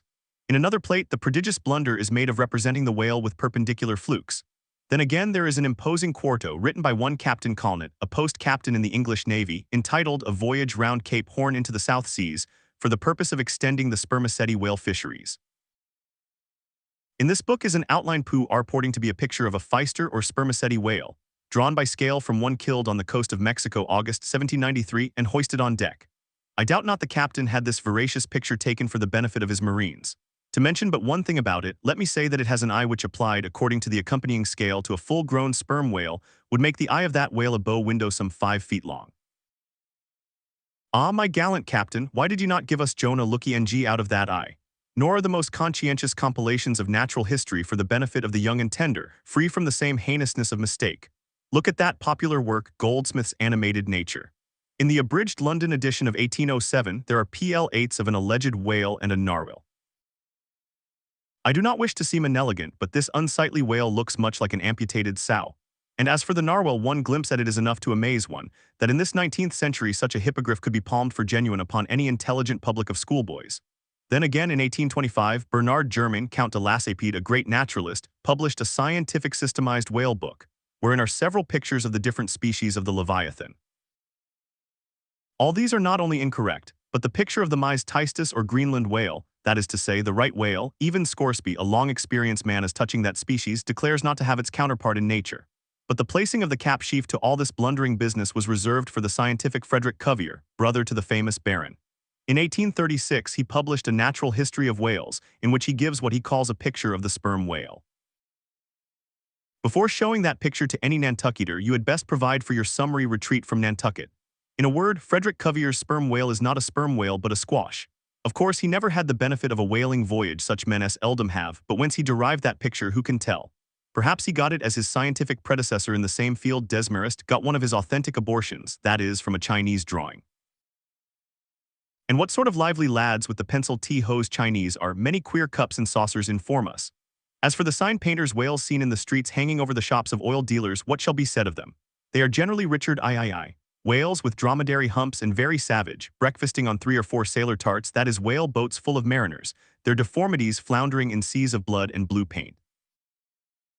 But these manifold mistakes in depicting the whale are not so very surprising after all.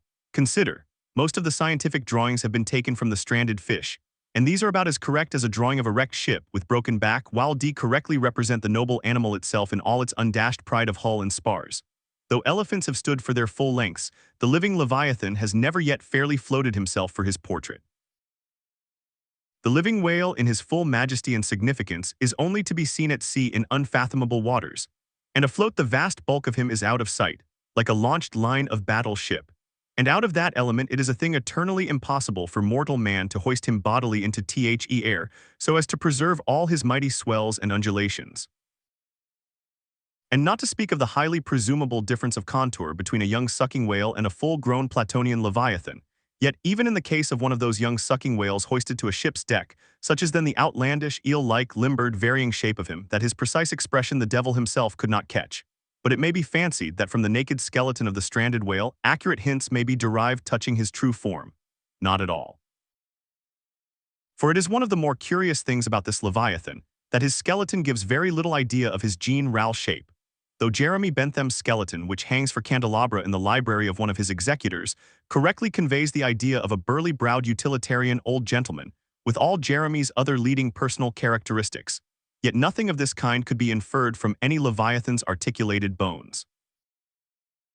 In fact, as the great Hunter says, the mere skeleton of the whale bears the same relation to the fully invested and padded animal as the insect does to the chrysalis that so roundingly envelopes it.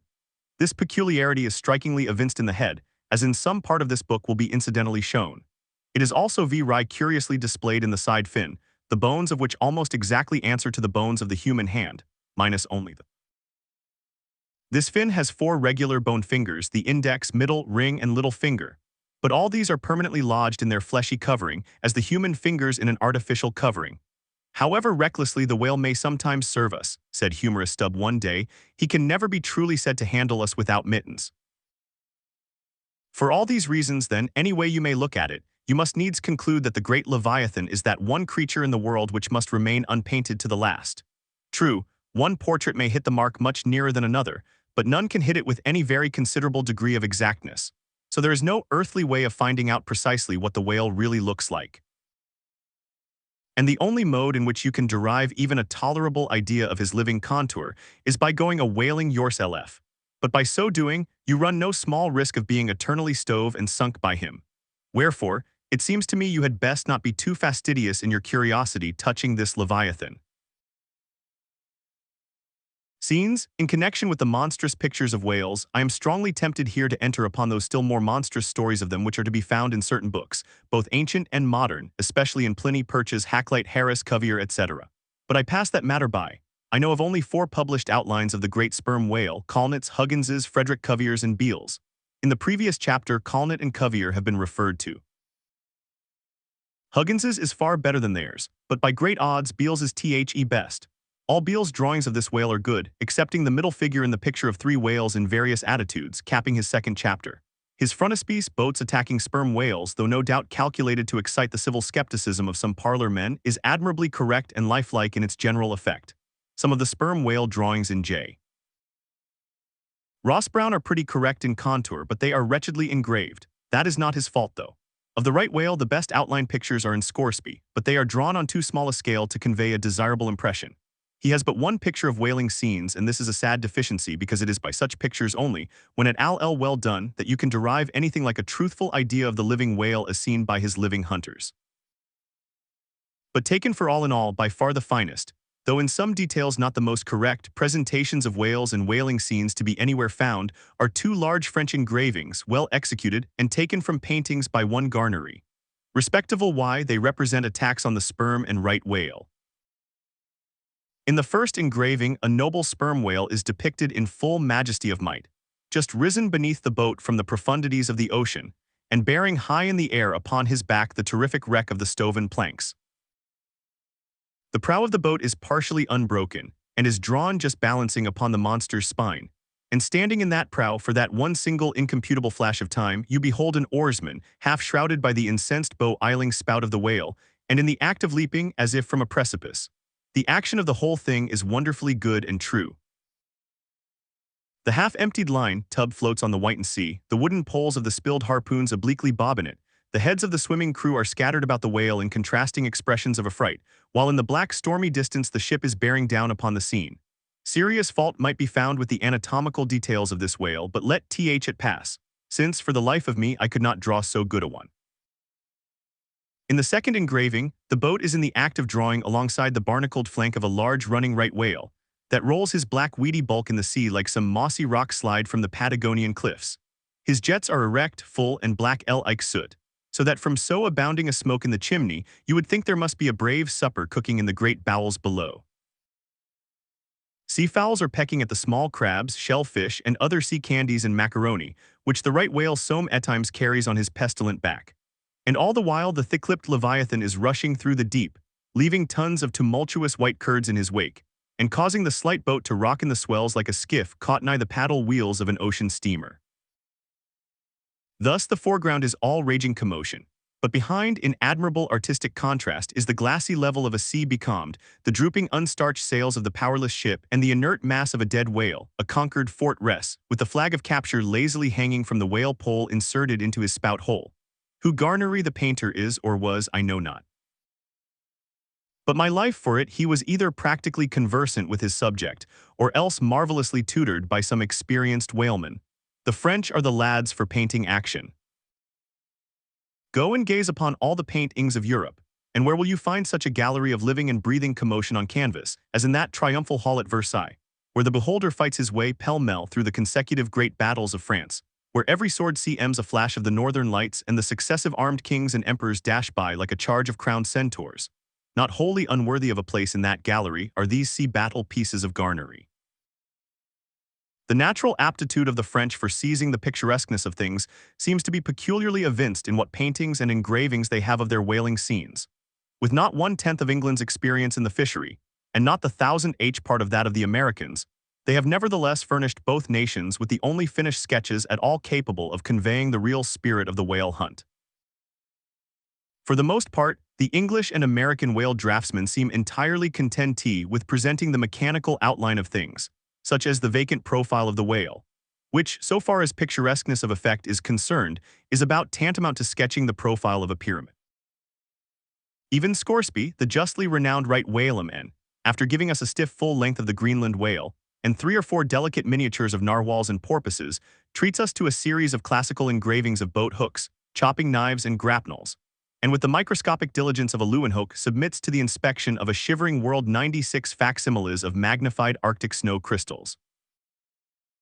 I mean no disparagement to the excellent voyager, I honor him for a veteran, but in so important a matter it was certainly an oversea GHT not to have procured for every crystal a sworn affidavit taken before a Greenland justice of the peace. In addition to those fine engravings from Garnery, there are 2 other French engravings worthy of note, by someone who subscribes himself H. Durand. One of them, though not precisely adapted to our present purpose, nevertheless deserves mention on our accounts. It is a quiet noon scene among the isles of the Pacific, a French whaler anchored inshore in a calm and lazily taking water on board, the loosened sails of the ship and the long leaves of the palms in the background, both drooping together in the breezeless air. The effect is very fine, when considered with reference to its presenting the hardy fishermen under one of their few aspects of oriental repose. The other engraving is quite a different affair. The ship hove to upon the open sea and in the very heart of the leviathanic life with a right whale alongside. The vessel in the act of cutting in hove over to the monster as if to a quay, and a boat, hurriedly pushing off from this scene of activity, is about giving chase to whales in the distance. The harpoons and lances lie leveled for use. 3 oarsmen are just setting the mast in its hole, while from a sudden roll of the sea the little craft stands half erect out of the water like a rearing horse. From the ship the smoke of the torments of the boiling whale is going up like the smoke over a village of smithies, and to windward a black cloud, rising up with earnest of squalls and rains, seems to quicken the activity of the excited seamen. Stars, on Tower Hill as you go down to the London docks, you may have seen a crippled beggar or kedger, as the sailors say, holding a painted board before him, representing the tragic scene in which he lost his leg. There are 3 whales and 3 boats, and one of the boats, presumed to contain the missing leg in all its original integrity, is being crunched by the jaws of the foremost whale. Any time these 10 years, they tell me, has that Ma-en held up that picture and exhibited that stump to an incredulous world. But the time of his justification has now come. His 3 whales are as good whales as were ever published in Wapping at any rate, and his stump as unquestionable a stump as any you will find in the western clearings. But though forever mounted on that stump, never a stump speech does the poor whaleman make, but with downcast eyes stands ruefully contemplating his own amputation. Throughout the Pacific, and also in Nantucket and New Bedford and Sag Harbor, you will come across lively sketches of whales and whaling scenes, graven by the fishermen themselves on sperm whale teeth or ladies' busks wrought out of the right whale bone, and other like scrimshender articles, as the whalemen call the numerous little ingenious contrivances they elaborately carve out of the rough material, in their hours of ocean leisure. Some of them have little boxes of dentistical-looking implements, specially intended for the scrimshendering business. But in general they toil with their jackknives alone, and with that almost omnipotent tool of the sailor they will turn you out anything you please in the way of a mariner's fancy. Long exile from Christendom and civilization inevitably restores a man to that condition in which God placed him, i.e. what is called savagery. Your true whale hunter is as much a savage as an Iroquois. I myself am a savage, owning no allegiance but to the king of the cannibals, and ready at any moment to rebel against him. Now one of the peculiar characteristics of the savage in his domestic hours is his wonderful patience of industry. An ancient Hawaiian war club or spear paddle, in its full multiplicity and elaboration of carving, is as great a trophy of human perseverance as a Latin lexicon. For with but a bit of broken seashell or a shark's tooth, that miraculous intricacy of wooden network has been achieved, and it has cost steady years of steady application. As with the Hawaiian savage, so with the white sailor savage. With the same marvelous patience, and with the same single shark's tooth of his one poor jackknife, he will carve you a bit of bone sculpture not quite as workmanlike, but as close-packed in its maziness of design as the Greek savage Achilles' shield, and full of barbaric spirit and suggestiveness, as the prince of that fine old Dutch savage, Albert Durer. Wooden whales, or whales cut in profile out of the small dark slabs of the noble South Sea warwood, are frequently met with in the forecastles of American whalers. Some of them are done with much accuracy. At some old gable-roofed country houses you will see brass whales hung by the tail for knockers to the roadside door.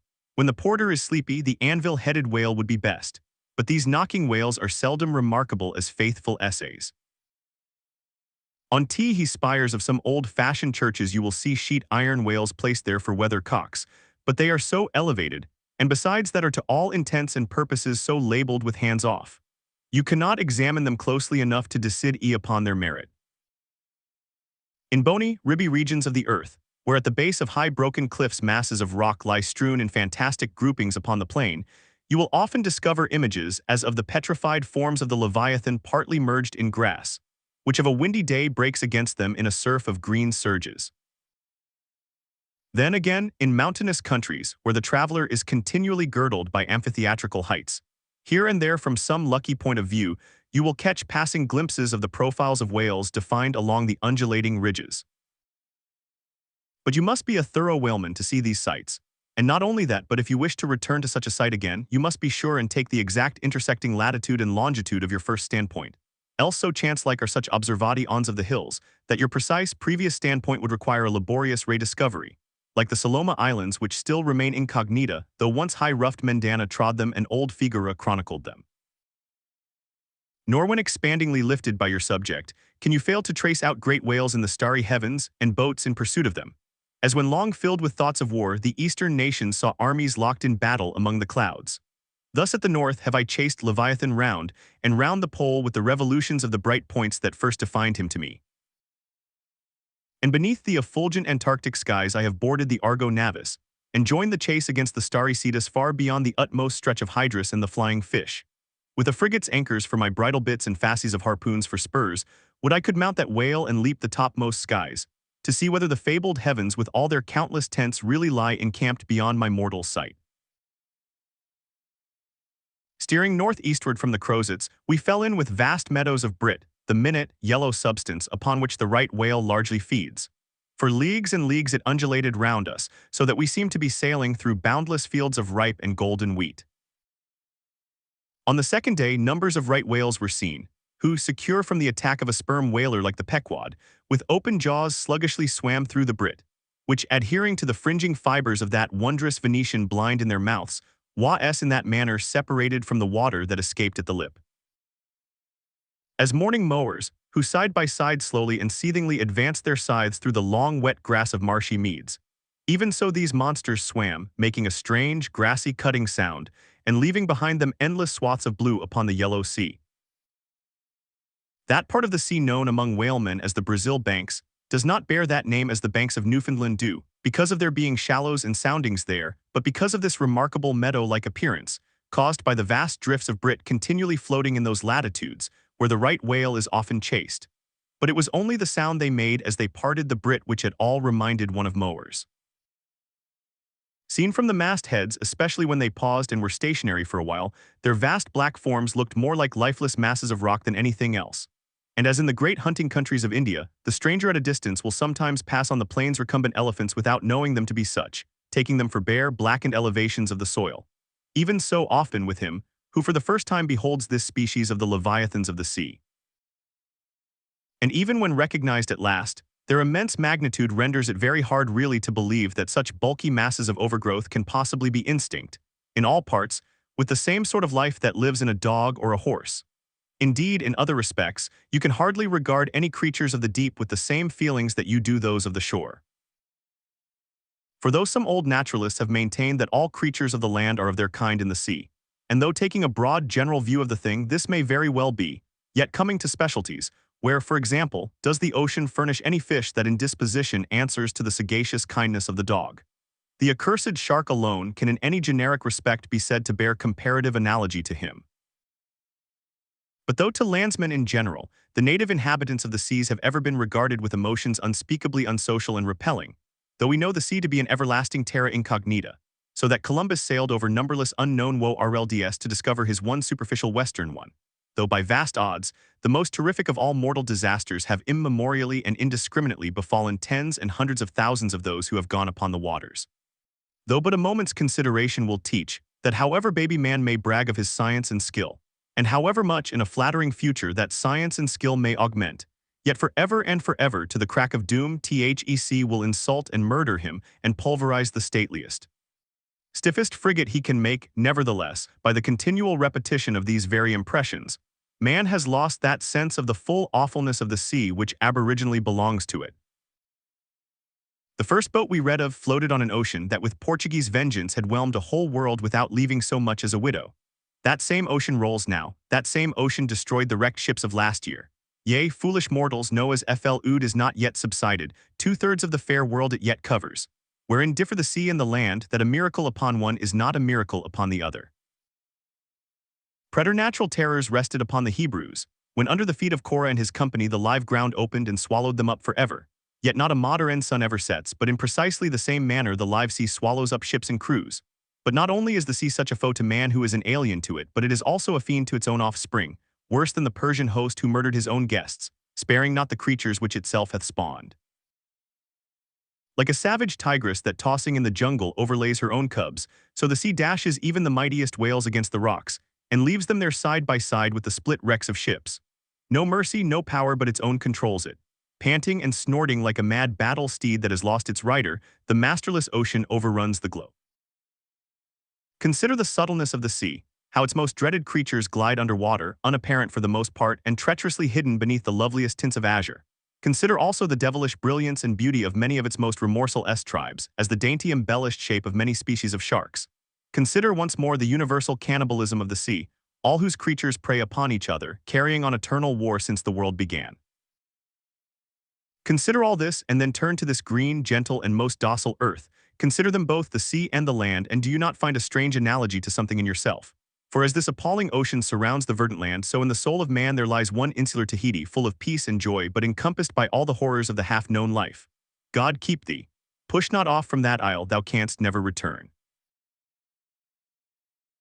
Slowly wading through the meadows of Brit, the Pequod still held on her way northeastward towards the island of Java, a gentle air impelling her keel, so that in the surrounding serenity her three tall tapering masts mildly waved to that languid breeze, as three mild palms on a plain. And still, at wide intervals in the silvery night, the lonely, alluring jet would be seen.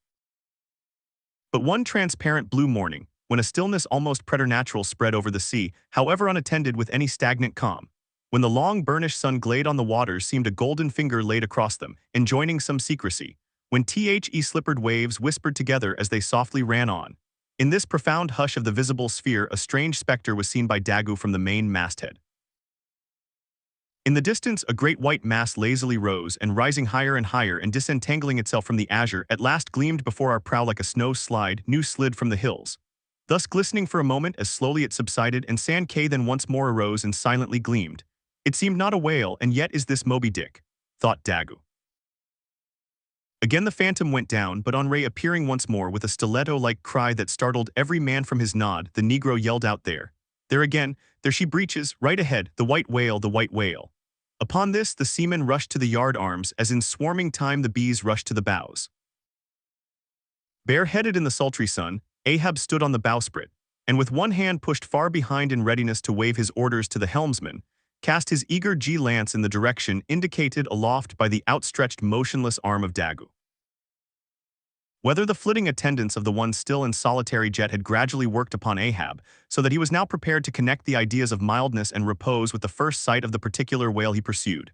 However this was, or whether his eagerness betrayed him, whichever way it might have been, no sooner did he distinctly perceive the white mass, than with a quick intensity he instantly gave orders for lowering. The four boats were soon on the water, Ahab's in advance and all swiftly pulling towards their prey. Soon it went down, and while with oars suspended we were awaiting its reappearance, lo, in the same spot where it sank, once more it slowly rose. Almost forgetting for the moment all thoughts of Moby Dick, we now gazed at the most wondrous phenomenon which the secret seas have hitherto revealed to mankind. A vast pulpy mass, furlongs in length and breadth, of a glancing cream color, lay floating on the W-ater, innumerable long arms radiating from its center and curling and twisting like a nest of anacondas, as if blindly to clutch at any hapless object within reach. No perceptible face or front did it have, no conceivable token of either sensation or instinct, but undulated there on the billows, an unearthly, formless, chance-like apparition of life. As with a low sucking sound it slowly disappeared again, Starbuck still gazing at the agitated waters where it had sunk, with a wild voice exclaimed, almost rather had I seen Moby Dick and fought him than to have seen thee, thou white ghost. What was it, sir? Said Flask. The great live squid which they say few whale ships ever beheld and returned to their ports to tell of it. But Ahab said nothing. Turning his boat, he sailed back to the vessel, the rest as silently following. Whatever superstitions the sperm whalemen in general have connected with the sight of this object, certain it is that a glimpse of it being so very unusual, that circumstance has gone far to invest it with portentousness. So rarely is it beheld, that thou GH1 and all of them declare it to be the largest animated thing in the ocean. Yet very few of them have any but the most vague ideas concerning its true nature and form. Notwithstanding, they believe it to furnish to the sperm whale his only food. For other species of whales find their food above water, and may be seen by man in the act of feeding, the spermaceti whale obtains his whole food in unknown zones below the surface, and only by inference is it that anyone can tell of what precisely food consists. At times, when closely pursued, he will disgorge what are supposed to be the detached arms of the squid, some of them thus exhibited exceeding 20 and 30 feet in length. They fancy that the monster to which these arms belonged ordinarily clings by them to the bed of the ocean, and that the sperm whale, unlike other species, is supplied with teeth in order to attack and tear it. There seems some ground to imagine that the great kraken of Bishop Pontopodon may ultimately resolve itself into squid. The manner in which the bishop describes it as alternately rising and sinking, with some other particulars he narrates, in all this the correspond. But much abatement is necessary with respect to the incredible bulk he assigns it. By some naturalists who have vaguely heard rumors of the mysterious creature here spoken of, it is included among the class of cuttle fish, to which indeed in certain external respects it would seem to belong, but only as the anak of the tribe. With reference to the whaling scene shortly to be described, as well as for the better understanding of all similar scenes elsewhere presented, I have here to speak of the magical, sometimes horrible whale line. The line originally used in the fishery was of the best hemp, slightly vapored with tar, not impregnated with it, as in the case of ordinary ropes. For while tar, as ordinarily used, makes the hemp more pliable to the rope maker, and also renders the rope itself more convenient to the sailor for common ship use. Yet not only would the ordinary quantity too much stiffen the whale line for the close coiling to which it must be subjected. But as most seamen are beginning to learn, tar in general by no means a DDS to the rope's durability or strength, however much it may give it compactness and gloss. Of late years, the manila rope has in the American fishery almost entirely superseded hemp as a material for whale lines, for though not so durable as hemp, it is stronger and far more soft and elastic, and I will add, since there is an aesthetics in all things, is much more handsome and becoming to the boat than hemp. Hemp is a dusky, dark fellow, a sort of Indian, but manila is as a golden-haired Circassian to behold. The whale line is only 2/3 of an inch in thickness. At first sight, you would not think it so strong as it really is. By experiment, its 1 and 50 yarns will each suspend a weight of 120 pounds, so that the whole rope will bear a strain nearly equal to 3 tons. In length, the common sperm whale line measures something over 200 fathoms. Towards the stern of the boat it is spirally coiled away in the tub, not like the worm pipe of a still though, but so as to form one round, cheese-shaped mass of densely bedded sheaves, or layers of concentric spiralizations without any hollow but the heart, or minute vertical tube formed at the axis of the cheese. As the least tangle or kink in the coiling would in running out infallibly take somebody's arm, leg, or entire body off, the utmost precaution is used in stowing the line in its tub. Some harpooneers will consume almost an entire morning in this business, carrying the line high aloft and then reeving it downwards through a block towards the tub, so as in the act of coiling to free it from all possible wrinkles and twists. In the English boats, 2 tubs are used instead of 1, the same line being continuously coiled in both tubs. There is some advantage in this, because these twin tubs being so small they fit more readily into the boat and do not strain it so much, whereas the American tub, nearly 3 feet in diameter and of proportionate depth, makes a rather bulky freight for a craft whose planks are but 1/2 inch in thickness. For the bottom of the whale boat is like critical ice, which will bear up a considerable distributed weight, but not very much of a concentrated one. When the painted canvas cover is clapped on the American line tub, the boat looks as if it were pulling off with a prodigious great wedding cake to present to the whales. Both ends of the line are exposed, the lower end terminating in an ice splice or loop coming up from the bottom against the side of the tub and hanging over its edge completely disengaged from everything. This arrangement of the lower end is necessary on 2 accounts. First, in order to facilitate the fastening to it of an additional line from a neighboring boat, in case the stricken whale should sound so deep as to threaten to carry off the entire line originally attached to the harpoon. In these instances, the whale of course is shifted like a mug of ale, as it were, from the one boat to the other, though the first boat always hovers at hand to assist its consort. Second, this arrangement is indispensable for common safety's sake, for were the lower end of the line in any way attached to the boat, and were the whale then to run the line out to the end almost in a single smoking minute as he sometimes does, he would not stop there, for the doomed boat would infallibly be dragged down after him into the profundity of the sea, and in that case no town crier would ever find her again. Before lowering the boat for the chase, the upper end of the line is taken aft from the tub, and passing round the loggerhead there, is again carried forward the entire length of the boat, resting crosswise upon the loom or handle of every man's oar, so at it jogs against his wrist in rowing. And also passing between the men, as they alternately sit at the opposite gunwales, to the leaded chocks or grooves in the extreme pointed prow of the boat, where a wooden pin or skewer the size of a common quill, prevents it from slipping out. From the chocks it hangs in a slight festoon over the bows, and is then passed inside the boat again, and some 10 or 20 fathoms called box line being coiled upon the box in the bows, it continues its way to the gunwale S till a little further aft and is then attached to the short warp, the rope which is immediately connected with the harpoon. But previous to that connection, the short warp goes through sundry mystifications too tedious to detail. Thus the whale line folds the whole boat in its complicated coils, twisting and writhing around it in almost every direction. All the oarsmen are involved in its perilous contortions, so that to the timid eye of the landsman they seem as Indian jugglers, with the deadliest snakes sportively festooning their limbs.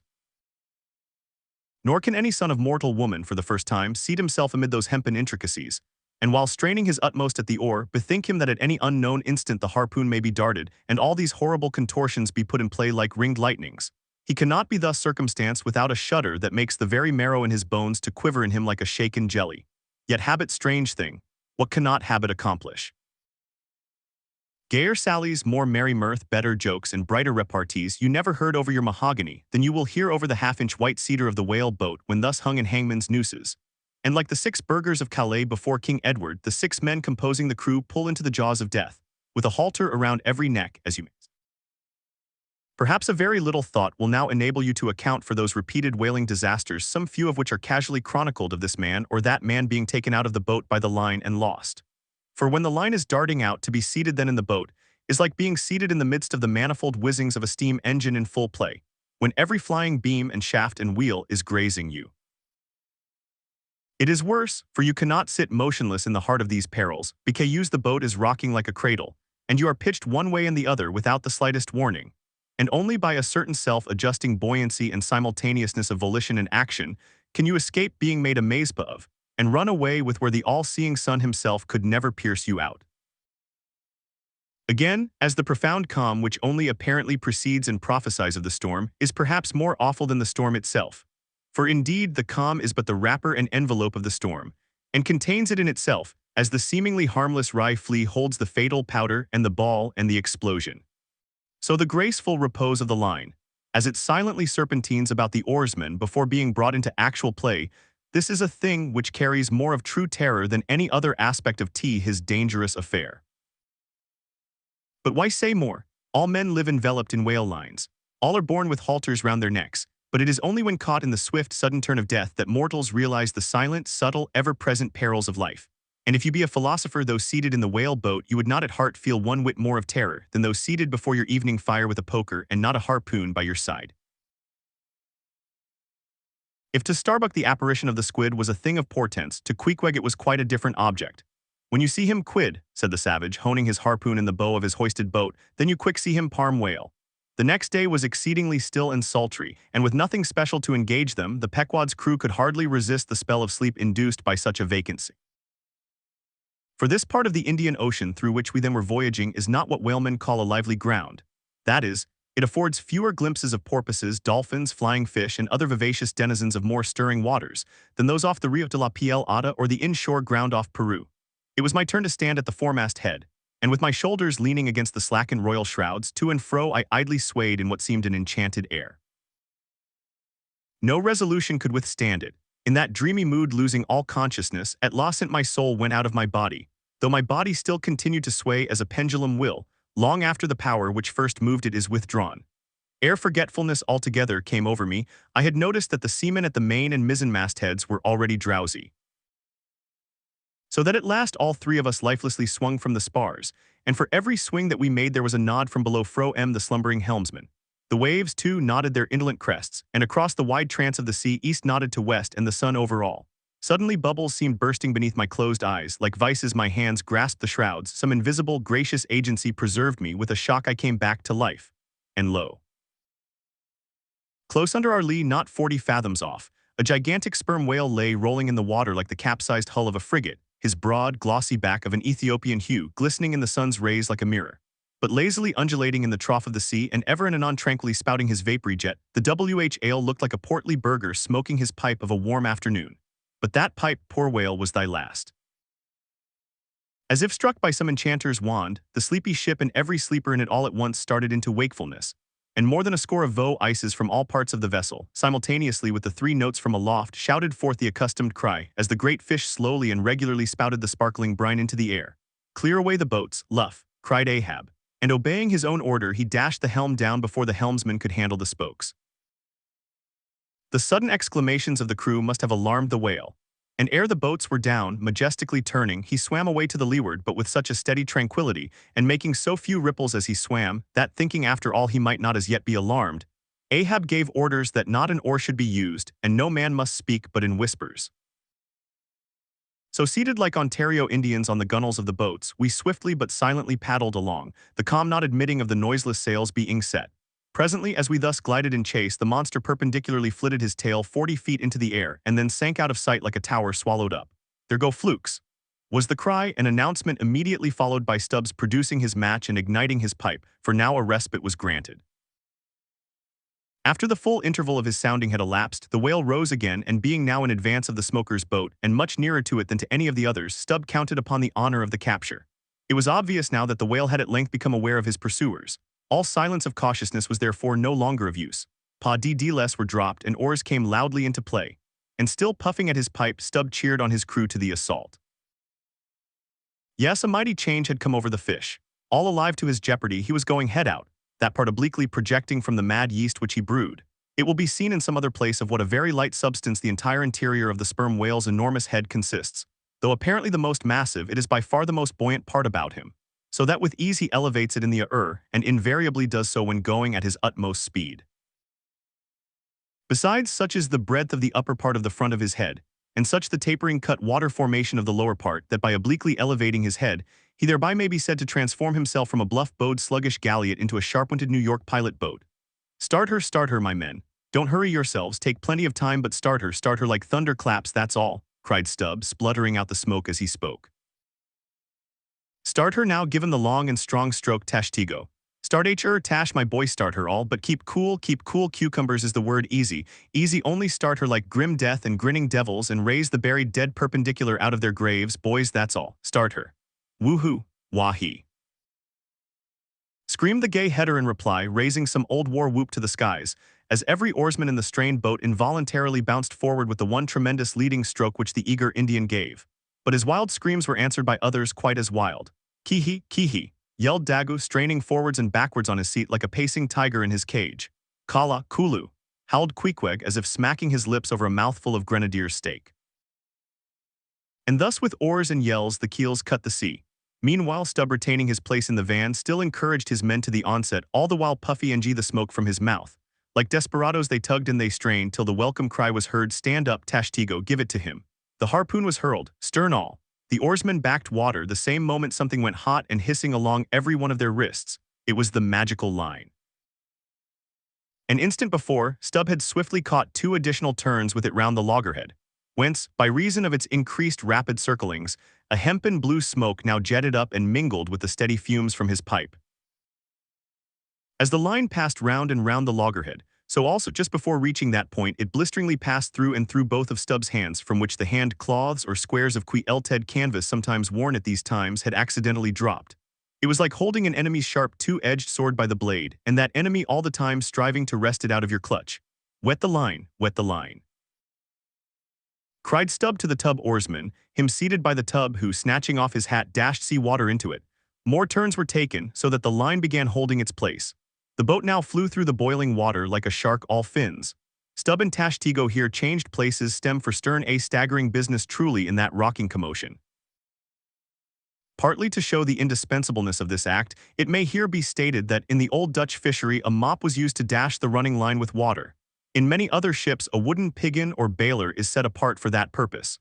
Your hat, however, is the most convenient. From the vibrating line extending the entire length of the upper part of the boat, and from its now being more tight than a harpstring, you would have thought the craft had 2 keels, one cleaving the water, the other the air, as the boat churned on through both opposing elements at once. A continual cascade played at the bows, a ceaseless whirling eddy in her wake, and at the slightest motion from within, even but of a little finger, the vibrating, cracking craft canted over her spasmodic gunwale into the sea. Thus they rushed, each man with might and main clinging to his seat to prevent being tossed to the foam, and the tall form of Tashtigo at the steering oar crouching almost double, in order to bring down his center of gravity. Whole Atlantics and Pacific Seas seemed past as they shot on their way, till at length the whale somewhat slackened his flight.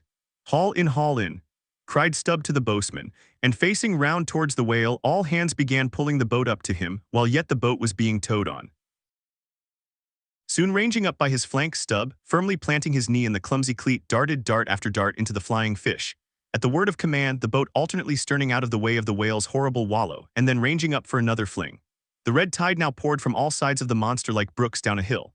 His tormented body rolled not in brine but in blood, which bubbled and seethed for furlongs behind in their wake. The slanting sun playing upon this crimson pond in the sea sent back its reflection into every face, so that they all glowed to each other like red men. And all the while jet after jet of white smoke was agonizingly shot from the spiracle of the whale, and vehement puff after puff from the mouth of the excited headsman, as at every dart hauling in upon his crooked lance by the line attached to it, Stubb straightened it again and again by a few rapid blows against the gunwale, then again and again sent it into the whale. Pull up, pull up. He now cried to the boatswain as the waning whale relaxed in his wrath. Pull up, close to. And the boat ranged along the fish's flank. When reaching far over the bow, Stubb slowly turned his long, sharp lance into the fish and kept it there, carefully churning and churning, as if cautiously seeking to feel after some gold watch that the whale might have swallowed, and which he was fearful of breaking ere he could hook it out. But that gold watch he sought was the innermost life of the Phi sh. And now it is struck, for starting from his trance into that unspeakable thing called his flurry, the monster horribly wallowed in his blood, overwrapped himself in impenetrable, mad, boiling spray, so that the imperiled craft, instantly dropping astern, had much ado blindly to struggle out from that frenzied twilight into the clear air of the day. And now abating in his flurry, the whale once more rolled out into view, surging from side to side, spasmodically dilating and contracting his spout hole with sharp, cracking, agonized respirations. At last, gush after gush of clotted red gore as if it had been the purple lees of red wine shot into the frighted air and falling back again ran dripping down his motionless flanks into the sea. His heart had burst. "He's dead, Mr. Stubb," said Daggoo. Yes, both pipes smoked out. And withdrawing his own from his mouth, Stubb scattered the dead ashes over the water, and for a moment stood thoughtfully eyeing the vast corpse he had made. A word concerning an incident in the last chapter. According to the invariable usage of the fishery, the whale boat pushes off from the ship, with the headsman or whale killer as temporary steersman and the harpooner or whale fastener pulling the foremost oar, the one known as the harpooner oar. Now it needs a strong, nervous arm to strike the first iron into the fish, for often in what is called a long dart, the heavy implement has to be flung to the distance of 20 or 30 feet. But however prolonged and exhausting the chase, the harpooner is expected to pull his oar meanwhile to the uttermost. Indeed, he is expected to set an example of superhuman activity to the rest, not only by incredible rowing but by repeated loud and intrepid exclamations, and what it is to keep shouting at the top of one's compass while all the other muscles are strained and half-started. What that is none know but those who have tried it. For one, I cannot bawl very heartily and work very recklessly at one and the same time. In this straining be-alling state then with his back to the fish, all at once the exhausted harpooner hears the exciting cry, "Stand up and give it to him." He now has to drop and secure his oar, turn round on his center halfway, seize his harpoon from the crotch, and with what little strength may remain, he essays to pitch it somehow into the whale. No wonder, taking the whole fleet of whalemen in a body, that out of 50 fair chances for a dart, not 5 are successful. No wonder that so many hapless harpooners are why cursed and disrated. No wonder that some of them actually burst their blood vessels in the boat. No wonder that some sperm whalemen are absent 4 years with 4 barrels. No wonder that to many ship owners, whaling is but a losing concern. For it is the harpooner that makes the voyage. And if you take the breath out of his body, how can you expect to find it there when most wanted? Again, if the dart be successful, then at the second critical instant, that is when the whale starts to run, the boatheader and harpooner likewise start to running fore and aft to the imminent jeopardy of themselves and everyone else. It is then they see hange places, and the headsman, the chief officer of the little craft, takes his proper station in the bows of the boat. Now I care not who maintains the contrary, but all this is both foolish and unnecessary. The headsman should stay in the bows from first to last. He should both dart the harpoon and the lance, and no rowing whatever should be expected of him, except under circumstances obvious to any fisherman. I know that this would sometimes involve a slight loss of speed in the chase, but long experience in various whalemen of more than one nation has convinced me that in the vast majority of failures in the fishery, it has not by any means been so much the speed of the whale as the before described exhaustion of the harpooner that has caused them. To ensure the greatest efficiency in the dart, the harpooners of this world must start to their feet from out of idleness, and not from out of toil. Out of the trunk the branches grow, out of them the twigs. So in productive subjects grow the chapters. The crotch alluded to on a previous page deserves independent mention. It is a notched stick of a peculiar form, some 2 feet in length, which is perpendicularly inserted into the starboard gunwale near the bow, for the purpose of furnishing a rest for the wooden extremity of the harpoon, whose other naked, barbed end slopingly projects from the prow. Thereby the weapon is instantly at hand to its hurler, who snatches it up as readily from its rest as a backwoodsman swings his rifle from the wall. It is customary to have 2 harpoons reposing in the crotch, respectively called the first and second irons. But these 2 harpoons, each by its own cord, are both connected with the line, the object being this, to dart them both, if possible, one instantly after the other into the same whale, so that if in the coming drag one should draw out, the other may still retain a hold. It is a doubling of the chances.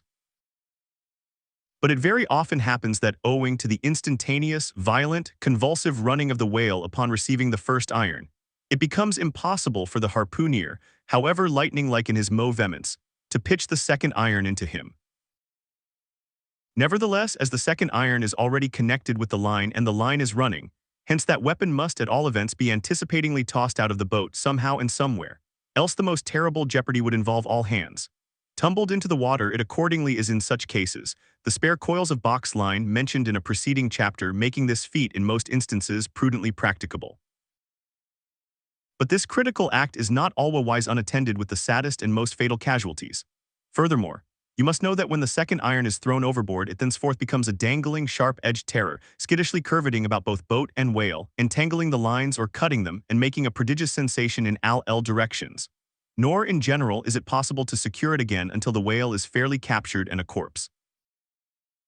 Consider now how it must be in the case of 4 boats all engaging one unusually strong, active, and knowing whale, when owing to these qualities in him, as well as to the 1,000 concurring accidents of such an audacious enterprise, 8 or 10 loose second irons may be simultaneously dangling about him.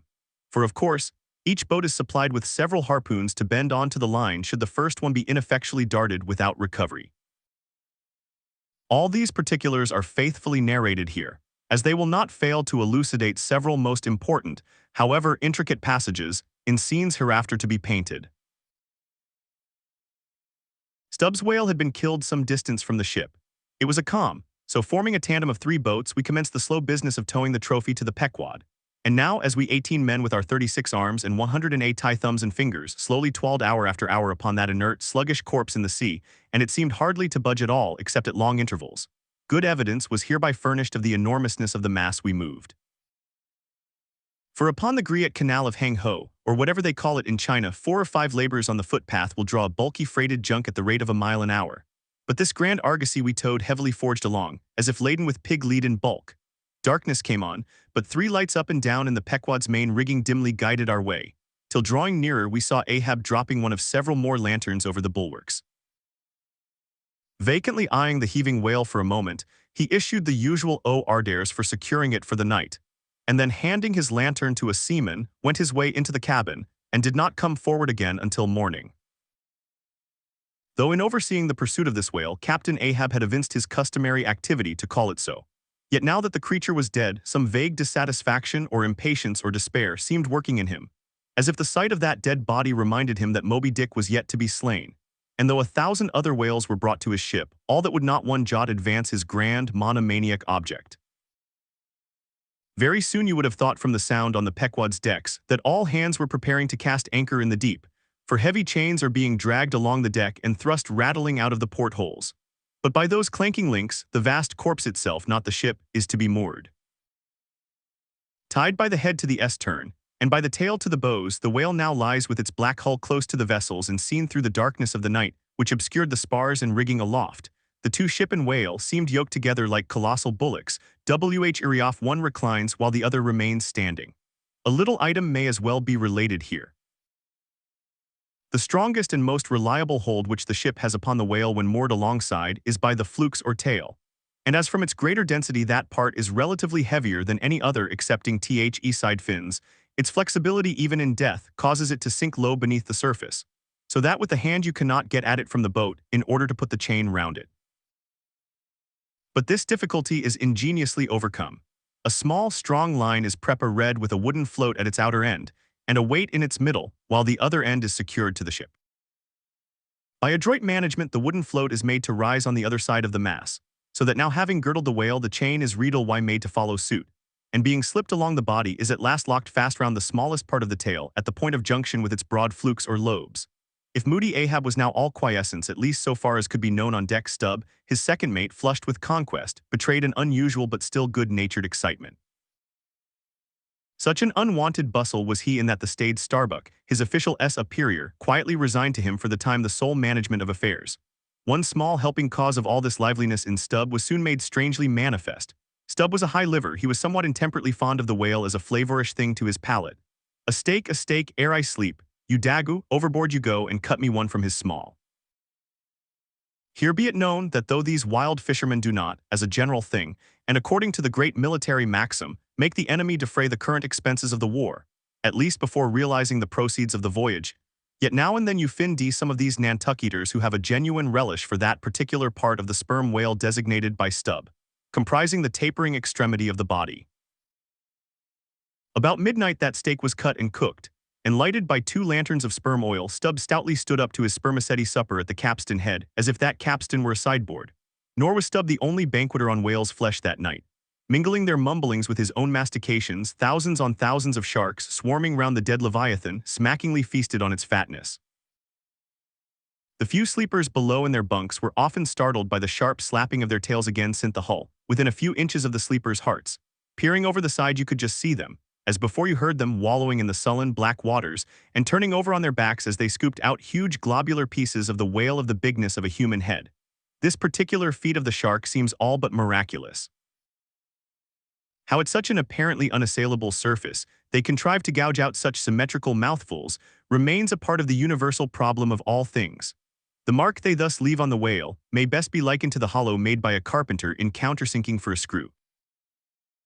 Though amid all the smoking horror and diabolism of a sea fight, sharks will be seen longingly gazing up to the ship's decks, like hungry dogs round a table where red meat is being carved, ready to bolt down every killed man that is tossed to them. And though, while the valiant butchers over the deck table are thus cannibally carving each other's live meat with carving knives all gilded and tasseled, the sharks also, with their jewel-hilted mouths, are quarrelsomely carving away under the table at the DD meat. And though were you to turn the whole affair upside down, it would still be pretty much the same thing, that is to say, a shocking sharkish business enough for all parties. And though sharks also are the invariable outriders of all slave ships crossing the Atlantic, systematically trotting alongside, to be handy in case a parcel is to be carried anywhere, or a dead slave to be decently buried. And though 1 or 2 other like instances might be set down, touching the set terms, places, and occasion when sharks do most socially congregate and most hilariously feast, yet is there no conceivable time or occasion when you will find them in such countless numbers, and in gayer or more jovial spirits than around a dead sperm whale, moored by night to a whale ship at sea.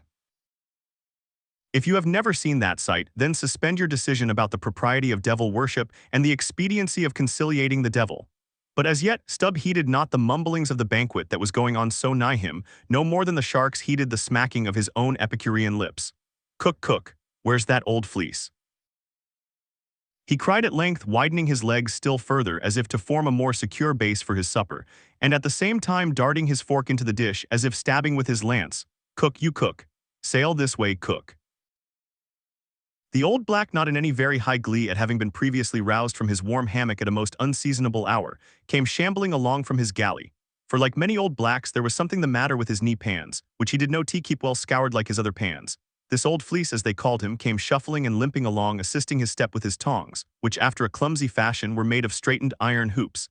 This old ebony floundered along, and in obedience to the word of command came to a dead stop on the opposite side of Stubb's sideboard, when with both hands folded before him and resting on his 2-legged cane, he bowed his arched back still further over, at the same time sideways inclining his head, so as to bring his best ear into play.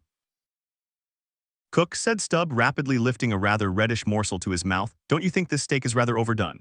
You've been beating this steak too much, cook, it's too tender. Don't I always say that to be good a whale steak must be tough? There are those sharks now over the side, don't you see they prefer it tough and rare? What a shindy they are kicking up. Cook, go and talk to 'em, tell 'em they are welcome to help themselves civilly and in moderation, but they must keep quiet.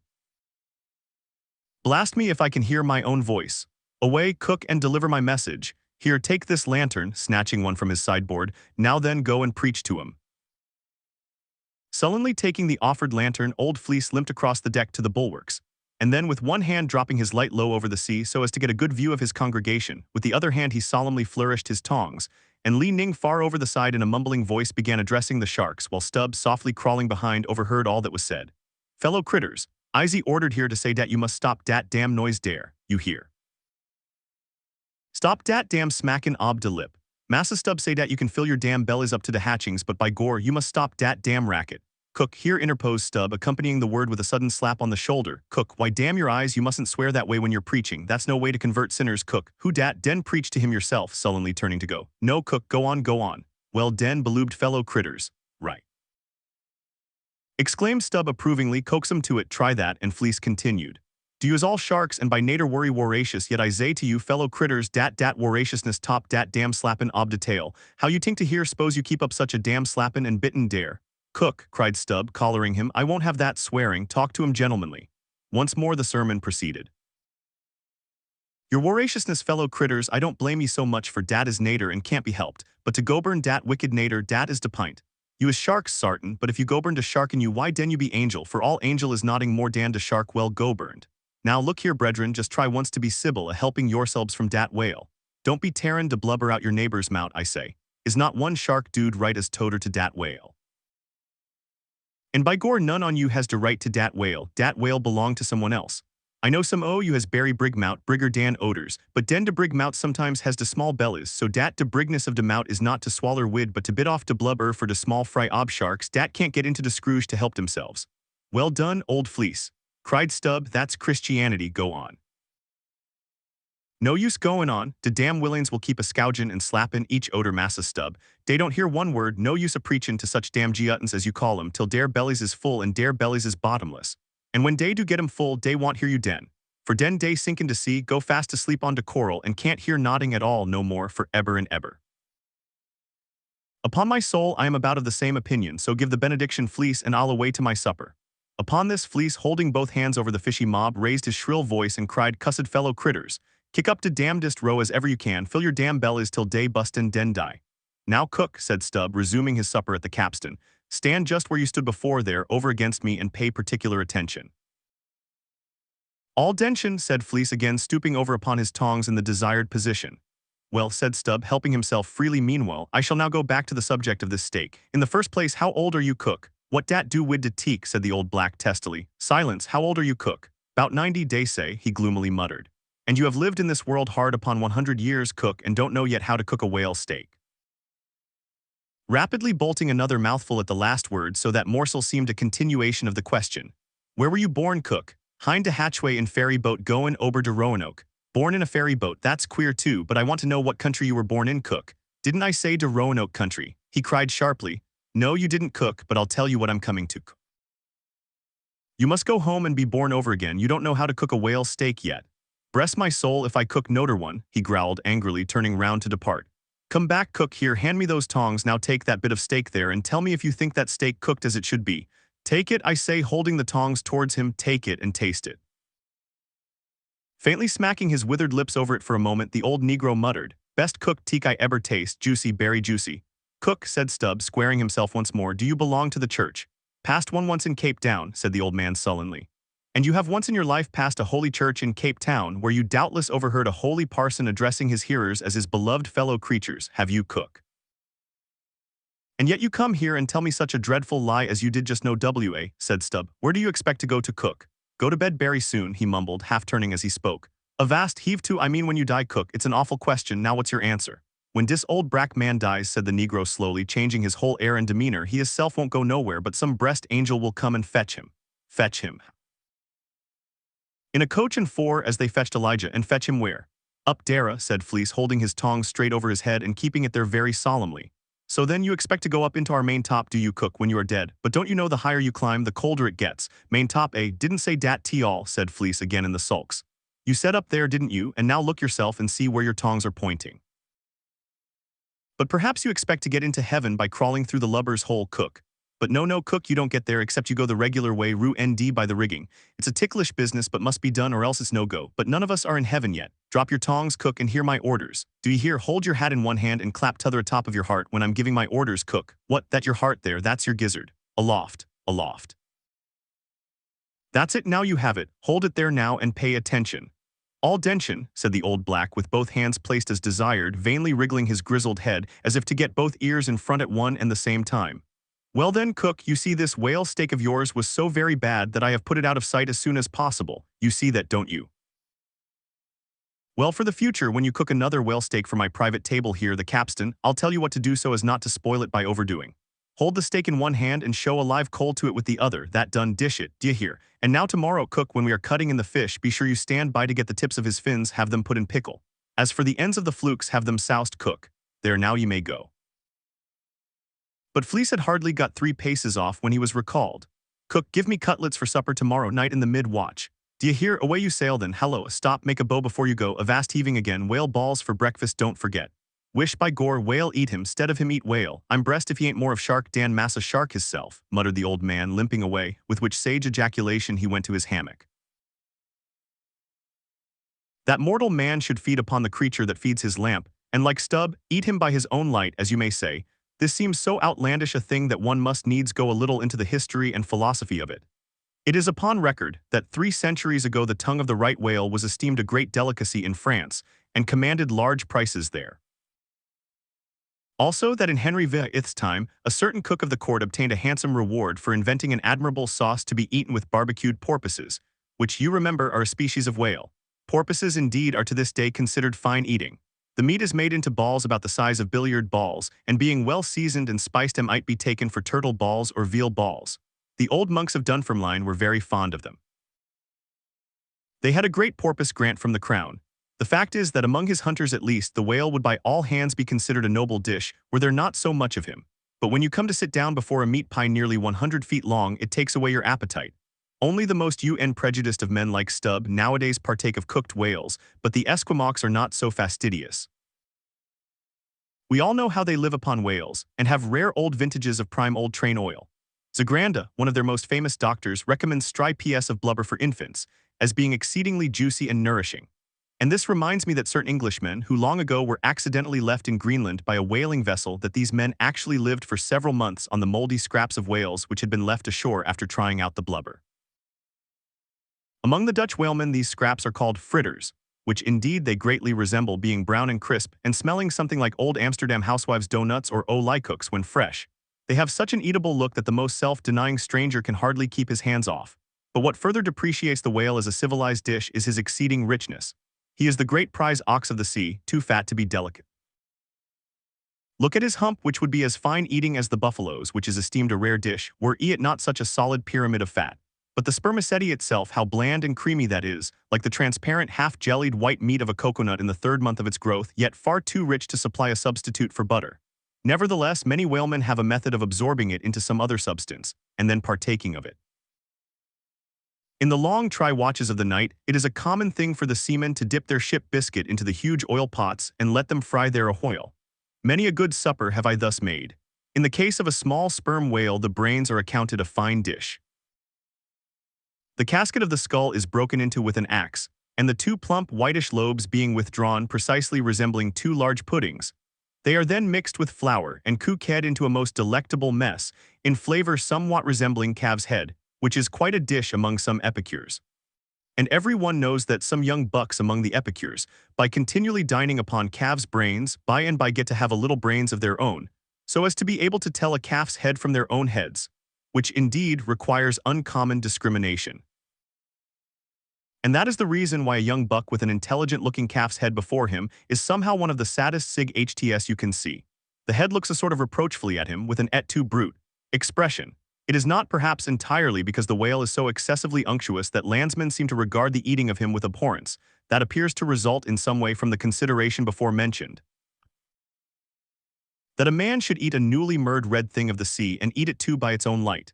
But no doubt the first man that ever murdered an ox was regarded as a murderer. Perhaps he was hung, and if he had been put on his trial by oxen, he certainly would have been, and he certainly deserved it if any murderer does. Go to the meat market of a Saturday night and see the crowds of live bipeds staring up at the long rows of dead quadrupeds. Does not that sight take a tooth out of the cannibal's jaw? Cannibals, who is not a cannibal? I tell you, it will be more tolerable for the Fedgie that salted down a lean missionary in his cellar against a coming famine. It will be more tolerable for that provident Feji, I say in the day of judgment, than for thee, civilized and enlightened gourmand, who nail St. geese to the ground and feastest on their bloated livers in thy pâté de foie gras. But Stubb, he eats the whale by its own light, does he? And that is adding insult to injury, is it? Look at your knife handle there, my civilized and enlightened gourmand dining off that roast beef. What is that handle made of? What but the bones of the bee, rather of the very ox you are eating? And what do you pick your teeth with after devouring that fat goose? With a feather of the same fowl. And with what quill did the Secretary of the Society for the Suppression of Cruelty to Ganders formally indict his circulars? It is only within the last month or two that that society passed a resolution to patronize nothing but steel pens. When in the southern fishery a captured sperm whale after long and weary toil is brought alongside late at night, it is not, as a general thing at least, customary to proceed at once to the business of cutting him in. For that business is an exceedingly laborious one, is not very soon completed, and requires all hands to set about it. Therefore the common usage is to take in all sail, lash the helm a lee, and then send every one below to his hammock till daylight, with the reservation that until that time anchor watches shall be kept. That is, 2 and 2 for an hour each couple, the crew in rotation shall mount the deck to see that all goes well. But sometimes, especially upon the line in the Pacific, this plan will not answer at all, because such incalculable hosts of sharks gather round the moored carcase that were he left so for 6 hours, say, on a stretch, little more than the skeleton would be visible by morning. In most other parts of the ocean, however, where these fish do not so largely abound, their wondrous voracity can be at times considerably diminished by vigorously stirring them up with sharp whaling spades, a procedure notwithstanding, which, in some instances, only seems to tickle them into still greater activity. But it was not thus in the present case with the Pequod's sharks, though, to be sure, any man unaccustomed to such sights to have looked over her side that night would have almost thought the whole round sea was one huge cheese, and those sharks the maggots in it. Nevertheless, upon Stubb setting the anchor watch after his supper was concluded, and when, accordingly, Queequeg and a forecastle seaman came on deck, no small excitement was created among the sharks. For immediately suspending the cutting stages over the side, and lowering 3 lanterns so that they cast long gleams of light over the turbid sea, these 2 mariners, darting their long whaling spades, kept up an incessant murdering of the sharks, by striking the keen steel deep into their skulls, seeming lie their only vital part. But in the foamy confusion of their mixed and struggling hosts, the marksmen could not always hit their mark, and this brought about new revelations of the incredible ferocity of the foe. They viciously snapped not only at each other's disembowelments but like flexible bows bent round and bit their own, till those entrails seemed swallowed over and over again by the same mouth to be oppositely voided by the gaping wound. Nor was this all. It was unsafe to meddle with the corpses and ghosts of these creatures. A sort of generic or pantheistic vitality seemed to lurk in their very joints and bones, after what might be called the individual life had departed. Killed and hoisted on deck for the sake of his skin, one of these sharks almost took poor Queequeg's hand off when he tried to shut down the dead lid of his murderous jaw. The whaling spade used for cutting in is made of the very best steel, is about the bigness of a man's spread hand, and in general shape corresponds to the garden implement after which it is named, only its sides are perfectly flat and its upper end considerably narrower than the lower. This weapon is always kept as sharp as possible, and when being used is occasionally honed just like a razor. In its socket, a stiff pole from 20 to 30 feet long is inserted for a handle. "Queequeg no care what God made him shark," said the savage, agonizingly lifting his hand up and down.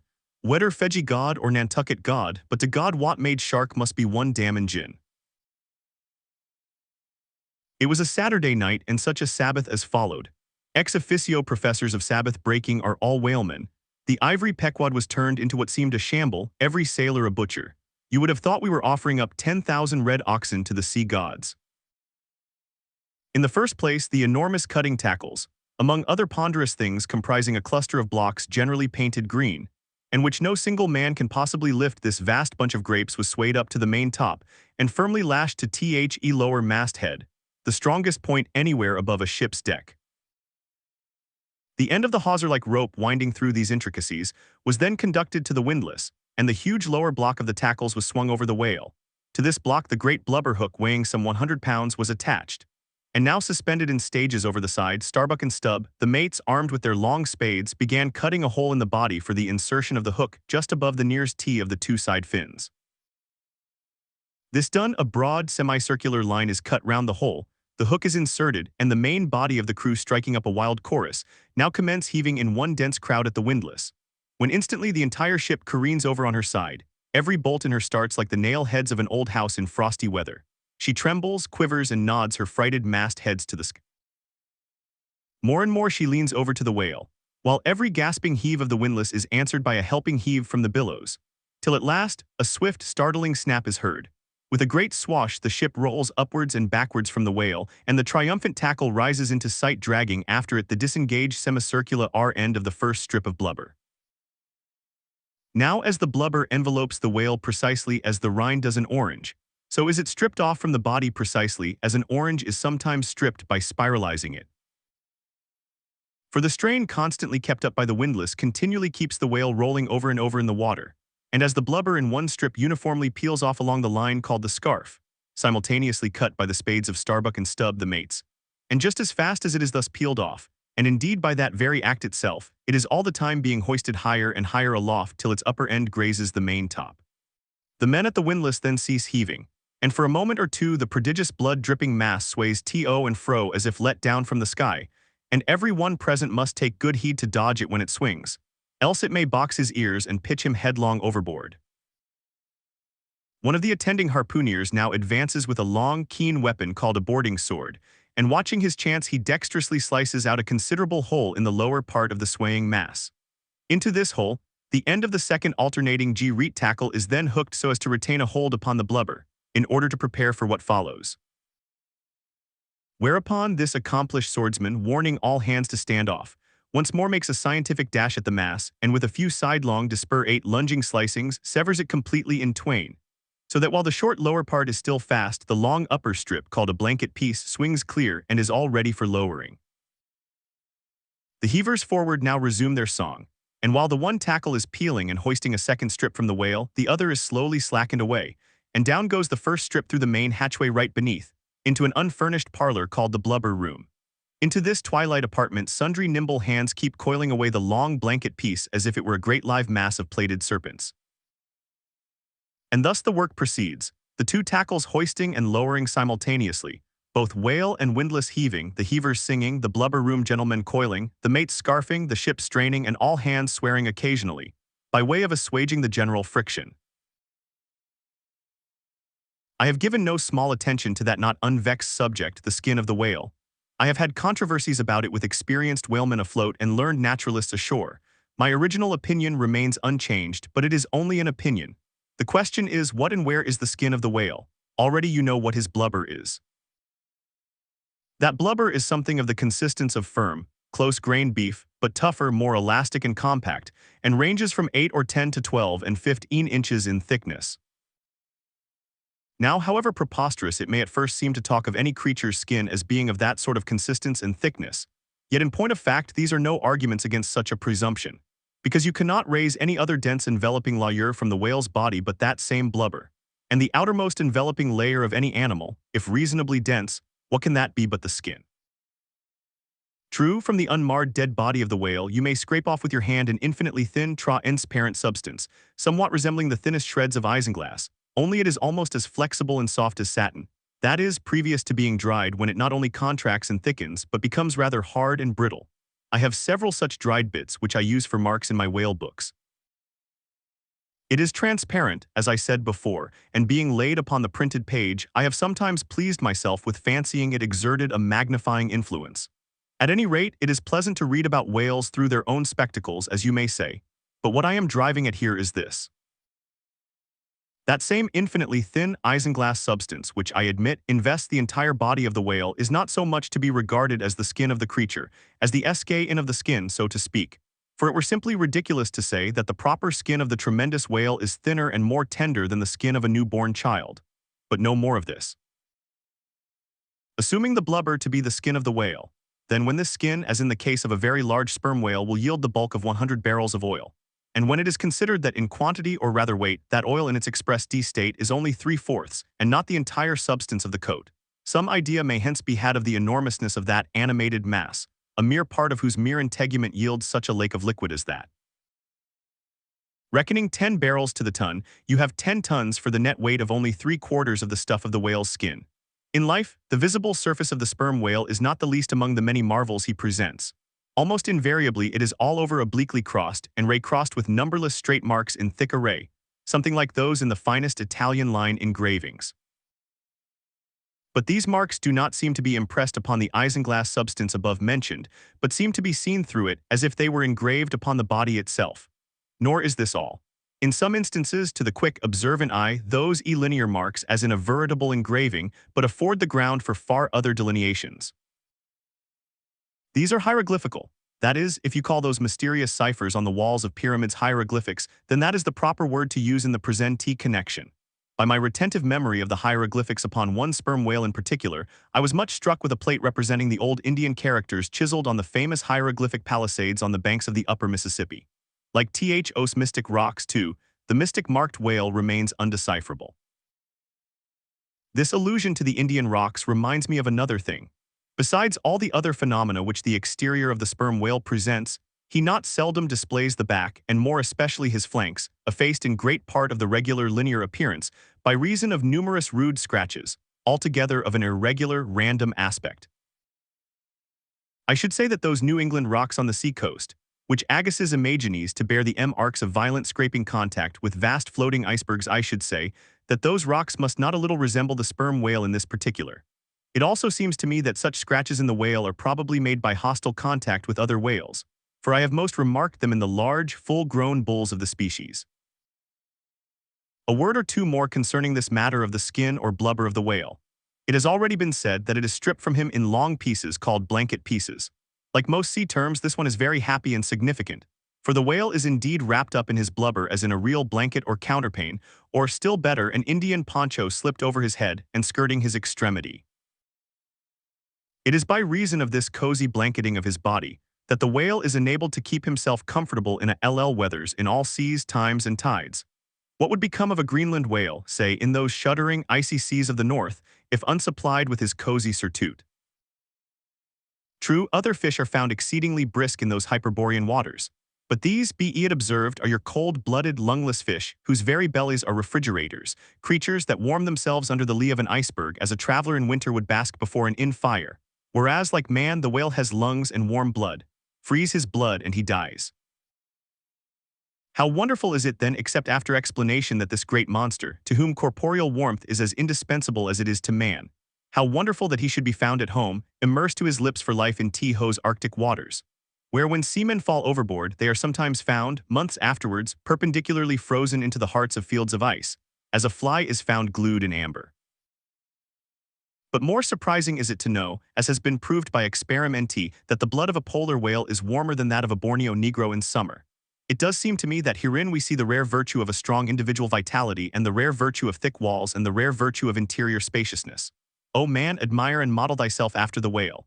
Do thou too remain warm among ice. Do thou too live in this world without being of it. Be cool at the equator, keep thy blood fluid at the pole. Like the great dome of St. Peter's and like the great whale retain, O man, in all seasons a temperature of thine own. But how easy and how hopeless to teach these fine things. Of erections, how few are domed like St. Peter's. Of creatures, how few vast as the whale. Haul in the chains, let the carcase go astern. The vast tackles have now done their duty. The peeled white body of the beheaded whale flashes like a marble sepulchre. Though changed in hue, it has not perceptibly lost anything in bulk. It is still colossal.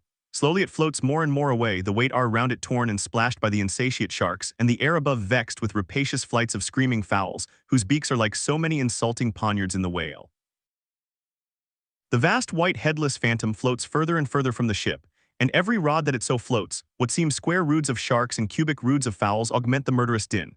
For hours and hours from the almost stationary ship that hideous sight is seen.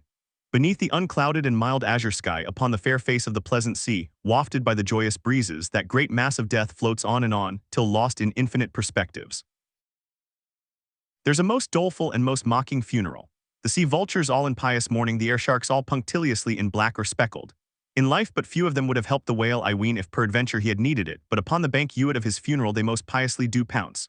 O horrible vulturism of earth, from which not the mightiest whale is free, nor is this the end. Desecrated as the body is, a vengeful ghost survives and hovers over it espied by some timid man of war or blundering discovery vessel from afar, when the distance obscuring the swarming fowls nevertheless still shows the white mass floating in the sun and the white spray heaving high against it. Straightway the whale's unharming corpse, with trembling fingers, is set down in the log shoals, rocks, and breakers hereabouts. Beware. And for years afterwards perhaps ships shun the place, leaping over it as silly sheep leap over a vacuum because their leader originally leaped there when a stick was held. There's your law of precedents, there's your utility of traditions, there's the story of your obstinate survival of old beliefs never bottomed on the earth and now not even hovering in the air. There's orthodoxy. Thus, while in life the great whale's body may have been a real terror to his foes, in his death his ghost becomes a powerless panic to a world. Are you a believer in ghosts, my friend? There are other ghosts than the Cock Lane one, and far deeper men than Dr. Johnson who believe in them. It should not have been omitted that previous to completely stripping the body of the Leviathan, he was beheaded. Now the beheading of the sperm whale is a scientific anatomical feat, upon which experienced whale surgeons very much pride themselves, and not without reason. Consider that the whale has nothing that can properly be called a neck. On the contrary, where his head and body seem to join, there in that very place is the thickest part of him. Remember also that the surgeon must operate from above, some 8 or 10 feet intervening between him and his subject, and that subject almost hidden in a discolored, rolling, and oftentimes tumultuous and bursting sea. Bear in mind, too, that under these untoward circumstances he has to cut many feet deep in the flesh, and in that subterraneous manner, without so much as getting one single peep into the ever-contracting gash thus made, he must skillfully steer clear of all adjacent, interdicted parts, and exactly divide the spine at a critical point hard by its insertion into the skull. Do you not marvel, then, at Stubbs' boast that he demanded but 10 minutes to behead a sperm whale? When first severed, the head is dropped astern and held there by a cable till the body is stripped. That done, if it belong to a small whale, it is hoisted on deck to be deliberately disposed of. But with a full-grown Leviathan this is impossible, for the sperm whale's head embraces nearly 1/3 of his entire bulk, and completely to suspend such a burden as that, even by the immense tackles of a whaler, this were as vain a thing as to attempt weighing a Dutch barn in jeweler's scales. The Pequod's whale being decapitated and the body stripped, the head was hoisted against the ship's side about halfway out of the sea, so that it might yet in great part be buoyed up by its native element.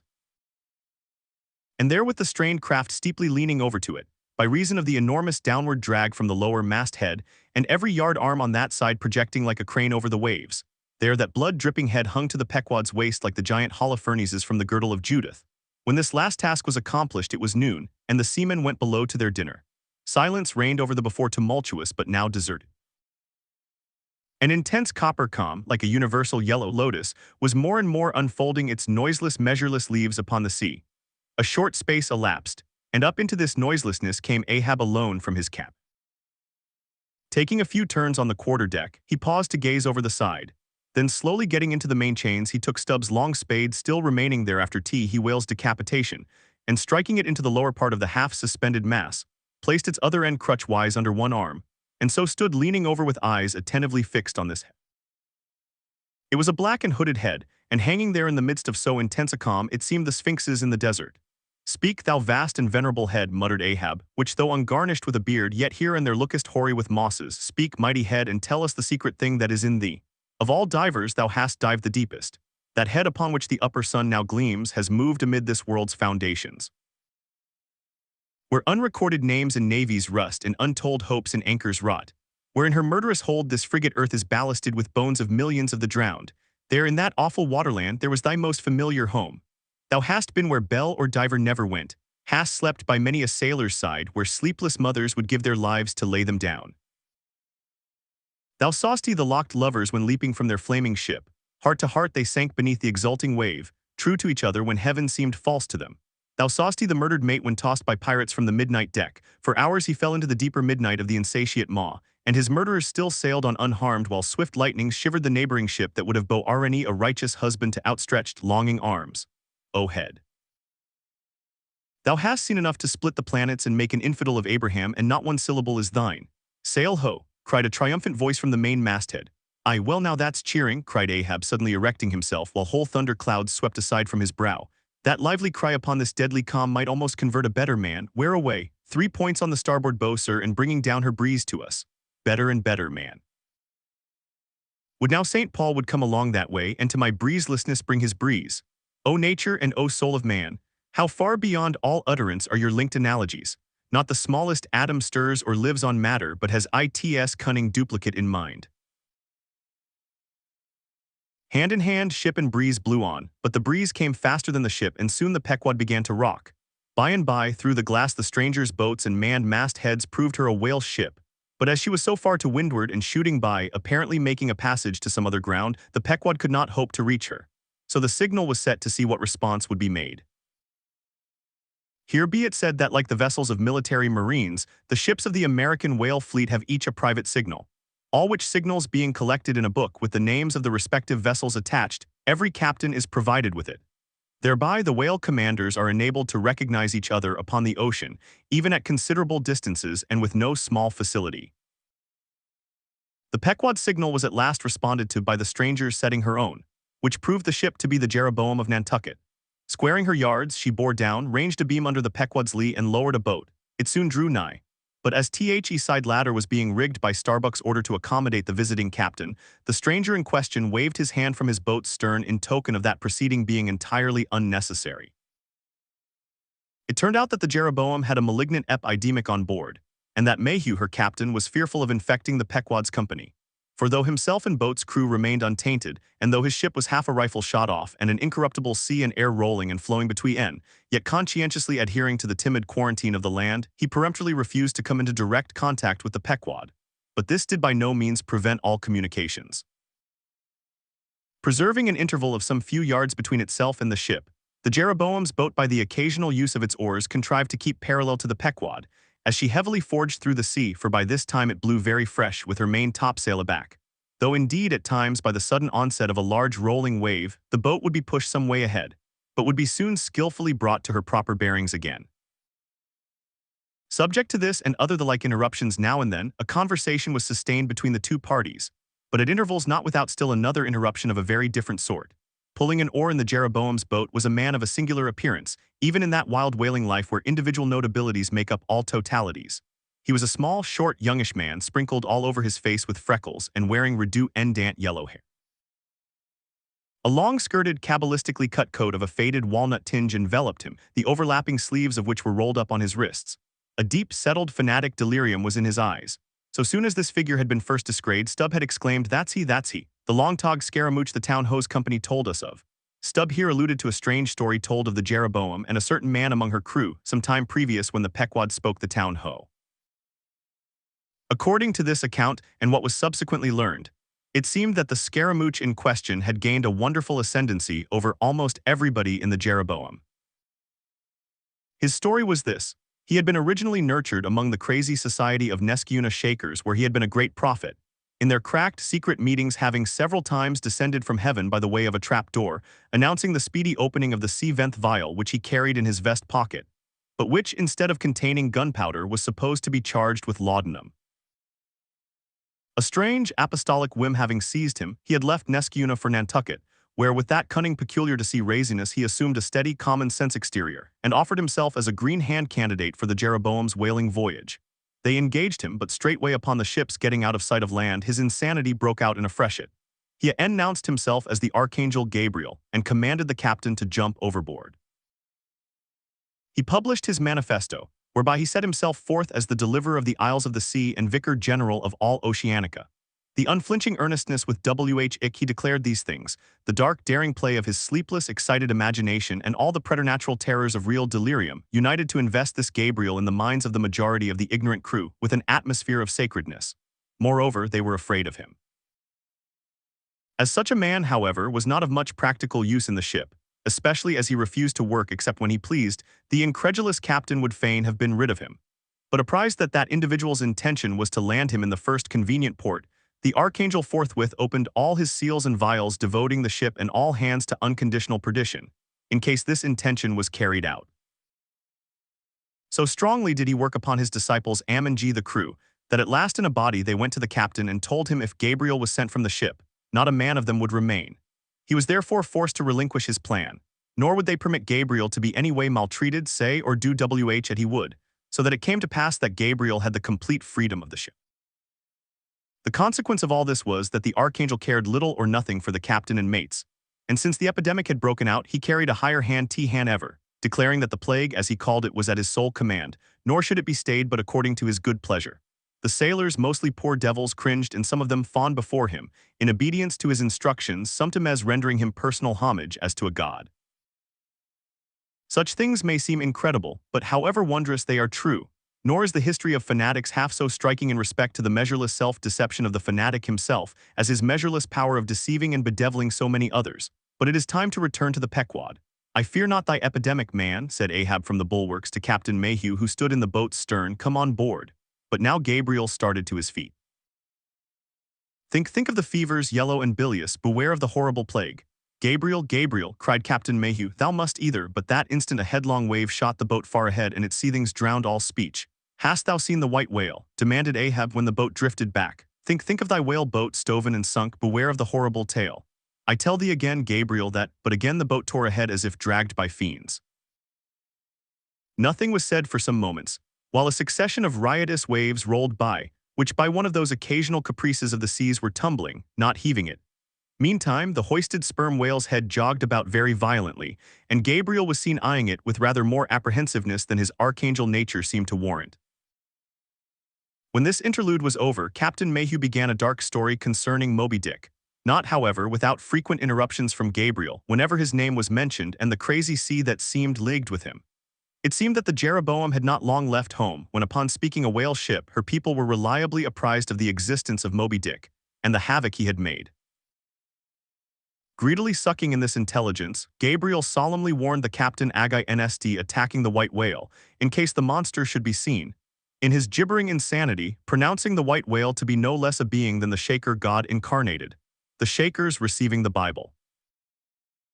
But when some year or two afterwards Moby Dick K was fairly sighted from the mastheads, Macy, the chief mate, burned with ardor to encounter him, and the captain himself being not unwilling to let him have the opportunity, despite all the archangel's denunciations and forewarnings, Macy succeeded in persuading 5 men to man his boat.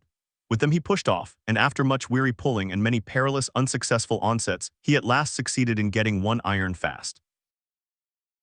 Meantime, Gabriel, ascending to the main royal masthead, was tossing one arm in frantic gestures and hurling forth prophecies of speedy doom to the sacrilegious assailants of his divinity.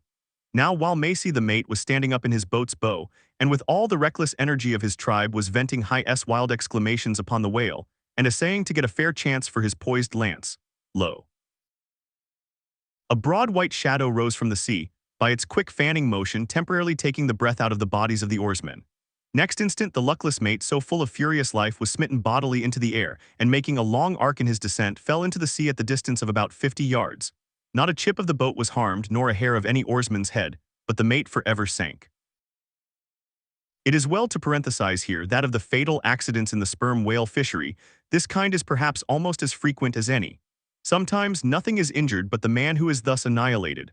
Oftener the boat's bow is knocked off, or the thigh board in which the headsman stands is torn from its place and accompanies the body. But strangest of all is the circumstance that in more instances than one, when the body has been recovered, not a single mark of violence is discernible, the man being stark dead. The whole calamity with the falling form of Macy was plainly descried from the ship, raising a piercing shriek, "The vile, the vile!" Gabriel called off the terror-stricken crew from the further hunting of the whale. This terrible event clothed the archangel with added influence, because his credulous disciples believed that he had specifically foreannounced it, instead of only making a general prophecy, which anyone might have done, and so have chanced to hit one of many marks in the wide margin allowed. He became a nameless terror to the ship. Mayhew having concluded his narration, Ahab put such questions to him that the stranger captain could not forbear inquiring whether he intended to hunt the white whale if opportunity should offer. To which Ahab answered, "Aye." Straightway then Gabriel once more started to his feet, glaring upon the old man, and vehemently exclaimed with downward pointed finger, Think of the blasphemer dead and down there. Beware of the blasphemer's end." Ahab stolidly turned aside, then said to Mayhew, "Captain, I have just bethought me of my letter bag. There is a letter for one of thy officers, if I mistake not. Starbuck, look over the bag." Every whale ship takes out a goodly number of letters for various ships, whose delivery to the persons to whom they may be addressed depends upon the mere chance of encountering them in the 4 oceans. Thus most letters never reach their mark, and many are only received after attaining an age of 2 or 3 years or more. Soon Starbuck returned with a letter in his hand, It was sorely tumbled, damp, and covered with a dull spotted green mold in consequence of being kept in a dark locker of the cabin. Of such a letter, Death himself might well have been the postboy. "Canst he not read it?" cried Ahab. "Give it me, man." Aye, it's but a dim scrawl, what's this?" As he was studying it out, Starbuck took a long cutting spade pole and with his knife slightly split the end to insert the letter there, and in that way end it to the boat without its coming any closer to the ship. Meantime, Ahab, holding the letter, muttered, "Mr. Har, yes, Mr. Harry, a woman's penny hand the man's wife, I'll wager I Mr. Harry Macy ship Jeroboam, why it's Macy and he's dead. Poor fellow, poor." "And from his wife," sighed Mayhew, "but let me have it." "Nay, keep it thyself," cried Gabriel to Ahab, "thou art soon going that way. Curses throttle thee," yelled Ahab. Captain Mayhew, stand by now to receive it, and taking the fatal missive from Starbuck's hands, he caught it in the slit of the pole and reached it over towards the boat. But as he did so, the oarsmen expectantly desisted from rowing. The boat drifted a little towards the ship's stern so that, as if by magic, the letter suddenly ranged along with Gabriel's eager hand. He clutched it in an instant, seized the boat knife, and impaling the letter on it, sent it thus dead back into the ship. It fell at Ahab's feet. Then Gabriel shrieked out to his comrades to give way with their oars, and in that manner the mutinous boat rapidly shot away from the Pequod. As, after this interlude, the seamen resumed their work upon the jacket of the whale, many strange things were hinted in reference to this wild affair. In the tumultuous business of cutting in and attending to a whale, there is much running backwards and forwards among the crew. Now hands are wanted here, and then again hands are wanted there. There is no staying in any one place, for at one and the same time everything has to be done everywhere. It is much the same with him who endeavors the description of the scene. We must now retrace our way a little. It was mentioned that upon first breaking ground in the whale's back, the blubber hook was inserted into the original hole there cut by the spades of the mates. But how did so clumsy and weighty a mass as that same hook get fixed in that hole? It was inserted there by my particular friend Queequeg, whose duty it was, as harpooner, to descend upon the monster's back for the special purpose referred to. But in very many cases, circumstances require that the harpooner shall remain on the whale till the whole flensing or stripping operation is concluded. The whale, be it observed, lies almost entirely submerged, excepting the immediate parts operated upon. So down there, some 10 feet below the level of the deck, the poor harpooner flounders about, half on the whale and half in the water, as the vast mass revolves like a treadmill beneath him. On the occasion in question, Queequeg figured in the Highland costume, a shirt and socks in which, to my eyes at least, he appeared to uncommon advantage, and no one had a better chance to observe him, as will presently be seen. Being the savage's boatsman, that is, the person who pulled the bow oar in his boat, the second one from forward, it was my cheerful duty to attend upon him while taking that hard scramble upon the dead whale's back. You have seen Italian organ boys holding a dancing ape by a long cord. Just so, from the ship's steep side, did I hold Queequeg down there in the sea, by what is technically called in the fishery a monkey rope attached to a strong strip of canvas belted round his waist. It was a humorously perilous business for both of us. For before we proceed further, it must be said that the monkey rope was fast at both ends, fast to Queequeg's broad canvas belt and fast to my narrow leather one.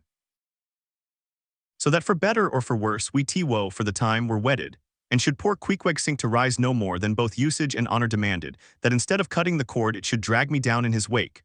So then an elongated Siamese ligature united us. Queequeg was my own inseparable twin brother, nor could I any way get rid of the dangerous liabilities which the hempen bond entailed. So strongly and metaphysically did I conceive of my situation then, that while earnestly watching his motions, I seemed distinctly to perceive that my own individuality was now merged in a joint stock company of two, that my free will had received a mortal wound, and that another's mistake or misfortune might plunge innocent me into unmerited disaster and death. Therefore I saw that here was a sort of interregnum in Providence, for its even-handed equity never could have so gross an injustice. And yet still further pondering while I jerked him now and then from between the whale and ship, which would threat to jam him, still further pondering, I saw that this situation of mine was the precise situation of every mortal that breathes. Only in most cases he one way or other has this Siamese connection with a plurality of other mortals. If your banker breaks, you snap. If your apothecary by mistake sends you poison in your pills, you die. True, you may say that by exceeding caution you may possibly escape these and the multitudinous other evil chances of life. But handle Queequeg's monkey rope heedfully as I would, sometimes he jerked it so that I came very near sliding overboard. Nor could I possibly forget that, do what I would, I only had the management of one end of it. The monkey rope is found in all whalers, but it was only in the Pequod that the monkey and his holder were ever tied together. This improvement upon the original usage was introduced by no less a man than Stubb, in order to afford the imperiled harpooner the strongest possible guarantee for the faithfulness and vigilance of his monkey rope holder. I have hinted that I would often jerk poor Queequeg from between the whale and the ship, where he would occasionally fall, from the incessant rolling and swaying of both. But this was not the only jamming jeopardy he was exposed to. Unappalled by the massacre made upon them during the night, the sharks, now freshly and more keenly allured by the before-pent blood which began to flow from the carcass, the rabid creatures swarmed round it like bees in a beehive. And right in among those sharks was Queequeg, who often pushed them aside with his floundering feet. A thing altogether incredible were it not that attracted by such prey as a dead whale, the otherwise miscellaneously carnivorous shark will seldom touch a man. Nevertheless, it may well be believed that since they have such a ravenous finger in the pie, it is deemed but wise to look sharp to them. Accordingly, besides the monkey rope, with which I now and then jerked the poor fellow from too close a vicinity to he maw of what seemed a peculiarly ferocious shark, he was provided with still another protection. Suspended over the side in one of the stages, Tashtigo and Dagu continually flourished over his head a couple of keen whale spades, wherewith they slaughter-ed as many sharks as they could reach. This procedure of theirs, to be sure, was very disinterested and benevolent of them. They meant Queequeg's best happiness, I admit, but in their hasty zeal to befriend him, and from the circumstance that both he and he sharks were at times half hidden by the blood-muddled water, those indiscreet spades of theirs would come nearer amputating a leg than a tail. But poor Queequeg, I suppose, straining and gasping there with that great iron hook, poor Queequeg, I suppose, only prayed to his yojo, and gave up his life into the hands of his gods. Well, well, my dear comrade and twin brother, thought I, as I drew in and then slacked off the rope to every swell of the sea, what matters it after all? Are you not the precious image of each and all of us men in this whaling world? That unsounded ocean yo gaspin is life, those sharks your foes, those spades your friends, and what between sharks and spades you are in a sad pickle and peril, poor lad. But courage, there is good cheer in store for you, Queequeg. For now, as with blue lips and bloodshot eyes the exhausted savage at last climbs up the chains and stands all dripping and involuntarily trembling over the side, the steward advances, and with a benevolent consolatory glance hands him what? Some hot cognac. No, hands him, ye gods, hands him a cup of tepid ginger and water. Ginger, do I smell ginger? Suspiciously asked Stubb, coming near. Yes, this must be ginger, peering into the as yet untasted cup. Then standing as if incredulous for a while, he calmly walked towards the astonished steward, slowly saying, Ginger, ginger, and will you have the goodness to tell me, Mr. Doughboy, where lies the virtue of ginger? Ginger, is ginger the sort of fuel you use, Doughboy, to kindle a fire in this shivering canny bow? Ginger, what the devil is ginger? See coal, firewood, lucifer matches, tinder, gunpowder. What the devil is ginger, I say, that you offer this cup to our poor Queequeg? There is some sneaking temperance society movement about this business, he suddenly added, now approaching Starbuck, who had just come from forward. Will you look at that cannikin, sir? Smell of it, if you please. Then watching the mate's countenance, he added, the steward, Mr. Starbuck, had the face to offer that calomel and jollop to Queequeg there this instant off the whale. Is the steward an apothecary, sir? And may I ask whether this is the sort of bitters by which he blows back the life into a H-Alf drowned man? I trust not, said Starbuck, it is poor stuff enough. Aye, steward, cried Stubb, we'll teach you to drug a harpooner, none of your apothecary's medicine here, you want to poison us, do ye? You have got out insurances on our lives and want to murder us all and pocket the proceeds, do ye? It was not me, cried Doughboy, it was Aunt Charity that brought the ginger on board, and bade me never give the harpooneers any spirits but only this ginger jub, so she called it. Ginger jub, you gingerly rascal, take that and run along with ye to the lockers and get something better. I hope I do no wrong, Mr. Starbuck. It is the captain's orders grog for the harpooner on a whale. Enough, replied Starbuck, only don't hit him again, but oh, I never hurt when I hit except when I hit a whale or something of that sort, and this fellow's a weasel. What were you about saying, sir? Only this, go down with him and get what thou wantest thyself. When Stubb reappeared, he came with a dark flask in one hand and a sort of tea caddy in the other. The first contained strong spirits and was handed to Queequeg. The second was Aunt Charity's gift, and that was freely given to the waves. It must be borne in mind that all this time we have a sperm whale's prodigious head hanging to the Pequod's side. But we must let it continue hanging there a while till we can get a chance to attend to it. For the present other matters press, and the best we can do now for the head is to pray heaven the tackles may hold.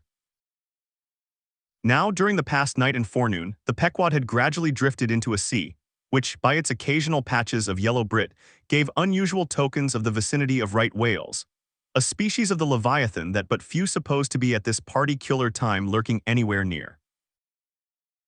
And though all hands commonly disdained the capture of those inferior creatures, And though the Pequod was not commissioned to cruise for them at all, and though she had passed numbers of them near the Crozets without airing a boat, yet now that a sperm whale had been brought alongside and beheaded, to the surprise of all, the announcement was made that a right whale should be captured that day if opportunity offered.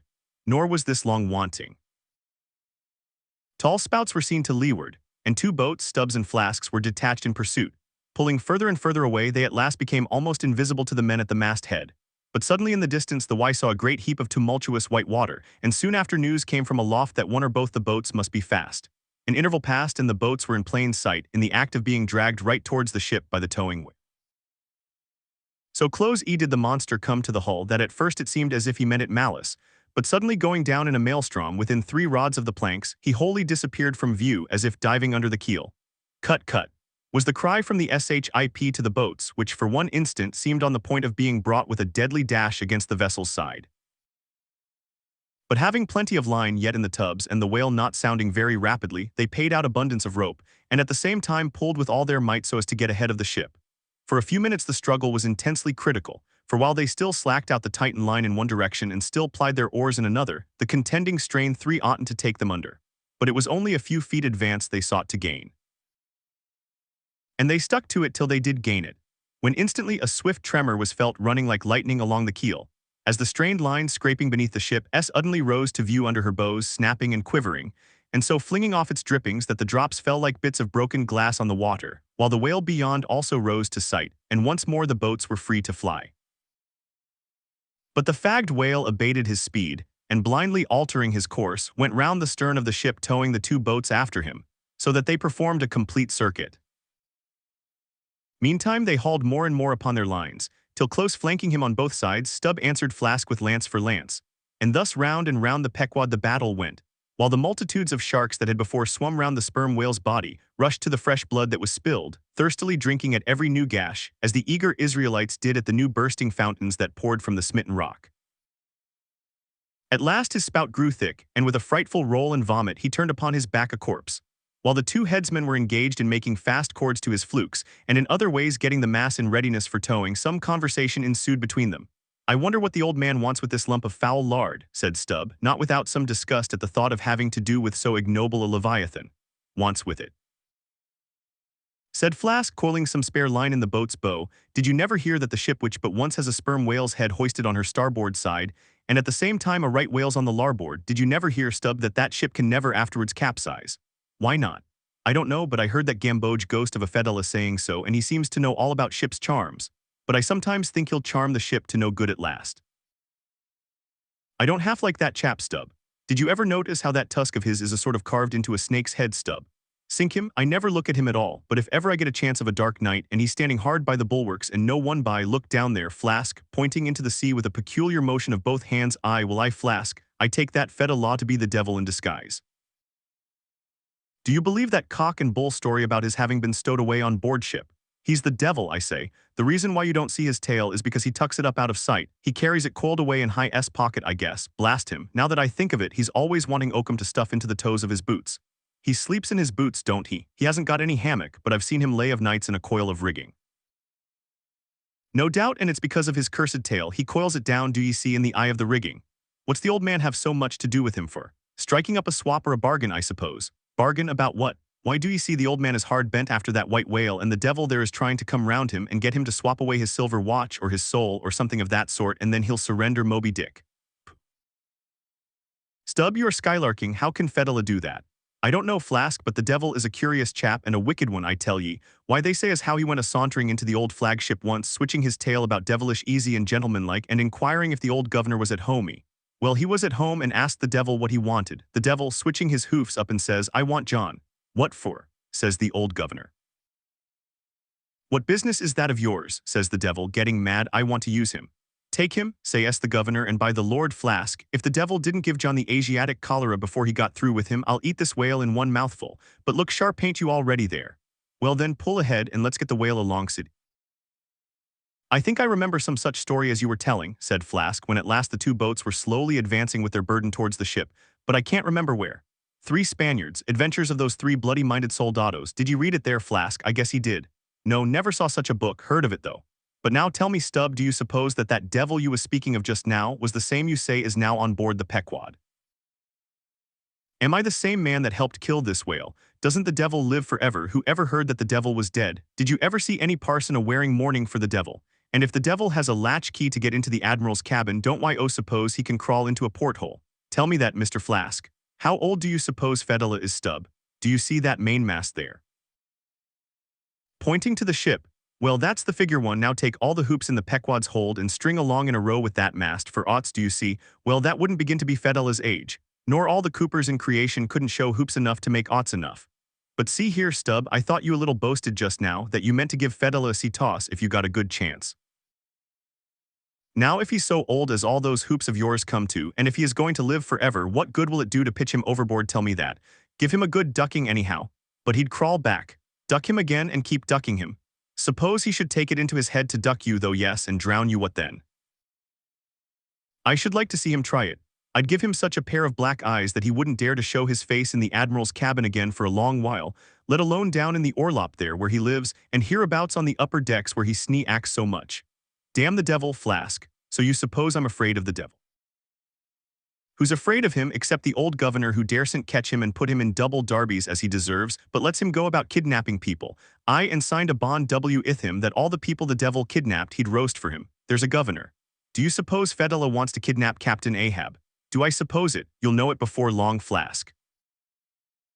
But I am going now to keep a sharp lookout on him. And if I see anything very suspicious going on, I'll just take him by the nape of his neck and say, look here, Beelzebub, you don't do it. And if he mocks any fuss, by the Lord I'll make a grab into his pocket for his tail, take it to the capstan, and give him such a wrenching and heaving that his tail will come short off at the stump, do you see? And then, I rather guess when he finds himself docked in that queer fashion, he'll sneak off without the poor satisfaction of feeling his tail between his legs. And what will you do with the tail, Stubb? Do with it, sell it for an ox whip when we get home, what else? Now do you mean what you say and have been saying all along, Stubb? Mean or not mean, here we are at the ship.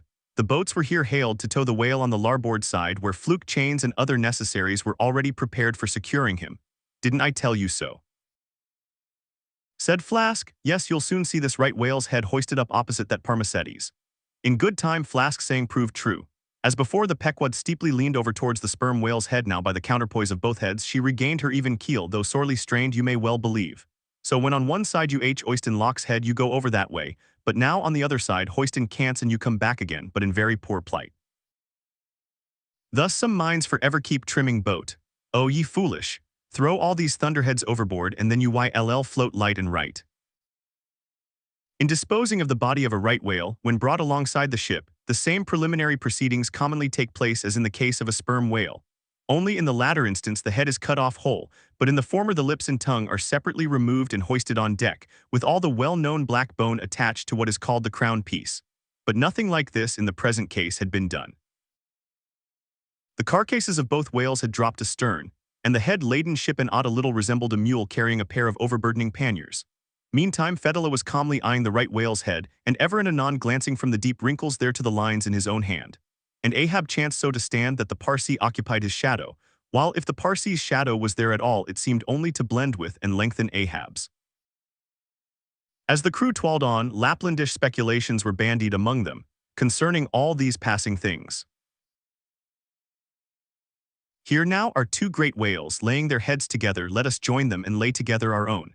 Of the grand order of folio leviathans, the sperm whale and the right whale are by far the most noteworthy. They are the only whales regularly hunted by man. To the Nantucketer, they present the two extremes of all the known varieties of the whale. As the external difference between them is mainly observable in their heads, and as a head of each is this moment hanging from the Pequod's side, and as we may freely go from one to the other by merely stepping across the deck, where, I should like to know, will you obtain a better chance to study practical cetology than here? In the first place, you are struck by the general contrast between these heads. Both are massive enough in all conscience, but there is a certain mathematical symmetry in the sperm whales which the right whale sadly lacks. There is more character in the sperm whale's head. As you behold it, you involuntarily yield the immense superiority to him in point of pervading dignity. In the present instance, too, this dignity is heightened by the pepper and salt color of his head at the summit, giving token of advanced age and large experience. In short, he is what the fishermen technically call a gray-headed whale. Let us now note what is least dissimilar in these heads, namely, the two most important organs, the eye and the ear. Far back on the side of the head and low down near the angle of either whale's jaw, if you narrowly search, you will at last see a Lascelles' eye, which you would fancy to be a young colt's eye. So out of all proportion is it to the magnitude of the head. Now, from this peculiar sideway position of the whale's eyes, it is plain that he can never see an object which is exactly ahead, no more than he can one exactly astern. In a word, the position of the whale's eyes corresponds to that of a man's ears. And why, oh, may fancy for yourself how it would fare with you did you sideways survey objects through your ears. You would find that you could only command some 30 degrees of vision in advance of the straight side line of sight, and about 30 more behind it. If your bitterest foe were walking straight towards you, with dagger uplifted in broad day, you would not be able to see him, any more than if he were stealing upon you from behind. In a word, you would have two backs, so to speak, but at the same time also two fronts, side fronts. For what is it that makes the front of a man what indeed but his eyes? Moreover, while in most other animals that I can now think of, the eyes are so planted as imperceptibly to blend their visual power, so as to produce one picture and not two to the brain. The peculiar position of the whale's eyes, effectually divided as thi are by many cubic feet of solid head, which towers between them like a great mountain separating two lakes and valleys. This, of course, must wholly separate the impressions which each independent organ imparts. The whale therefore must see one distinct picture on this side and another distinct picture on that side, while all between must be profound darkness and nothingness to him. Man may, in effect, be said to look out on the world from a sentry box with two joined sashes for his window. But with the whale, these two sashes are separately inserted, making two distinct windows but sadly impairing the view. This peculiarity of the whale's eyes is a thing always to be borne in mind in the fishery, and to be remembered by the reader in some subsequent scenes. A curious and most puzzling question might be started concerning this visual matter as touching the Leviathan, but I must be content with a hint. So long as a man's eyes are open in the light, the act of seeing is involuntary. That is, he cannot then help mechanically seeing whatever objects are before him. Nevertheless, anyone's experience will teach him that though he can take in an undiscriminating sweep of things at one glance, it is quite impossible for him, attentively and completely, to examine and weigh two things however large or however small at one and the same instant of time. Never mind if they lie side by side and touch each other. But if you now come to separate these two objects and surround each by a circle of profound darkness, then, in order to see one of them in such a manner as to bring your mind to bear on it, the other will be utterly excluded from your contemporary consciousness. How is it, then, with the whale? True, both his eyes in themselves must simultaneously act, but is his brain so much more comprehensive, combining, and subtle than man's, that he can at the same moment of time attentively examine two distinct prospects, one on one side of him and the other in an exactly opposite direction. If he can, then is it as marvelous a thing in him, as if a man were able simultaneously to go through the demonstrations of two distinct problems. Nor, strictly investigated, is there any incongruity in this comparison. It may be but an idle whim, but it has always seemed to me that the extraordinary vacillations of movement displayed by some whales when beset by 3 or 4 boats, the timidity and liability to queer frights so common to such whales, I think that all this indirectly proceeds from the helpless perplexity of volition, in which their divided and diametrically opposite powers of vision must involve them. But the ear of the whale is full as curious as the eye. If you are an entire stranger to their race, you might hunt over these two heads for hours and never discover that organ. The ear has no external leaf whatever, and into the hole itself you can hardly insert a quill, so wondrously minute is it. It is lodged a little behind the eye. With respect to their ears, this important difference is to be observed between the sperm whale and the right. While the ear of the former has an external opening, that of the latter is entirely and evenly covered over with a membrane, so as to be quite imperceptible from without. Is it not curious that so vast a being as the whale should see the world through so small an eye, and hear the thunder through an ear which is smaller than a hare's? But if his eyes were broad as the lens of Herschel's great telescope, and his ears capacious as the porches of cathedrals, would that make him any longer of sight or sharper of hearing? Not at all. Why then do you try to enlarge your mind, subtleize it? Let us now, with whatever levers and steam engines we have at hand, cant over the sperm whale's head that it may lie bottom up, then, ascending by a ladder to the summit, have a peep down the mouth. And were it not that the body is now completely separated from it, with a lantern we might descend into the great Kentucky mammoth cave of his stomach. But let us hold on here by this tooth and look about us where we are.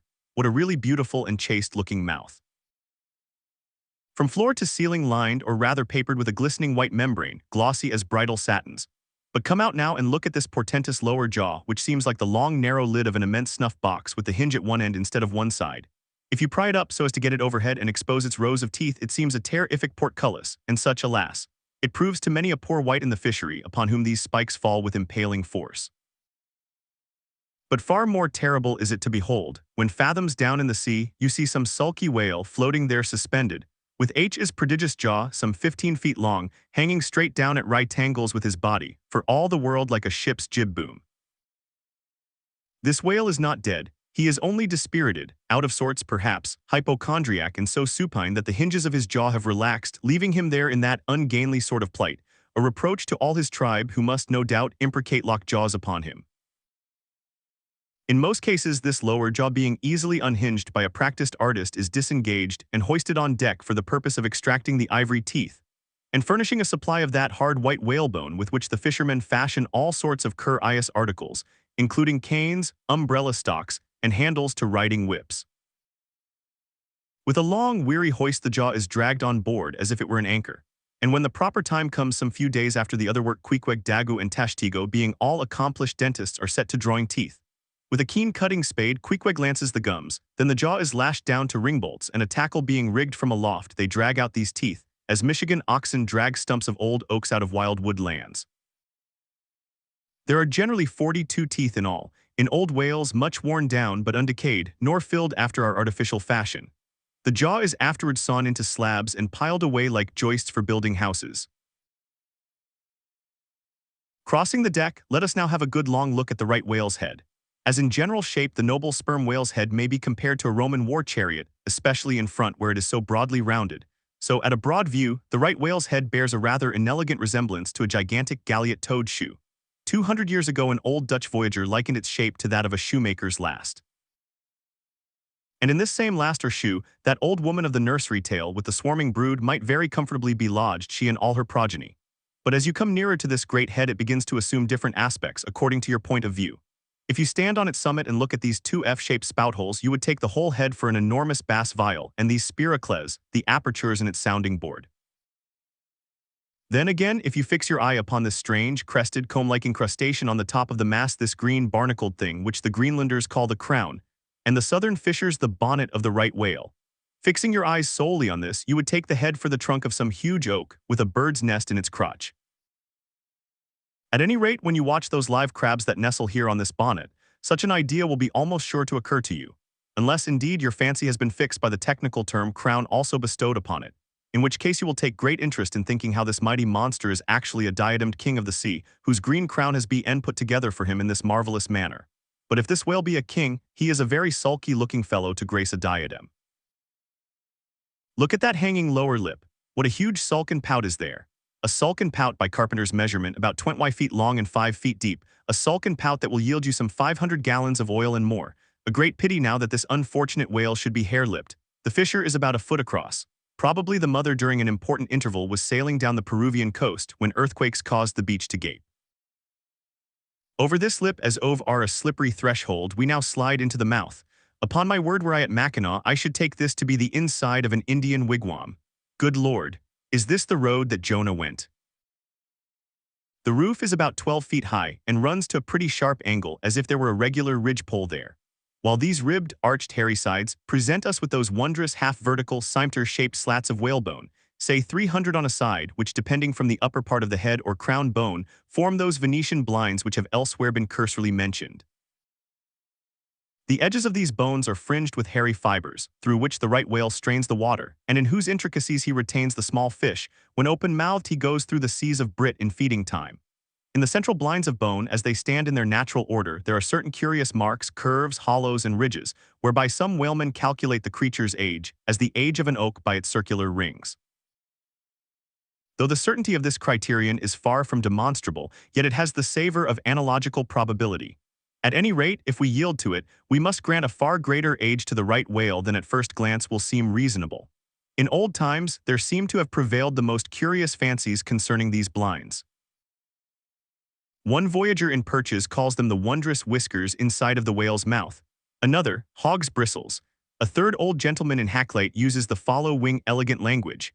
There are about 250 fins growing on each side of his upper chop, which arch over his tongue on each side of his mouth. This reminds us that the right whale really has a sort of whisker, or rather a mustache, consisting of a few scattered white hairs on the upper part of the outer end of the lower jaw. Sometimes these tufts impart a rather brigandish expression to his otherwise solemn countenance. As everyone knows, these same hogs' bristles, fins, whiskers, blinds, or whatever you please, furnish to the ladies their busks and other stiffening contrivances. But in this particular, the demand has long been on the decline. It was in Queen Anne's time that the bone was in its glory, the farthingale being then all the fashion. And as those ancient dames moved about gaily, though in the jaws of the whale, as you may say, even so in a shower with the like thoughtlessness, do we nowadays fly under the same jaws for protection, the umbrella being a tent spread over the same bow. But now forget all about blinds and whiskers for a moment, and standing in the right whale's mouth, look around you afresh. Seeing all these colonnades of bones so methodically ranged about, would you not think you were inside of the great Harlem organ, a ND gazing upon its 1,000 pipes? For a carpet to the organ we have a rug of the softest turkey the tongue, which is glued, as it were, to the floor of the mouth. It is very fat and tender, and apt to tear in pieces in hoisting it on deck. This particular tongue now before us, at a passing glance I should say it was a 6-barreler, that is, it will yield you about that amount of oil. Ere this you must have plainly seen the truth of what I started with, that the sperm whale and the right whale have almost entirely different heads. To sum up then, in the right whales there is no great well of sperm, no ivory teeth at all, no long, slender mandible of a lower jaw like the sperm whales. Nor in the sperm whale are there any of those blinds of bone, no huge lower lip, and scarcely anything of a tongue. Again, the right whale has 2 external spout holes, the sperm whale only one. Look your last now on these venerable hooded heads while they yet lie together, for one will soon sink unrecorded in the sea, the other will not be very long in following. Can you catch the expression of the sperm whales there? It is the same he died with, only some of the longer wrinkles in the forehead seem now faded away. I think his broad brow to be full of a prairie-like placidity, born of a speculative indifference as to death, but mark the other head's expression. See that amazing lower lip pressed by accident against the vessel's side so as firmly to embrace the jaw. Does not this whole head seem to speak of an enormous practical resolution in facing death? This right-GHT whale I take to have been a Stoic, the sperm whale a Platonian who might have taken up Spinoza in his latter years. Ere quitting for the nonce the sperm whale's head, I would have you, as a sensible physiologist, simply particularly remark its front aspect, in all its compacted collectedness. I would have you investigate it now with the sole view of forming to yourself some unexaggerated, intelligent estimate of whatever battering ram power may be lodged there. Here is a vital point, for you must either satisfactorily settle this matter with yourself, or forever remain an infidel as to one of the most appalling, but not the less true events, perhaps anywhere to be found in all recorded history. You observe that in the ordinary swimming position of the sperm whale, the front of his head presents an almost wholly vertical plane to the water. You observe that the lower part of that front slopes considerably backwards, so as to furnish more of a rudder eat for the long socket which receives the boom like lower jaw. You observe that the mouth is entirely under the head, much in the same way, indeed, as though your own mouth were entirely under your chin. Moreover, you observe that the whale has no external nose, and that what nose he has his spout hole is on the top of his head. You observe that his eyes and ears are at the sides of his head, nearly 1/3 of his entire length from the front. Wherefore, you must now have perceived that the front of the sperm whale's head is a dead, blind wall, without a single organ or tender prominence of any sort whatsoever. Furthermore, you are now to consider that only in the extreme, lower, backward sloping part of the front of the head is there the slightest vestige of bone, and not till you get near 20 feet from the forehead do you come to the full cranial development, so that this whole enormous boneless mass is as one wad. Finally, though, as will soon be revealed, its contents partly comprise the most delicate oil.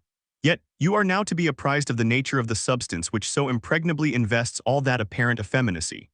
In some previous place I have described to you how the blubber wraps the body of the whale, as the rind wraps an orange. Just so with the head, but with this difference. About the head this envelope, though not so thick, is of a boneless toughness, inestimable by any man who has not handled it. The severest pointed harpoon, the sharpest lance darted by the strongest human arm impotently rebounds from it. It is as though the forehead of the sperm whale were paved with horses' hoofs.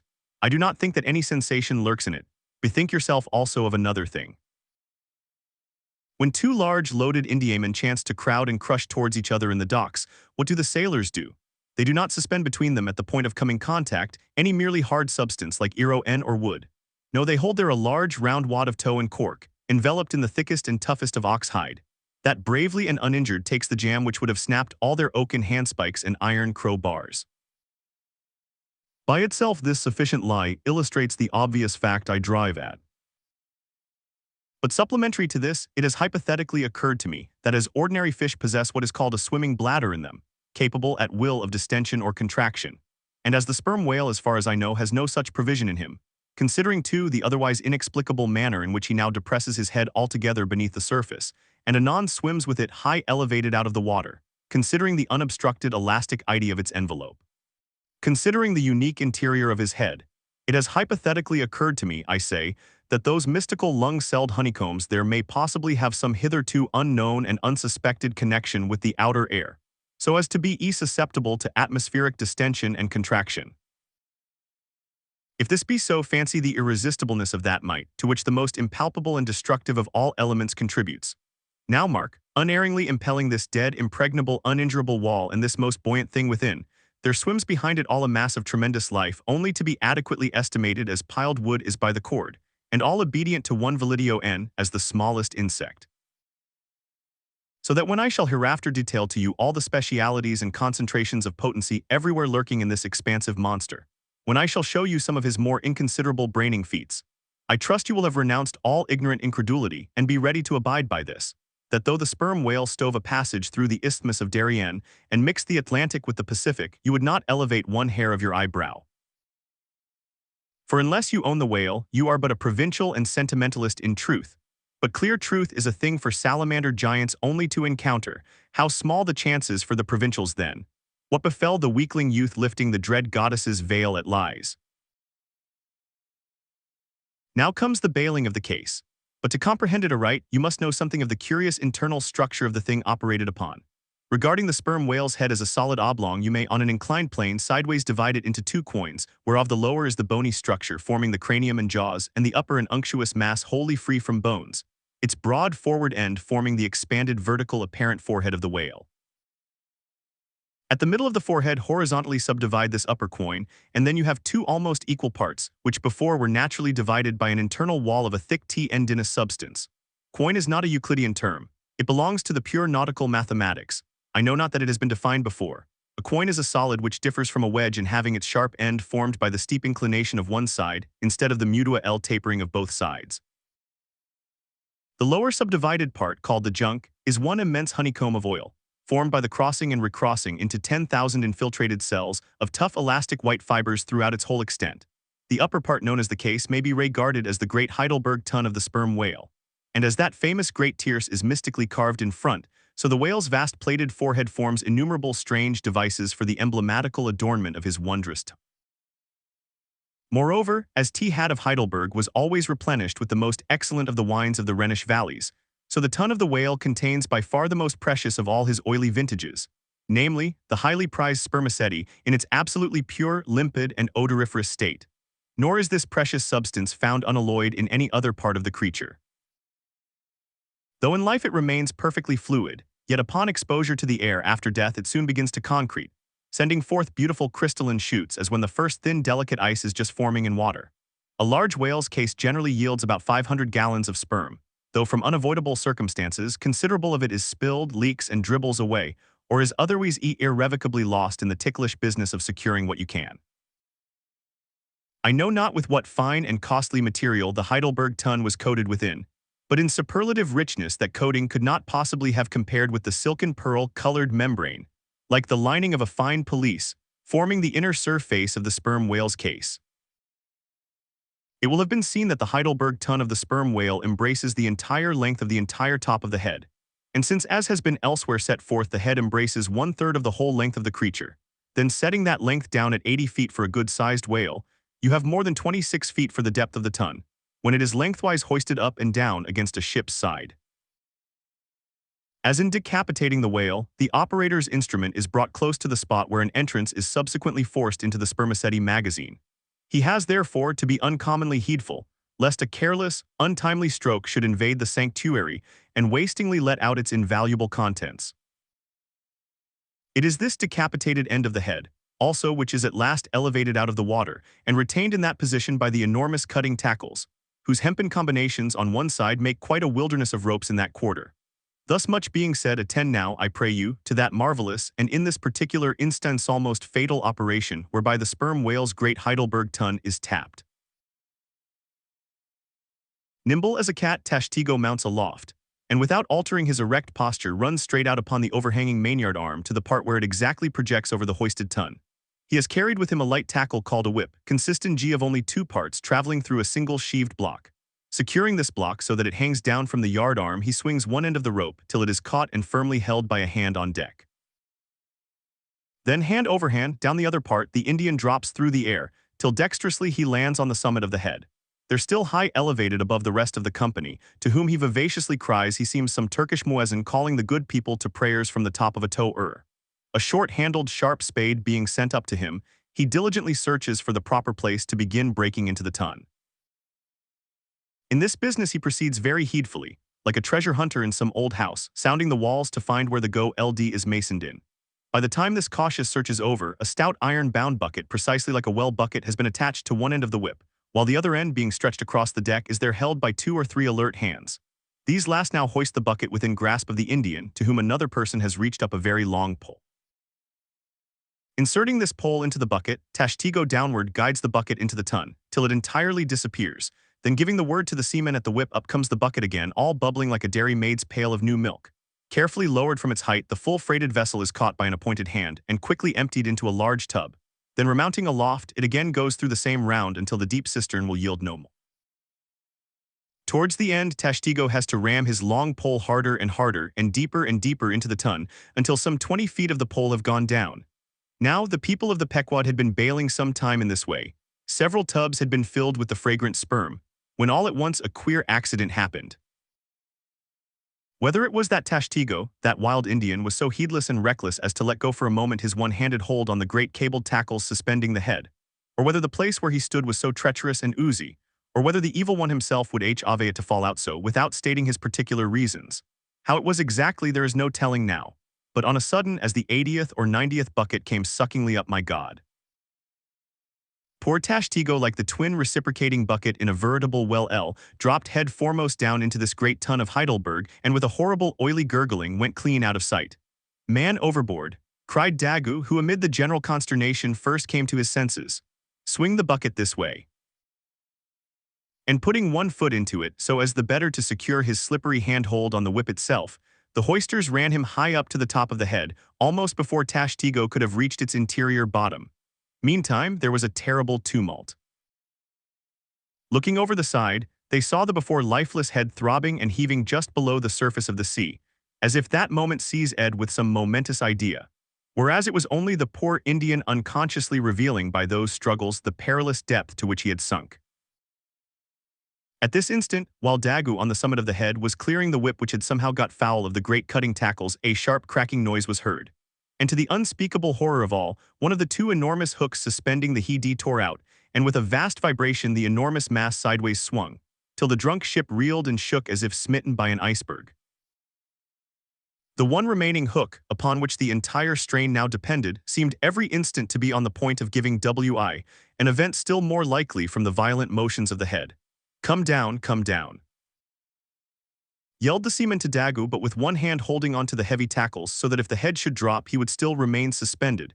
The Negro, having cleared the foul line, rammed down the bucket into the now collapsed well, meaning that the buried harpooner should grasp it and so be hoisted out. In heaven's name, man, cried Stubb, are you ramming home a cartridge there? Avast! How will that help him, jamming that iron-bound bucket on top of his head? Avast will ye! Stand clear of the tackle, cried a voice like the bursting of a rocket. Almost in the same instant, with a thunder boom, the enormous mass dropped into the sea, like Niagara's Table Rock into the whirlpool. The suddenly relieved hull rolled away from it to far down her glittering copper, and all caught their breath as, half swinging now over the sailors' heads and now over the water, Daggoo, through a thick mist of spray, was dimly beheld clinging to the pendulous tackles, while poor buried alive Tashtego was sinking utterly down to the bottom of the sea.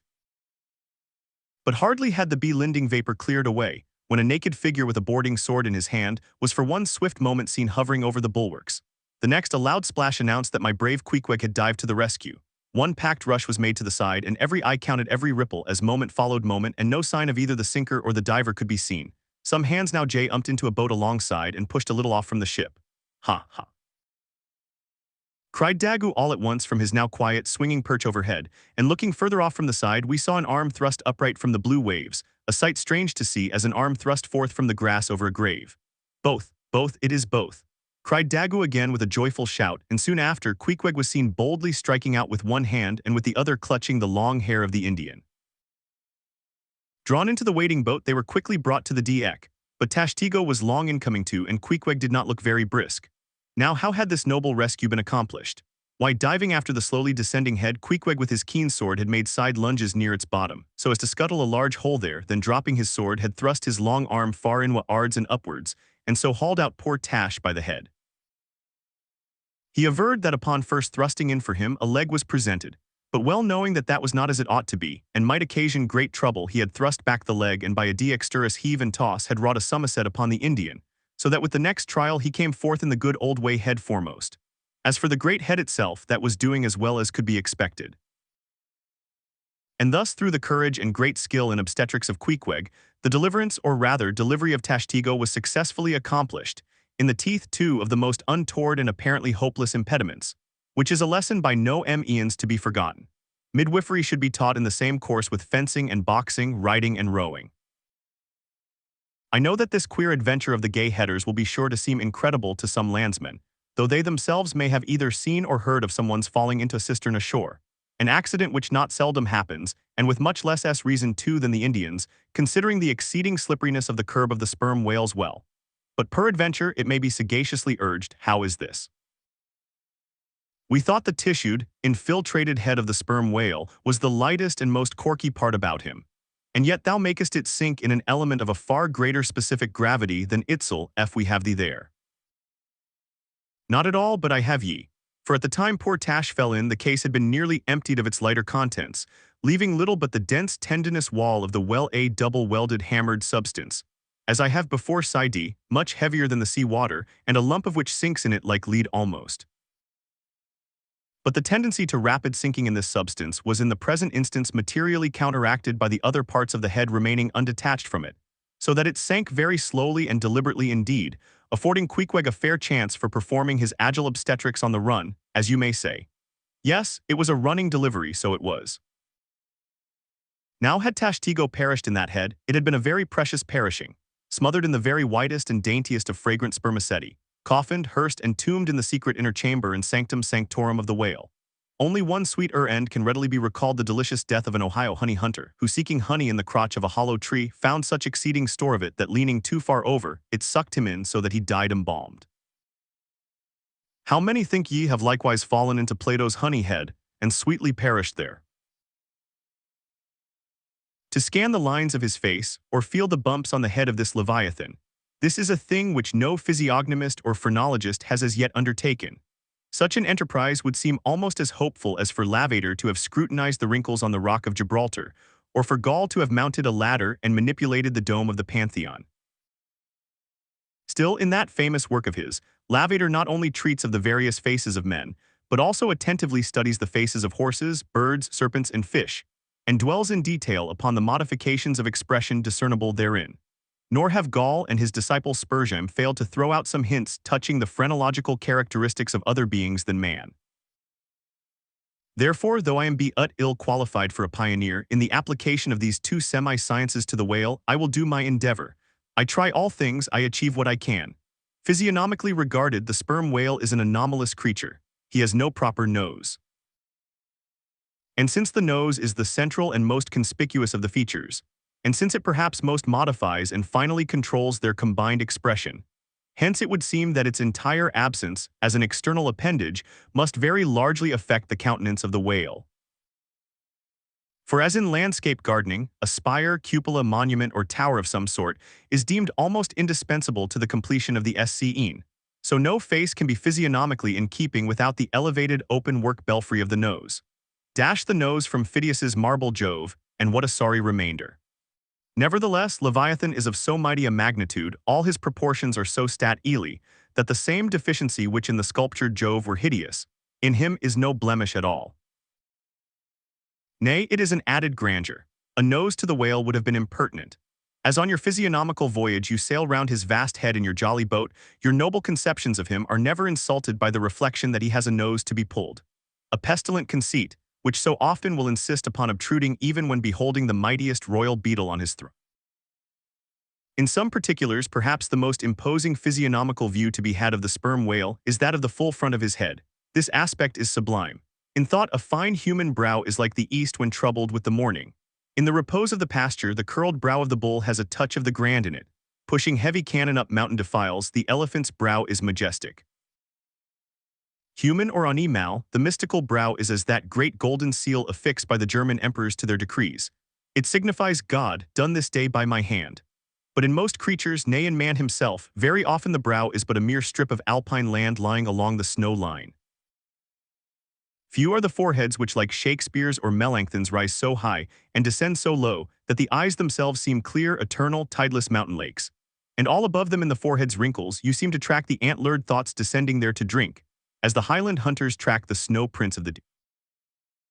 But in the great sperm whale, this high and mighty godlike dignity inherent in the brow is so immensely amplified that gazing on it in that full front view, you feel the deity and the dread powers more forcibly than in beholding any other object in living nature. For you see no one point precisely, not one distinct feature is revealed, no nose, eyes, ears, or mouth. No face he has none proper, nothing but that one broad firmament of a forehead pleated with riddles, dumbly lowering with the doom of boats and ships and men. Nor in profile does this wondrous brow diminish, though that way viewed its grandeur does not domineer upon you so. In profile, you plainly perceive that horizontal, semi-crescentic depression in the forehead's middle, which in man is Lavater's mark of genius. But how? Genius in the sperm whale. Has the sperm whale ever written a book, spoken a speech? No, his great genius is declared in his doing nothing particular to prove it. It is moreover declared in his pyramidical silence. And this reminds me that had the great sperm whale been known to the young Orient world, he would have been deified by their child Magian thoughts. They deified the crocodile of the Nile because the crocodile is tongueless, and the sperm whale has no tongue, or at least it is so exceedingly small, as to be incapable of protrusion. If hereafter any highly cultured, poetical nation shall lure back to their birthright the merry May-Day gods of old, and livingly enthrone them again in the now egotistical sky, in the now unhaunted hill, the end be sure, exalted to Jove's high seat, the great sperm whale shall lord it. Champollion deciphered the wrinkled granite hieroglyphics, but there is no Champollion to decipher the Egypt of every man's and every being's face. Physiognomy, like every other human science, is but a passing fable. If then Sir William Jones, who read in 30 languages, could not read the simplest peasant's face in its profounder and more subtle meanings, how may unlettered Ishmael hope to read the awful Chaldee of the sperm whale's brow? I but put that brow before you. Read it if you can. If the sperm whale be physiognomically a sphinx, to the phrenologist his brain seems that geometrical circle which it is impossible to square. In the full-grown creature, the skull will measure at least 20 feet in length. Unhinge the lower jaw, and the side view of this skull is as the side of a moderately inclined plane resting throughout on a level base. But in life, as we have elsewhere seen, this inclined plane is angularly filled up, and almost squared by the enormous superincumbent mass of the junk and sperm. At the high end, the skull forms a crater to bed that part of the mass, while under the long floor of this crater in another cavity see L-dom exceeding 10 inches in length, and as many in depth reposes the mere handful of this monster's brain. The brain is at least 20 feet from his apparent forehead in life. It is hidden away behind its vast outworks, like the innermost citadel within he amplified fortifications of Quebec. So like a choice casket is it secreted in him, that I have known some whalemen who peremptorily deny that the sperm whale has any other brain than that palpable semblance of one formed by the cubic yards of his sperm magazine. Lying in strange folds, courses, and convolutions to their apprehensions, it seems more in keeping with the idea of his general might to regard that mystic part of him as the seat of his intelligence. It is plain, then, that phrenologically the head of this leviathan in the creature's living intact state is an entire delusion. As for his true brain, you can then see no indications of it, nor feel any. The whale, like all things that are mighty, wears a false brow to the common world. If you unload his skull of its spermy heaps and then take a rear view of its rear end, which is the high end, you will be struck by its resemblance to the human skull, beheld in the same situation and from the same point of view. Indeed, place this revere-ed skull, scaled down to the human magnitude, among a plate of men's skulls, and you would involuntarily confound it with them. And remarking the depressions on one part of its summit, in phrenological phrase you would say, This man had no self-esteem and no veneration. And by those negations, considered along with the affirmative fact of his prodigious bulk and power, you can best form to yourself the truest, though not the most exhilarating conception of what the most exalted potency is. But if from the comparative dimensions of the whale's proper brain, you deem it incapable of being adequately charted, then I have another idea for you. If you attentively regard almost any quadruped's spine, you will be struck with the resemblance of its vertebrae to a strung necklace of dwarfed skulls, all bearing rudimental resemblance to the skull proper. It is a German conceit that the vertebrae are absolutely undeveloped skulls. But the curious external resemblance, I take it the Germans were not the first men to perceive. A foreign friend once pointed it out to me, in the skeleton of a foe he had slain, and with the vertebrae of which he was inlaying, in a sort of basso relievo, the beaked prow of his canoe. Now, I consider that the phrenologists have omitted an important thing in not pushing their investigations from the cerebellum through the spinal canal. For I believe that much of a man's character will be found betokened in his backbone. I would rather feel your spine than your skull, whoever you are. A thin joist of a spine never yet upheld a full and noble soul. I rejoice in my spine, as in the firm audacious staff of that flag which I fling half out to the world. Apply this spinal branch of phrenology to the sperm whale. His cranial cavity is continuous with the first neck vertebra, and in that vertebra the bottom of the spinal canal will measure 10 inches across, being 8 in height, and of a triangular figure with the base downwards. As it passes through the remaining vertebrae, the canal tapers in size, but for a considerable distance remains of large capacity. Now, of course, this canal is filled with much the same strangely fibrous substance, the spinal cord, as the brain, and directly communicates with the brain. And what is still more, for many feet after emerging from the brain's cavity, the spinal cord remains of an undecreasing girth, almost equal to that of the brain. Under all these circumstances, would it be unreasonable to survey and map out the whale's spine phrenologically? For viewed in this light, the wonderful comparative smallness of his brain proper is more than compensated by the wonderful comparative magnitude of his spinal cord. But leaving this hint to operate as it may with the phrenologists, I would merely assume the spinal theory for a moment, in reference to the sperm whale's hump. This august hump, if I mistake not, rises over one of the larger vertebrae, and is therefore in some sort the outer convex mold of it. From its relative situation then, I should call this high hump the organ of firmness or indomitableness in the sperm whale. And that the great monster is indomitable, you will yet have reason to know. The predestinated day arrived, and we duly met the ship Jungfrau Dirk de Deer, master of Bremen. At one time the greatest whaling people in the world, the Dutch and Germans are now among the least. But here and there at very wide intervals of latitude and longitude, you still occasionally meet with their flag in the Pacific. For some reason, the Jungfrau seemed quite eager to pay her respects. While yet some distance from the Pequod, she rounded to, and dropping a boat, her captain was impelled towards us, impatiently standing in the bows instead of the stern. "What has he in his hand there?" cried Starbuck, pointing to something wavingly held by the German. "Impossible, a lamp feeder." "Not that," said Stubb. No, it's a coffee pot, Mr. Starbuck. He's coming off to make us our coffee. Is the Yarman. Don't you see that big tin can there alongside of him? That's his boiling water. Oh, he's all right, is the Yarman. "Go along with you," cried Flask. "It's a lamp feeder and an oil can. He's out of oil and has come a-begging." However curious it may seem for an oil ship to be borrowing oil on the whale ground, and however much it may invertedly contradict the old proverb about carrying coals to Newcastle, yet sometimes such a thing really happens. And in the present case, Captain Dirk de Deer did indubitably conduct a lamp feeder, as Flask did declare. As he mounted the deck, Ahab abruptly accosted him without at all heeding what he had in his hand. But in his broken lingo, the German soon evinced his complete ignorance of the white whale, immediately turning the conversation to his lamp feeder and oil can, with some remarks touching his having to turn into his hammock at night in profound darkness, his last drop of Bremen oil being gone, and not a single flying fish yet captured to supply the deficiency. Concluding by hinting that his ship was indeed Wati, and the fishery is technically called a clean one, that is, an empty one, well deserving the name of Jungfrau or the Virgin. His necessities supplied, Dirk departed, but he had not gained his ship's side when whales were almost simultaneously raised from the mastheads of both vessels. And so eager for the chase was Dirk that without pausing to put his oil can and lamp feeder aboard, he slewed round his boat and made after the Leviathan lamp feeders. Now, the game having risen to leeward, he and the other 3 German boats that soon followed him had considerably the start of the Pequod's keels. There were 8 whales an average pod. Aware of their danger, they were going all abreast with great speed straight before the wind, rubbing their flanks as closely as so many spans of horses in harness.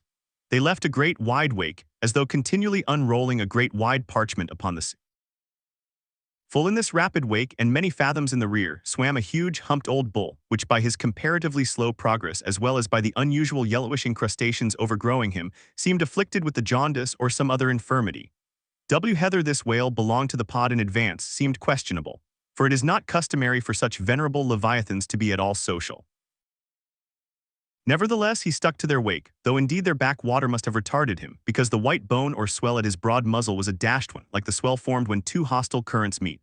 His spout was short, slow, and laborious, coming forth with a choking sort of gush and spending itself in torn shreds followed by strange subterranean commotions in him, which seemed to have egress at his other buried extremity, causing the waters behind him to upbubble. "Who's got some paregoric?" said Stubb. "He has the stomach ache, I'm afraid. Lord, think of having half an acre of stomach ache. Adverse winds are holding mad Christmas in him, boys. It's the first foul wind I ever knew to blow from astern, but look, did ever whale yaw so before? It must be he's lost his tiller." As an overladen Indiaman bearing down the Hindustan coast with a deck load of frightened horses, careens, berries, rolls, and wallows on her way, so did this old whale heave his aged bulk, and now and then partly turning over on his cumbrous rib ends, expose the cause of his devious wake in the unnatural stump of his starboard fin. Whether he had lost that fin in battle or had been born without it, it were hard to say. "Only wait a bit, old chap, and I'll give ye a sling for that wounded arm," cried cruel Flask, pointing to the whale lying near him. "Mind he don't sling thee with it," cried Starbuck. "Give way, or the German will have him." With one intent all the combined rival boats were pointed for this one fish, because not only was he the largest, and therefore the most valuable whale, but he was nearest to them, and the other whales were going with such great velocity moreover as almost to defy pursuit for the time. At this juncture the Pequod's keels had shot by the three German boats last lowered, but from the great start he had Durick's boat still led the chase, though every moment neared by his foreign rivals. The only thing Hay feared was that from being already so nigh to his mark he would be enabled to dart his iron before they could completely overtake and pass him. As for Durick, he seemed quite confident that this would be the case, and occasionally with a deriding gesture shook his lamp feeder at the other boats. "The ungracious and ungrateful dog," cried Starbuck. "He mocks and dares me with the very poor box I filled for him not 5 minutes ago." Then in his old intense whisper, "Give way, greyhounds, dog to it. I tell you what it is, men," cried Stubb to his crew, "it's against my religion to get mad, but I'd like to eat that villainous Yarman pull, won't ye?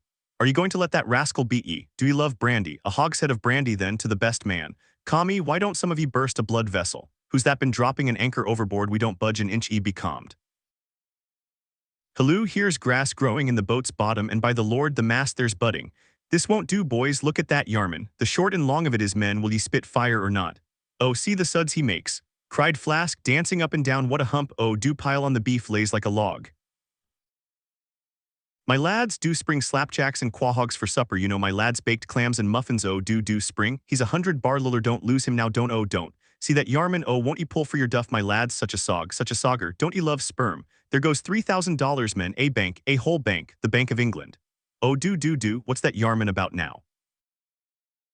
At this moment Durick was in the act of pitching his lamp feeder at the advancing boats and also his oil can, perhaps with the double view of retarding his rival's way and at the same time economically accelerating his own by the momentary impetus of the backward toss. "The unmannerly Dutch dogger," cried Stubb. "Pull now, men, like 50,000 line of battle ship loads of red-haired devils. What d'ye say, Tashtego? Are you the man to snap your spine in 22 pieces for the honor of old Gayhead? What d'ye say?" "I say, pull like goddamn," cried the Indian. Fiercely but evenly incited by the taunts of the German, the Pequod's three boats now began ranging almost abreast, and so disposed momentarily neared him. In that fine, loose, chivalrous attitude of the headsman when drawing near to his prey, the three mates stood up proudly, occasionally backing the after oarsman with an exhilarating cry of, "There she slides now! Hurrah for the white ash breeze! Down with the Yarman, sail over him!" But so decided an original start had Durick had that, spite of all their gallantry, he would have proved the victor in this race, had not a righteous judgment descended upon him in a crab which caught the blade of his midship oarsman. While this clumsy lubber was striving to free his whiteash, and while in consequence Durick's boat was nigh to capsizing, and he thundering away at his men in a mighty rage, that was a good time for Starbuck, Stubb, and Flask.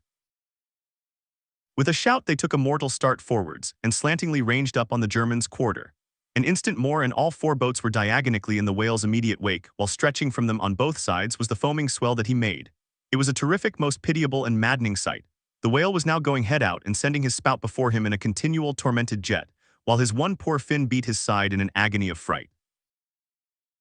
Now to this hand, now to that, he yawed in his faltering flight, and still at every billow that he broke, he spasmodically sank in the sea or sideways rolled towards the sky his one beating fin.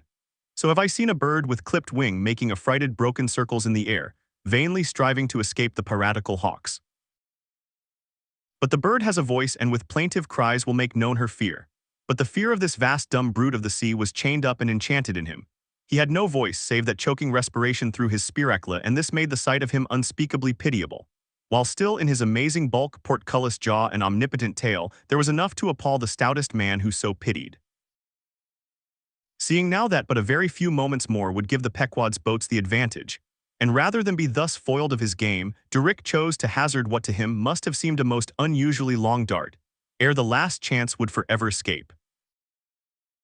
But no sooner did his harpooner stand up for the stroke, than all three tigers Queequeg, Tashtigo, Dagu instinctively sprang to their feet, and standing in a diagonal row simultaneously pointed their barbs, and darted over the head of the German harpooner. Their three Nantucket irons entered the whale, blinding vapors of foam and white fire. The three boats, in the first fury of the whale's headlong rush, bumped the Germans aside with such force that both Durick and his baffled harpooner were spilled out and sailed over by the three flying keels. "Don't be afraid, my butter boxes," cried Stubb, casting a passing glance upon them as he shot by.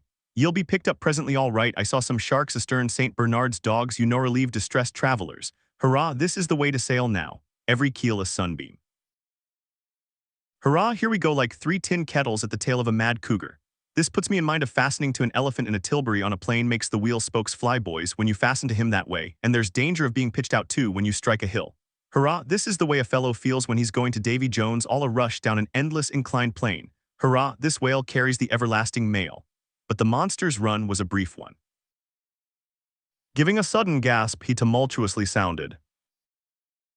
With a grating rush, the three lines flew round the loggerheads with such a force as to gouge deep grooves in them, while so fearful were the harpooneers that this rapid sounding would soon exhaust the lines, that using all their dexterous might, they caught repeated smoking turns with the rope to hold on. Till at last, owing to the perpendicular strain from the lead-line chocks of the boats, whence the three ropes went sent right down into the blue, the gunwales of the bows were almost even with the water, while the three sterns tilted high in the air. And the whale soon ceasing to sound, for some time they remained in that attitude, fearful of expending more line, though the position was a little ticklish. But though boats have been taken down and lost in this way, yet it is this holding on, as it is called, this hooking up by the sharp barbs of his live flesh from the back, this it is that often torments the Leviathan into soon rising again to meet the sharp lance of his foes. Yet not to speak of the peril of the thing, it is to be doubted whether this course is always the best, for it is but reasonable to presume that the longer the stricken whale stays under water, the more he is exhausted. Because, owing to the enormous surface of him, in a full-grown sperm whale something less than 2,000 square feet, the pressure of the water is immense. We all know what an astonishing atmospheric weight we ourselves stand up under, even here above ground in the air. How vast, then, the burden of a whale, bearing on his back a column of 200 fathoms of ocean. It must at least equal the weight of 50 atmospheres. One whaleman has estimated it at the weight of 20 line-of-battle ships with all their guns and stores and men on board. As the three boats lay there on that gently rolling sea, gazing down into its eternal blue noon, and as not a single groan or cry of any sort, nay, not so much as a ripple or a bubble came up from its depths, what landsman would have thought that beneath all that silence and placidity, the utmost monster of the seas was writhing and wrenching in agony. Not 8 inches of perpendicular rope were visible at the bows. Seems it credible that by 3 such thin threads the great Leviathan was suspended like the big weight to an 8-day clock. Suspended, and to what? To 3 bits of board. Is this the creature of whom it was once so triumphantly said, "Canst thou fill his skin with barbed irons, or his head with fish spears?" The sword of him that layeth at him cannot hold the spear, the dart, nor the habergeon. He esteemeth iron as straw, the arrow cannot make him flee, darts are counted as stubble, he laugheth at the shaking of a spear. This the creature, this he, oh, that unfulfillments should follow the prophets. For with the strength of 1,000 thighs in his tail, Leviathan had run his head under the mountains of the sea to hide him from the Pequod's fish spears. In that sloping afternoon sunlight, the shadows that the 3 boats sent down beneath the surface must have been long enough and broad enough to shade half Xerxes' army. Who can tell how appalling to the wounded whale must have been such huge phantoms fl itting over his head? "Stand by, men, he stirs," cried Starbuck as the three lines suddenly vibrated in the water, distinctly conducting upwards to them as by magnetic wires the life and death throbs of the whale so that every oarsman felt them in his seat. The next moment, relieved in great part from the downward strain at the bows, the boats gave a sudden bounce upwards as a small ice-field will when a dense herd of white bears are scared from it into the sea. "Haul in, haul in," cried Starbuck again. "He's rising." The lines, of which hardly an instant before not one hand's breadth could have been gained, were now in long quick coils flung back all dripping into the boats, and soon the whale broke water within 2 ships' lengths of the hunters. His motions plainly denoted his extreme exhaustion. In most land animals there are certain valves or floodgates in many of their veins, whereby when wounded, the blood is in some degree at least instantly shut off in certain directions. Not so with the whale, one of whose peculiarities it is to have an entire non-valvular structure of the blood vessels, so that when pierced even by so small a point as a harpoon, a deadly drain is at once begun upon his whole arterial system. And when this is heightened by the extraordinary pressure of water at a great distance below the surface, his life may be said to pour from him in incessant streams. Yet so vast is the quantity of blood in him, and so distant and numerous its interior fountains, that he will keep thus be leading and bleeding for a considerable period. Even as in a drought a river will flow, whose source is in the well springs of far-off and undiscernible hills. Even now, when the boats pulled upon this whale and perilously drew over his swaying flukes, indeed the lances were darted into him, they were followed by steady jets from the new-made wound which kept continually playing, while the natural spout hole in his head was only at intervals, however rapid, sending its affrighted moisture into the air. From this last vent no blood yet came because no vital part of him had thus far been struck. His life, as they significantly call it, was untouched. As the boats now more closely surrounded him, the whole upper part of his form, with much of it that is ordinarily submerged, was plainly revealed. His eyes, or rather the places where his eyes had been, were beheld. As strange misgrown masses gather in knot-holes of the noblest oaks when prostrate, so from the points which the whale's eyes had once occupied now protruded blind bulbs, horribly pitiable to see. But pity there was none. For all his old age and his one arm and his blind eyes, he must die the death and be murdered, in order to light the gay bridals and other merry makings of men, and also to illuminate the solemn churches that preach unconditional inoffensiveness by all to all. Still rolling in his blood, at last he partially disclosed a strangely discolored bunch or protuberance the size of a bushel low down on the flank. "A nice spot," cried Flask, "just let me prick him there once." "Avast," cried Starbuck, "there's no need of that." But humane Starbuck was too late. At the instant of the dart an ulcerous jet shot from this cruel wound, and goaded by it into more than sufferable anguish, the whale, now spouting thick blood, with swift fury blindly darted at the craft, bespattering them and their glorying crews all over with showers of gore, capsizing Flask's boat and marring the bows. It was his death stroke. For by this time so spent was he by loss of blood that he helplessly rolled away from the wreck he had made, lay panting on his side, impotently flapped with his stumped fin, then over and over slowly revolved like a waning world, turned up the white secrets of his belly, lay like a log, and died. It was most piteous, that last expiring spout. As when by unseen hands the water is gradually drawn off from some mighty fountain, and with half-stifled melancholy gurglings the spray column lowers and lowers to the ground, so the last long-dying spout of the whale. Soon, while the crews were awaiting the arrival of the ship, the body showed symptoms of sinking with all its treasures unrifled. Immediately, by Starbuck's orders, lines were secured to it at different points, so that ere long every boat was a buoy, the sunken whale being suspended a few inches beneath them by the cords. By very heedful management, when the ship drew nigh, the whale was transferred to her side and was strongly secured there by the stiffest fluke chains, for it was plain that unless artificially upheld, the body would at once sink to the bottom. It so chanced that almost upon first cutting into him with the spade, the entire length of a corroded harpoon was found embedded in his flesh, on the lower part of the bunch before described. But as the stumps of harpoons are frequently found in the dead bodies of captured whales, with the flesh perfectly healed around them and no prominence of any kind to denote their place, therefore there must needs have been some other unknown reason in the present case fully to account for the ulceration alluded to. But still more curious was the fact of a lance head of stone being found in him, not far from the buried iron, the flesh perfectly firm about it, who had darted that stone lance. And when, it might have been darted by some West Indian long before Amor Ica was discovered. What other marvels might have been rummaged out of this monstrous cabinet there is no telling. But a sudden stop was put to further discoveries, by the ships being unprecedentedly dragged over sideways to the sea, owing to the body's immensely increasing tendency to sink. However, Starbuck, who had the ordering of affairs, hung onto it to the last. Hung onto it so resolutely indeed that when at length the ship would have been capsized if still persisting in locking arms with the body. Then when the sea amend was given to break clear from it, such was the immovable strain upon the timberheads to which the fluke chains and cables were fastened that it was impossible to cast them off. Meantime everything in the Pequod was aslant. To cross to the other side of the deck was like walking up the steep gabled roof of a house. The ship groaned and gasped. Many of the ivory inlayings of her bulwarks and cabins were started from their places by the unnatural dislocation. In vain handspikes and crows were brought to bear upon the immovable fluke chains to pry them adrift from the timberheads, and so low had the whale now settled that the submerged ends could not be at all approached, while every moment whole tons of ponderosity seemed added to the sinking bulk, and indeed the ship seemed on the point of going over. Hold on, won't ye?"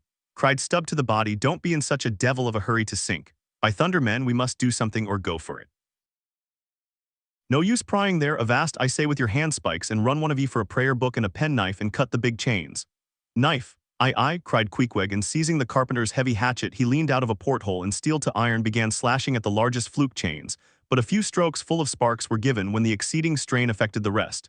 With a terrific snap every fastening went adrift, the ship righted, the carcase sank.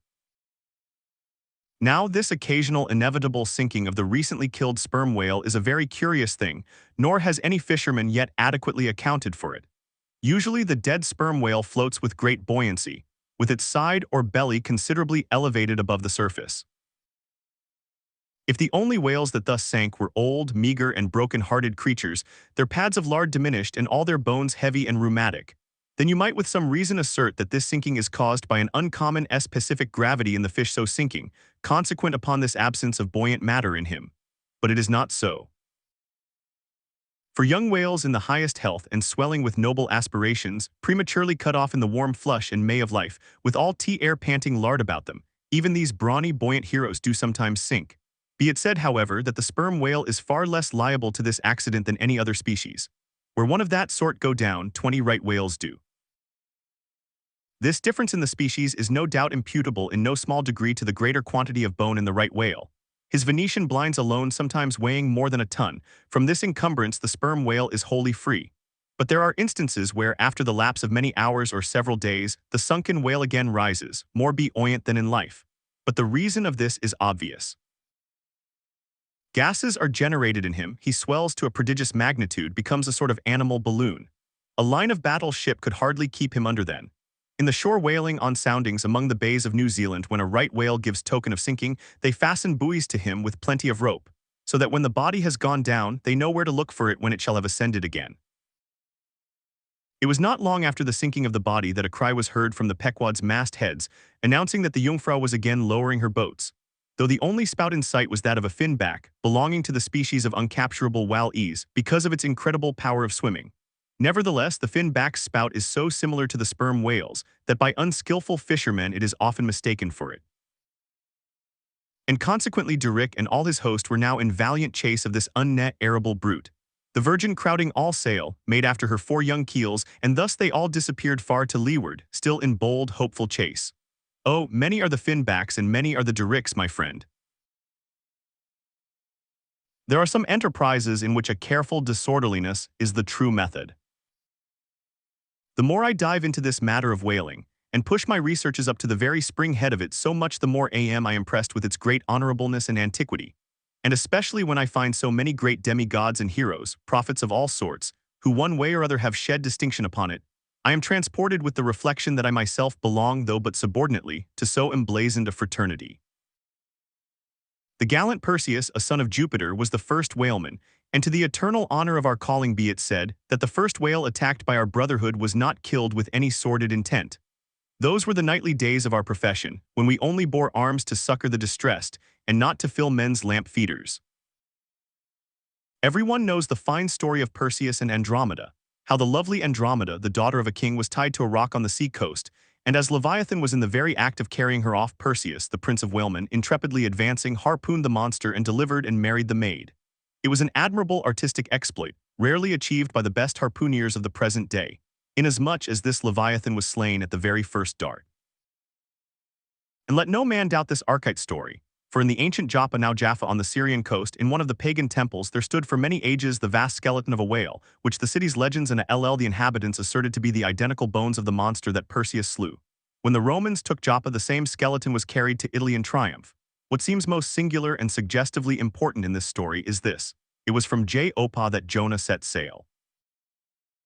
Akin to the adventure of Perseus and Andromeda indeed, by some supposed to be indirectly derived from it, is that famous story of St. George and the dragon, which dragon I maintain to have been a whale. For in many old chronicles whales and dragons are straw and jelly jumbled together and often stand for each other. Thou art as a lion of the waters and as a dragon of the sea, saith Ezekiel, hereby plainly meaning a whale. In truth, some versions of the Bible use that word itself.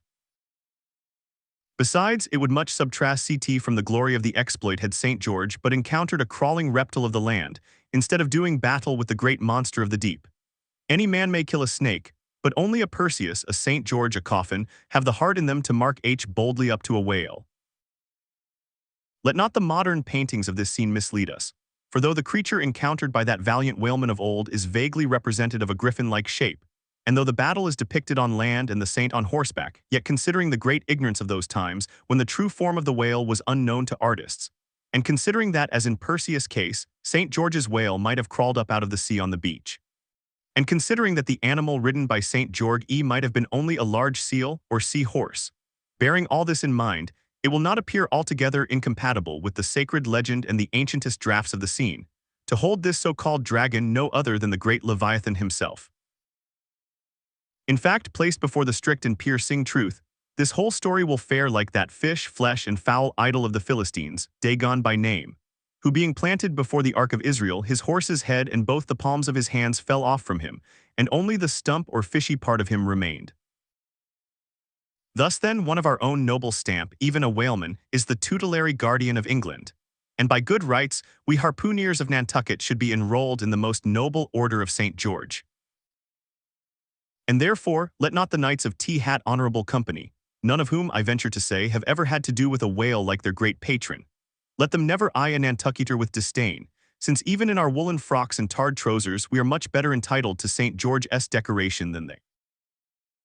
Whether to admit Hercules among us or not, concerning this I long remained dubious, for though according to the Greek mythologies that antique Crockett and Kit Carson, that brawny doer of rejoicing good deeds, was swallowed down and thrown up by a whale, till whether that strictly makes a whaleman of him that might be mooted, it nowhere appears that he ever actually harpooned his fish, unless indeed from the inside. Nevertheless, he may be deemed a sort of involuntary whaleman, at any rate the whale caught him if he did not the whale. I claim him for one of our clan, but by the best contradictory authorities this Grecian story of Hercules and the whale is considered to be derived from the still more ancient Hebrew story of Jonah and the whale, and vice versa. Certainly they are very similar. If I claim the demigod, then why not the prophet? Nor do heroes, saints, demigods, and prophets alone comprise the whole roll of our order. Our Grand Master is still to be named, for like royal kings of old times, we find the head watchers of our fraternity in nothing short of the great gods themselves. The wondrous oriental story is now to be rehearsed from the Shaster, which gives us the dread Vishnu, one of the three persons in the Godhead of the Hindus, gives us this divine Vishnu himself for our Lord. Vishnu, who by the first of his 10 earthly incarnations has forever set apart and sanctified the way. When Brahma, or the god of gods, saith the Shaster, resolved to recreate the world after one of its periodical dissolutions, he gave birth to Vishnu to preside over the work. But the Vedas, or mystical books, whose perusal would seem to have been indispensable to Vishnu before beginning the creation, and which therefore must have contained something in the shape of practical hints to young architects, these Vedas were lying at the bottom of the waters. So Vishnu became incarnate in a whale, and sounding down in him to the uttermost depths, rescued the sacred volumes. Was not this Vishnu a whaleman then, even as a man who rides a horse is called a horseman? Perseus, St. George, Hercules, Jonah, and Vishnu. There's a member roll for you. What club but the whalemans can head off like that? Reference was made to the historical story of Jonah and the whale in the preceding chapter. Now some Nantucketers rather distrust this historical story of Jonah and the whale. But then there were some skeptical Greeks and Romans, who, standing out from the orthodox pagans of their times, equally doubted the story of Hercules and the whale, and Arion and the dolphin. And yet their doubting those traditions did not make those traditions one whit the less facts for all that. One old Sag Harbor whaleman's chief reason for questioning the Hebrew story was this. He had one of those quaint old-fashioned Bibles, embellished with curious unscientific plates, one of which represented Jonah's whale with two spouts in his head, a peculiarity only true with respect to a species of the leviathan, the right whale, and the varieties of that order, concerning which the fishermen have this saying, a penny roll would choke him. His swallow is so very small. But to this Bishop Jebb's antiquipative answer is ready. It is not necessary, hints the bishop, that we consider Jonah as tombed in the whale's belly but as temporarily lodged in some part of his mouth. And this seems reasonable enough in the good bishop. For truly the right whale's mouth would accommodate a couple of whist tables and comfortably seat all the players. Possibly too Jonah might have ensconced himself in a hollow tooth, but on second thoughts the right whale is toothless. Another reason which Sag Harbor, he went by that name, urged for his want of faith in this matter of the prophet, was something obscurely in reference to his incarcerated body and the whale's gastric juices. But this objection likewise falls to the ground, because a German exegetist supposes that Jonah must have taken refuge in the floating body of a dead whale, even as the French soldiers in the Russian campaign turned their dead horses into tents and crawled into them. Besides, it has been divined by our continental commentators that when Jonah was thrown overboard from the Joppa ship, he straightway effected his escape to another vessel nearby, some vessel with a whale for a figurehead, and I would add possibly called the whale, as some craft are nowadays christened the shark, the gull, the eagle. Nor have there been wanting learned exegetists who have opined that the whale mentioned in the book of Jonah merely meant a life preserver, an inflated bag of wind which the endangered prophet swam to, and so was saved from a watery doom. Poor Sag Harbor, therefore, seems worsted all round. But he had still another reason for his want of faith. It was this, if I remember right. Jonah was swallowed by the whale in the Mediterranean Sea, and after 3 days he was vomited up somewhere within 3 days' journey of Nineveh, a city on the Tigris, very much more than 3 days' journey across from the nearest point of the Mediterranean coast. How is that? But was there no other way for the whale to land the prophet within that short distance of Nineveh? Yes, he might have carried him round by the way of the Cape of Good Hope. But not to speak of the passage through the whole length of the Mediterranean, and another passage up the Persian Gulf and Red Sea, such a supposition would involve the complete circumnavigation of all Africa in 3 days, not to speak of the Tigris waters, near the site of Nineveh, being too shallow for any whale to swim in. Besides, this idea of Jonah's weathering the Cape of Good Hope at so early a day would rest the honor of the discovery of that great headland from Bartholomew Diaz, its reputed discoverer, and so make modern history a liar. But all these foolish arguments of old Sag Harbor only evinced his foolish pride of reason, a thing still more reprehensible in him, seeing that he had but little learning except what he had picked up from the sun and the sea. I say it only shows his foolies impious pride and abominable devilish rebellion against the reverend clergy. For by a Portuguese Catholic priest, this very idea of Jonah's going to Nineveh via the Cape of Good Hope was advanced as a signal magnification of the general miracle. And so it was. Besides, to this day, the highly enlightened Turks devoutly believe in the historical story of Jonah. And some 3 centuries ago, an English traveler in Old Harris's Voyages speaks of a Turkish mosque built in honor of Jonah, in which mosque was a miraculous lamp that burnt without any oil. To make them run easily and swiftly, the axles of carriages are anointed, and for much the same purpose some whalers perform an analogous operation upon their boat, they grease the bottom. Nor is it to be doubted that as such a procedure can do no harm, it may possibly be of no contemptible advantage, considering that oil and water are hostile, that oil is a sliding thing, and that the object in view is to make the boat slide bravely. Pequod believes strongly in anointing his boat, and one morning not long after the German ship Jungfrau disappeared, took more than customary pains in that occupation, crawling under its bottom where it hung over the side and rubbing in the unctuousness as though diligently seeking to ensure a crop of hair from the craft's bald keel. He seemed to be working in obedience to some particular presentiment, nor did it remain unwarranted by the event.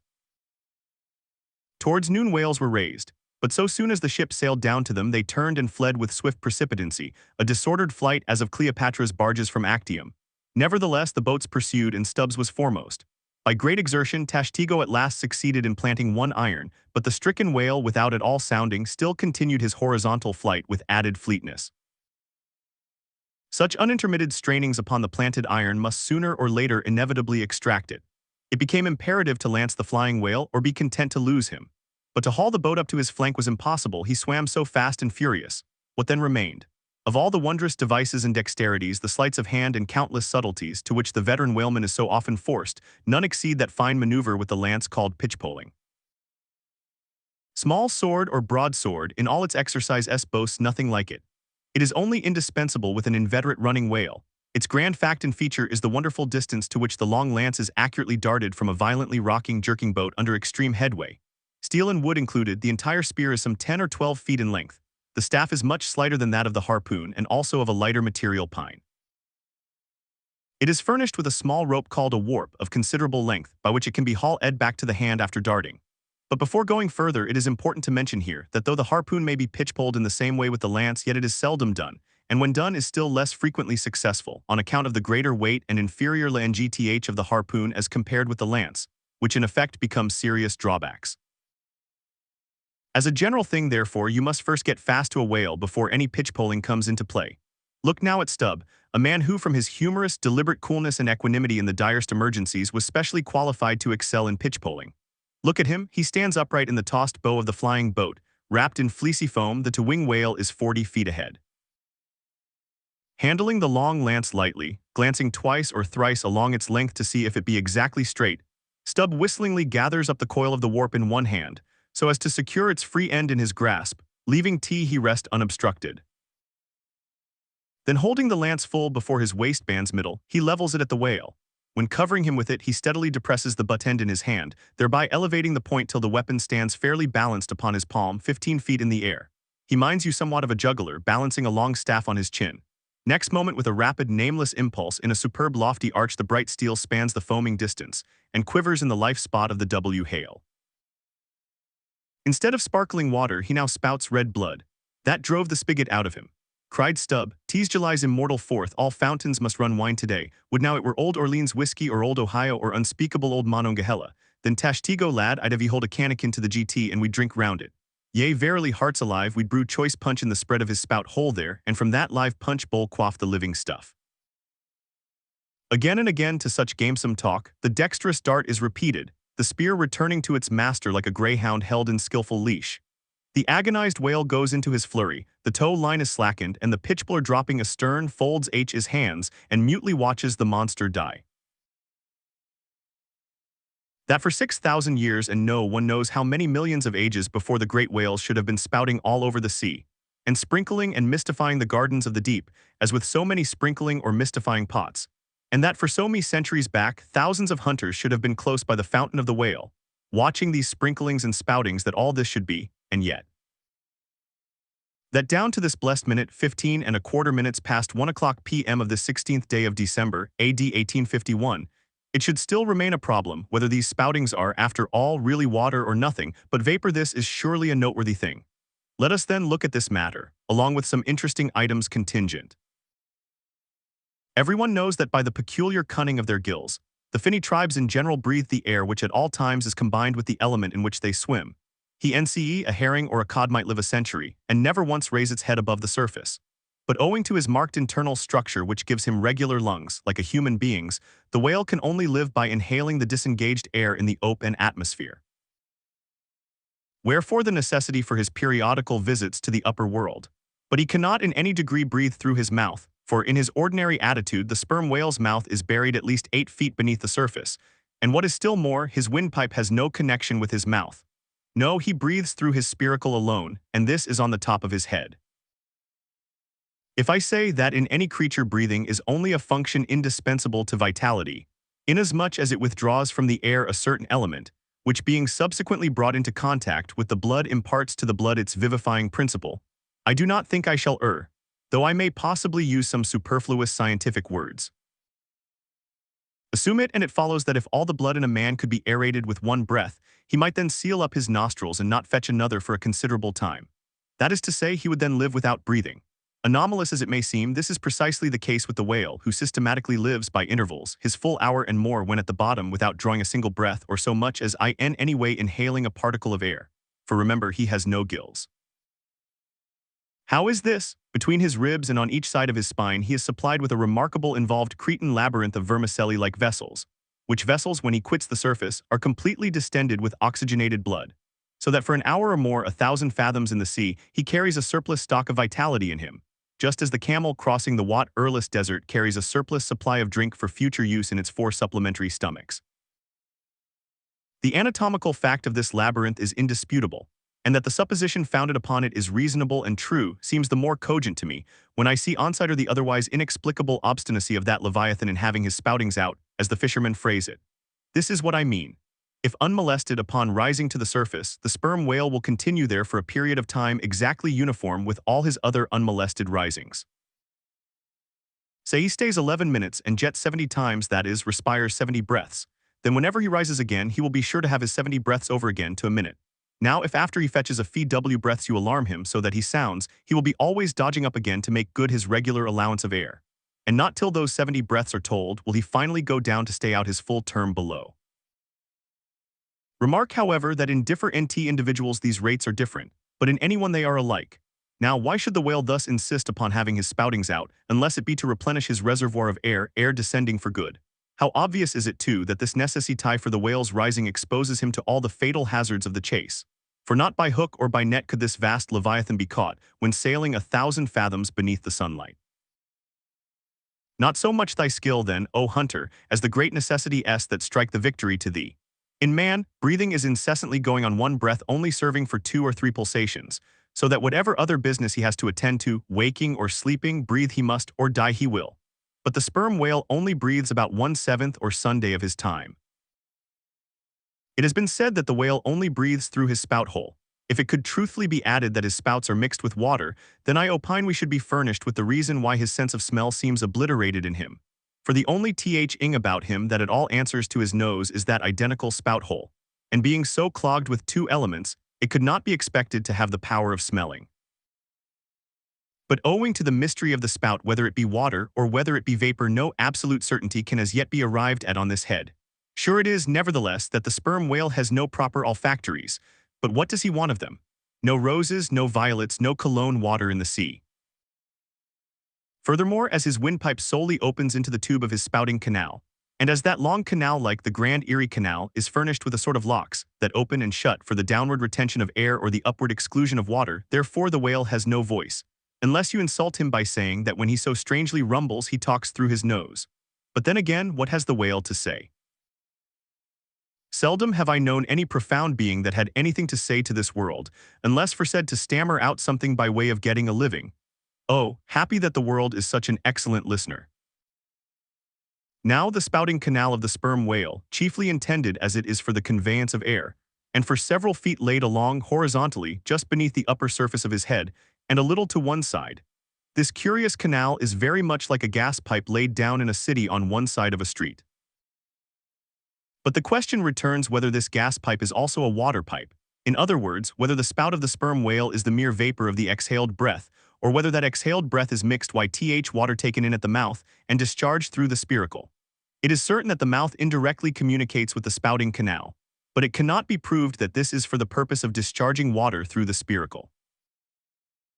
Because the greatest necessity for so doing would seem to be when in feeding he accidentally takes in water. But the sperm whale's food is far beneath the surface, and there he cannot spout even if he would. Besides, if you regard him very closely and time him with wire watch, you will find that when unmolested there is an undeviating rhyme between the periods of his jets and the ordinary periods of respiration. But why pester one with all this reasoning on the subject? Speak out. You have seen him spout, then declare what the spout is. Can you not tell water from air? My dear sir, in this world it is not so easy to settle these plain things. I have ever found you are plain things the naughtiest of all. And as for this whale's spout, you might almost stand in it, and yet be undecided as to what it is precisely. The central body of it is hidden in the snowy sparkling mist enveloping it, and how can you certainly tell whether any water falls from it, when, always when you are close enough to a whale to get a close view of his spout, he is in a prodigious commotion, the water cascading all around him. And if at such times you should think that you really perceive drops of moisture in the spout, how do you know that they are not merely condensed from its vapor? Or how do you know that they are not those identical Dr. Ops superficially lodged in the spout hole fissure, which is countersunk into the summit of the whale's head? For even when tranquilly swimming through the midday sea in a calm, with his elevated hump sun dried as a dromedary's in the desert, even then Teehee whale always carries a small basin of water on his head, as under a blazing sun you will sometimes see a cavity in a rock filled up with rain. Nor is it at all prudent for the hunter to be over-curious touching the precise nature of the whale's spout. It will not do for him to be peering into it and putting his face in it. You cannot go with your pitcher to this fountain and fill it and bring it away. For even when coming into slight contact with the outer, vapory shreds of the jet, which will often happen, your skin will feverishly smart from the acridness of the thing so touching it. And I know one who, coming into still closer contact with the spout, whether with some scientific object in view or otherwise, I cannot say, the skin peeled off from his cheek and arm. Wherefore, among whalemen the spout is deemed poisonous, they try to evade it. Another thing I have heard it said, and I do not much doubt it, that if the jet is fairly spouted into your eyes it will blind you. The wisest thing the investigator can do then, it seems to me, is to let this deadly spout alone. Still, we can hypothesize even if we cannot prove and establish. My hypothesis is this, that the spout is nothing but mist. And besides other reasons, to this conclusion I am impelled by considerations touching the great inherent dignity and sublimity of the sperm whale. I account him no common, shallow being, inasmuch as it is an undisputed fact that he is never found on soundings or near shores. All other whales sometimes are. He is both ponderous and profound. And I am convinced that from the heads of all ponderous, profound beings, such as Plato, Pyrrho, the devil, Jupiter, Dante, and so on, there always goes up a certain semi-visible steam while in the act of thinking deep thoughts. While composing a little treatise on eternity, I had the curiosity to place a mirror before me, and ere long saw reflected there a curious involved worming and undulation in the atmosphere over my head. The invariable moisture of my hair, while plunged in deep thought, after 6 cups of hot tea in my thin shingled attic of an August noon. This seems an additional argument for the above supposition. And how nobly it raises our conceit of the mighty, misty monster, to behold him solemnly sailing through a calm tropical sea, his vast mild head overhung by a canopy of vapor, engendered by his incommunicable contemplations, and that vapor, as you will some at times see it, glorified by a rainbow, as if heaven itself had put its seal upon his thoughts.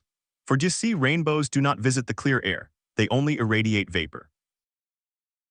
And so, through all the thick mists of the dim doubts in my mind, divine intuitions now and then shoot, enkindling my fog with a heavenly ray. And for this I thank God, for all have doubts, many deny, but doubts or denials few along with them have intuitions. Doubts of all things earthly and intuitions of some things heavenly. This combination makes neither believer nor infidel, but makes a man who regards them both with equal eye. Other poets have warbled the praises of the soft eye of the antelope, and the lovely plumage of the bird that never alights. Less celestial, I celebrate a tale. Reckoning the largest size sperm whale's tail to begin at that point of the trunk where it tapers to about the girth of a man, it comprises upon its upper surface alone an area of at least 50 square feet. The compact round body of its root expands into 2 broad, firm, flat palms or flukes, gradually shoaling away to less than an inch in thickness. At the crotch or junction, these flukes slightly overlap, then sideways recede from each other like wings, leaving a wide vacancy between. In no living thingy are the lines of beauty more exquisitely defined than in the crescentic borders of these flukes. At its utmost expansion in the full-grown whale, the tail will considerably exceed 20 feet across. The entire member seems a dense webbed bed of welded sinews, but cut into it, and you find that 3 distinct strata compose it, upper, middle, and lower. The fibers in the upper and lower layers are long and horizontal, those of the middle one very show RT and running crosswise between the outside layers. This triune structure, as much as anything else, imparts power to the tail.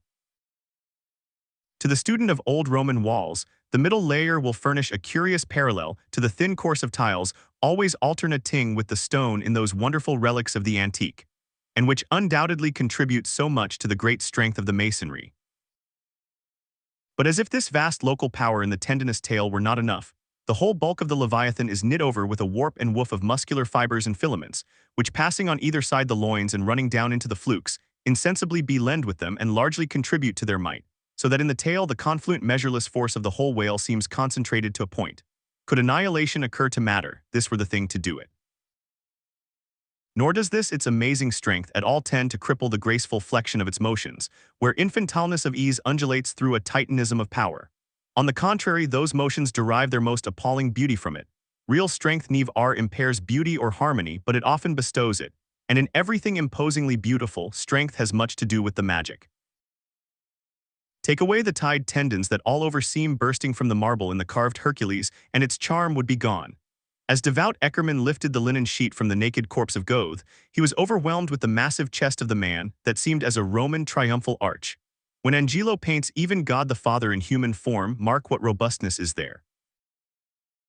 A.N.D. whatever they may reveal of the divine love in the Son, the soft, curled, hermaphroditical Italian pictures in which his idea has been most successfully embodied. These pictures, so destitute as they are of all brawniness, hint nothing of any power. but the mere negative, feminine one of submission and endurance, which on all hands it is conceded, form the peculiar practical virtues of his teachings. Such is the subtle elasticity of the organ I treat of, that whether wielded in sport or in earnest or in anger, whatever be the mood it be in, its flexions are invariably marked by exceeding grace. Therein no fairy's arm can transcend it. 5 great motions are peculiar to it. First, when used as a fin for progression. Second, when used as a mace in battle. Third, in sweeping. Fourth, in lobtilling. Fifth, in peaking flukes. First, being horizontal in its position, the Leviathan's tail acts in a different manner from the tails of all other sea creatures. It never wriggles. In man or fish, wriggling is a sign of inferiority. To the whale, his tail is the sole means of propulsio and scrollwise coiled forwards beneath the body, and then rapidly sprung backwards. It is this which gives that singular darting, leaping motion to the monster when furiously swimming. His side fins only serve to steer by. Second, it is a little significant that while one sperm whale only fights another sperm whale with his head and jaw, nevertheless in his conflicts with man, he chiefly and contemptuously uses his tail. In striking at a boat, he swiftly curves away his ukes from it, and the blow is only inflicted by the recoil. If it be made in the unobstructed air, especially if it descend to its mark, the stroke is then simply irresistible. No ribs of man or boat can withstand it. Your only salvation lies in eluding it, but if it comes sideways through the opposing water, then partly owing to the light buoyancy of the whale boat, and the elasticity of its materials, a cracked rib or a dashed plank or two, a sort of stitch in the side, is generally the most serious resultee. These submerged side blows are so often received in the fishery that they are accounted mere child's play. Someone strips off a frock and the hole is stopped. Third, I cannot demonstrate it, but it seems to me that in the whale the sense of touch is concentrated in the tail, for in this respect there is a delicacy in it only equaled by the daintiness of the elephant's trunk. This delicacy is chiefly evinced in the action of sweeping, when in maidenly gentleness the whale with a certain soft slowness moves his immense flukes from side to side upon the surface of the sea. And if he feel but a sailor's whisker, woe to that sailor, whiskers and all. What tenderness there is in that preliminary touch! Had this tale any prehensile power, I should straightway bethink me of Darminode's elephant that so frequented the flower market, and with low salutations presented nosegays to damsels and then caressed their zones. On more accounts than one, a pity it is that the whale does not possess this prehensile virtue in his tail, for I have heard of yet another elephant that when wounded in the fight curved round his trunk and extracted the dart. Fourth, stealing unawares upon the whale in the fancied security of the middle of solitary seas, you find him unbent from the vast corpulence of his dignity, and kitten-like, he plays on the ocean as if it were a hearth. But still you see his power in his play. The broad palms of his tail are flirted high into the air, then smiting the surface, the thunderous concussion resounds for miles. You would almost think a great gun had been discharged, and if you noticed the light wreath of vapor from the spiracle at his other extremity, you would think that that was the smoke from the touch-hole. Fifth, as in the ordinary floating posture of the Leviathan, the flukes lie considerably below the level of his back. They are then completely out of sight beneath the surface. But when he is about to plunge into the deeps, his entire flukes with at least 30 feet of his body are tossed erect in the air, and so remain vibrating a moment, till they downwards shoot out of view. Excepting the sublime breach somewhere else to be described, this peaking of the whale's flukes is perhaps the grandest sight to be seen in all animated nature. Out of the bottomless profundities, the gigantic tail seems spasmodically snatching at the highest heaven. So in dreams, have I seen majestic Satan thrusting forth his tormented colossal claw from the flame Baltic of hell. But gazing at such scenes, it is all in all what mood you are in. If in the Dantean, the devils will occur to you, if in that of Isaiah, the archangels. Standing at the masthead of my ship during a sunrise that crimsoned sky and sea, I once saw a large herd of whales in the east, all heading towards the sun, and for a moment vibrating in concert with peaked flukes. As it seemed to me at the time, such a grand embodiment of adoration of the gods was never beheld, even in Persia, the home of the fire worshippers. As Ptolemy Philopater testified of the African elephant, I then testified of the whale, pronouncing him the most devout of all beings. For according to King Juba, the military elephants of antiquity often hailed the morning with their trunks uplifted in the profoundest silence. The chance comparison in this chapter between the whale and the elephant, so far as some aspects of the tail of the one and the trunk of the other are concerned, should not tend to place those two opposite organs on an equality, much less the creatures to which they respectively belong. For as the mightiest elephant is but a terrier to Leviathan, so, compared with Leviathan's tail, his trunk is but the stalk of a lily. The most direful blow from the elephant's trunk were as the playful tap of a fan. Compare Ed with the measureless crush and crash of the sperm whale's ponderous flukes, which in repeated instances have one after the other hurled entire boats with all their oars and crews into the air. very much as an Indian juggler tosses his balls. Though all comparison in the way of general bulk between the whale and the elephant is preposterous, inasmuch as in that particular the elephant stands in much the same respect to the whale that a dog does to the elephant. Nevertheless, there are not wanting some points of curious similitude. Among these is the spout. It is well known that the elephant will often draw up water or dust in his trunk, and then elevating it, jet it forth in a stream. The more I consider this mighty tale, the more do I deplore my inability to express it. At times there are gestures in it, which though they would well grace the hand of man, remain wholly inexplicable. In an extensive herd so remarkable occasionally array these mystic gestures that I have heard hunters who have declared them akin to Freemason signs and symbols, that the whale indeed by these methods intelligently conversed with the world.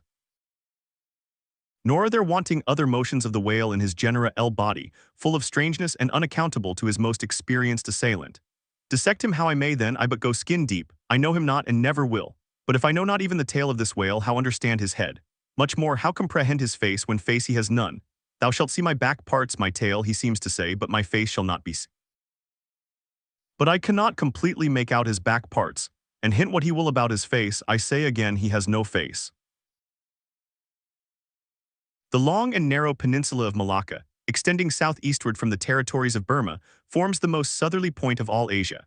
In a continuous line from that peninsula stretch the long islands of Sumatra, Java, Bali, and Timor, which with many others form a vast mole or rampart lengthwise connecting Asia with Australia and dividing the long unbroken Indian Ocean from the thickly studded Oriental archipelagos.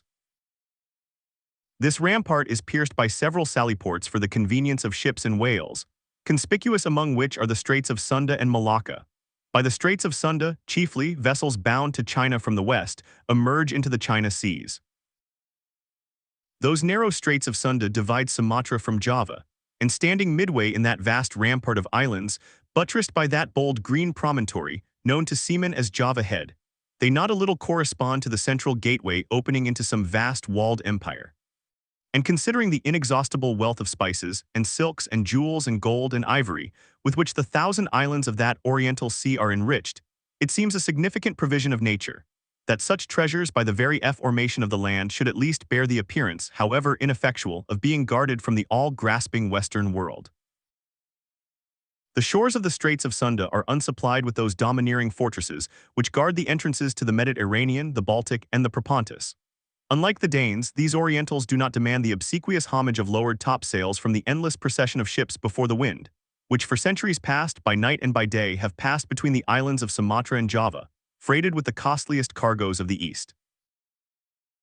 But while they freely waive a ceremonial like this, they do by no means renounce their claim to more solid tribute. Time out of mind, the piratical proas of the Malays, lurking among the low shaded coves and islets of Sumatra, have sallied out upon the vessels sailing through the straits, fiercely demanding tribute at the point of their spears. Though by the repeated blow-ody chastisements they have received at the hands of European cruisers, the audacity of these corsairs has of late been somewhat repressed. Yet, even at the present day, we occasionally hear of English and American vessels, which in those waters have been remorselessly boarded and pillaged. With a fair, fresh wind, the Pequod was now drawing nigh to these straits, Ahab purposing to pass through them into the Javan Sea, and thence, cruising northwards over waters known to be frequented here and there by the sperm whale, sweep inshore by the Philippine Islands, and gain the far coast of Japan, in time for the great whaling season there. By these means, the circumnavigating Pequod would sweep almost all the known sperm whale cruising grounds of the world, previous to descending upon the line in the Pacific, where Ahab, though everywhere else foiled in his pursuit, firmly counted upon giving battle to Moby Dick in the sea he was most known to frequent, and at a season when he might most reasonably be presumed to be haunting it. But how now? In this zoned quest does Ahab touch no land? Does his crew drink air? Surely he will stop for water. Nay, for a long time now the circus-running sun has raced within his fiery ring and needs no sustenance but what's in himself. So Ahab, mark this too in the whaler. While other hulls are loaded down with alien stuff to be transferred to foreign wharves, the world-wandering whale ship carries no cargo but herself and crew, the weapons and their wants. She has a whole lake's contents bottled in her ample hold. She is ballasted with utilities, not altogether with unusable pig lead and kentelge. She carries years' water in her, clear old prime Nantucket water, which when 3 years afloat the Nantucketer in the Pacific prefers to drink before the brackish fluid, but yesterday rafted off in casks from the Peruvian or Indian streams. Hence it is that, while other ships may have gone to China from New York and back again touching at a score of ports, the whale ship in all that interval may not have sighted one grain of soil, her crew having seen no man but floating seamen like themselves. So that did you carry them the news that another flood had come, they would only ends were, well boys, here's the ark. Now as many sperm whales had been captured off the western coast of Java, in the near vicinity of the Straits of Sunda. Indeed, as most of the ground roundabout was generally recognized by the fishermen as an excellent spot for cruising. Therefore, as Pequod gained more and more upon Java Head, the lookouts were repeatedly hailed and admonished to keep wide awake. But though the green palmy cliffs of the land soon loomed on the starboard bow, and with delighted nostrils the fresh cinnamon was snuff-ed in the air, yet not a single jet was descried. Almost renouncing all thought of falling in with any game hereabouts, the ship had well nigh entered the straits, when the customary cheering cry was heard from aloft, and ere long a spectacle of singular magnificence saluted us. But here be it premised, that owing to the unwearied activity with which of late they have been hunted over all four oceans, the sperm whales, instead of almost invariably sailing in small detached companies, as in former times, are now frequently met with in extensive herds, sometimes embracing so great a multitude, that it would almost seem as if numerous nations of them had sworn solemn league and covenant for mutual assistance and protection. To this aggregation of the sperm whale into such immense caravans may be imputed the circumstance that even in the best cruising grounds, you may now sometimes sail for weeks and months together, without being greeted by a single spout, and then be suddenly saluted by what sometimes seems thousands on thousands.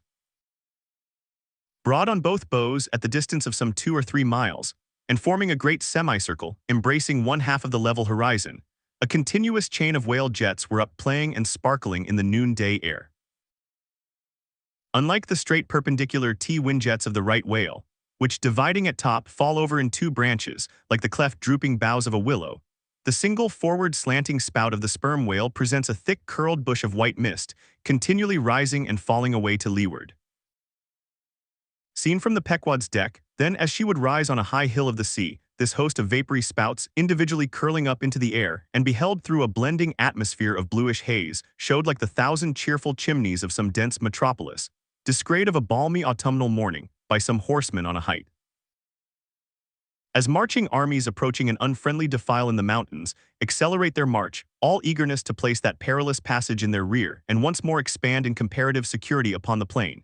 Even so did this vast fleet of whales now seem hurrying forward through the straits, gradually contracting the wings of their semicircle and swimming on in one solid but still crescentic center. Crowding all sail, the Pequod pressed after them, the harpooneers handling their weapons and loudly cheering from the heads of their yet suspended boats. If the wind only held, little doubt had they that chased through these straits of Sunda, the vast hose T would only deploy into the oriental seas to witness the capture of not a few of their number. And who could tell whether in that congregated caravan Moby Dick himself might not temporarily be swimming, like the worshipped white elephant in the coronati on procession of the Siamese. So with stun sail piled on stun sail we sailed along driving these leviathans before us, when of a sudden the voice of Tashtigo was heard, loudly directing attention to something in our wake. Corresponding to the crescent in our van, we beheld another in our. It seemed formed of detached white vapors, rising and falling something like the spouts of the whales, only they did not so completely come and go, for they constantly hovered with Ut finally disappearing. Leveling his glass at this sight, Ahab quickly revolved in his pivot hole, crying, aloft there and rig whips and buckets to wet the sails, Malays, sir, and after us. As if too long lurking behind the headlands, till the Pequod should fairly have entered the straits, these rascally Asiatics were now in hot pursuit, to make up for their overcautious delay. But when the swift Pequod with a fresh leading wind was Hercule F in hot chase, how very kind of these tawny philanthropists to assist in speeding her on to her own chosen pursuit, mere riding whips and rowels to her that they were. As with glass under arm, Ahab to and fro paced the deck, in his forward turn beholding the monsters he chased, and in the after one the bloodthirsty pirates chasing him, some such fancy as the above seemed his. And when he glanced upon the green walls of the watery defile in which the ship was then sailing, and bethought him that through at gate lay the route to his vengeance, and beheld how that through that same gate he was now both chasing and being chased to his deadly end. And not only that, but a herd of remorseless wild pirates and inhuman atheistical devils were infernally cheering him on with their curses. When all these conceits had passed through his brain, Ahab's brow was left gaunt and ribbed, like the black sand beach after some stormy tide has been gnawing it, without being able to drag the firm thing from its place. But thoughts like these troubled very few of the reckless crew. And when, after steadily dropping and dropping the pirates astern, the Pequod at last shot by the vivid green cockatoo point on the Sumatra side, emerging at last upon the broad waters beyond. Then the harpooner seemed more to grieve that the swift whales had been gaining upon the ship, than to rejoice that the ship had so victoriously gained upon the Malays. But still driving on in the wake of the whales, at length they seemed abating their speed. Gradually the ship read them, and the wind now dying away, word was passed to spring to the boats. But no sooner did the herd, by some presumed wonderful instinct of the sperm whale, become notified of the three keels that were after them, though as yet a mile in their rear, than they rallied again, and forming in close ranks and battalions, so that their spouts all looked like flashing lines of stacked bayonets, moved on with redoubled velocity. Stripped to our shirts and drawers, we sprang to the white ash, and after several hours pulling were almost disposed to renounce the chase, when a general pausing commotion among the whales gave animating token that they were now at last under the influence of that strange perplexity of inert irresolution, which, when the fishermen perceive it in the whale, they say he is gallied. The compact martial columns in which they had been hitherto rapidly and steadily swimming were now broken up in one measurel's route, and like King Porus elephants in the Indian battle with Alexander, they seemed going mad with consternation. In all directions expanding in vast irregular circles and aimlessly swimming hither and thither by their short, thick spoutings, they inly betrayed their distraction of panic. This was still more strangely evinced by those of their number, who, completely paralyzed as it were, helplessly floated like waterlogged, dismantled ships on the sea. Had these leviathans been but a flock of simple sheep, pursued over the pasture by three fierce wolves, they could not possibly have evinced such excessive dismay. But this occasional timidity is characteristic of almost all herding creatures. Though banding together in tens of thousands, the lion-maned buffaloes of the West have fled before a solitary horseman. Witness, too, all human beings, how when herded together in the sheepfold of a theatre's pit, they will, at the slightest alarm of fire, rush helter-skelter for the outlets, crowding, trampling, jamming, and remorselessly dashing each other to death. Best, therefore, withhold any amazement at the strangely gallied whales before us, for there is no folly of the beasts of the earth which is not infinitely outdone by the madness of men. Though many of the whales, as has been said, were in violent motion, yet it is to be observed that as a whole the herd neither advanced nor retreated, but collectively remained in one place. As is customary in those cases, the boats at once separated, each making for some one lone whale on the outskirts of the shoal. In about 3 minutes' time, Queequeg's harpoon was flung. The stricken fish darted blinding spray in our faces, and then running away with us like light steered straight for the heart of the herd. Though such a movement on the part of the whale struck under such circumstances is in no wise unprecedented, and indeed is almost always more or less anticipated, yet does it present one of the more perilous vicissitudes of the fishery. For as the swift monster drags you deeper and deeper into the frantic shoal, you bid adieu to circumspect life and only exist in a delirious throb.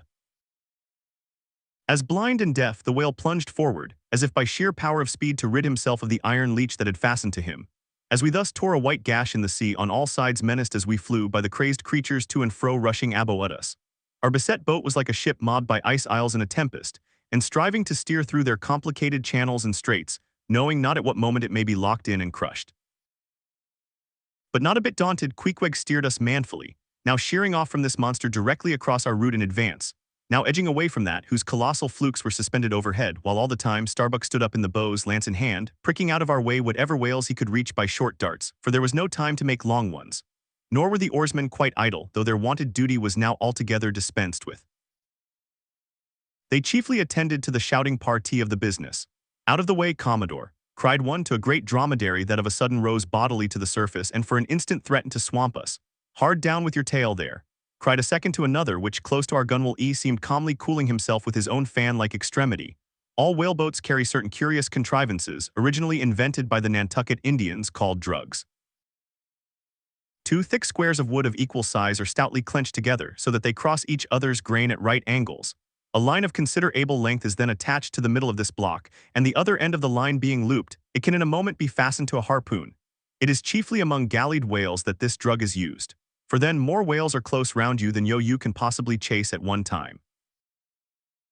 But sperm whales are not every day encountered. While you may, then you must kill all you can, and if you cannot kill them all at once, you must wing them so that they can be afterwards killed at your leisure. Hence it is that at times like these the drug comes into requisition. Our boat was furnished with 3 of them. The first and second were successfully darted, and we saw the whales staggeringly running off, fettered by the enormous sidelong resistance of the tow ingdra. They were cramped like malefactors with the chain and ball. But upon flinging the third in the act of tossing overboard the clumsy wooden block, it caught under one of the seats of the boat, and in an instant tore it out and carried it away, Dr. Opping the oarsman in the boat's bottom as the seat slid from under him. On both sides the sea came in at the wounded planks, but we stuffed 2 or 3 drawers and shirts in, and so stopped the leaks for the time. It had been next to impossible to dart these drugged harpoons, were it not that as we advanced into the herd, our whale's way greatly diminished. Moreover, that as we went still further and further from the circumference of commotion, the direful disorders seemed waning. So that when at last the jerking harpoon drew out, and the towing whale sideways vanished, then with the tapering force of his parting momentum, we glided between 2 whales into the innermost heart of the shoal, as if from some mountain torrent we had slid into a serene valley lake. Here the storms in the roaring glens between the outermost whales were heard but not felt. In this central expanse, the sea presented that smooth satin-like surface, called a sleek, produced by the subtle moisture thrown off by the whale in his more quiet moods. Yes, we were now in that enchanted calm which they say lurks at the heart of every commotion. And still in the distracted distance we beheld the tumults of the outer concentric circles, and saw successive epods of whales, 8 or 10 in each, swiftly going round and round like multiplied spans of horses in a ring, and so closely shoulder to shoulder that a titanic circus rider might easily have overarched the middle ones, and so have gone round on their back. Owing to the density of the crowd of reposing whales, more immediately surrounding the embayed axis of the herd, no possible chance of escape was at present afforded us. We must watch for a breach in the living wall that hemmed us in, the wall that had only admitted us in order to shut us up. Keeping at the center of the lake, we were occasionally visited by small tame cows and calves, the women and children of this rooted host.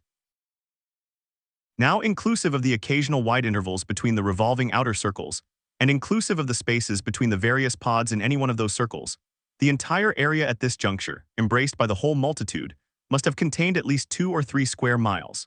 At any rate, though indeed such a test at such a time might be, deceptive spoutings might be discovered from our low boat that seemed playing up almost from the rim of the horizon. I mention this circumstance because, as if the cows and calves had been purposely locked up in this innermost fold, and as if the wide extent of the herd had hitherto prevented them from learning the precise cause of its stopping, or, possibly, being so young, unsophisticated, and every way innocent and inexperienced. However it may have been, these smaller whales now, and then visiting our becalmed boat from the margin of the lake, evinced a wondrous fearlessness and confidence, or else a still becharmed panic, which it was impossible not to marvel at. Like household dogs they came snuffling round us, right up to our gunwales and touching them, till it almost seemed that some spell had suddenly domesticated them. Queequeg patted their foreheads, Starbuck scratched their backs with his lance, but fearful of the consequences for the time refrained from darting it. But far beneath this wondrous world upon the surface, another and still stranger world met our eyes as we gazed over the side. For suspended in those watery vaults floated the forms of the nursing mothers of the whales, and those that by their enormous earth seemed shortly to become mothers. The lake, as I have hinted, was to a considerable depth exceedingly transparent, and as human infants while suckling will calmly and fixedly gaze away from the breast, as if leading 2 different lives at the time, and while yet drawing mortal nourishment, be still spiritually feasting upon some unearthly reminiscence.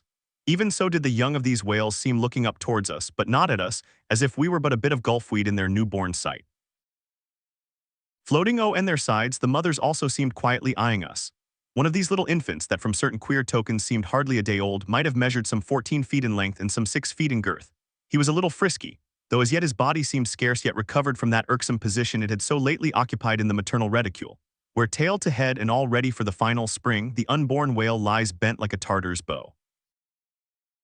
The delicate side fins and the palms of his flukes still freshly retained the plaited crumpled appearance of a baby's ears newly arrived from foreign parts. "Line, line," cried Queequeg looking over the gunwale, him fast, who line him, who struck, 2 whale, 1 big, 1 little." "What ails ye, man?" cried Starbuck. "Look ye here," said Queequeg, pointing down.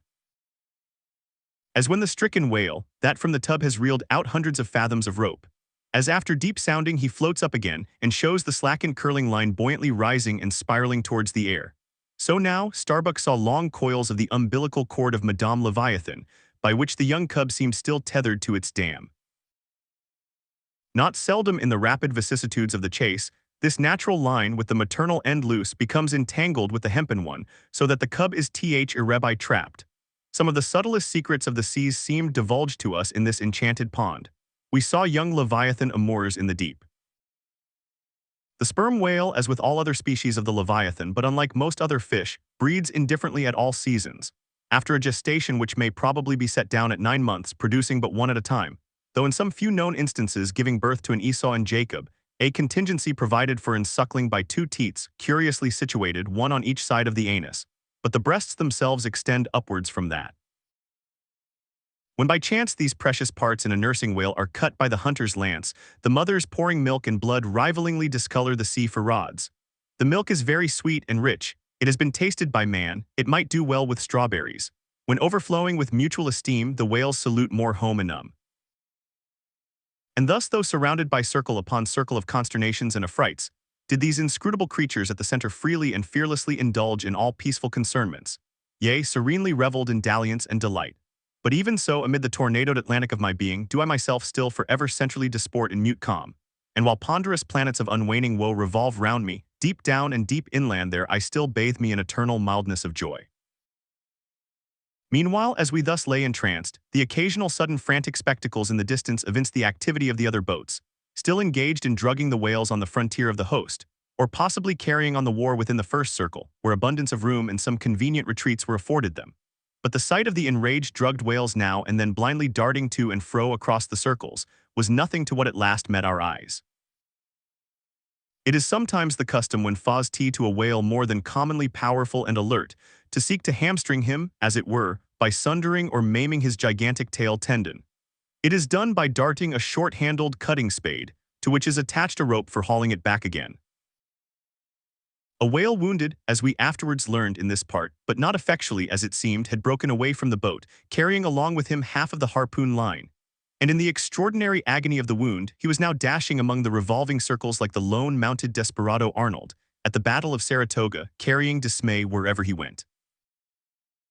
But agonizing as was the wound of this whale, and an appalling spectacle enough anyway, yet the peculiar horror with which he seemed to inspire the rest of the herd was owing to a cause which at first the intervening distance obscured from us. But at Longth we perceived that by one of the unimaginable accidents of the fishery, this whale had become entangled in the harpoon line that he towed. He had also run away with the cutting spade in him, and while the free end of the rope attached to that weapon had permanently caught in the coils of the harpoon line round his tail, the cutting spade itself had worked loose from his flesh.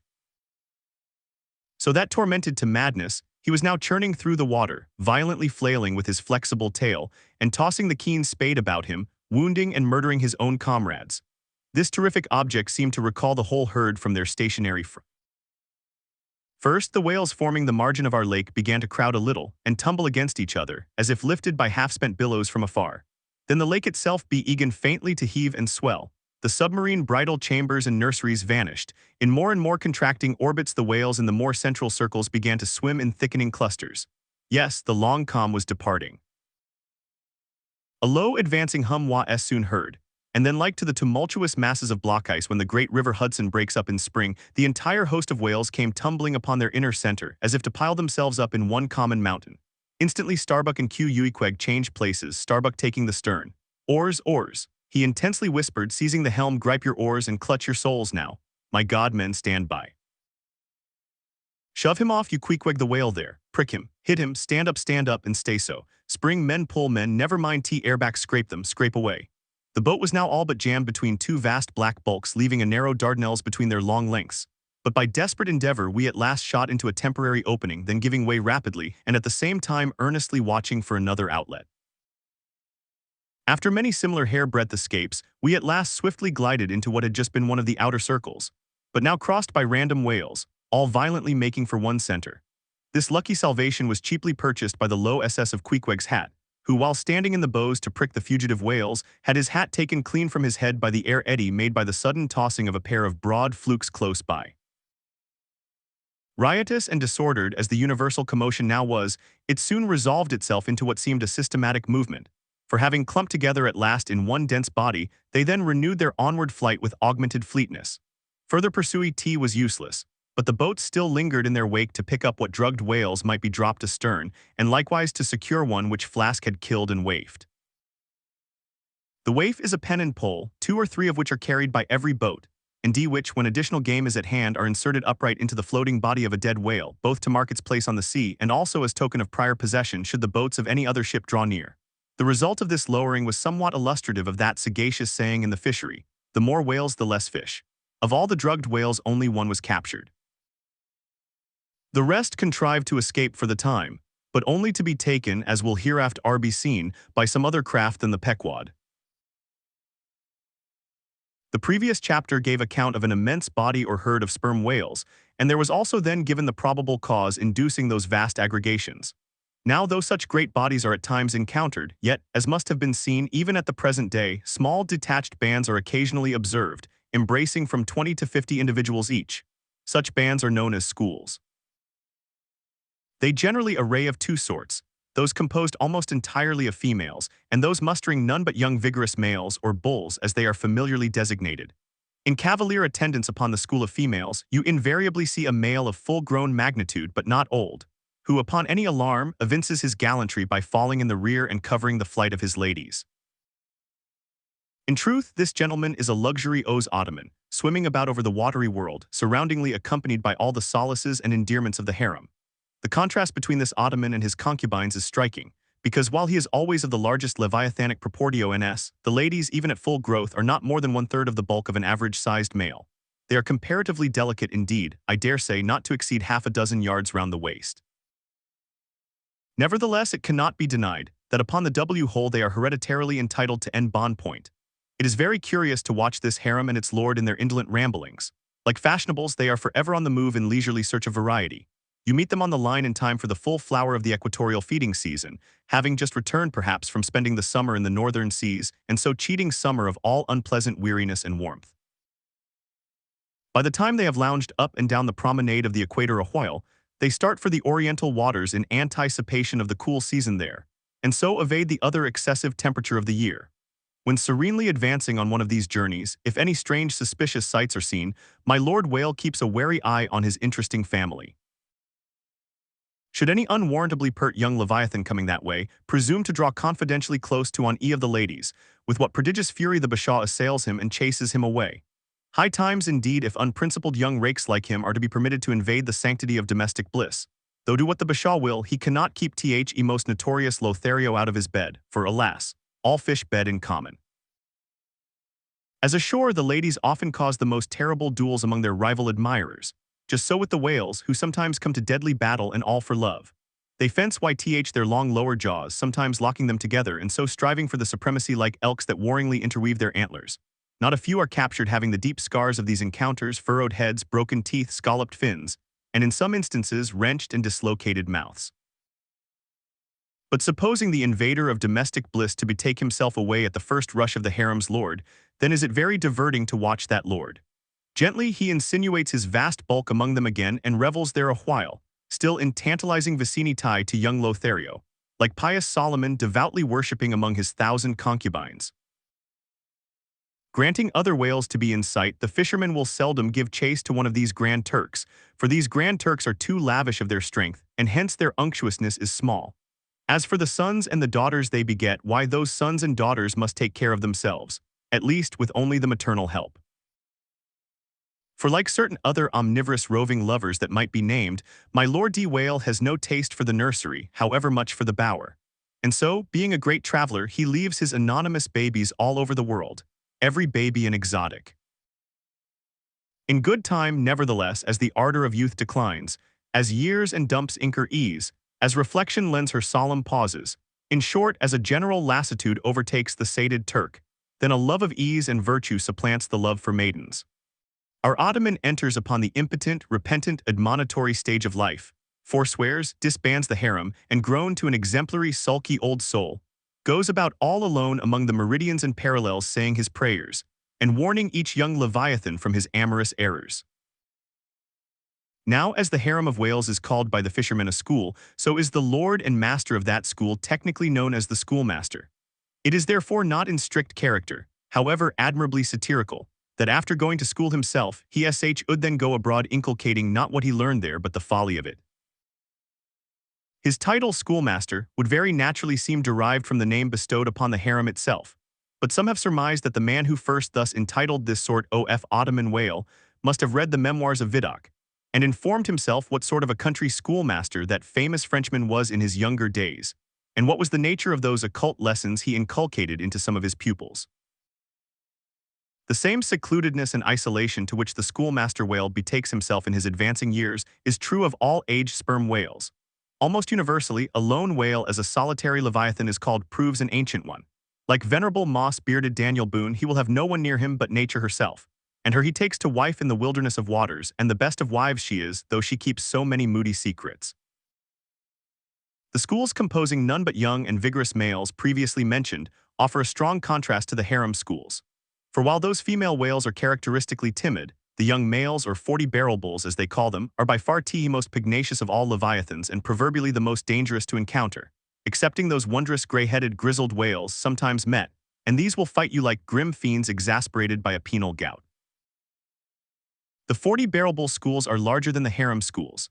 Like a mob of young collegians, they are full of fight, fun, and wickedness, tumbling round the world at such a reckless, rollicking rate that no prudent underwriter would insure them any more than he would a riotous lad at Yale or Harvard. They soon relinquish this turbulence, though, and when about 3/4 grown, break up and separately go about in quest of settlements, that is, harems. Another point of difference between the male and female schools is still more characteristic of the sexes. Say you strike a 40-barrel bull, poor devil, all his comrades quit him. But strike a member of the harem school and her companions swim around her with every token of concern, sometimes lingering so near her and so long as themselves to fall a prey. The allusion to the waif and waif poles in the last chapter but one necessitates some account of the laws and regulations of the whale fishery, of which the waif may be deemed the grand symbol and badge. It frequently happens that when several ships are cruising in company, a whale may be struck by one vessel, then escape and be finally killed and captured by another vessel. And herein are indirectly comprised many minor contingencies, all partaking of is one grand feature. For example, after a weary and perilous chase and capture of a whale, the body may get loose from the ship by reason of a violent storm, and drifting far away to leeward be retaken by a second whaler, who in a calm snugly tows it alongside without risk of life or line. Thus the most vexatious and violent disputes would often arise between the fishermen, were there not some written or unwritten, universal, undisputed law applicable to all cases. Perhaps the only formal whaling code authorized by legislative enactment was that of Holland. It was decreed by the States General in AD 1695, but though no other nation has ever had any written whaling law, yet the American fishermen have been their out-end legislators and lawyers in this matter. They have provided a system which for terse comprehensiveness surpasses Justinian's Pandex and the bylaws of the Chinese Society for the suppression of meddling with other people's business. Yes, these laws may be engraven on a Queen Anne's farthing or the barb of a harpoon and worn round the neck, so small are they. A fast fish belongs to the party fast to it. A loose fish is fair game for anybody who can soonest catch it. But what plays the mischief with this masterly code is the admirable brevity of it, which necessitates a vast volume of commentaries to expound it. First, what is a fast fish? Alive or dead, a fish is technically fast when it is connected with an occupied ship or boat, by any medium at all controllable by the occupant or occupants, a mast, an oar, a 9-inch cable, a telegraph wire, or a strand of cobweb, it is all the same. Likewise, a fish is technically fast when it bears a waif or any other recognized symbol of possession, so long as the party waifing it plainly evince their ability at any time to take it alongside, as well as their intention so do. These are scientific commentaries, but the commentaries of the whalemen themselves sometimes consist in hard words and harder knocks the coke upon Littleton of the fist. True, among the more upright and honorable whalemen allowances are always made for peculiar cases, where it would be an outrageous moral injustice for one party to claim possession of a whale previously chased or killed by another party. But others are by no means so scrupulous.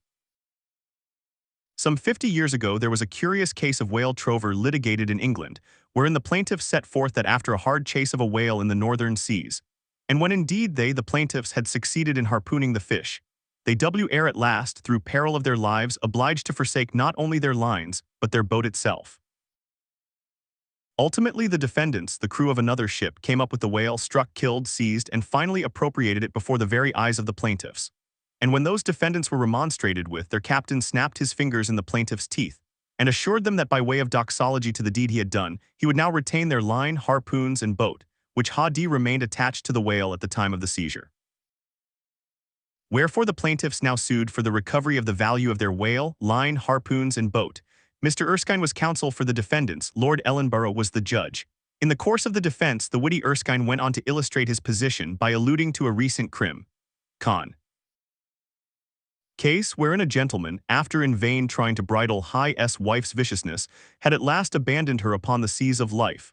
But in the course of years, repenting of that step, he instituted an action to recover possession of her. Erskine was on the other side, and he then supported it by saying that though the gentleman had originally harpooned the lady and had once had her fast, and only by reason of the great stress of her plunging viciousness had at last abandoned her, yet abandon her he did so that she became a loose fish, and therefore when a subsequent gentleman harpooned her, the lady then became that subsequent gentleman's property, along with whatever harpoon might have been found sticking in her. Now in the present case, Erskine contended that the examples of the whale and the lady were reciprocally illustrative of each other.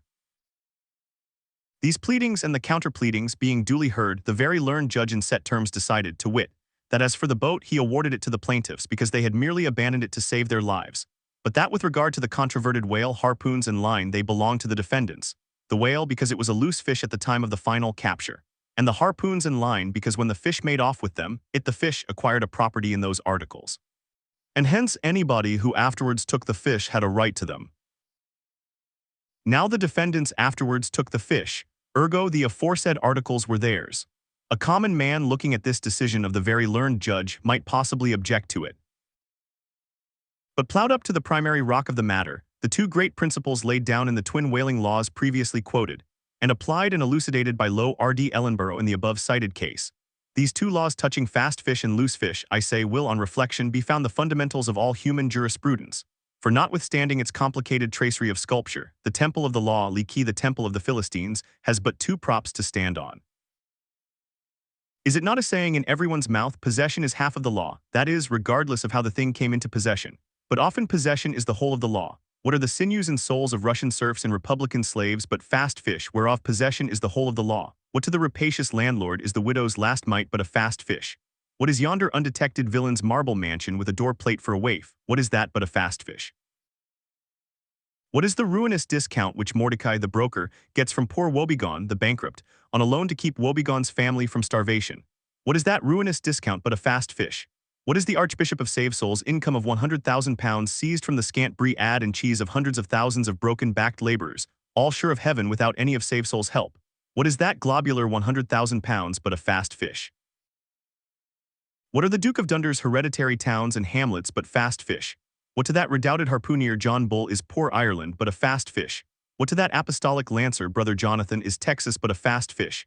And concerning all these is not possession the whole of the law. But if the doctrine of fast fish be pretty generally applicable, the kindred doctrine of loose fish is still more widely so. That is internationally and universally applicable. What was America in 1492 but a loose fish, in which Columbus struck the Spanish standard by way of waifing it for his royal master and mistress? What was Poland to the Tsar? What Greece to the Turk? What India to England? What at last will Mexico be to the United States? All loose fish. What are the rights of man and the liberties of the world but loose fish? What all men's minds and opinions but loose fish? What is the principle of religious belief in them but a loose fish? What to the ostentatious smuggling verbalists are the thoughts of thinkers but loose fish? What is the great globe itself but a loose fish? And what are you, reader, but a loose fish and a fast fish too? De bailne viro sufficit si rex habet caput et regina caudam. Bracton L3C3. Latin from the books of the laws of England, which taken along with the context means that of all whales captured by anybody on the coast of that land, the king as honorary grand harpooner must have the head and the queen be respectfully presented yth the tail. A division which in the whale is much like having an apple, there is no intermediate remainder. Now as this law, under a modified form, is to this day in force in England, and as it offers in various respects a strange anomaly touching the general law of fast and loose fish, it is here treated of in a separate chapter, on the same courteous principle that prompts the English railways to be at the expense of a separate car, specially reserved for the accommodation of royalty. In the first place, in curious proof of the fact that the above-mentioned law is still in force, I proceed to lay before you a circumstance that happened within the last 2 years. It seems that some honest mariners of Dover, or Sandwich, or some one of the Cinque Ports, had after a hard chase succeeded in killing and beaching a fine whale which they had originally descried afar off from the shore. Now the Cinque Ports are partially or somehow under the jurisdiction of a sort of policeman or beadle, called a Lord Warden. Holding the office directly from the Crown, I believe all the royal emoluments incident to the Cinque Port territories become by assignment his. By some writers this office is called a sinecure, but not so, because the Lord Warden is busily employed at times in fobbing his perquisites, which are his chiefly by virtue of that same fobbing of them.